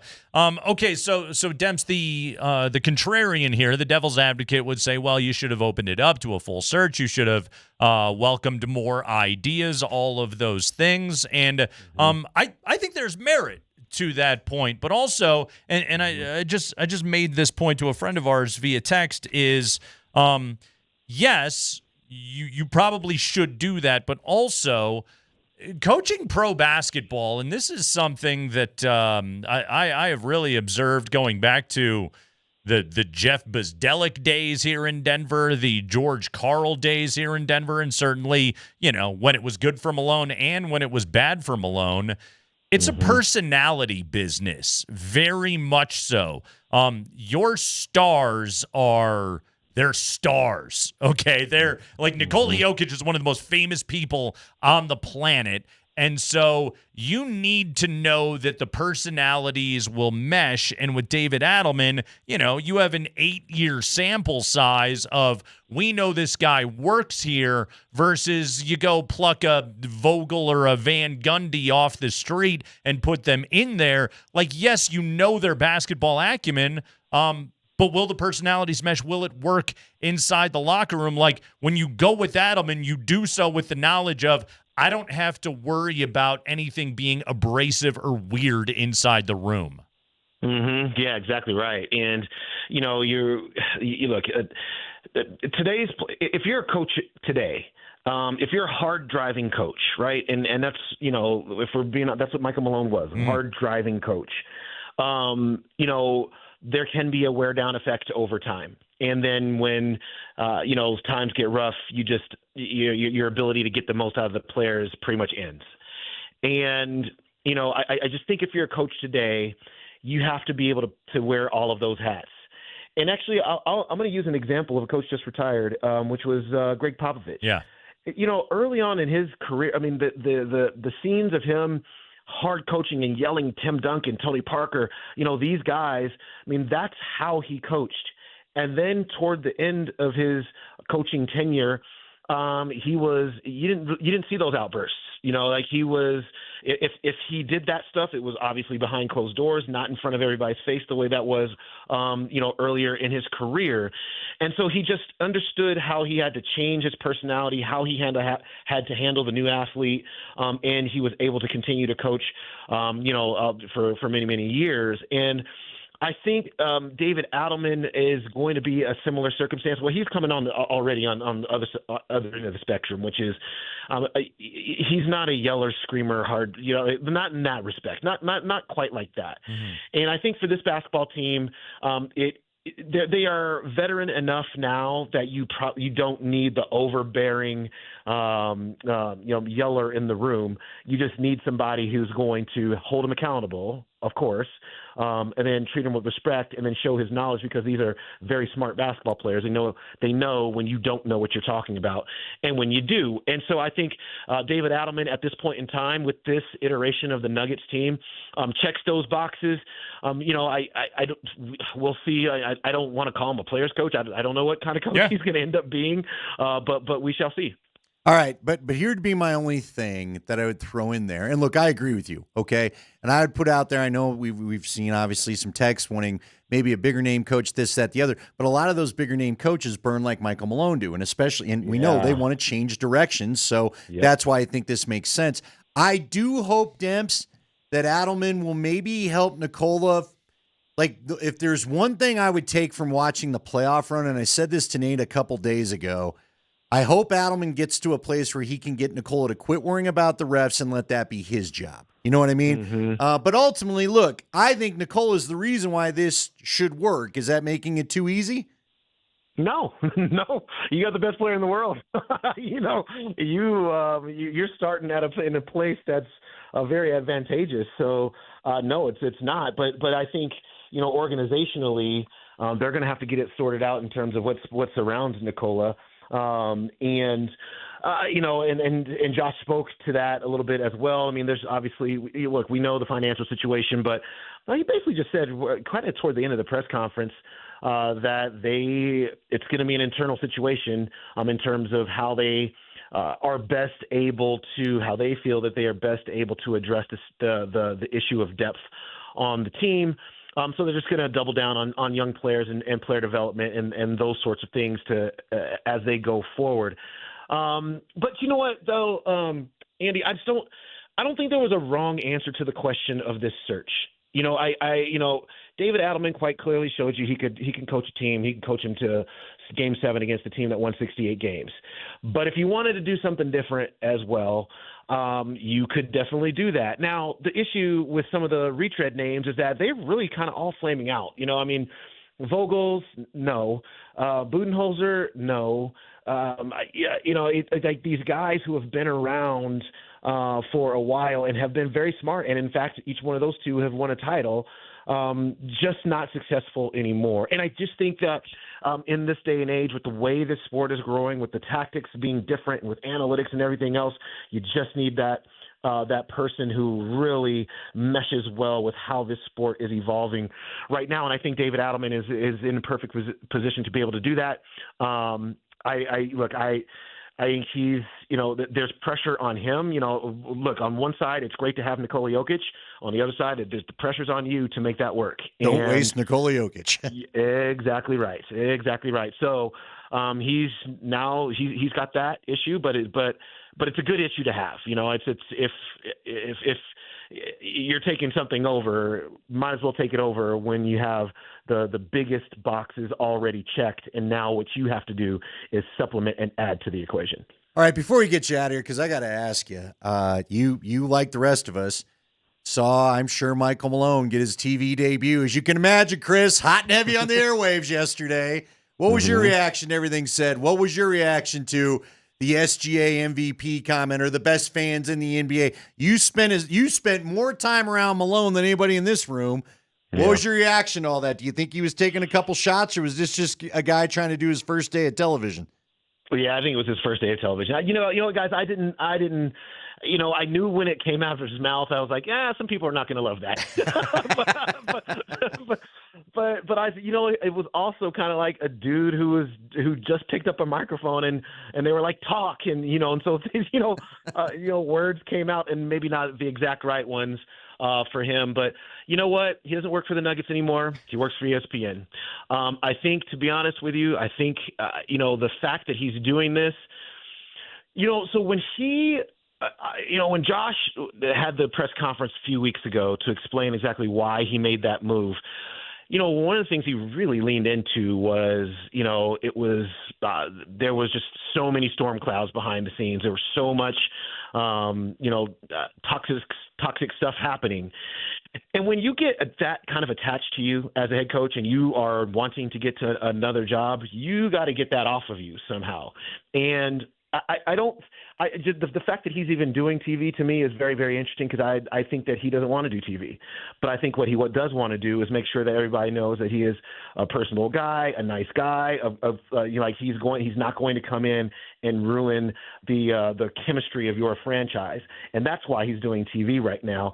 And so, look, he was given an opinion on that and didn't say it that in a way that a lot of people in Denver loved it, but it didn't really matter to me, man. He did what he did here. He won a title. He's moving on, and he'll choose his words a little bit more carefully probably next time. Also, or he won't, because he's Michael Malone. He runs a little hot, but I know what you're saying. Or he won't. And he'll be good on TV. Also, he said Shea's the MVP, and Shea's the MVP. Yeah, he wasn't wrong about that. Yeah, was he? so and we all knew it by then. See, the more I think about it, the more I kind of come to Nate's side of. I understand why Nuggets fans are annoyed, because we heard him take the other side for a while. But as Nate said, we all knew by the time it came out of his mouth who was getting the trophy. Right. And a matter of fact, 24 hours later, Shea had the trophy. Yes. Yeah. Very. Can I just say, guys, it's. ESPN does that straw poll 3 times a year, and where they the Tim Bontemps straw poll, exactly. Who Malone doesn't know who that is. If you go back to the show he did with the guys. That's so funny, I know. But you know what? When I was a newspaper reporter, I did those things for college stuff. They are right 100% of the time, because the people aren't lying to you. That's but the reason why he does 3 of them is just to see if the thing evolves over time. And in that last straw poll, however that vote shakes out, it will be the result. That was like the first year that Nikola ever won. Once I saw that straw poll, I was like, well, this is over. And people are saying, well, why? What do you think? Yeah. Nikola doesn't get any respect. I said, nah, man, the people who are voting for him told him what they're going to do, and they're not just telling you anything. So, Shea, that last iteration of that, right before the end of the regular season, Shea was in the lead, and that was it. And so, we'll see what happens next year.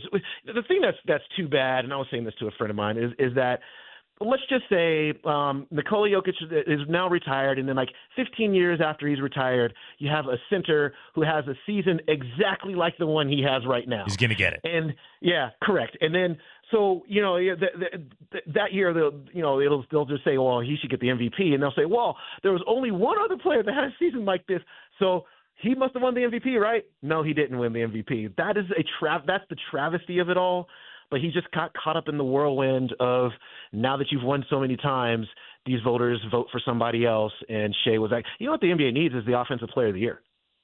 Because if you had an Offensive Player of the Year, Shea would just win that for averaging 32 points per game, and then Jokic would still win the MVP because he was the best overall player. More awards. That's Chris Dempsey's. Yes, that's more his solution. More awards, everybody. Don't they have a scoring title? Isn't that for the Offensive Player of the Year? No, but they don't give a trophy for it. They got to give him a trophy for it. You got to get you got to get the hardware. That's true. And the dudes always were fighting about it. By the way, do you remember? Wasn't it the Admiral had a 71-point game, so he could? It was like so he could stave off Shaquille O'Neal and win the scoring title one year. By 0.3, whatever right. it was. Yeah. Exactly. Ridiculous. Demps, good work as always, man. Thank you. All right, guys. We'll see you. All right, that's our buddy Chris Dempsey. By the way, he brought up the name Tim Duncan before. Yeah. And then I just brought up the name David Robinson. So I saw this picture yesterday. Okay. That I had never seen. It was something that the Spurs tweeted out a few weeks ago. I guess I don't follow the Spurs on Twitter. Or I do and I missed it. Whatever. It was a photo celebrating Stephon Castle for winning the Rookie of the Year award. And in the photo, it was Duncan, Robinson, Castle, and Wemby. I'm assuming it was all the Spurs Rookies of the Year getting together for a photo op. It's a fun little thing, right? Yes. I tell you the thing that struck me the most when I looked at that picture, okay? Tim Duncan and David Robinson were both 7 feet tall. They were dwarves next to Wemby. Really? He is head and shoulders above both of those guys. It's bizarre. Where did you see this? Can you retweet it or something? This was on the Spurs Twitter account. Yeah, you got to retweet this. I'll go dig in and I'll find this for you. But yeah, Wemby is he's like a head above those guys. Heck, I want to see this. And now. You're talking about two of the greatest big men in the history of the NBA. And you look at that picture and you're like, they're not that big. They look small. Has he stood next to Shaq? That would be wild because he'd be much taller than Shaq, but then he looked like Chet compared to. But it's weird too because he was. Remember they said he was 7'5", coming out of France, and then it was but then he got to the combine, he was 7'3". Right. I don't know what he is. I just know the guy's a freaking giant. He's taller than everybody. Yeah, he is. He's the tallest in the NBA right now, isn't he? Yes. Okay. That's a large human. Mm-hmm. Yeah, George Mirashan no longer in the league. It's the Kreckman and Lindahl show.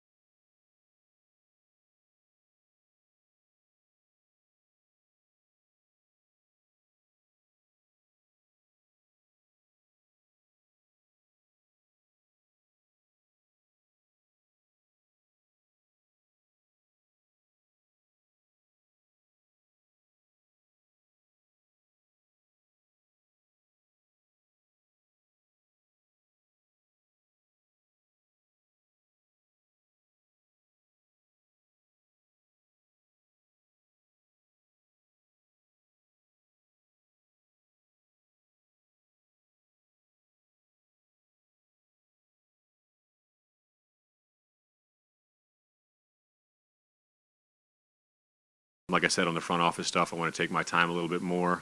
Ben Tenzer's done an unbelievable job over the last 6 weeks getting things reorganized to a place, along with the rest of our staff. But Ben's been with us for a very long time. I want to solicit his opinion. Tommy Balchitis is in our front office. I want to solicit his opinion because these guys have seen the ups and downs through thick and thin over the last 10-plus years. And then I'm also going to be soliciting some outside opinions. So there's going to be an extensive process from a front office standpoint. But, a lot of our roster is locked in from a contractual standpoint. Right now, we don't have a pick in the draft, but we're going to be very active in exploring how we can improve around that, as well as free agency. So it's all systems go.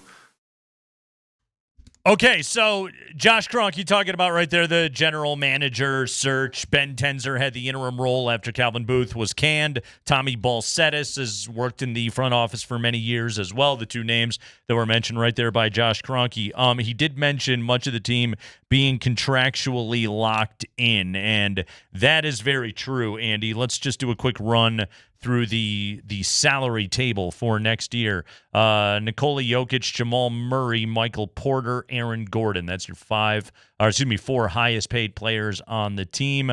Zeke Naji will earn $8.2 million next year. He has 3 more years on that contract. Dario Saric, if Dario opts in, is due to make $5.4 million. He has got 1 year left on that deal with the player option. Again, the Dario Saric question, I asked Hastings this before, would the Nuggets going to Dario saying, you are not a part of our plans in the slightest bit and there is no role to be had on this team, would that potentially incentivize Dario to opt out of the deal and then go to Europe to begin that career? Or could Dario Saric say, oh, yeah, well, this contract says you owe me over $5 million? Yeah, I'm curious. Don't you want to play? I don't know how much he's made over his career. See, that's the thing about it. Whether it's Russ. Now, see, in order for you to have the same conversation with Russ, because I'm fascinated with what Russ is going to do, because I do think would you not think that you said it earlier, I think we have talked about it. Mm-hmm. Russ could get $3 million from anybody, and I think he'd have a few suitors. And Scott might be right, where there's a team that may decide, hey, man, we'll pay you another $1 million or $2 million. Right. What if we up it to $4 or $5 million? Right. So I will not be shocked if Russ decides to opt out and at least test the waters. Career earnings, by the way, Dario Saric, $45.4 million. Pretty good. Pretty good. Not but too I'd bad. Probably take another 5. Well, I mean, no, but if you're going to take 5 and not play, or go to Europe and get 3.5 and play. That's just it. Like, year one was so bad here. He was not even playing like when nobody else could play. No, he was the king he of wasn't the DNPs. Even seeing the trash right, minutes. Exactly. So could his athletic pride kick in and say, well, I'd rather play basketball? I would think if you're going to go through a basketball season, yeah, you'd like to play. Yeah, that's probably more enjoyable. Unless you don't think you can play anymore, your body hurts, and you'll just take the $5 million. I don't know. I know he can't play anymore. But I'm with you. Is this where you do the old NIL deal where here's what we're going to have you do. You're going to go by the Boys and Girls Clubs. You're going to give a few speeches about living your right life. We're going to pay you for that, and you're going to get out of here. Christian Brown is due to make $4.9 million. He is extension eligible. The extension would kick in after this upcoming season, as he's still on his rookie deal. Basically, Peyton Watson is in the exact same boat at $4.3 million. Russell Westbrook has a player option that would pay him roughly $3.5 million for the upcoming season. Deron Holmes, Julian Strother, Jalen Pickett, and Hunter Tyson are all still on their rookie deals, which are all basically negligible at best. But that's the contract situation. DeAndre Jordan is an unrestricted free agent. Vlatko Chanchar is an unrestricted free agent. I would assume both of their tenures are up here in Denver. I would assume. Yeah, I would think so too. I mean, DJ's another guy who didn't get a lot of playing time down there towards the end. I think DJ's value was in regular season spells of minutes for Joker. He was part of the Veterans Council. Exactly. He was Ish Smith, Jeff Green, and voice. DJ. Yeah, and locker room voice. I think he was a good culture guy, all those things. It's just that, once you got into a playoff series going up against the likes of, the Oklahoma City Thunder and that beehive, it was like, oh, yeah, we can't really play you right now. So what I'm looking at right now, and Josh Kroenke talked about the importance of internal development. As I see it right now, tell me if you disagree with any of these names. Here's your second unit. This is assuming starting five remains intact, and we're just, for the sake of this discussion, we'll assume that for the time being. Jalen Pickett, Julian Strother, Peyton Watson, Zeke Najee, Deron Holmes as your second unit. And then Westbrook, Saric, and Hunter Tyson are the other names that are on the list, with possibilities that Westbrook and Saric may not be here. How many of those are you going to play? Great question. Yeah, your second unit, it's fine to lay it out there, but that second unit gets chopped into about 2 to 3 guys every single year. And it's been with those guys as the options for the past couple of years. Right. And it sounds as though like the directive is being made to David Adelman. These guys got to play. You have to coach some people up. Yeah, they've got to play. Now, look, Jalen Pickett had moments of promise.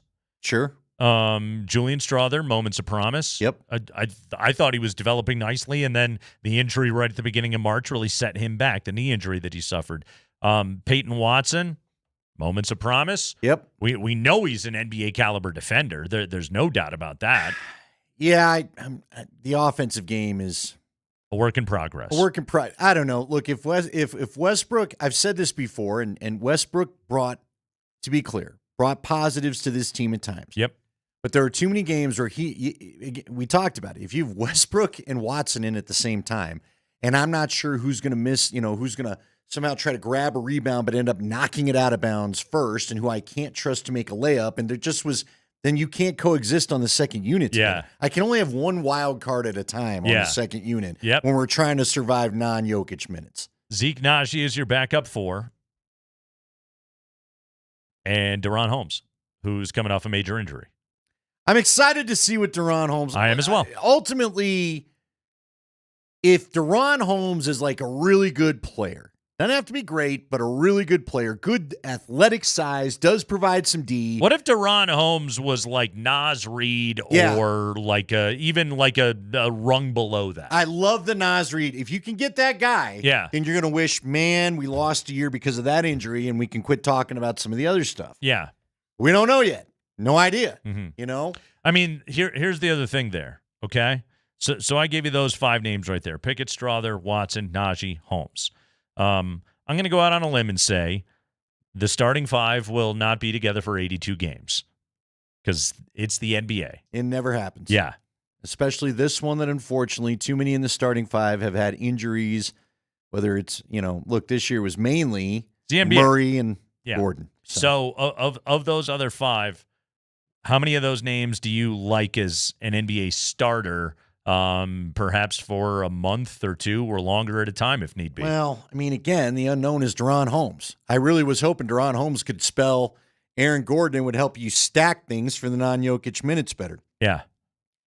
I'm gonna lean on Scotty for this one. Scotty thinks Strother profiles as really good, but mainly a bench backup player. The guy you bring in, maybe a 6th man type. I'd love it if that guy could be some microwave shooting off the bench. It would be sweet if he was Vinnie Johnson of the old Detroit Pistons, who just came off the bench hot and was hitting shots the minute he got in the game. Literally the microwave. Yeah, yes. But I would take I would take Case and Wallace right now. But also, let's be fair about it. We didn't see a lot of 3-point shooting until Game 6. I think Game 6 is when he hit the most threes of at least this past season, wasn't it? A lot of the 3-point shooting was struggling. He found that little floater shot of his. Yeah, but I don't think it was his high for the season, but it was his biggest high leverage minutes that he played all season long. There's no doubt about that. They've got to have some 3-point shooter off the bench. Every team in this league, every team anyway that they face in the playoffs, has 3-point shooting they can bring off the bench. The Nuggets sometimes don't have 3-point shooting in the starting lineup if MPJ and Murray aren't hitting.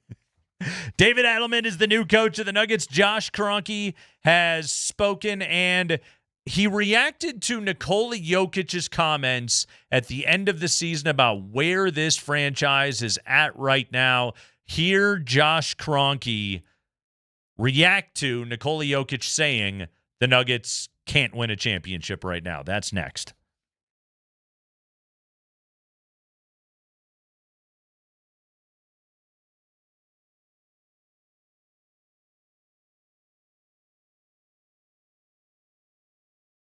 Guys, Andy Lindahl here for the Rocky Mountain Men's Clinic. How have you been feeling lately? You know what? We're about to have a nice long 3-day weekend. Do you have outdoor plans? Do you have things you want to get done around the house or in the yard?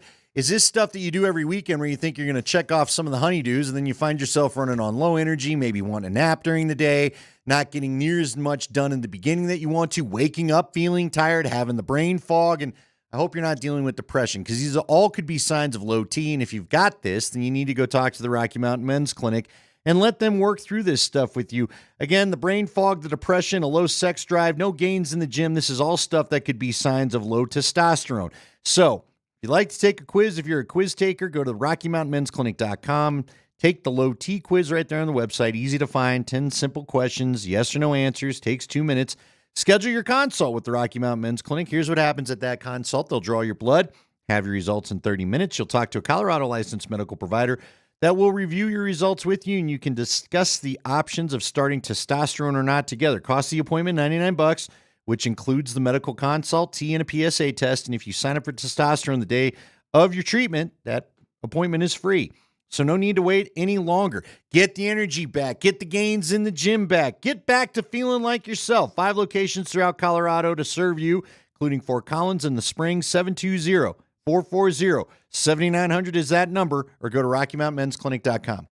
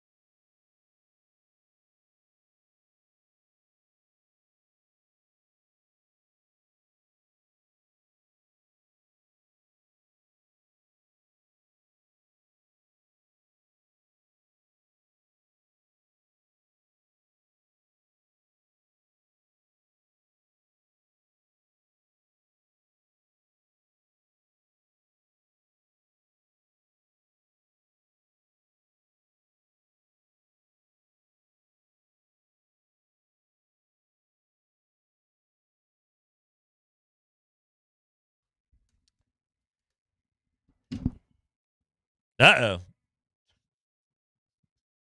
I don't think it's supposed to do that, is it? Yeah. What'd you do? What'd you do? Oh, wow.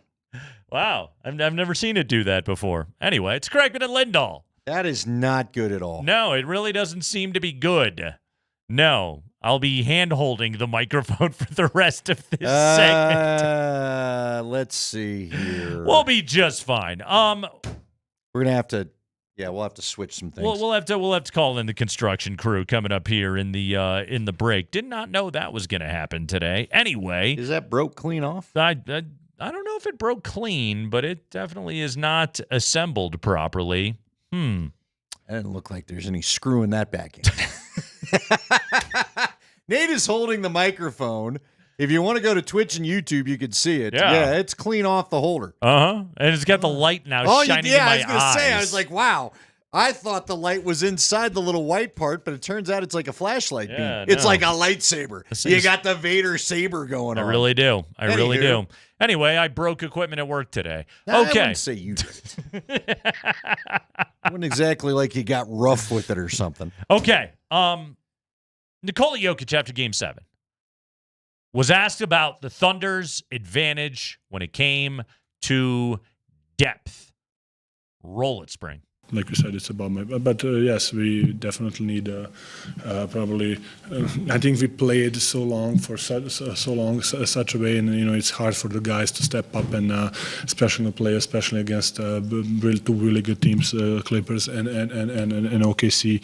And we cannot ask for somebody who didn't play maybe 20, 30 games to jump in and be good and expect him to be good, But Julian step up, he was good.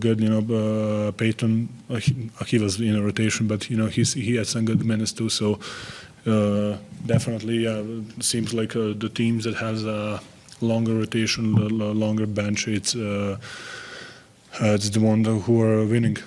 Indiana was the name, OKC, so. Minnesota.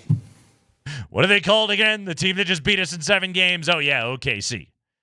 Yeah, last night Pacers went 10 deep against the Knicks. Knicks did their usual 8 deep. I know, I think DeLon Wright played for 14 seconds or something like that. But yeah, the Knicks, Thibs is a short rotation guy. That's the way that he has always coached basketball. But there is Indiana, and they can bring, Matherin and Obi Toppin and our old buddy Thomas Bryant, and they can get, good hustle and good minutes out of a smart veteran like TJ McConnell. And look at how good that bench unit is for the Indiana Pacers. And guess what?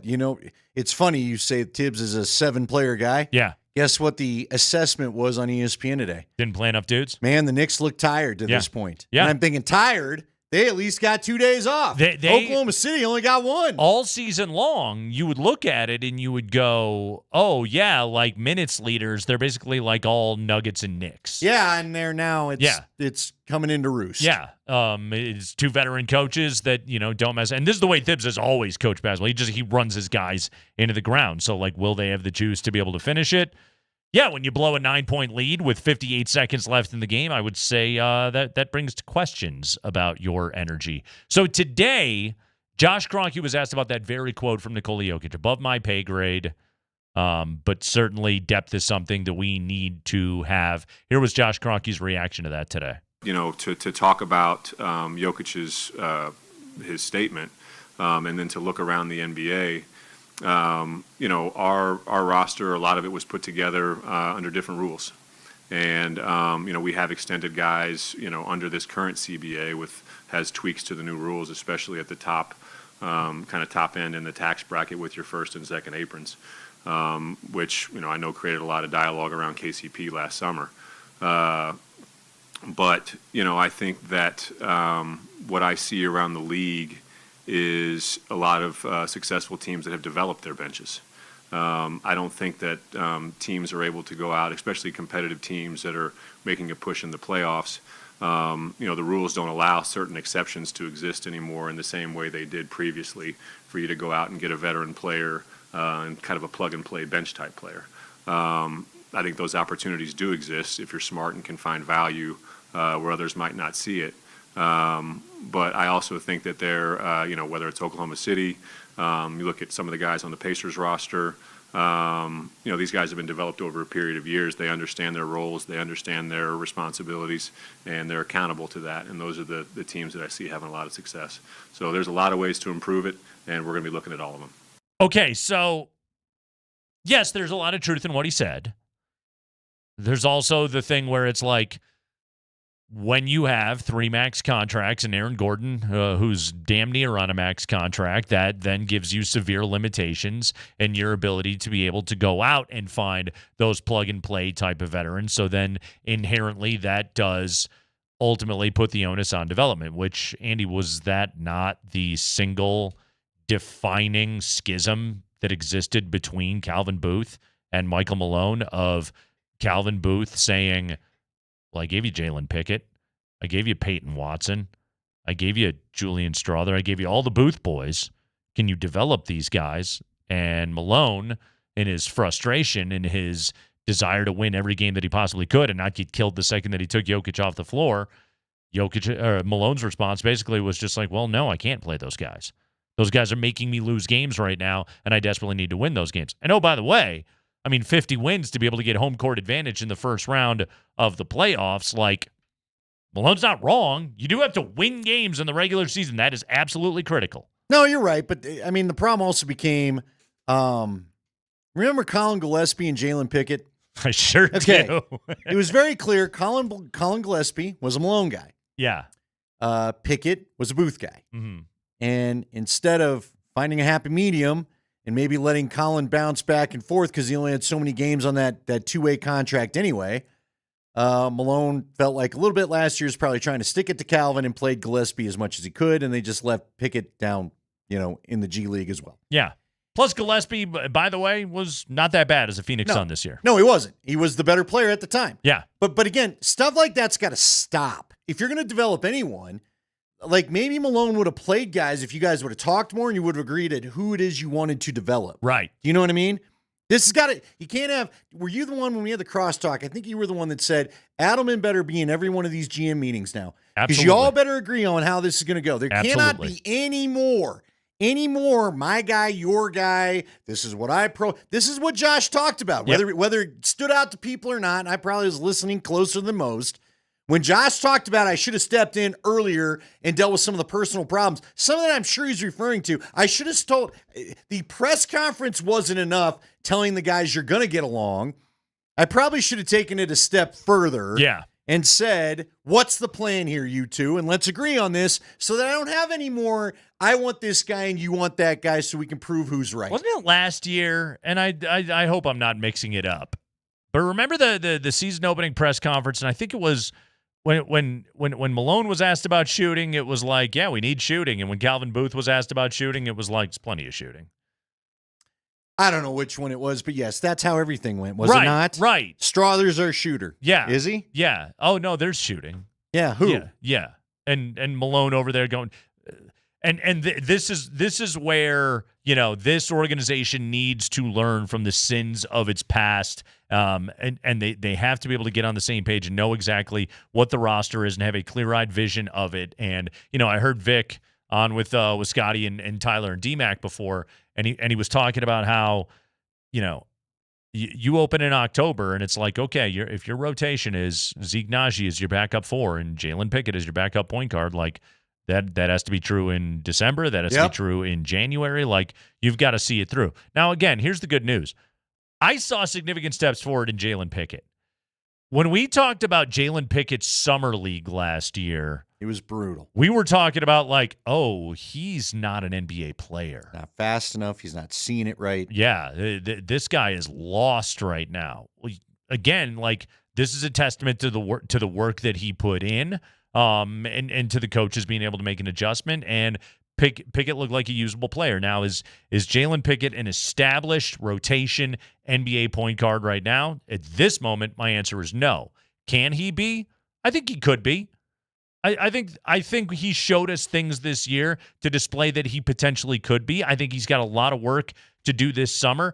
My specific criticism of Pickett's game more than anything else, and it's also just like this is tough for young guys, is he's got to become a better entry passer.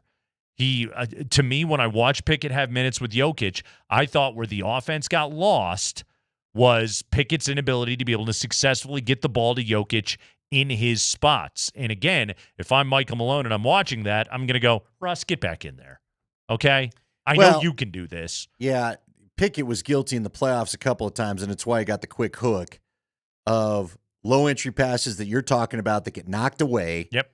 And completely messed up the possession. Now he hit a few threes, which was nice. See, to me, I was going to ask you, do you think is there a world where if Pickett can earn the true second team starting point guard job, not starting, but the backup point guard job, where he and MPJ, assuming he's still here, and there's a report out there saying that the Nuggets are kind of hesitant to trade any of the core contracts. Yeah.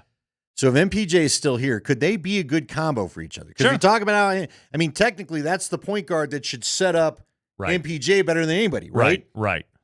So absolutely. Yeah.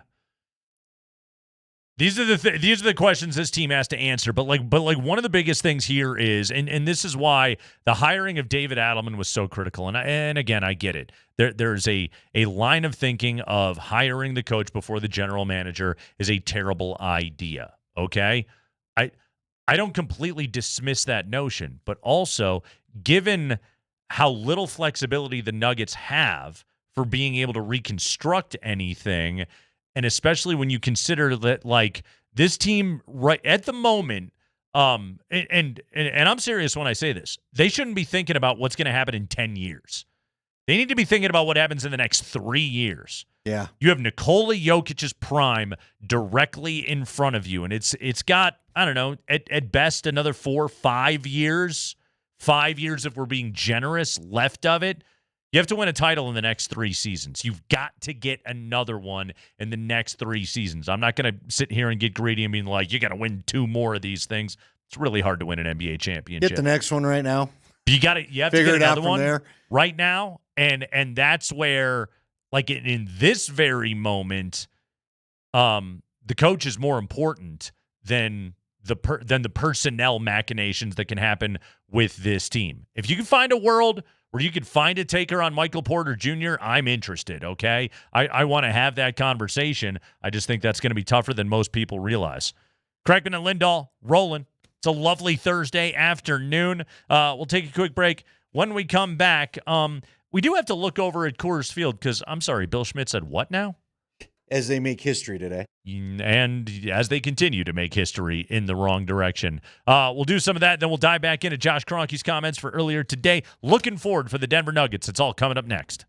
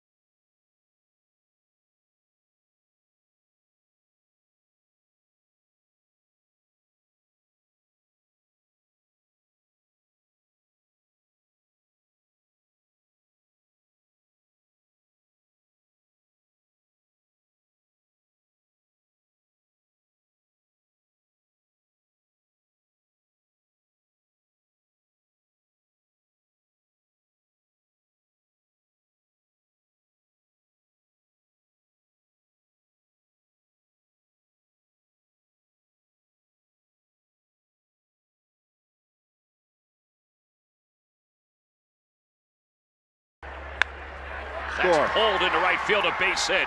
It's trickling toward the wall.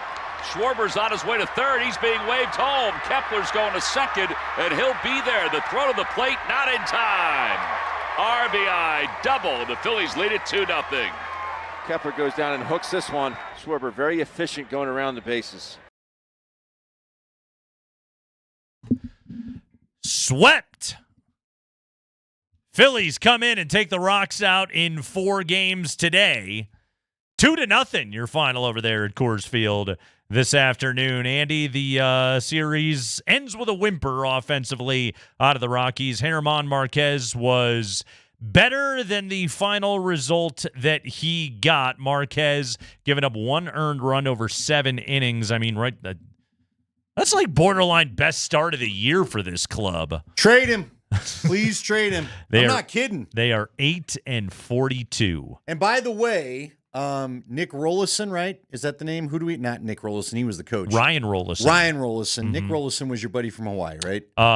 Nick Rolovich is who you were talking about all right over there. The place. You Never do. mind. Mm-hmm. Ryan Rollison, which sucks because he really battled through stuff to get up here and get to the big leagues. And he's got I think it's a wife or a girlfriend that was incredibly supportive. They told their story was like a cool moment that he finally made it, right? Yeah. Well, today he goes on the IL with the old forearm stiffness, and that's scary as heck because that usually means that how many times does that usually lead to there could be a Tommy John coming at some point when you get the old forearm stiffness? What's going on with Chase Dolander?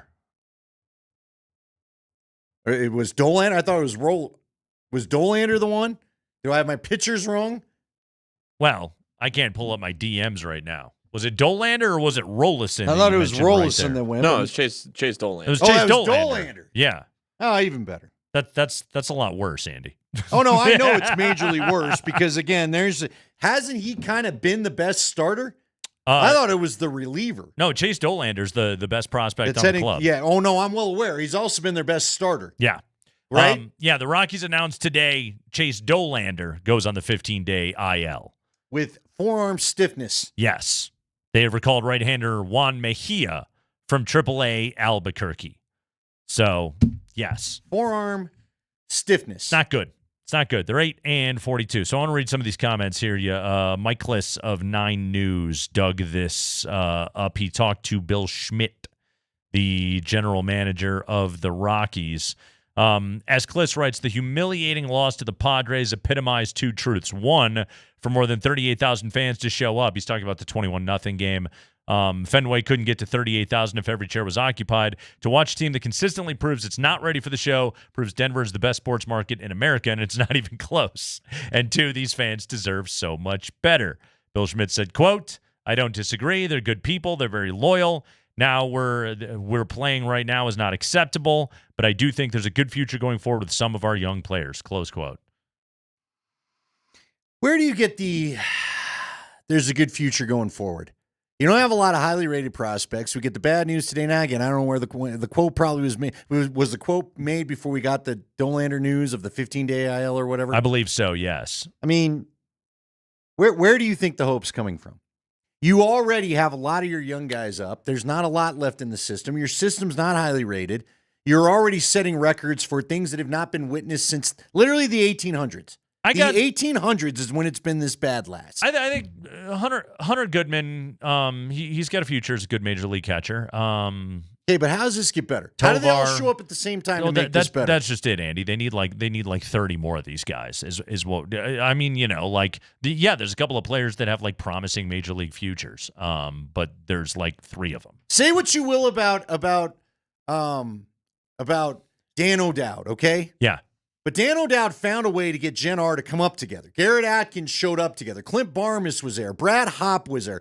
We could go on and on and on with the guys that all kind of showed up at the same time, at least. They don't have anybody waiting to show up at the same time so that you have a good, cohesive major league club together. Yeah. You're not getting any there. You don't even have interest from most of you used to be able to at least go get like your CJ Kroenke who can bat a few around and maybe show up and reclaim his position in Major League Baseball. Nobody really showed that. I mean, I guess you got Mickey Moniak to come in and played a little bit, and maybe you'll spin him around, but that's the best you're doing right now. Estrada's coming off the, he's really hurt, so that's still going to be a while. As Kliss writes, every loss brings a new awful pace, a comparison to the worst starts in history after 35, after 40, for going on 50 games. Well, right now, they are 8-42 after 50 games. Schmidt can't escape seeing or hearing the obsession with those paces, saying, quote, "Oh, it's frustrating. It's embarrassing. I feel bad for the fans. I feel bad for, you talk about our ownership group. I feel bad for them. They're the people who work in this ballpark I feel bad for. I feel responsible. I do think we're going to get better as it goes here. I mean, we're in a gauntlet of games with who we play this month." Yeah, they just finished up with the Phillies, who swept them in 4. Yankees come in this weekend. And again, Chase Dolander's on the IL. Feels bad. Forearm stiffness. He feels bad for the ownership group. Okay. Is he trying to – is that called buttering him up so he doesn't get fired? I don't know, man. When he says, I feel responsible, you should feel responsible. You've been in charge of the damn minor league system before you did this, and now here we are. Yeah. Also, yeah, you are responsible. You know who else is responsible? The ownership group. Oh, everybody over there. They are the most responsible of anybody here, okay? Dick Monfort and his sons are particularly Sterling, are active in baseball operations. Yeah, this is on them, okay? They're the ones that let it get to this place. All as a group right here. This is the worst team in Major League history. The worst team in Major League history is what we're looking at right now. And again, feel bad for ownership. These are their decisions that got us to this place. That one kind of. This is what they've done. Chris Bryant, give him $180 million over again, 7 years. Reiterate, the 8-42 start is the worst 50-game mark in history. Yeah. 50 games is not a small sample size. No, that's not. I mean, it's Memorial Day Monday. Right. That's one of the first markers, one of those first mile markers in an MLB season. It's Memorial Day. It's All-Star break. It's the trade deadline. You fired Bud Black to hire Warren Schaefer, and the club is 1-9 in his first 10 ball games as the skipper. Normally, if you have talent, then that talent, like a goalie getting pulled in hockey, takes responsibility and usually gives you a couple, 3. You call it the dead cat bounce that Nate has talked about. None of that. What did it take him, a week to get Schaefer his first win? Yep. He didn't get it. He started on a Monday. He didn't get it till a Saturday. That was the 14-12. That was a Coors Field special in Arizona, by the way, against the Diamondbacks. They just got swept by the Phillies. You know, I was thinking about this, by the way. So Bryce Harper, who he berated the Rockies a few years ago. He did. The guy that once referred to them as a loser bleeping organization. Uh-huh. What would he say about him now? Oh, thank God nobody plunked him this series, or we might have heard about it again, or whatever. Told you so. Yeah. No, thank goodness a pitcher didn't look his way in the dugout. Yeah. Uh-huh. By the way, and I know Mike Kliss talked about what a great sports town. I mean, again, these aren't Rockies fans going to these games. No, that was all Phillies fans. This is week. I've got friends that work the games. It's going to be all Yankees it's fans. All opposing fans. All Yankees fans this weekend. You may get 45,000 Yankee fans this weekend now. You're going to do great. Now, it's supposed to rain quite a bit Saturday, Sunday. That might ruin their fun. But well, they're still going to be there.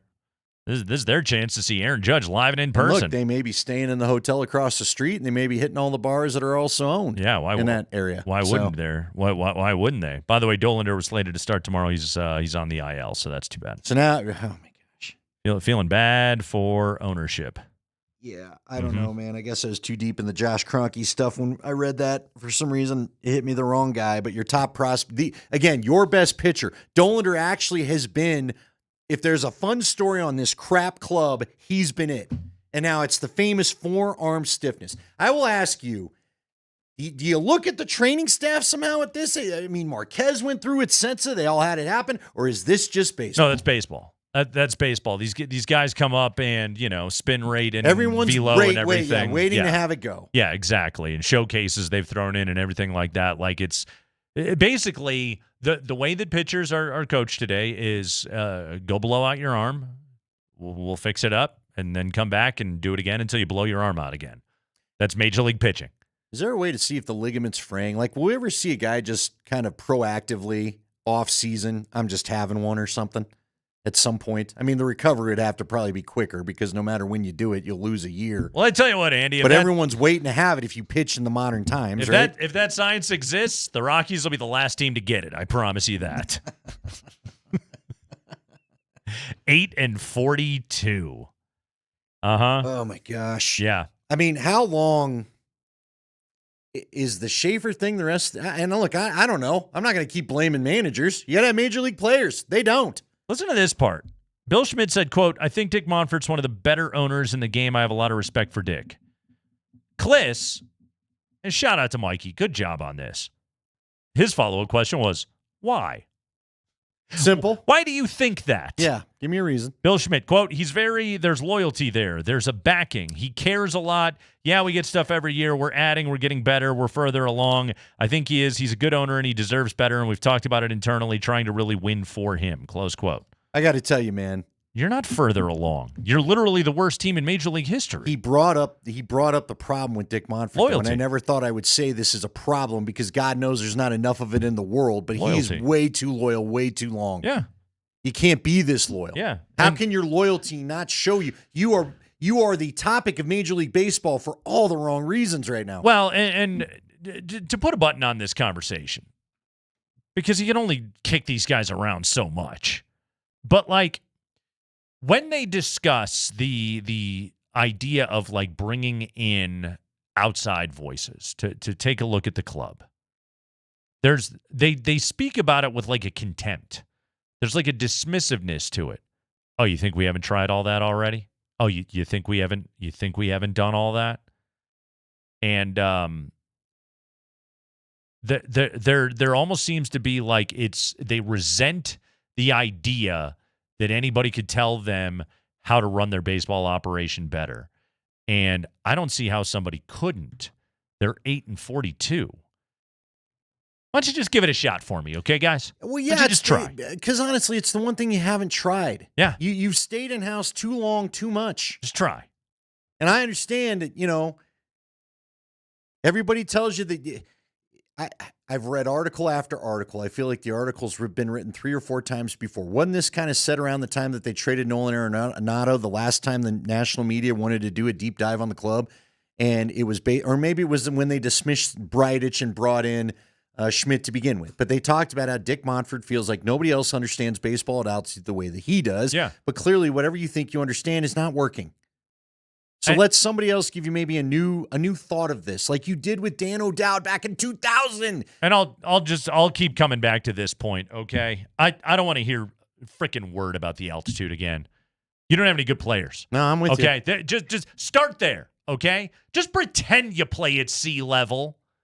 And just get good baseball players. Because when you've had good players, guess what? You've made won. Playoffs. Yeah. You made some runs. You've won. Remember Obaldo and Jeff Francis and we get that whole crew? Because of what you are for a market and because of altitude and all those things, it's going to be tough to contend and compete every single year. Like everybody understands the guiding principles and economics of Major League Baseball. We all get it, okay? We've been in this town forever. We're not stupid. All right, we've all witnessed it. But there are smaller markets and smaller payrolls and smarter organizations that have figured these things out. Why don't you go hire some of those people? Yeah, because guess what? You have to absolutely fix your minor league system. Look, you don't want to go. You don't want to go spend $700 million on Juan Soto. Fine, you know how you get around that. You develop your own guys. Yeah, and you know what? You have prospects worthy that people want. And if a guy gets big, if you get another Carlos Gonzalez, they need to do more of what they did with Matt Holliday once upon a time. Remember, that's what gave you Carlos Gonzalez. He was so good, you didn't feel like you could pay him, but guess what? He had a working system. You trade him, you actually got something for him. Well, and you got a good closer in Houston Street. But you don't have any of that anymore. Nope. I mean, seriously, Nate, I don't mean to be Debbie Downer, but how could you be any more down than They're 8-42? How long is it going to take to fix the minor league system? Like, that's the big problem here. We're not just talking about the major league club. Your whole system needs fixed. And you need them. Like I said to start this, you need them coming up at the same time. They need to show up together to be good together. That's how you put it together. That's how the Cubs got their series. All those dudes showed up and were ready to be good together. By the way, I clicked on earlier this week, because I always do, the updated 2025 top 50 prospects according to ESPN. Top 50 prospects in the game. Rocky's got one. You know who it is? Chase Dolander. The guy that just went on the 15-day DL with elbow. How long before that forearm stiffness becomes? I'm trying to remember. Has a guy ever gone off the IL and been okay? Can you give me an example of how somehow that didn't lead to Tommy John's? Before I somewhere somehow I bet it's happened. Maybe the Rockies are going to be the luckiest organization ever, and Chase Dolander is going to break Cy Young's all-time innings pitched record. Who knows? Without a Tommy John? Oh, it's pure insanity. It's so depressing. How the hell did the Knicks blow that game last night? Oh, it was pure awesomeness. It was so good. Oh, it was so good. The way 94 Yeah. and were teams leading in that scenario. Aaron Neesmith starts raining threes on you. He was 8 of 9 from behind the arc last night. He starts raining threes on you at the end of that game. Halliburton does the choke move, looks at Reggie. Reggie gives him the point back. Oh, I heard Knicks fans are big mad. Big mad about that broadcast. Had the toe on the line. Oh, that was brutal. Still had to go to OT. Gosh. Oh, my gosh. Still had to go to OT. Ball is out on Jalen Brunson.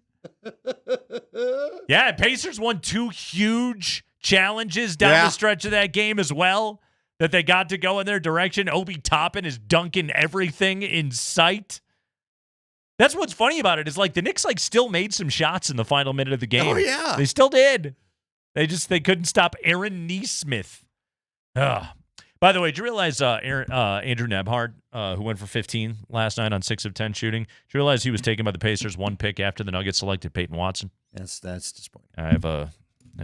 You have a bone to pick with somebody? I have a friend that reminds me of that every single time that he Indiana watches fan? Peyton Watson miss a layup. Okay. Uh-huh.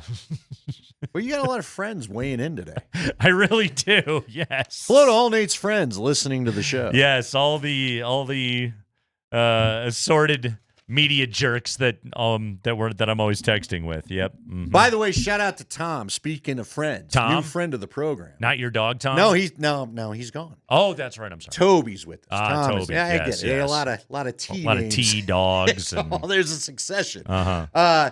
Tom stopped by with his kids, said hello to us yesterday, and he said it was very cool. So shout out to the family. Thank Had a you. good time at Safeway. You and I met a lot of people yesterday. Met a lot of listeners that are friends. friends. To meet a lot of people. Hey, one of our friends is coming up here on the other side. I bet he'd love a chicken patty. That's Mark Johnson. He might have chickens that he's raising. Coming up here on the other side. We'll talk about why it's so quiet around Buffs football. Plus, MJ, star of the Broncos schedule release The movie video. of May. Oh man, we're getting the DVD commentary when we come back.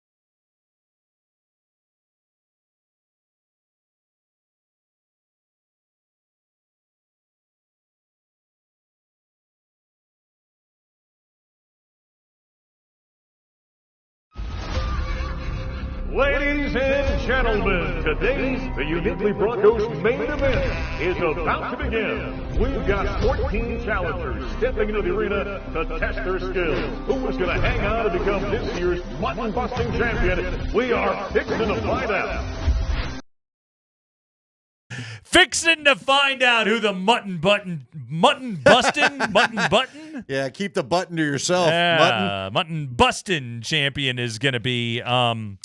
It was not the Raiders. It was not the Chargers. It was not the Chiefs. Spoiler. Joining us right now, the star of the Broncos schedule release video. Mark, we wanted to get you on last week, but the Nuggets and Thunder, that whole thing was happening. Anyway, voice of the Buffs, Sure. Mark Johnson. What's up, Mark? How you doing, man? It's good to be on. I'm a little bummed out today, man. I thought I put a pretty good resume together for the Nuggets to hire me as head coach, but I guess I'll have to keep doing this broadcasting thing. Not impressive enough. What about GM? You want a GM? You feel like GMing? Well, I like being on the bench, so I'm not sure I want to be the GM, but Needs to be down in good the to be on mix. with you fellas. Yeah, that's right. I want to feel the crowd, man. I want to feel the action, All right, so Mark, tell us the schedule release video. How did you come to participate? How was the idea brought up? Did you know you were going to be like I guess the little kids getting smashed into the mud they were kind of the stars, but did you know you were going to be such a big part of this thing? Well, I got a call a few months ago. Eric Schubert, just out of the blue, who obviously we all know, and I've known for 20 years, and he just dropped me a line. He said, "Hey, you want to play around and have some fun with the schedule release video?" And I said, "What are you thinking about?" He said, "Well, we're doing mutton busting, and so we're looking for a rodeo announcer. Well, who else in the media are you going to get other than me?" That does broadcasting and does rodeo stuff, and so it made perfect sense. It was a perfect marriage, and so we went on down Douglas County Fairgrounds. We did it down there, and it was kind of fun. We show up, and they had me do my stuff prior to the kids running on the sheep, and so I wasn't out there watching the kids do anything. I'm just doing these cold lines and ad-libbing a little bit and having some fun with it, and then when we finished up, the kids and the sheep were there. They taped all that stuff after I was gone. But it turned out kind of cool, I thought. Thought they did a nice job on it. So you didn't get to watch it once they were done? Or how long have you been around mutton busting? Have you, because you do the rodeo stuff and horse ride and all that, but have you ever been up close to mutton busting? I have not only have I announced it, but I've been one of the guys in the chute that's corralling the mutton so they can be busted, Andy. So I've been down there. I've been one of my most embarrassing moments in life, in front of a full rodeo crowd. I'm down there in the chute, and I grabbed this sheep, and he overpowered me and ran right over the top of me, and I landed flat on my back, and he literally stepped on my chest and ran away from me. So I've seen all aspects of the mutton busting before, yes. And you know what the best part is? When you're the guy that's putting the kids on the sheep, everyone thinks it's a great idea. Let's slap the kid on the livestock. And the kid thinks it's a good idea until they get on the livestock. And, sometimes moms and dads want to pull them off, and I was like, forget about it. Kid, you're going. Go. And I'd let him go. So it's always just total chaos down there when you're doing the mutton busting, yeah. Yeah, I was gonna say, Mark, what is the worst wipeout you have ever have? Do you remember like an exceptional crash that a kid had getting flung off the mutton? Well, there was one time I was announcing a mutton busting, and I saw some kid, and the parents had told us that it was the first time that I was a little girl. I can't remember what her name was. Sally's first time she had ever ridden the sheep, and so that's what I said. Here's Sally out of Highlands Ranch. It's the first time she's ever been on a sheep, and she takes off, and about 2 steps she face plants and goes right in the ground. And I said, it's the first time she's been on a sheep and the last time she'll ever be on a sheep. Because she came up crying like crazy, so it was kind of funny. Well, it was a lot of fun. So you said they wrote the line. What were you looking at? Because you're looking out the window. Were you just looking at nothing? Well, who was it? Was it just you and the film crew? Was anybody else even around? I think, there was, 5 or 6 people up in the announcer's booth up there. And Shubes and his crew, I think, had put together the vast majority. And they we were ad-libbing, and then someone would say, well, try saying this. And the way it works, you're throwing out anything you can. And they had some ideas they wanted to do for the video. And you like the little reference, Gary Kubiak reference there with the fixing to find out. So we were just doing all kinds of stuff for maybe a half hour. and I had no idea what they ultimately were going to use or which cuts they were going to use. And so I just, was staring out the window as if I was, watching the mutton busting take place. That's all I was doing. So, Mark, one of the things that I really appreciated, though, about your performance, your commitment to realism, you still wore the reading glasses in there. I was like, okay, this is how I know Mark is committed to this role right now. Well, it's funny about that because we went through the first run, and I had them on because all the lines are brand new, so I'd look at it and then do it. And then I took them off, and we got, I don't know, 1 or 2 takes in, and the producer says, weren't you wearing your glasses a while ago? Like, oh, yeah, I totally forgot about that. Put them back on, he says. So, because we'd already done one run through, and so it was like, there was no, I had to be just totally humble there, guys. There was no ego involved. I couldn't do it without the glasses because I started with the glasses. So I had to look like, my Geppetto, as a buddy of mine always tells me every time he sees me with my glasses on. Well, it makes me laugh because you couldn't have the Starbucks cup. Like, wasn't there a Starbucks cup in Lord of the Rings or something somebody forgot to take out? It's Game of Thrones, yeah. We do have a Buffs question, but before we get there, how much did they swear you to secrecy after this? Because aren't they, like, real big on none of this getting out before it happens? Yeah, they basically said, shut up. Just do it and shut up. Don't say anything to anybody. And then it came out on the 14th, and I think we did it, I don't know. It was back towards the beginning of the month anyway when we taped it. So, yeah, they basically said, let's keep it quiet. So I didn't tell it. Other than my family members, I didn't tell anybody what I had done. So, it was a top secret deal, no doubt about that. All right, I'm going to make it simple, and I saw, I guess there was the Buff running back, Augusta, right, that had committed to Virginia or whatever, and now he's backed out. Why has it been so quiet around the Buffs, do you think, this offseason? Why does it not feel like we've had our normal – did they recruit what they wanted? Did they have what they wanted? What do you think's going on? Well, they've been quietly landing guys. I mean, it's not as if they have not been active at this point in time.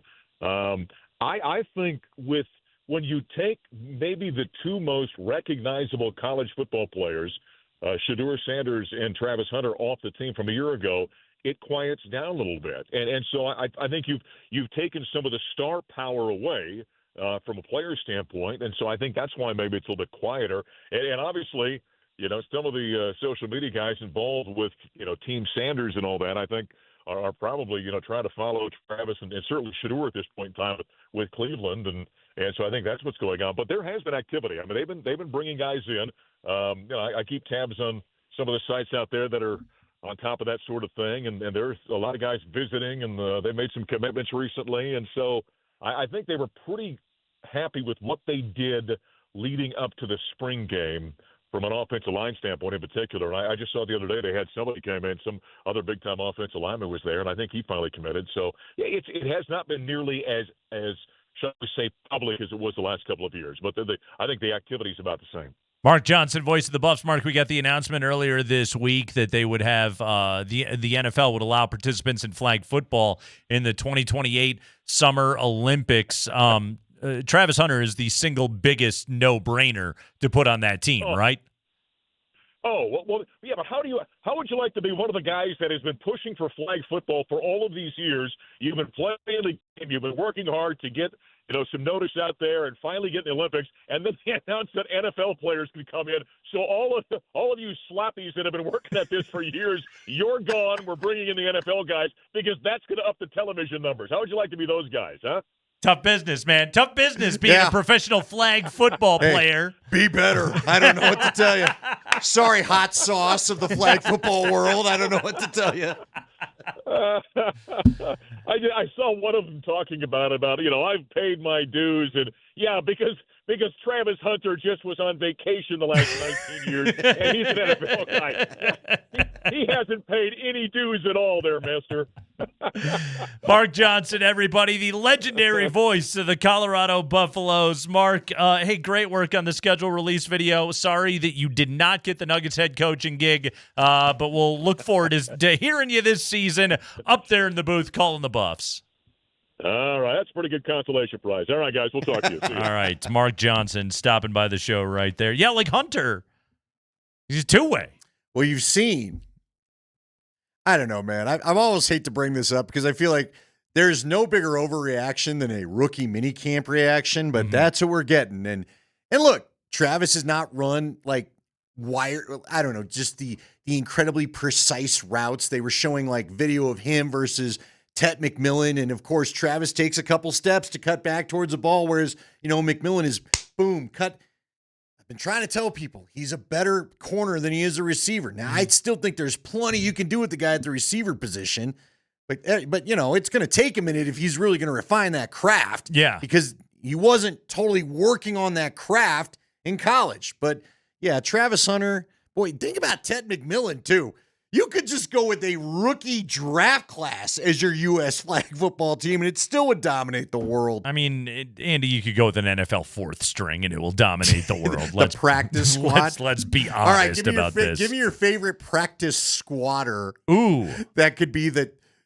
I could go to some of my training camp guys. They could finally get a little shine. Yeah, the David Kalfani Muhammad's the day David has Kirkuses of the world. Get them in there.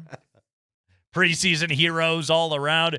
Quick break. When we come back, the high five. We're going to hear the 5 most important comments from Josh Kroenke's press conference earlier today, officially naming David Adelman as the next head coach of the Denver Nuggets and laying out a path forward for the organization after falling to the Thunder in 7. You'll hear the biggest, most important comments from today from Josh Kroenke next.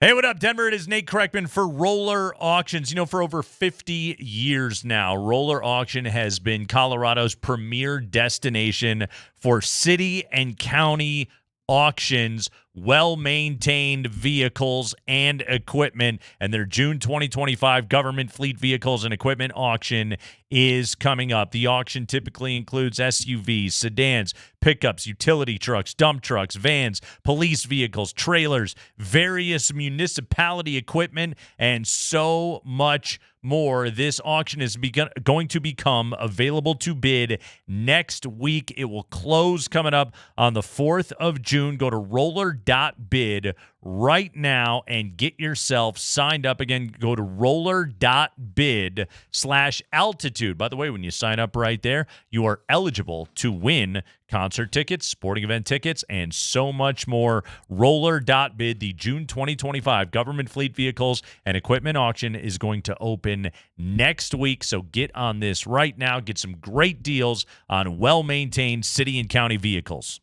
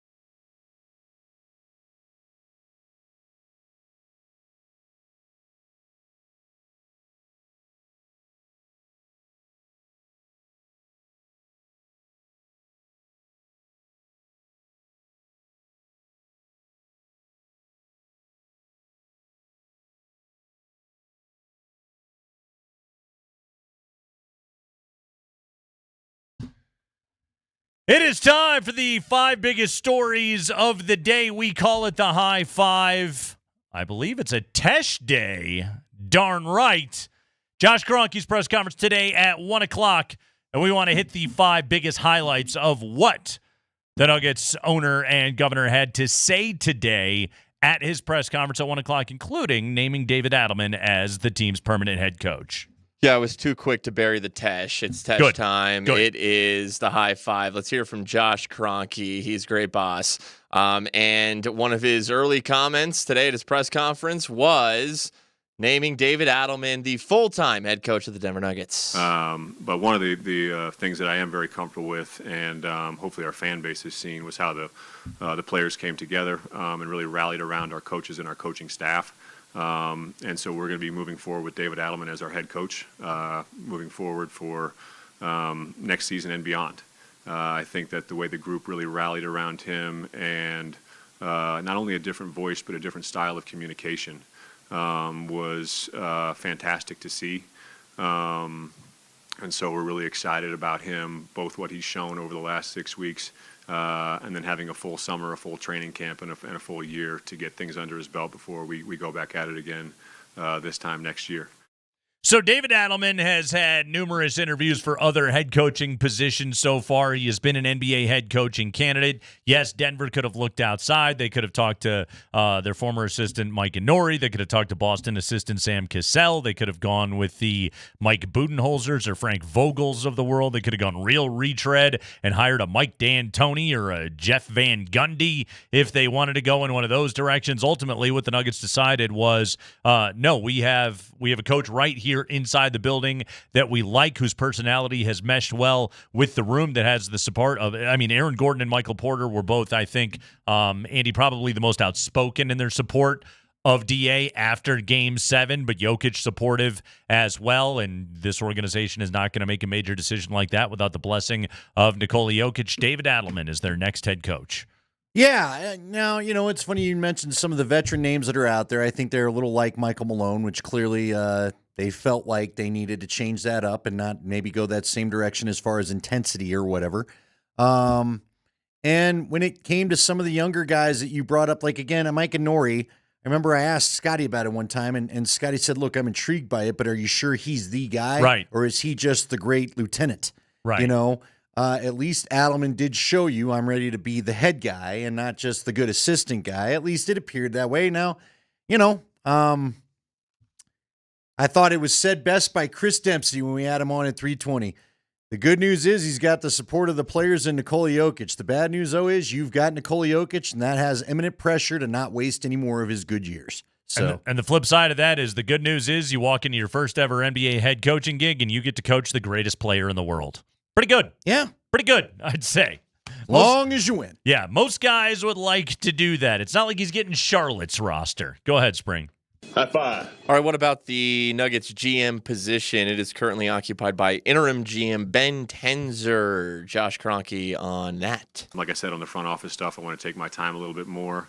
Ben Tenzer's done an unbelievable job over the last 6 weeks getting things reorganized to a place, along with the rest of our staff. But Ben's been with us for a very long time. I want to solicit his opinion.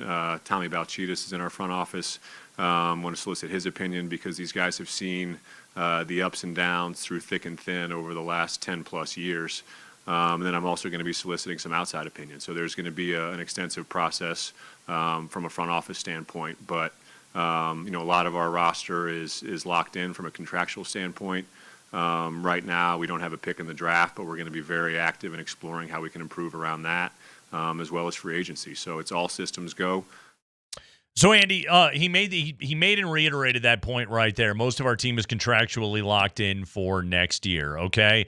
That's not to say the trades should not be explored by this team, but they don't have any draft picks right now. They basically have, a taxpayer mid-level exception that they can go and spend money on if they want to, but that's, as we know, it has his limits. Now there's a possibility Dario Saric and or Russell Westbrook could turn down their player options and could be gone, but mostly this roster is pretty locked in for next season. So in the short term, and right now, the Nuggets need to only be thinking about the prime of Nikola Jokic. Everything else is a down-the-road problem for this group.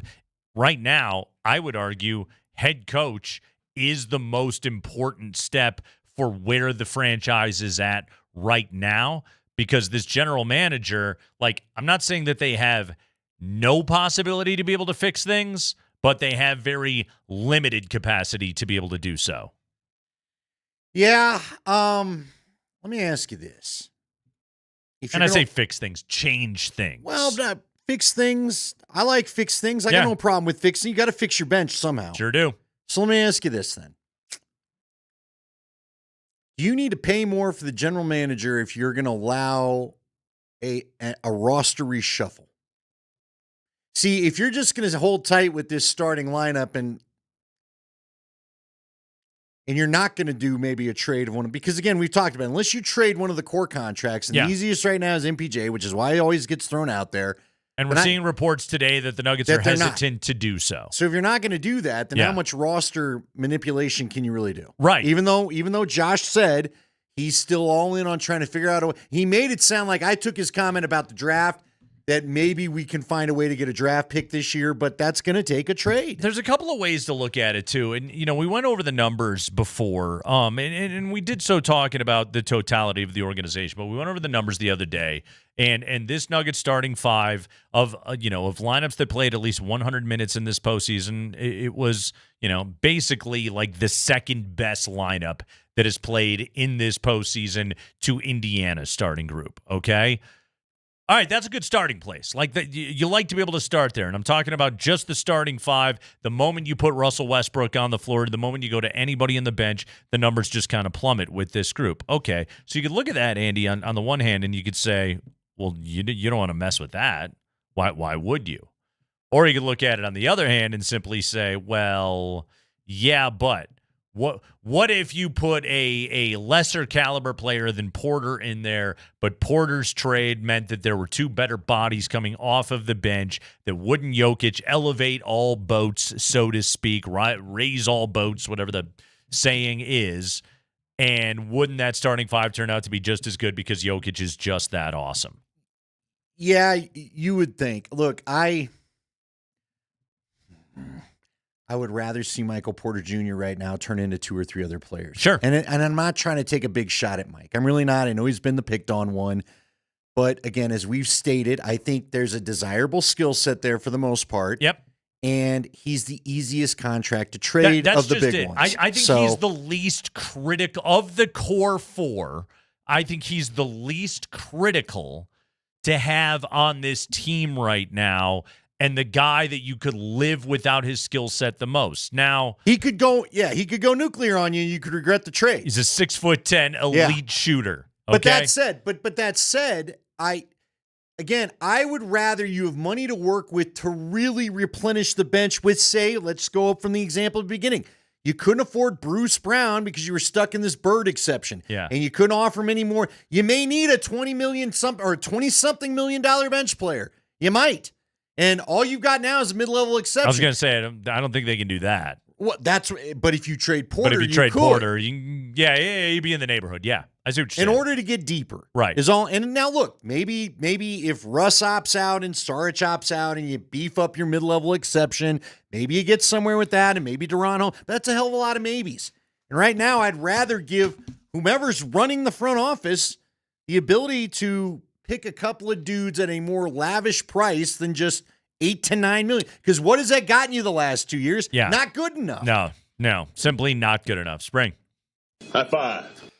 Let's talk about the Nuggets' depth. Nikola Jokic acknowledged their lack of depth and the Thunder's depth after the second-round series. Josh Kroenke talked about Jokic's comments. To talk about Jokic's his statement, and then to look around the NBA. Our roster, a lot of it was put together under different rules. And, we have extended guys, under this current CBA has tweaks to the new rules, especially at the top, kind of top end in the tax bracket with your first and second aprons, which, I know created a lot of dialogue around KCP last summer. But, I think that what I see around the league is a lot of successful teams that have developed their benches. I don't think that teams are able to go out, especially competitive teams that are making a push in the playoffs.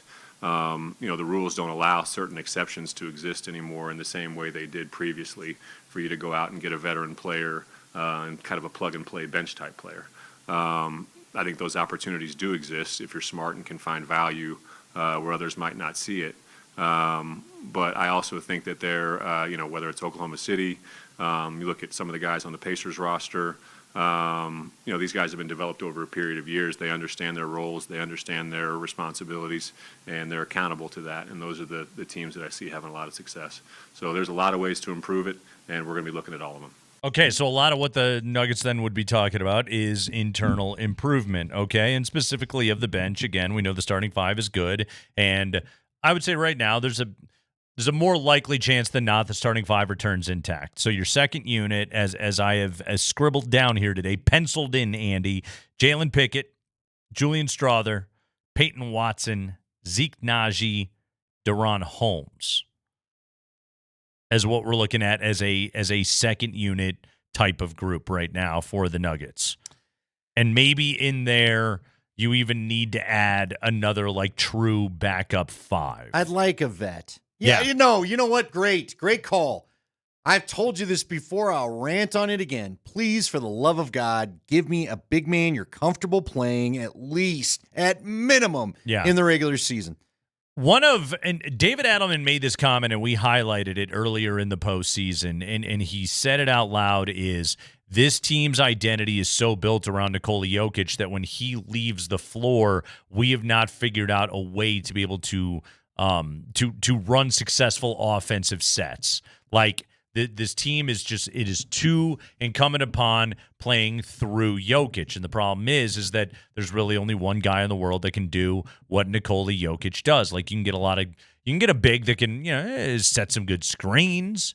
Sure. You can probably pass on the pick and roll, but he can't handle the ball like Nikola Jokic does. He's not the shooting threat that Nikola Jokic is. So defensively, he's not going to be able to create the kind of space. They're just going to play drop and sag off of him, and that's going to be tough. What the Nuggets have to do is they have to develop a true second unit identity that works playing as though Nikola Jokic doesn't exist. Yeah, well, it's like the challenge of having Josh Allen leave, and then your backup comes in, and you think you're still playing with Josh Allen. There you go, Spring. All right, give me your five again, real quick. The backup five, we've got Peyton Watson, Pickett, Strawther, Watson, Naji, Holmes. Okay, here's my problem. Holmes is the great. Here's my problem. That lineup. Holmes, I'm still psyched about. Look, man, it was one game, I know, but man, it was a great game. It was a lot of fun.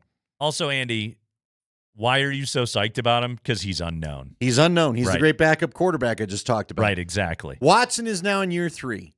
I'm getting to the point where I'm wondering how much offensive game are we really going to craft out of him. I'm not sure. He's got to take some big steps forward this offseason. We know about Zeke Naji, okay? We just do. I've tried to hold the flag for Zeke Naji. I've tried to beg to see if he could get better. He gave me about 4 games of reward. I'm out. I'm done. No more. He got those 10 minutes in Game 7. Yeah, that's great. Zeke Naji, come on, man. They ain't going to play him. You ain't going to play him. You and I both know you ain't going to play him. Without a new coach, you ain't playing him. How many times did you ask me about Zeke Naji during this playoff run? Because I couldn't believe that a guy that you're paying $8 million to couldn't just somehow give you 4 minutes of a basketball game. But after what I've seen down the stretch, he can't give you 4 minutes. He's another one a big, strong dude that goes to grab a basketball and somehow pushes it through his hands and out of bounds. I know, a part of our challenge every single day is to freshen up the material and have new things to say. But I think you ask me about him every day, and I don't think my answer ever I was changed. trying to break you down. I was like the used car salesman just getting you to accept the undercoat and we can go with this deal. And you just stood there like Jerry going, no, I'm not interested. Nope, Zeke's a big ripoff. Seriously, dude. Most of the backups they're not going to – when are they going to trust to play those guys? Honestly. Am I being unfair? Strawther, I have the most hope for of what is known. Right. Pickett, I think, can probably turn into a good backup point guard, but you need to be able to have him enough trust to play him in the playoffs. Jalen Pickett is a good example of a player that I wrote off that right now I'm vastly more optimistic about his NBA future. But the problem, again, one of the challenges that the Nuggets have is that lineup that I just gave you. You got to go 5 for 5. Well, yeah, and you don't have a big really in there. Yeah. I mean, Deron Holmes is not an ideal backup big, Yeah. not where everybody's got 7-footers. And oh, by the way, when I say go 5 for 5, don't go to Arby's. Wow. No meat mountain. I just meant in that way. No meat mountain. Yeah. Oh, you don't like the 5 for 5? We never got the meat mountain. And I don't think we ever will. You know what else we never did? Go to Casa Bonita before it closed. We were all talking. You on and that I have one. been talking so much. Casa Bonita has closed and since reopened since we've been doing the bit. It's almost like Caddyshack. I ain't watching Caddyshack. We're not going to Casa Bonita, and you're not eating a meat mountain. I went to the new Casa Bonita. It was great. Yeah, but we didn't go together. We Remember, didn't go you, me, together. and Spring were going to go. We were all talk. You're right about that. Go ahead, Spring. High five. How close are the Nuggets to winning another championship? Here's Josh Kroenke. How close do we think we were? You know, that's a great question, and one that I've asked myself about 10 different ways, you know, in every way I can think of. You know, we took the Oklahoma City Thunder, who is playing some of the best basketball in the league, if not the best right now, to 7 games, which, you know, is great. We took a great team to 7 games. That series could have been 4-0 the other way. That series could have been 4-1 us. I don't think we lost Game 7 during Game 7. I thought we lost Game 7 during Games 4 and 5. These series are very fragile things, and they come down to little moments in time and, you know, certain actions over the course of a few minute span in games. And so while I think we were close in some ways, I don't think it would have been I don't think it was a 4-0 sweep for Oklahoma City, and I don't think it was a 4-1, and that's where the series wound up. So to answer your question, we're close, but I don't want to be naive in thinking of how close we are, but I don't want to underestimate how close we were either. I want to have a longer conversation about that very comment coming back here on the other side. A 7-game loss to the Oklahoma City Thunder and having it go down the way that it did. What are the biggest lessons to take away from that series, go into the offseason, and to truly have a measure of how close the Nuggets are right now in this very moment? Let's have a longer discussion about that coming back on the other side. Plus, Andy, now that David Adelman is officially the Nuggets head coach, I've got things you may not know about David Adelman. We'll dive into that coming up next. Kreckman and Lindahl.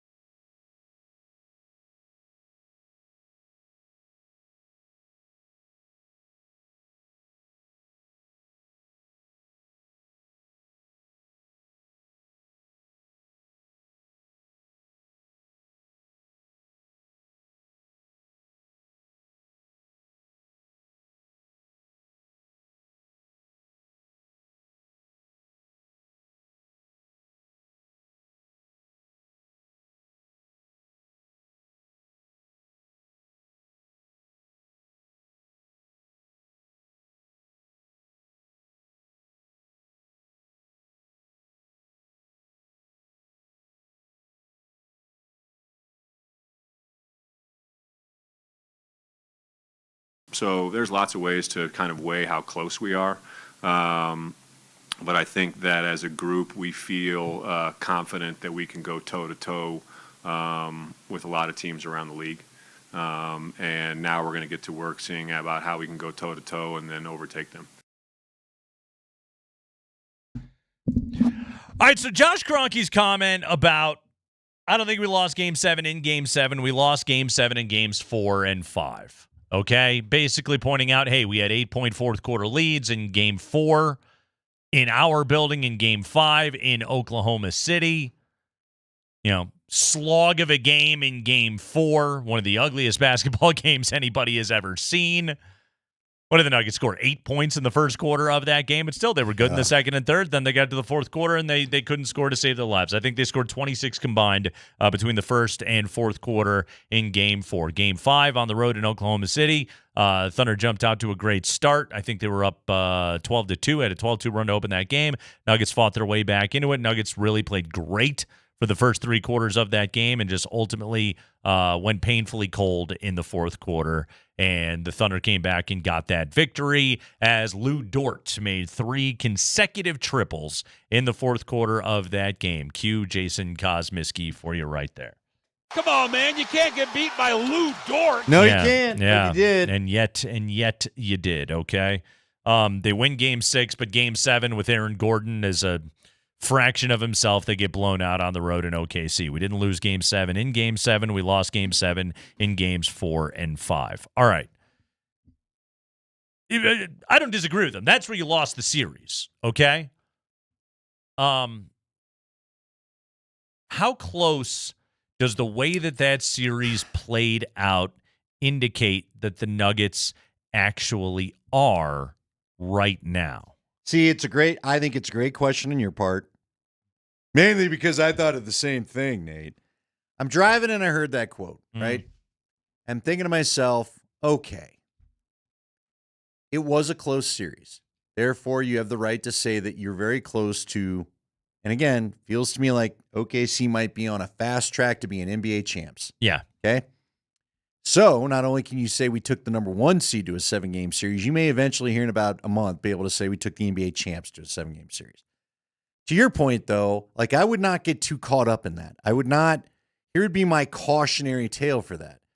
Couple of calls go the other way. Aaron Gordon, and that's something that Josh brought up.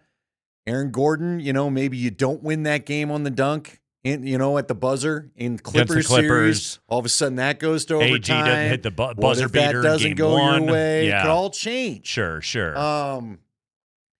A couple calls, something ref did. Now, I guess you could say, look, you don't let Caruso beat the crap out of Jokic in Game 7, and that could have been different, all that kind of stuff. Series was the series. The series was the series, but at the end of the day, what you've now seen to me in 2 straight years is you don't have a deep enough bench. And the player that you give the most, that you lend your ear to the most, that you listen to the words of the most, Nikola Jokic, has 2 years in a row basically had the same message. Last year he said it differently, where he said, maybe we need to clone me because we don't have enough, which again to me is a comment about the bench. And then this year he just flat out says the teams that are going deep have a deeper bench. Yeah. And if the Knicks get knocked out and get knocked out quickly, which I'm not saying is going to happen, but if they do, that's another team like you, as you pointed out earlier, that runs a 7-man rotation. You've got to get deeper. And you can't let the fact that the best player in the world and Aaron Gordon, when he was healthy, basically willed you to 7 games when it easily could have gone the other way. You don't know that you're going to have Nikola Jokic in his bag again next year. It's not guaranteed. We all think it will. I don't think his prime's fallen off, but it's not guaranteed he's going to do for you next year what he just did for you this last series. All right. How close do you think they are? Do you think they should hold on to the fact that they're close? You know what's funny is like I think there's two really definitive conclusions that you can reach from that Thunder series about this Nuggets team. One of them, I think, would qualify as like good news for the future, and one of them, I think, isn't so much. Here's the good news for the future.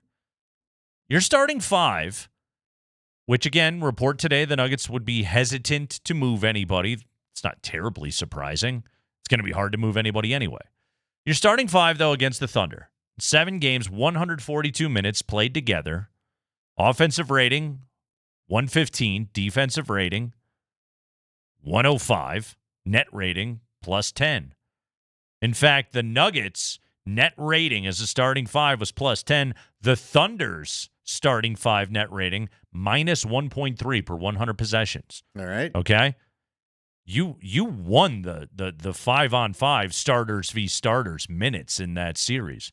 Rather convincingly, actually. What was the problem?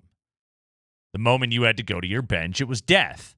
The moment the Thunder went to the bench, they killed you. Okay? Because their bench guys were way better than your bench guys, and their bench guys could actually, add something to their starting group. Well, they killed you in two areas that you pointed out. Not only the non-Jokic minutes, but also the non-Murray minutes. Non-Murray minutes were worse than non-Jokic minutes in this series. Okay, so starting 5 is good. But, we knew that about the Nuggets starting 5 is good. We've known that. It's a really good group. Losing 2 games 4 and 5, when you had an 8-point lead to start the fourth quarter, suggests your depth sucks.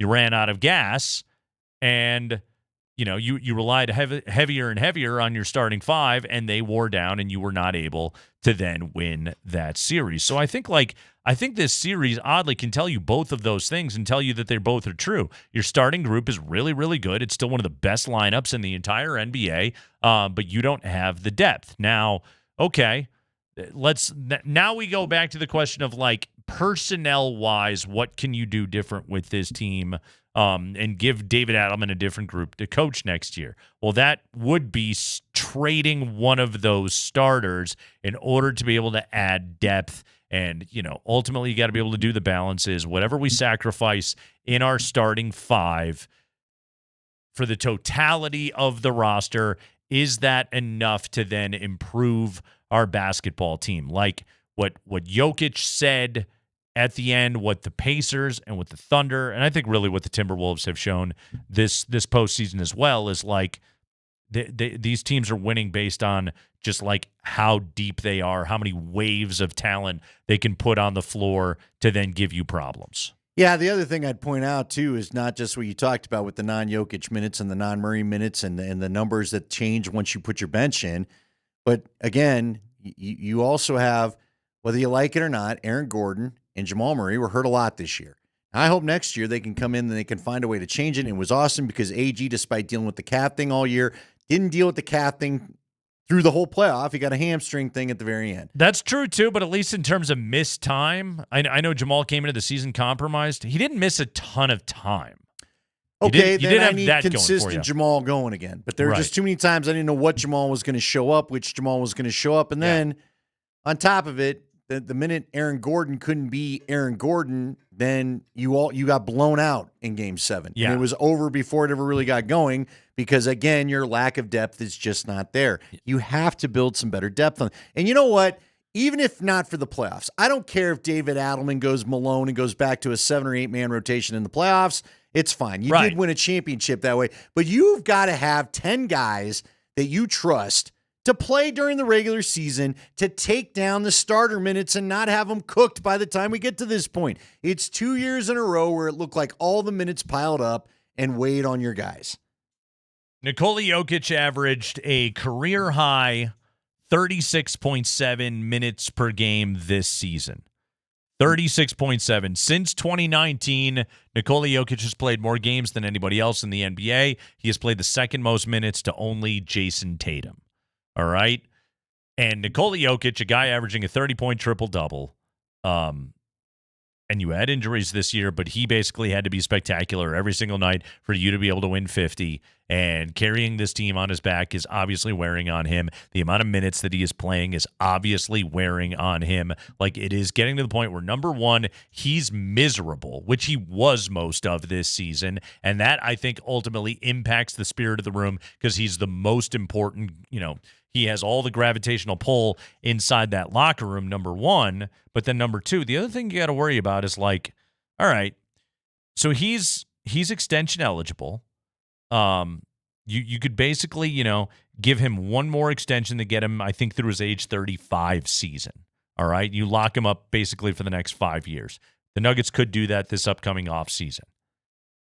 you have to make sure that you're getting peak Jokic for those 5 years, you know? And if you ride him the way that you've been riding him, you're not going to get that player. No. No, he's going to wear down, okay? Like a running back with 500 carries. Yeah, we know he's Serbian oak, okay? But, like, you do have to think about how do we get longevity out of this career. And the biggest way to be able to do it is I don't think Joker is going to start taking more games off because I don't think he's wired that way. I think he's always going to play at least 70 games in an NBA season, but you need to knock his minutes down by about 4 or 5 a game. And the other thing that, and again, I feel like I made this point a billion times, is like, what if there is a world where he just, like, Jokic doesn't have to carry your ass every single night? Yeah, it would be good to have a second pitch. Yeah. It would be good to get back the Jamal Murray that could go off for 40, and then kind of like in Game 5, that was the Jamal Murray night. Or even just, those nights where, hey, AG dropped 23 tonight, and Christian dropped 20 tonight, and Jamal went for 25 tonight. Wasn't that Game 3 that they won, against OKC? Yeah, they had games like that this postseason. Jokic wasn't necessarily the focal point of that. He was plenty of assists handed out, but not a lot of scoring. Right, exactly. Like, what if the depth was taking it up right there, and what if there were possessions where he just didn't have to touch the ball every single time? And have 3 guys blitz him. Exactly. That's the place where this team kind of needs to get to, and that's where, again, coming back full circle on this conversation, can you develop that basketball team without moving an asset, and do you have an asset that is even worth moving that isn't somebody in your core 4, but will you even be able to move them because those guys have big contracts? The next general manager of the Denver Nuggets is going to have his hands full. All right, 303-504-0925. If you're a Nuggets fan, I'm curious how this grabs you because, again, the report comes out today. It sounds like the Nuggets are hesitant to break up their core 4. This goes along with kind of what was reported at the deadline last year. So let's say, as Josh kind of hinted at in his presser today, you stay internal, you focus on development, you find a way, I guess, to maybe use your mid-level exception, but that's about it.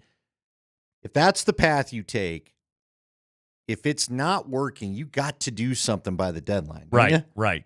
And the organization banking on, hey, these players are still pretty good.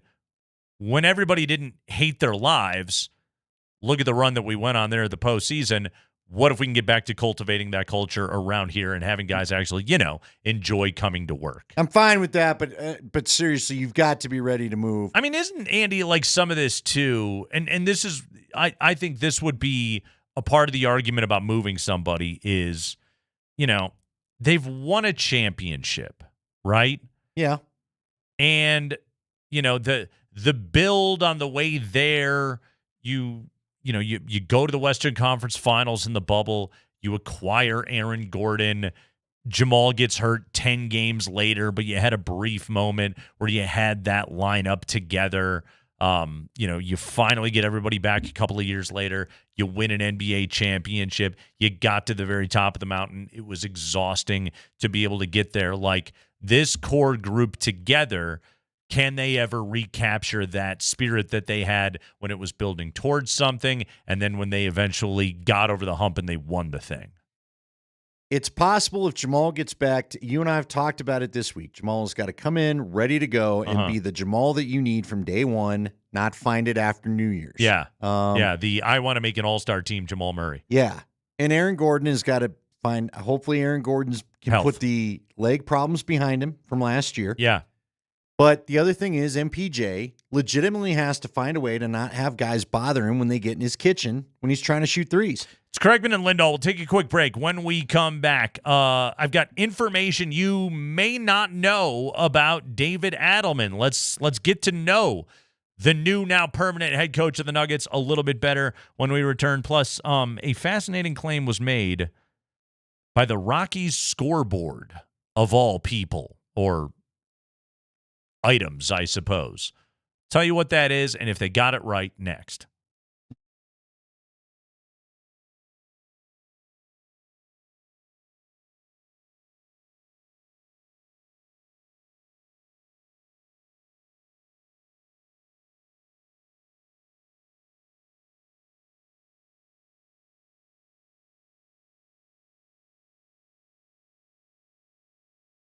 Guys, Andy Lindahl here for the Rocky Mountain Men's Clinic. How have you been feeling lately? You know what? We're about to have a nice long 3-day weekend. Do you have outdoor plans? Do you have things you want to get done around the house or in the yard? Is this stuff that you do every weekend where you think you're going to check off some of the honeydews and then you find yourself running on low energy, maybe wanting a nap during the day, not getting near as much done in the beginning that you want to, waking up feeling tired, having the brain fog, and I hope you're not dealing with depression because these all could be signs of low T, and if you've got this, then you need to go talk to the Rocky Mountain Men's Clinic and let them work through this stuff with you. Again, the brain fog, the depression, a low sex drive, no gains in the gym. This is all stuff that could be signs of low testosterone. So if you'd like to take a quiz, if you're a quiz taker, go to RockyMountainMen'sClinic.com. Take the low T quiz right there on the website. Easy to find, 10 simple questions, yes or no answers, takes 2 minutes. Schedule your consult with the Rocky Mountain Men's Clinic. Here's what happens at that consult. They'll draw your blood, have your results in 30 minutes. You'll talk to a Colorado licensed medical provider that will review your results with you, and you can discuss the options of starting testosterone or not together. Cost the appointment $99, which includes the medical consult, T, and a PSA test. And if you sign up for testosterone the day of your treatment, that appointment is free. So no need to wait any longer. Get the energy back. Get the gains in the gym back. Get back to feeling like yourself. 5 locations throughout Colorado to serve you, including Fort Collins in the spring. 720-440-7900 is that number, or go to RockyMountainMen'sClinic.com.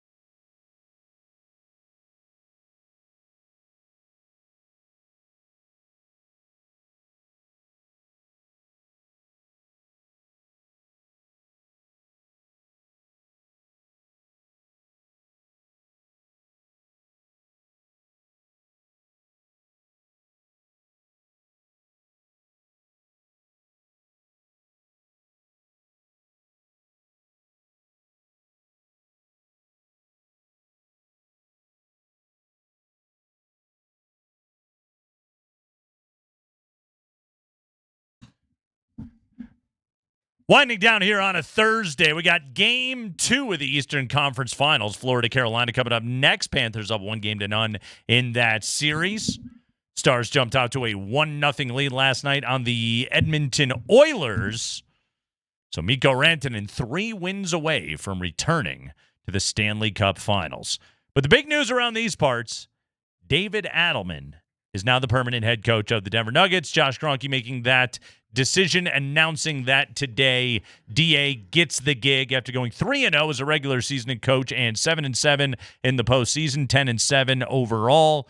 David Adelman now takes over. 7 years as a Nuggets assistant. He had been here since 2017, 2018, so that was Jokic's 3rd season with the franchise. Adelman has been here for damn near all of his career. Andy, he was the coach at Lincoln High School from 2006 to 2011 in Oregon.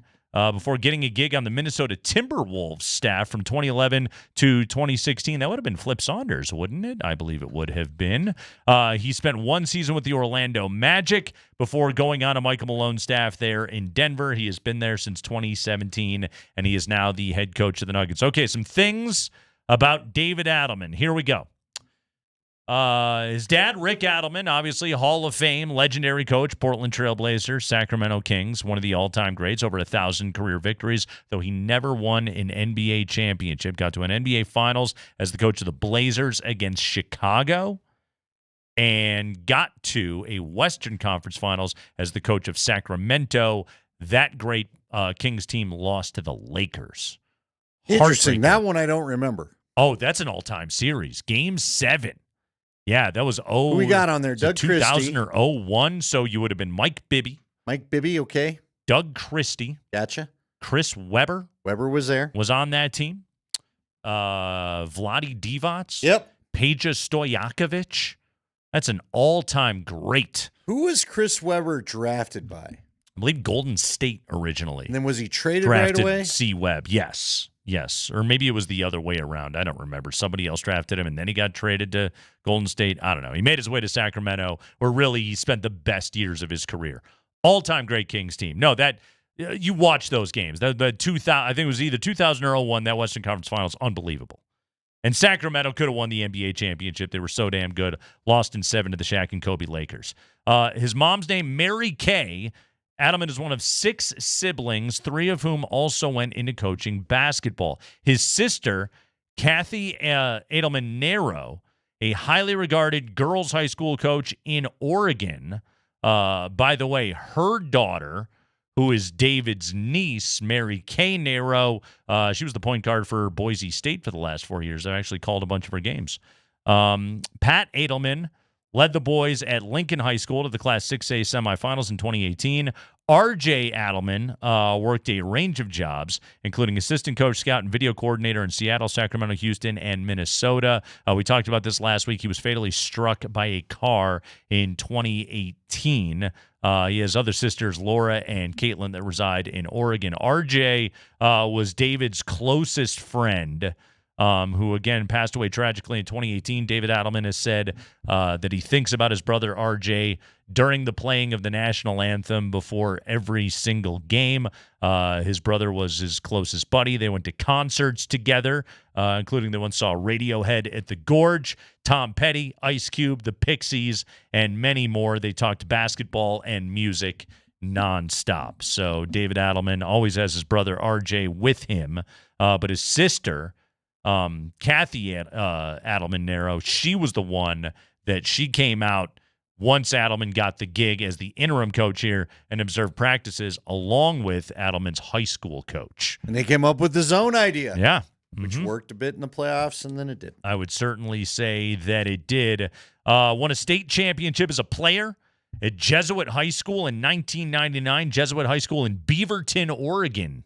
Andy, Beaverton. Your favorite spot. Yeah, pound the Beaverton. Led Jesuit High School to a state title in 05 as a coach. Went 83-53 at Lincoln High School. Led the Cardinals to 3 city championships in 07, 10, and 11. Assistant coach at the 2019 NBA All-Star Game. That was Malone when he was running that show. and obviously has a ring as an assistant coach on an NBA championship team, that being the 2023 Denver Nuggets. I think that's pretty much all I got. Oh, plus, I told you last week about his near life-threatening injury that he suffered as a child when he fell off of a stool and suffered a kidney laceration. By the way, they found out that he had a kidney disorder, and he spent months in the Children's Hospital there in Portland as a small boy. Only grew to be 5'9", shortest by far of all of the men in his family. They think it could have had something to do with the medication that he had to take as a kid. Well, now he's an NBA head coach. Now he's an NBA head coach. Officially, not an interim anymore. So what is he worried about? Mm-hmm. Yeah. By the way, he claimed the 12-year-old Adelman was curious to examine the basketball shoes of Jerome Kersey, but the Nike high tops were out of reach, placed above the hangers and above the shelf in the locker room of the Trailblazer forward, and that's when he fell off the stool. He was reaching for Jerome Kersey's shoes. I remember Jerome. Yeah, that's a deep cut right there. Jerome Kersey. Buck Williams, Jerome Kersey. Kevin Duckworth. Terry Porter, and obviously Clyde the Glide Drexler. Early 90s Blazers. Bald backcourt. It was good backcourt, too. Oh, yeah. You take a little Terry Porter and Clyde the Glide right now with Jokic. So something was posted yesterday on the scoreboard at Coors Field. Who sent you this, or did you get it? This was posted by one of the Purple Row writers. Okay, all right. Okay. This is game notes that they post on at Coors Field. And they don't have a lot of good things to be talking about going on with the club. Andy, listen to this assertion. Lists of the best favorite cartoon characters rarely include the most underrated animated star of all time, Snoopy. Snoopy is a loyal, imaginative, and good-natured beagle.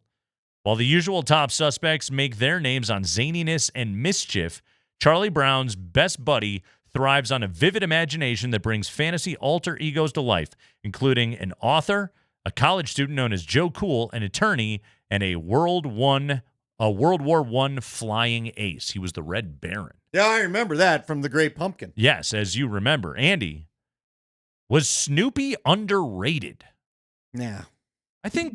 Thought about this when you gave it to us. I mean, he's fine. He's right where he needs to be. He cooked popcorn for Thanksgiving and toast. I think Snoopy is rated properly. Like, I think Snoopy is great, but also, like, the zaniness and mischief that the Bugs Bunnies of the world gave us were why they're so great. Yeah, I would also, I mean, again, I'm an 80s kid. Mm-hmm. You know, you got Optimus Prime, you got the G.I. Joe guys. I mean, there's a lot of the people I'd go to prior to Snoopy. Okay. I wasn't settling in. Listen, if it wasn't for the tradition and nostalgia of what those holiday classics brought, I'm not sure even how many people even know who Snoopy is. The Peanuts guy, Charles Schultz, he had a famous comic strip. Sure. Mm-hmm. I wasn't a big comic strip guy growing up, though. So you didn't read much? I read the Garfield. I like Garfield. I didn't care about Peanuts. Again, you had the Great Pumpkin, and you had my two favorite holidays. You had holiday specials. That's how I know you, pal. By the way, pastemagazine.com, top 50 cartoon characters of all time. Who's one? Number one is, let me scroll down, because they always have to lead up to number one. Bugs Bunny at 1. Homer Simpson 2. Ooh, really? Charlie Brown and Snoopy at 3.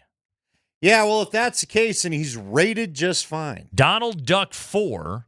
Okay. Tom and Jerry 5. Why Tom and Donald, Jerry. not Daffy? I'd take Daffy if we're going Ducks over Donald. See, I love Donald Duck. Like Donald Duck's rage, I related to his rage a lot as a child. I thought it was very Daffy funny. got hunted all the time and wasn't exactly the most level-headed gentleman either. No, he really wasn't. Tom and Jerry at 5. SpongeBob at 6. Mickey Mouse at 7. Scooby-Doo and Shaggy at 8. The Ninja Turtles 9. And somebody from some anime show that I don't even know who it is at number 10. Okay. Yeah. Snoopy at 3. That's a good... What was the criteria for putting the list together? It's literally the 50 best cartoon characters of all time. Based on show success, based on how long the comic strip survived, or just this guy's opinion? Based on the guy. I'm the guy that wanted to write it. Getting you to getting me to look it up when I Googled the best cartoon characters of all time. Yeah. So why are they making an argument that Snoopy is underrated? Sounds like he's overrated to me. When he's at number 3. That is too high. I think Snoopy's fine. You don't like just some Thundercats or some Voltron? Heathcliff? One of my favorite Archie? My favorite memory ever of watching Thundercats was I was GoBots? I was doing my homework before class. I was in college. I had Cartoon Network on in the background. Yeah, what about Johnny Quest? I had an afternoon class. He thinks we're sellouts. I'm watching Thundercats. Moomra, who was the bad guy. Lion-O's arch rival, he had developed a weather altering machine. Yeah. Yeah. It was bulbous at the bottom, went straight up. It had smoke that came out of the top, and it had a little it's the Bezos rocket, just say it had a little bug out of the side that they would pour the liquid into. No, it was a bong. Oh, okay. The animators drew a bong. And that was Moomra's weather machine. What about Puff the Magic Dragon? Where does he fall in? Fraggle Rock. Was there actually a Puff the puppets. Magic Dragon cartoon? I thought it was just the song by Peter, Paul, and Mary. It literally was a cartoon. No, I don't think I ever saw it. Anyway. Yeah. What about Johnny Quest? Never got into There were a Johnny ton of. What Quest. about the Jetsons? Judy Jetson doesn't get any love there. Jetsons were great. The Flintstones. Popeye. You know what you're doing, Andy? You're filling out the list right now. Well, I'm just letting you know that, I think Snoopy's way too high. What do you think of that guy? Surprise, surprise, the Rockies scoreboard gets it wrong yet again. That's going to do it for us this afternoon. We have got Game 2 of the Eastern Conference Finals. The Panthers, the Hurricanes. They were better when they were the Hartford Whalers. Coming up next. Good night, everybody.